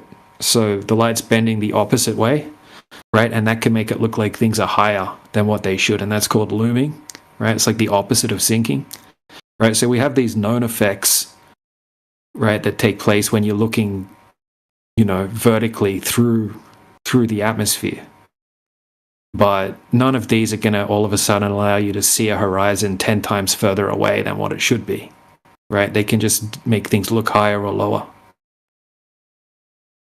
And, you know, we can validate that when we take time-lapse footage of over water, right? You'll see the horizon kind of, you know, bouncing up, bouncing down, objects in the distance, right? They'll go higher, they'll go lower, they'll squish, they'll stretch out as you get these different known effects, right? Sinking, stooping, looming, towering, all of these different known effects. But yeah, at no point does all of a sudden you can see 10 times further, 20 times further than what you would normally be able to see. Right, so when they say refraction explains why we can see 20 times further, right? It's like a cop-out. They're misusing the word refraction. Most of the time they don't really know what they're talking about when they claim that. Also, a claim of refraction would debunk any idea of a geometric horizon, and therefore debunking the globe and every Earth curve calculator.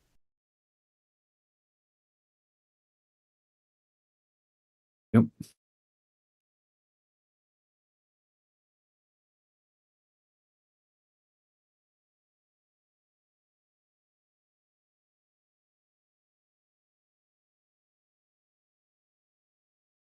So, Steve, when you were doing long-range ballistics, right? So you're saying you didn't have to factor in the curvature of the Earth?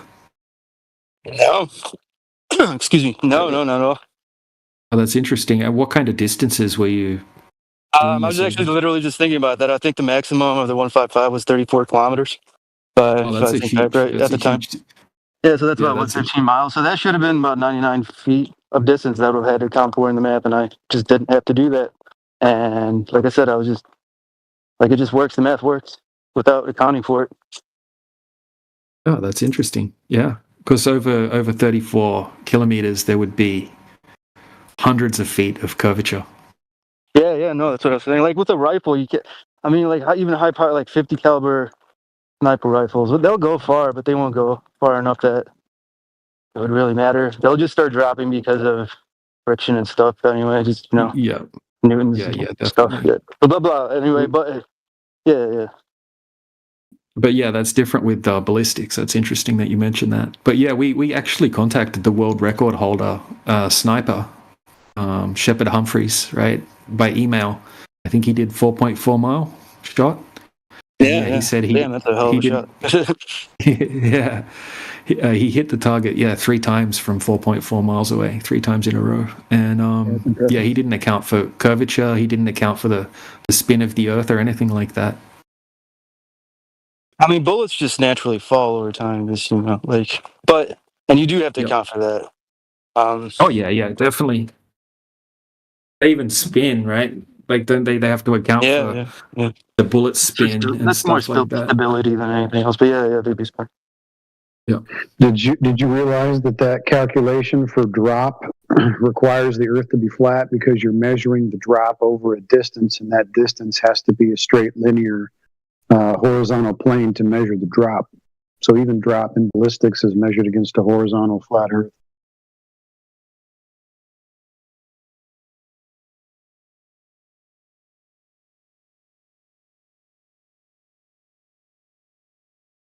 Beautiful.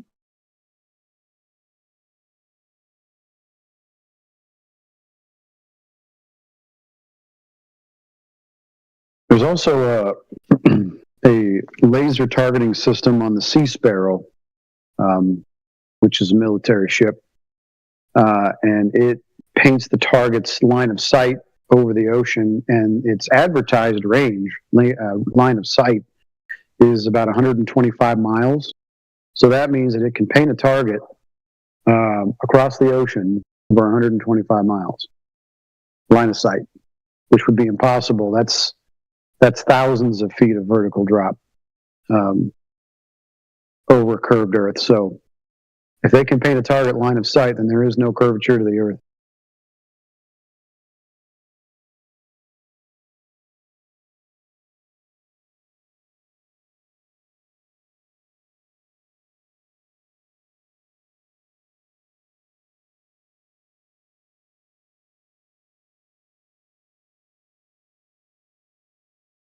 Where are you getting the 66 foot? No, like that's the only thing. Like I have like issue. Like that seems like a massive drop for 10 miles. Like given the size of the Earth, like is the calculation is 1.22 times the square root of the observer's height in feet. That's the calculation. Or you could do 8 inches per mile squared, and you'll get the same answer for both of those. But I can post, right? I've got the Omni calculator, right? It's one of the more popular Earth curvature calculators. Right? It's not made by flat earthers or anything like that. It's just an Earth curve calculator, right? So if I put in distance to object, right, 10 miles, and I put in like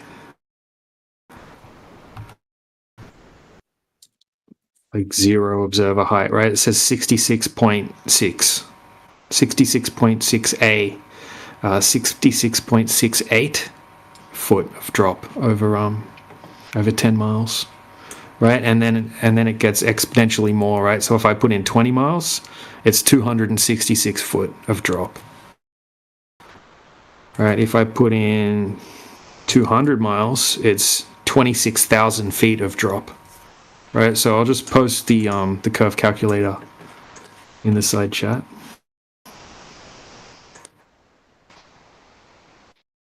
And I'll just post a chart as well.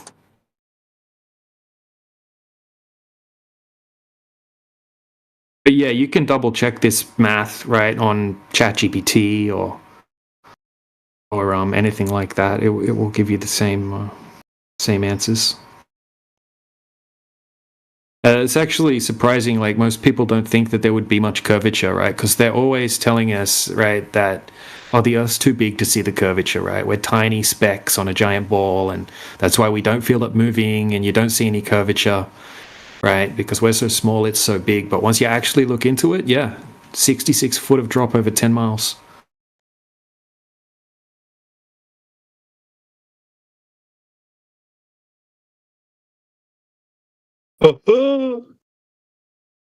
Yeah, so there's a couple of charts in the side chat there. And it will show you the math and different distances and how much curvature or drop there would be.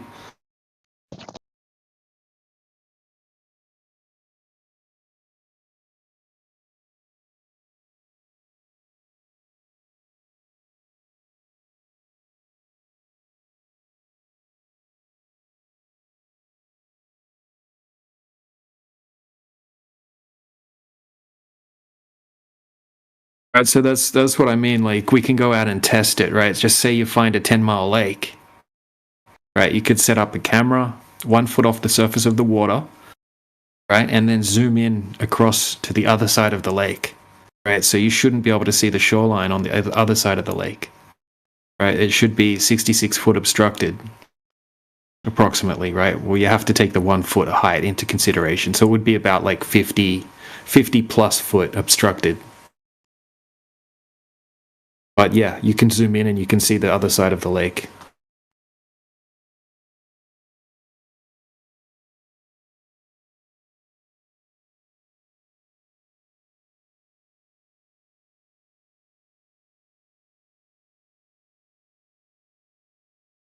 Okay, I actually have an observation here on a lake.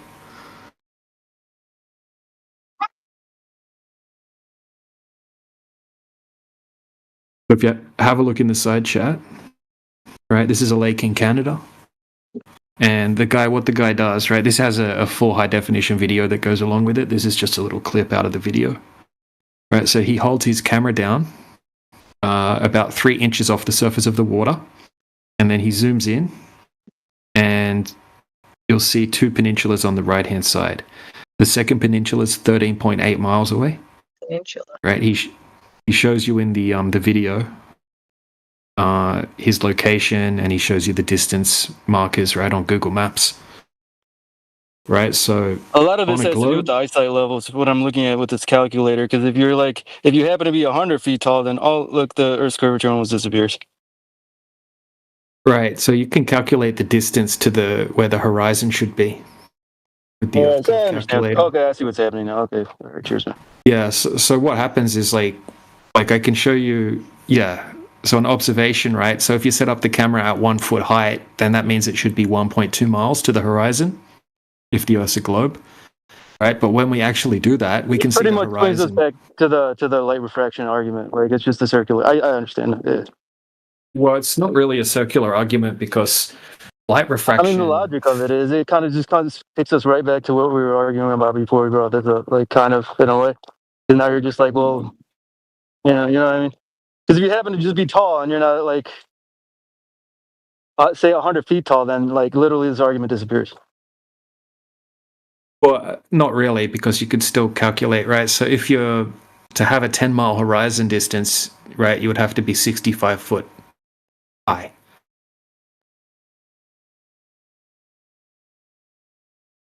Right, but you do understand that other things other than human beings exist, that other things are that high. So that like reality doesn't shift just because human beings aren't that tall. Like that's kind of like where I'm getting at. Like it's a circular kind of reasoning. It just brings us right back to the original argument. Not really. Not once you understand it, right? So if you're doing an observation from a distant height, like a different height, then you would see a horizon at a different distance. right? But on a globe, the horizon is a physical boundary, right? Things that would have to go, anything that goes beyond that horizon would have to start being obstructed behind that horizon, right? It's kind of like if you had a long curved hallway, right? And your friend walked down the hallway and disappeared around the corner, right? It's the same thing. He's gone behind a physical, barrier. The same thing. It's like someone walking over a hill. It's like someone walking over a hill.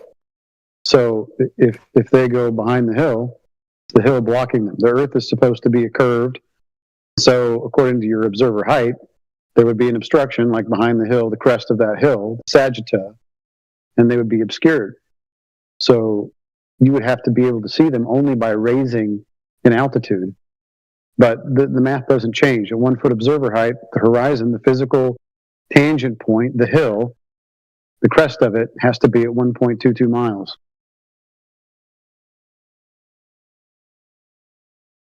And if someone's going to claim that refraction is all of a sudden hologramming the hill, exponentially farther away, then that also debunks the globe, because now you don't have any physical tangent points to measure to.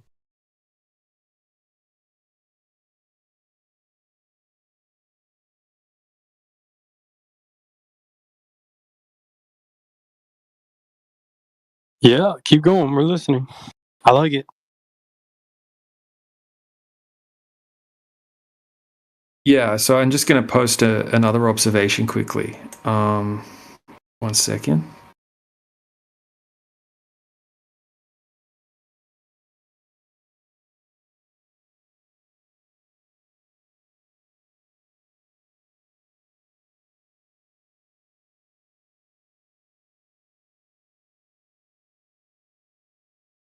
Oh, so you guys just don't believe in relativity? Is that what you're saying? Like at all?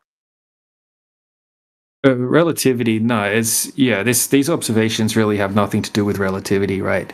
Relativity. The light bending stuff kind of does. I mean, that's no, it doesn't, and I'll tell you why. Because light refraction at all. Like when I posted, I was talking about. I posted the Earth's effect of gravity on light. And this is around the laser argument, I think, originally. Okay, so I'll tell you why it's not true. Because light has no mass, and so therefore cannot be bent by pseudo-Riemannian force space, which is also just a concept.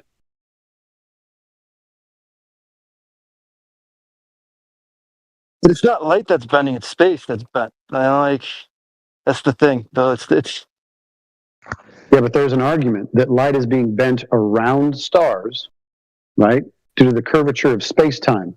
Do you think you could show me some space-time? Well, what would you accept as showing you, like a picture of a supermassive black hole, like sort of an horizon? Well, how about we do this? How about we define space-time for me? Oh man, no, dude! I enter this conversation as I'm not a STEM bro. I'm a history philosophy kind of nerd. I'm not. Oh no. Okay. I was just. Well, let me help you understand something really quick. Space is length, width, and height. It's an abstract description of something, especially if it has borders. But ultimately, it's just a mathematical concept. Time is also a concept. It's how we just basically evenly count the moments throughout the day when the sun is at its zenith until the next day when it's also at a zenith. Time does also not exist in physical reality. So how can two non-physical mediums bend?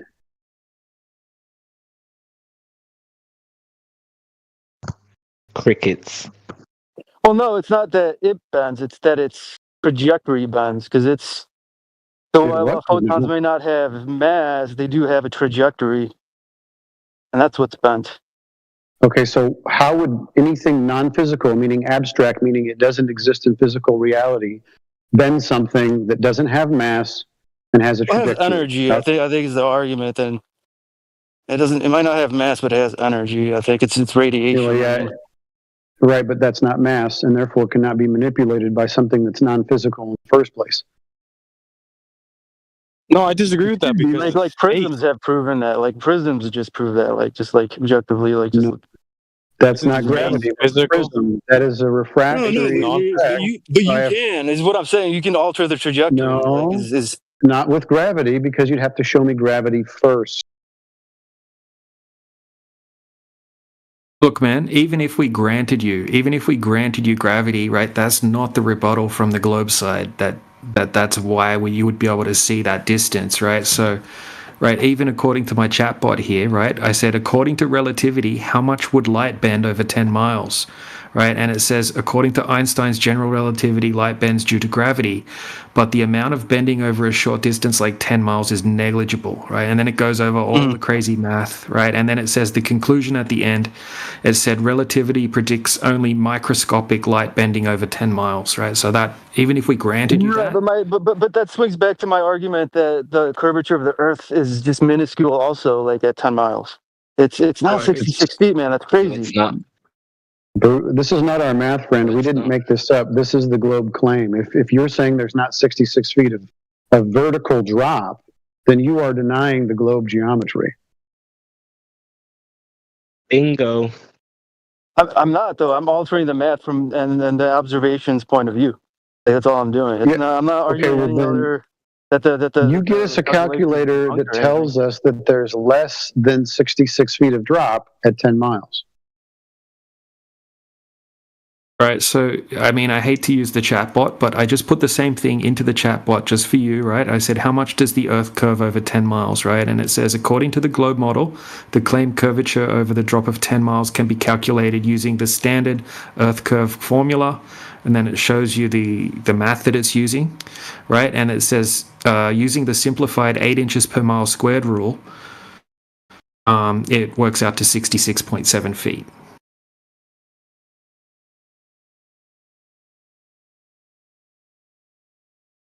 Can double check the math, but that is the math, right? It is 66.7 feet over 10 miles. That's like a 6-story building.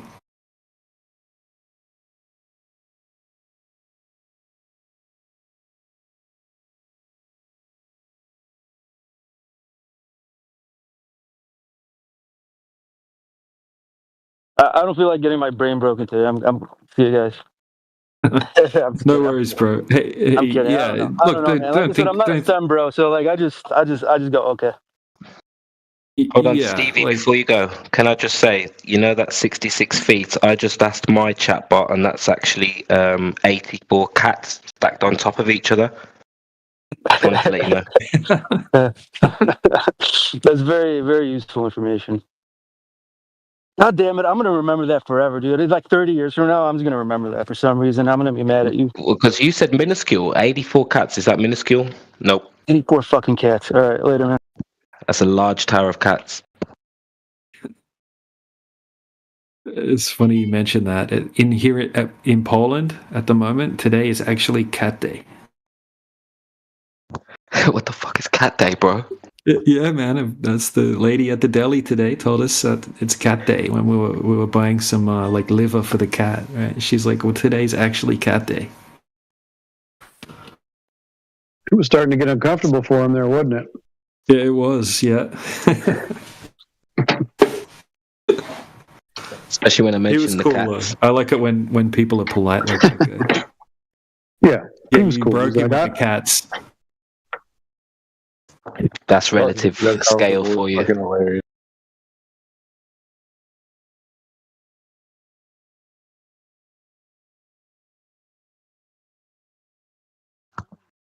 Yeah, the last two guys I think has been good content. I'm glad the bot's in here because I think there's been a couple of really good combos today.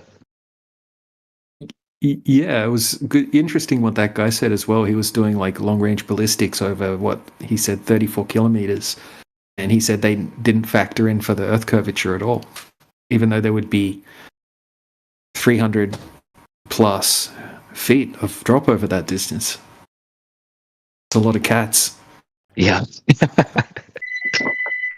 Isn't it crazy the power of suggestions? So you think that the Earth is a ball, but then someone tells you, don't worry about that. Just shoot it like it's flat. I know, what a paradox. And he said he would hit his targets within 1 meter as well. Never had an issue. Yep.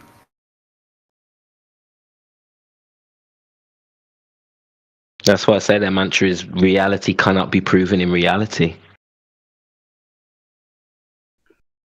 I like that. I'm going to steal it. Globe logic.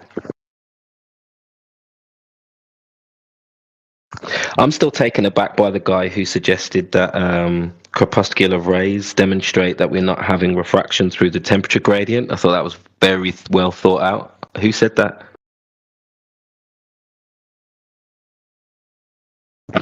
Who was you talking to, DJ, that said that? Yeah, he just left a second ago. I forget what his name was, but yeah, that was a. What did he say now? One. That was different. He said when we see corpuscular rays coming in from, they come down in straight lines, and they don't bend. We don't see them bending because of refraction or anything like that.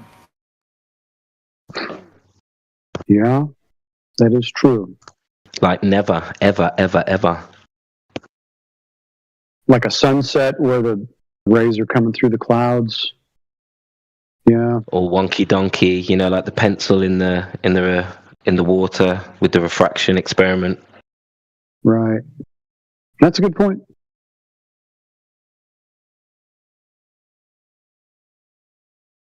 Not to mention, every corpuscular ray is personal to the observer, and there's like experiments you can do. Like some guys were on a lake and took some measurements of these corpuscular rays, and it just seems like it's just completely observer dependent. Oh yeah, yep. Everybody's got their own sun.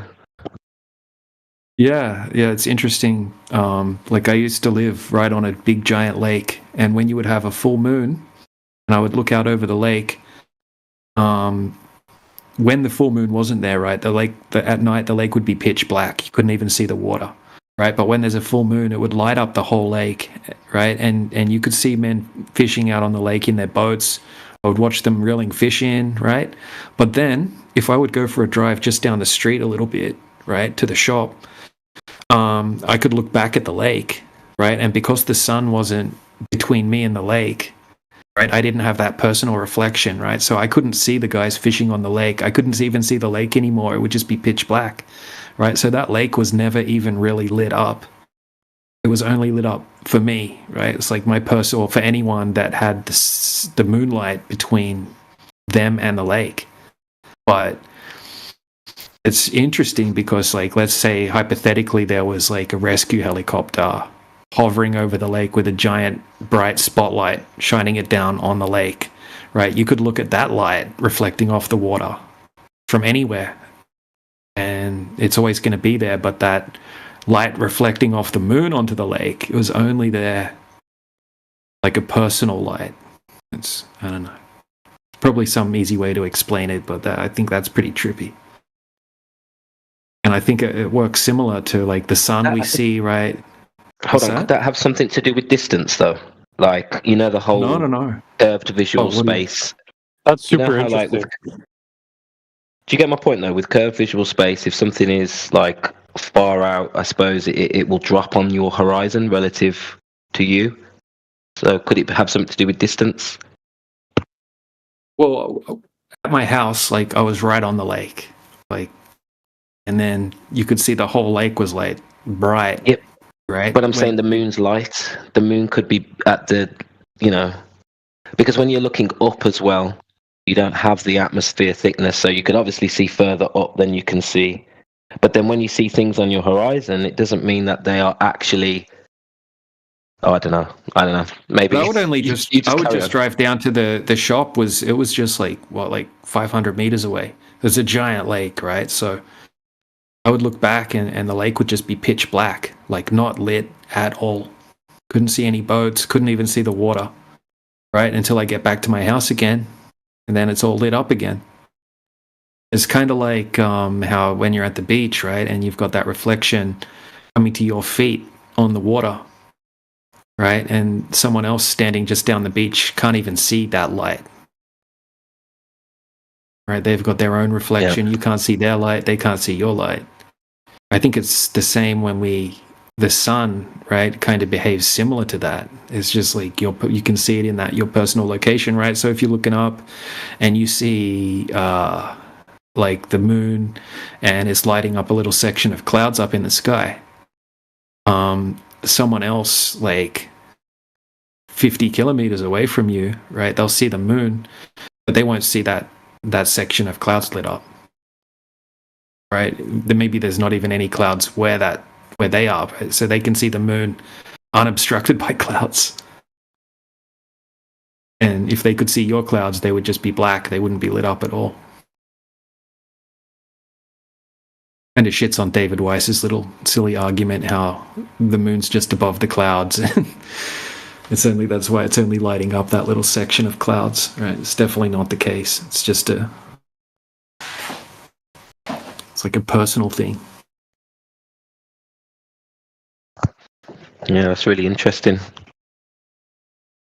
But yeah, I suppose we don't know what the moon or sun is, so it's one of them, isn't it? It's a speculation Sunday job. Yeah. But a worthy subject for a Sunday. Yep.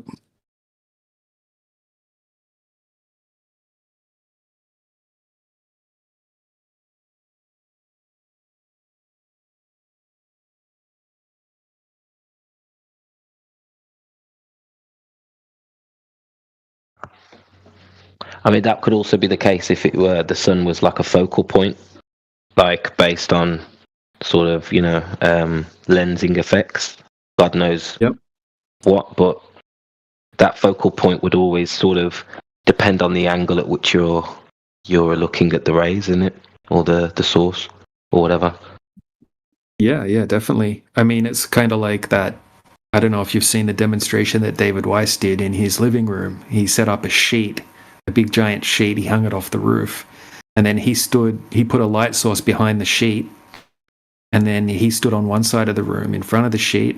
And his wife stood on the other side of the room. And they both pointed on the sheet where they could see the light, right? And it's completely different locations that they could see the light, right? And he was saying that kind of simulates, we all see the sun in a different spot due to the atmosphere, or whatever you want to call it, the atmo.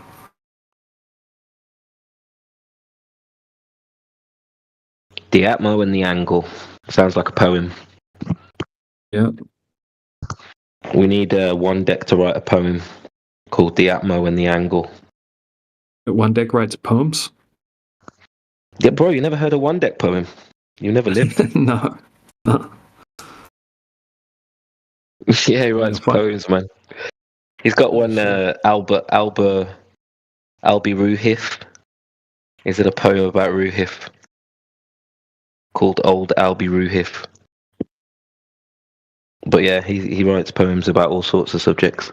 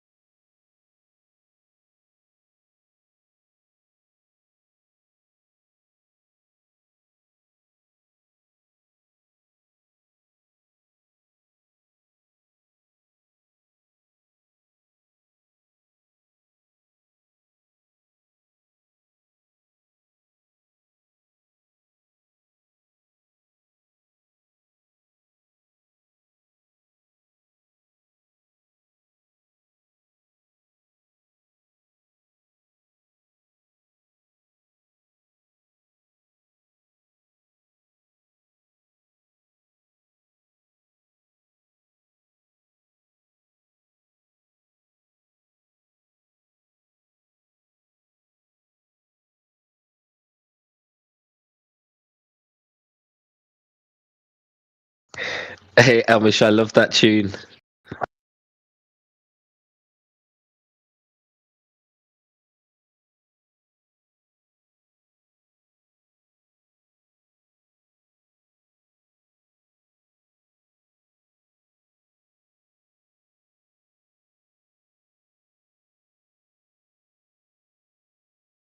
It's like proper old school hip hop flow.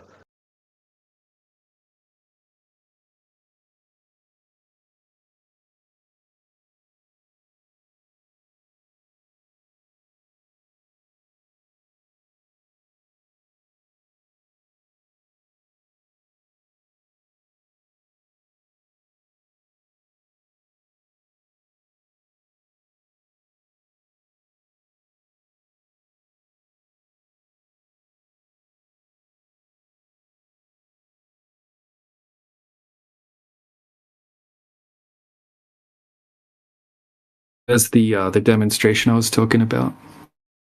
It's called "Where Do You See the Sun?" It's interesting.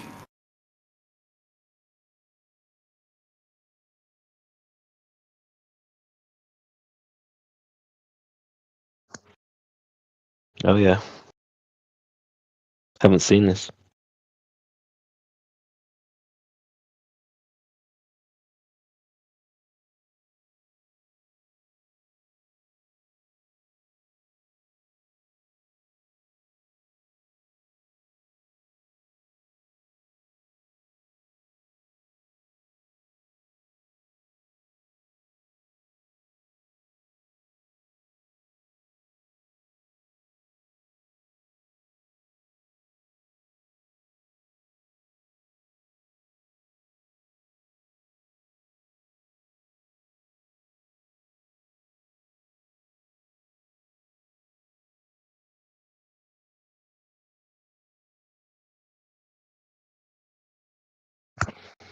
So you know that effect where you put the torch over the dome and you get the focal point. So you get like the apparent sun inside the little dome.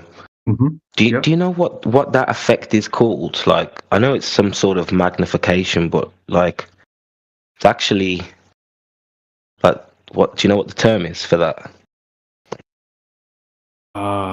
Not really. Not outside of just being a reflection.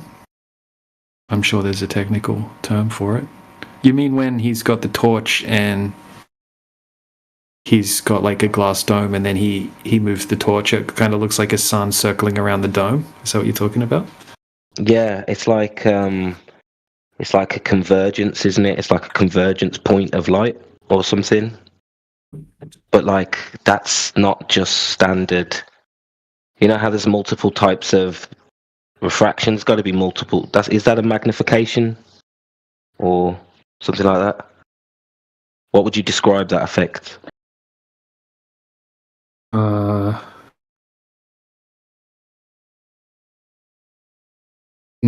I'm not sure. Just trying to find that little demonstration here. It's about halfway through the video. Oh, it's in this video? Okay. Yeah. After he does the curved visual space protracted demonstration.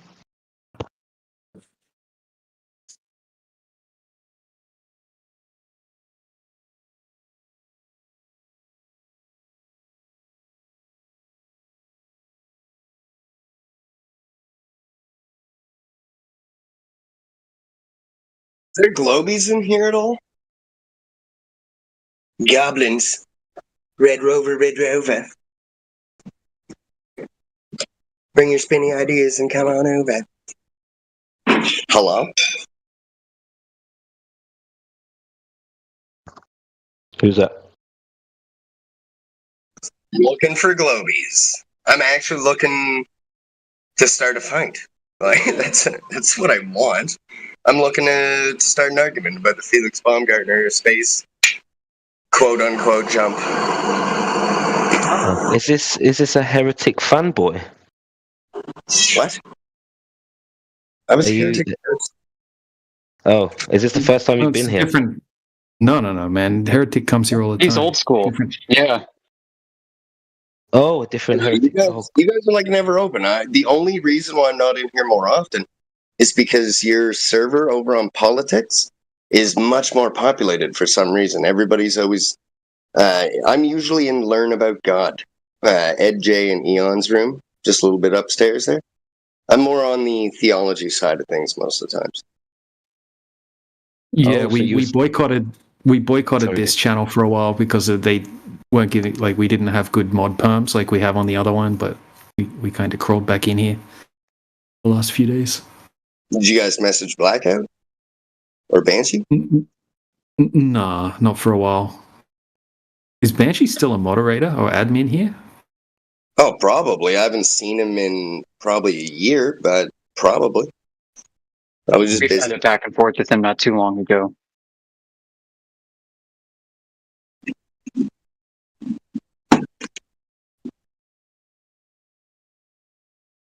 Yeah, so I'm looking for a Globie that can find me the Felix Baumgartner space jump from launch, like a video of from the ground to the tippy top.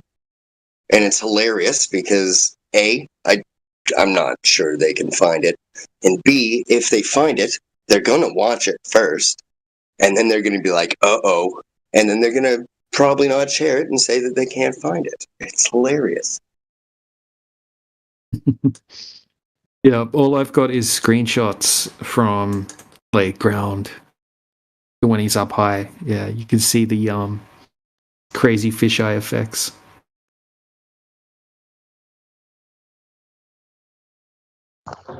Is that the one where they show from the takeoff curvature at ground level?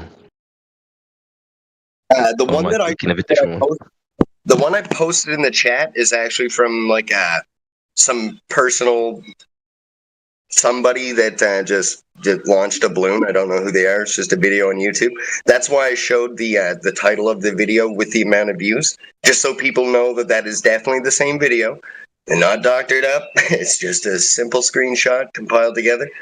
And you can't find, well, you probably can. It would take a lot of digging. But it's so hard to find the Felix Baumgartner space jump because of that reason. Because it'll show a fisheye lens at like 40 feet off the ground. So they show you the 100,000 foot footage, but they never show you the ground level. Yeah, and even if they do, people are so cognitive dissonance that they don't even pay attention to it. We had a Glober in here, this was ages ago, and Kembo called him out because he was like, look, there's the curve. So we just rewound the video and there was curve at ground level. So it was just like, dude, wake up, please. Yeah, I got screenshots here from ground level. I'm just trying to find them. And then this one guy showed curvature on a weather balloon. So we just fast forwarded the video a bit and then the curvature was bending in the opposite direction. Like, dude, wake up, please. Yeah, the mind-blowing part is when they're like, well, let me go find a different one. And then you're like, what is wrong with you? Yeah, it's really desperate, man. It's like, gosh, please, debunk yourself every day. Stop it. Come here, debunk yourself, get triggered, and come back tomorrow and do it all again.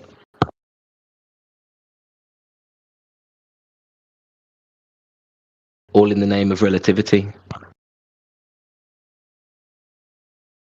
Serendipity.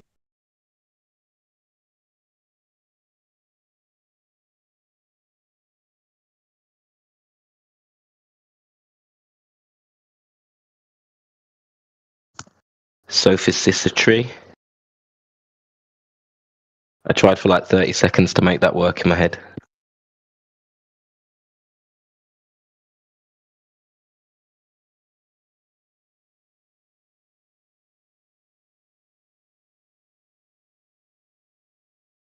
Yeah, there's a image there from ground level.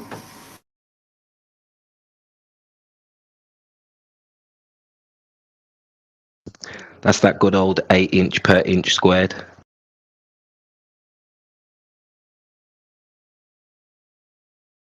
Tiny Earth theory.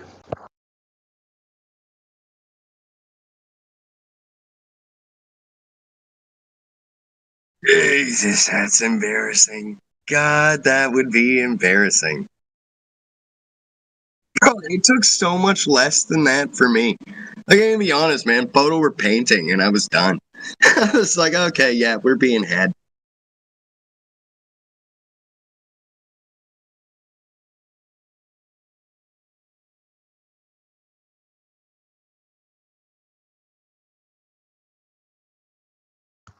But there's got to be some explanation for it.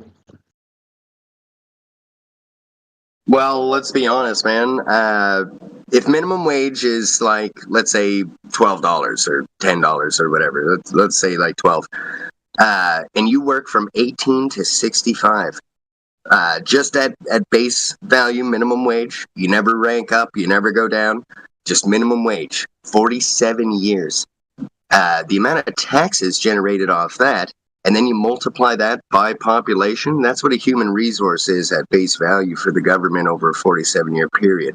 That's why once you retire, the doctors will start trying to get you to stop taking salt, stop taking sugar, and go on blood thinners because they're killing you. You need those things. You need sugar and you need salt. Salt increases the conductivity and flow of other vitamins and minerals and the retention of water and other fluids. So sugars give you a lot of energy. It's like boosts the body. There's things that you need. So that's dude, why get that Mars Bar health advice out of here, dude. What? Do you know who I am? I'm only joking. I'm only joking. I just don't buy the sugar argument. What, you think sugar's bad for you? What sugar are you talking about? Like any sugar. You know, like a refined white crystal sugar is bad for you? It's terrible for you, bro. No, it's not. It's terrible for people that don't move around a lot.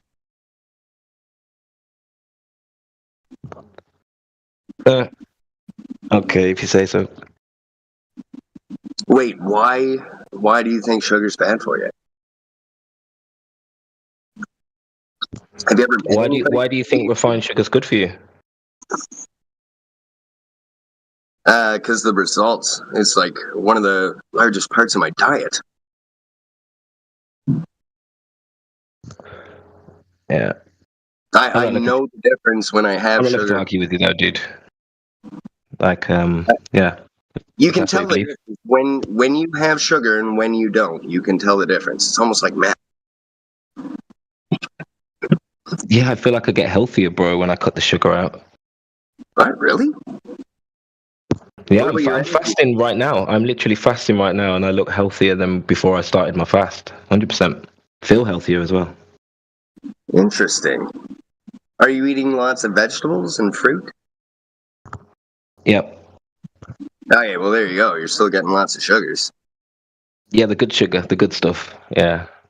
I should say refined sugar. That's what I'm not eating. Yeah, even on that level though, like I don't think it's as bad as they say. Like I think not having sugar in your diet at all is much more harmful than having refined sugar in your diet. But why do you say that? Why do you think that? Practice. Not really literature, but through practice. Like I said, it's a heavy part of my diet, and I definitely know the difference when in my energy levels if I don't have sugars and if I do have sugars. How do you know that's just not withdrawal symptoms? Withdrawal? Well, yeah, technically it would be a withdrawal, yeah. So that just means you're addicted to sugar. If you want to call it that, but if you look at my lifestyle, the shape I'm in, the athletic levels that I'm at, it's really hard to convince me that it's bad for me.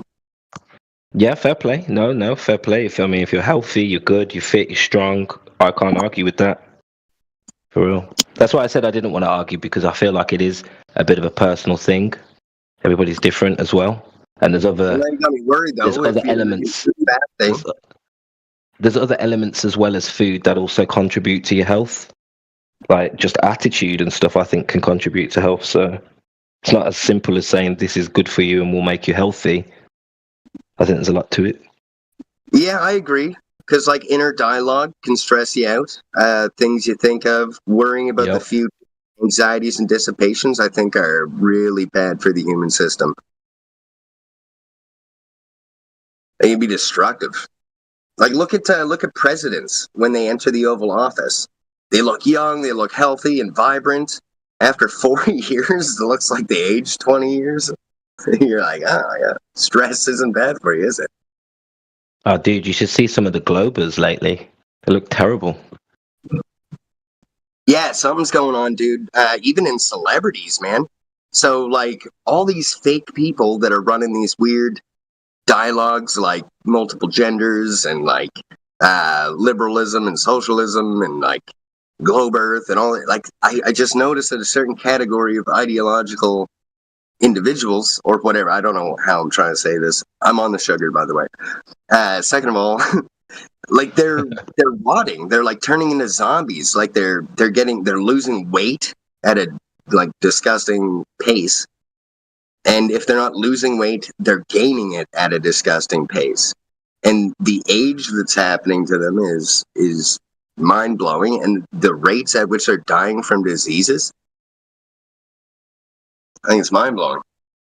Yeah. Then you'll see like a 55-year-old smoker smokes weed, stops for McDonald's once a week, and like, well, maybe not McDonald's, but like, you know what I mean? They don't have that healthy natural fibers diets, but they're like immortal. Like smokers run into their cars. What is this?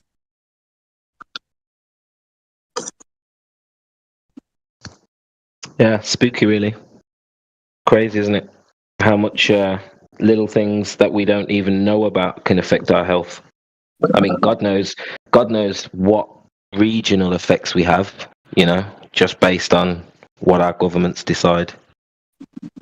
It's pretty much the lottery. I think fasting is really important.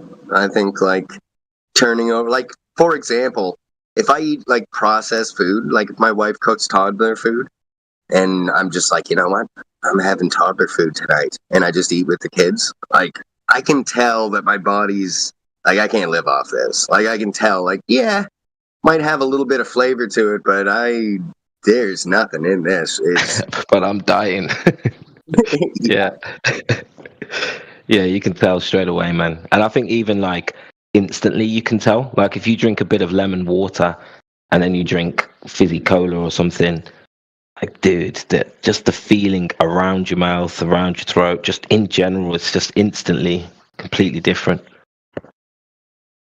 Yeah, 100%. I like to mix a little like rock salt, like a pinch of sugar, and then a little bit of lemon. So it's like bitter, not sweet, not salty, not sour, but it's just bitter. Oh man! And like you can feel the energy you can feel the quench at the back of your brain. Like you can just feel like you're like, oh man, it's good. Then I usually like to eat a nutrition. Banana. Yeah, that's the feeling of nutrition. Yeah. I feel the same way if you eat like watermelon. I don't know if you have like a really big piece of watermelon, like man, it just feels so hydrated and just good afterwards. Yeah, I agree. 100%. Weird world. We could be living in a world where like all this is like literally you go outside and food is just everywhere growing on trees, fruit, and like there's free trade and all that stuff, and like nope, slaughterhouses and processed food, please. Pave paradise, put up a parking lot. But in fair game, and we pay for it. We pay for our own enslavement. It's a bad habit. Yeah, so that's why I think behind it. Because if you told me at 20 years old, hey, listen, you've been duped, we lied, the earth is flat. The first thing that comes to my mind when somebody tells me that is, how much more land is there? And then the next emotion is, I want to go exploring. Like, I want to go see. I'm curious. I want to find this. I want to seek and find. And that's probably not like very productive for an economy. They need people to stock shelves, like serve coffee and pump gas. That also doesn't help the scarcity rumors either. Yeah, 100%. That I think it was probably 2017. I'm a lot younger in that video, but I did the math, and I think it was something like 10 times over. The whole population at that time, 38 million, could fit in one of the smallest provinces in Canada 10 times over. The whole population, with enough space to like swing their arms. Yeah, that's crazy. Hi, this is Gilbert Gottfried, and hey, Jeffrey Epstein, I heard what you did. That's not very poggers of you. I miss that legend. Yeah, rest in peace to that guy, man. We all miss him. Yeah, the voice of my childhood. Yeah. I thought you were talking about Jeffrey Epstein. Yeah, imagine. Oh, I miss it. I miss the midget. Gilbert Gottfried. I'm from the UK, so I missed the reference. I still can't believe he actually fucking did the cameo for Jeffrey Epstein parody thing. Fucking. And he just gives a dumb smile like right after too. His reading of 50 Shades of Grey. Oh, I fucking remember that. It was genius.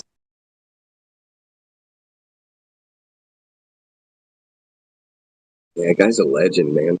I remember one time I was at my sister's house, and we were all discussing if Brunsey could talk. Brunsey was this little Boston Terrier pug that they had. And my niece instantly was like, yeah, he'd sound like Gilbert Gottfried. And we all just lost it laughing. Oh man, that's beautiful. I was trying to say too, I think the last role he ever had was like portrayed as God in Smiling Friends when that one guy, I think it was a yellow guy. What's his name? Charlie? Yeah, Charlie. That's when he like goes to hell and fucking Gilbert Gottfried played as Gottfried, fucking just saves him and just takes him back to Earth and shit. But yeah. What was that on? Huh? What was that on? Smiling Friends. I think Gilbert it had to have been Gilbert Gottfried that did that. Yeah, I don't think I've seen that. It was like this like Adult Swim show or something. Anyways, are you guys actually talking about the flat Earth, or are we just chilling here? Yes, sir. Yeah, we were. A little bit of both. A little bit of this, a little bit of that. I see. Well, does anybody actually believe in the flat Earth? Like in this chat? Well, Heretic said he was. Yeah, Heretic said he was looking to speak to a Glober. Are you a Glober? I am a Glober because I graduated high school. Well, actually, I got my GED, but it's smart enough, so. Actually, I would argue that if you went back for your GED, you probably have more refined intellect, because, like, if you had to be thinking about that stuff after 18. I don't believe in a flat Earth. I mean, I believe in a round Earth. I believe, in fact, I think maybe the Earth could be shaped like titties. Okay, I'm listening. So, Like, imagine if the Earth was like a big, beautiful. You think like the Earth could be like a big, beautiful woman, like a Latina chick or something?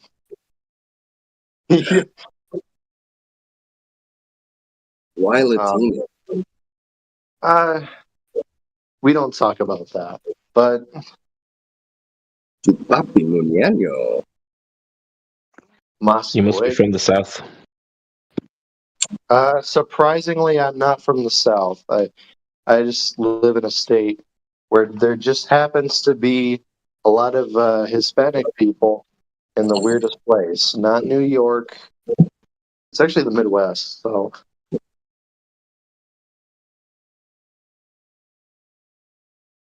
Well, just so you know, we do like trolls, but they have to be. If you're not funny, you're going to have to go. So start dancing and singing. I mean, I can do some country music if you want.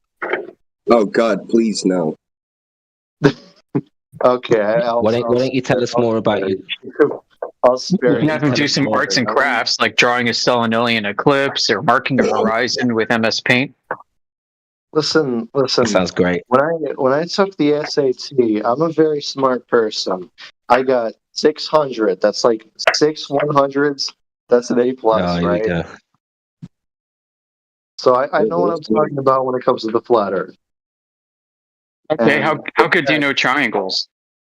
Triangles. That's a good question. So yeah, have you ever taken the NASA triangle test? Fuck. Okay, so you got me beaten on that one because I don't even know what that test is. But I'm pretty sure I know the formula for like Pythagoras triangle. Pythagoras? Yeah, fucking no, Pythagoras. Try this one out, okay? 15 minutes past the hour. Example A. Which of the figures below are not triangles? Okay, where's that at? It's in the chat. If you click on the chat bubble by the VC box, by the VC, whatever the hell you call it. Okay. No, the chat, at least on mobile, the chat bubble is in the middle, across the bottom. Yeah, I'd have to say. Oh well. I'd have to say D. I'd have to say D, honestly. They all look like triangles to me. They look like it, but you got to understand, a triangle has to be 3 angles. It's within the name. Yeah, but D's meeting that criteria. D meets that criteria. No, you got to understand. So you see how that there's like a missing part in that. You know how there's a missing part in that one non-angled. It's just like air. There's a, it doesn't make sense there. The rest of them. It has to be an enclosed polygon. Huh? It has to be a polygon. Polygon. Right, it has to be enclosed. D is definitely not one, but there's another that's not one. Well, then, if that's the case, would be B. I'd have to say B. Yeah. Okay, you got it. B is correct. Do you know why B is not a triangle? Well, if I had to guess, probably because that one part is sloped, kind of like curvy. Correct. Correct. You don't have 3 straight sides. One of them is curved, and you can't form an angle from the meeting point of a straight line and a curve. The angle is actually 0 or approaching 0. So you don't have 180 degrees. You don't even have the 3 straight sides. You don't have 3 angles.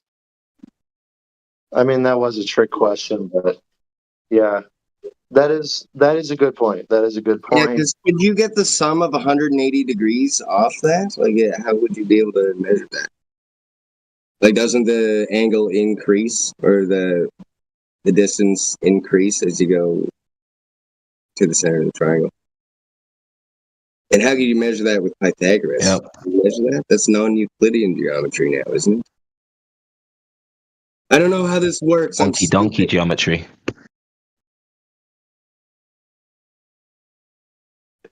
Yeah. All right, we got another test here. All right, which of the following Oh, I'm loving this. A claim to be a photograph of the Earth from space. Are claimed? Uh-huh. Claimed by NASA. I think all of the above? Incorrect. Let me see. You give him all the easy ones. Hip Hop Anonymous. But he got it wrong. He got it wrong. No, yeah. He still got it wrong. Right, I'm gonna give you a hint. Only one of them is claimed to be a photograph of the Earth from space. Okay, it's A. It's A. Man, that's a blue marble if I ever seen one, I tell you what. I think the rest kind of look like computer generated, maybe. I don't know.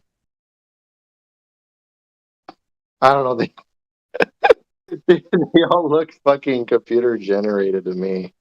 They do, don't they? But yeah, the correct answer is A. Heretic got it right. Okay. Well, what does he win? He didn't win anything. Oh, Heretic doesn't get a prize. This is for Globe Earthers. Yeah, you don't get a prize. A for effort. A for effort. Any flat earther will get that correct.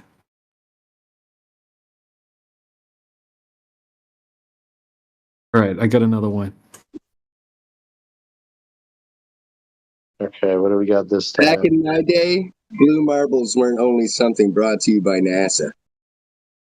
All right, this is the level test. Okay. Probably B, honestly. Probably? No. Is that a secure answer? I think all of the above again. Ron for 500. Heretic, who are you, bro? Yo, is that a picture of Jay Leno at the top of the question? No, that's Matthew. Brenda says all of them. I'm just gonna say Jay Leno to be funny. I know I don't know who the fuck that is.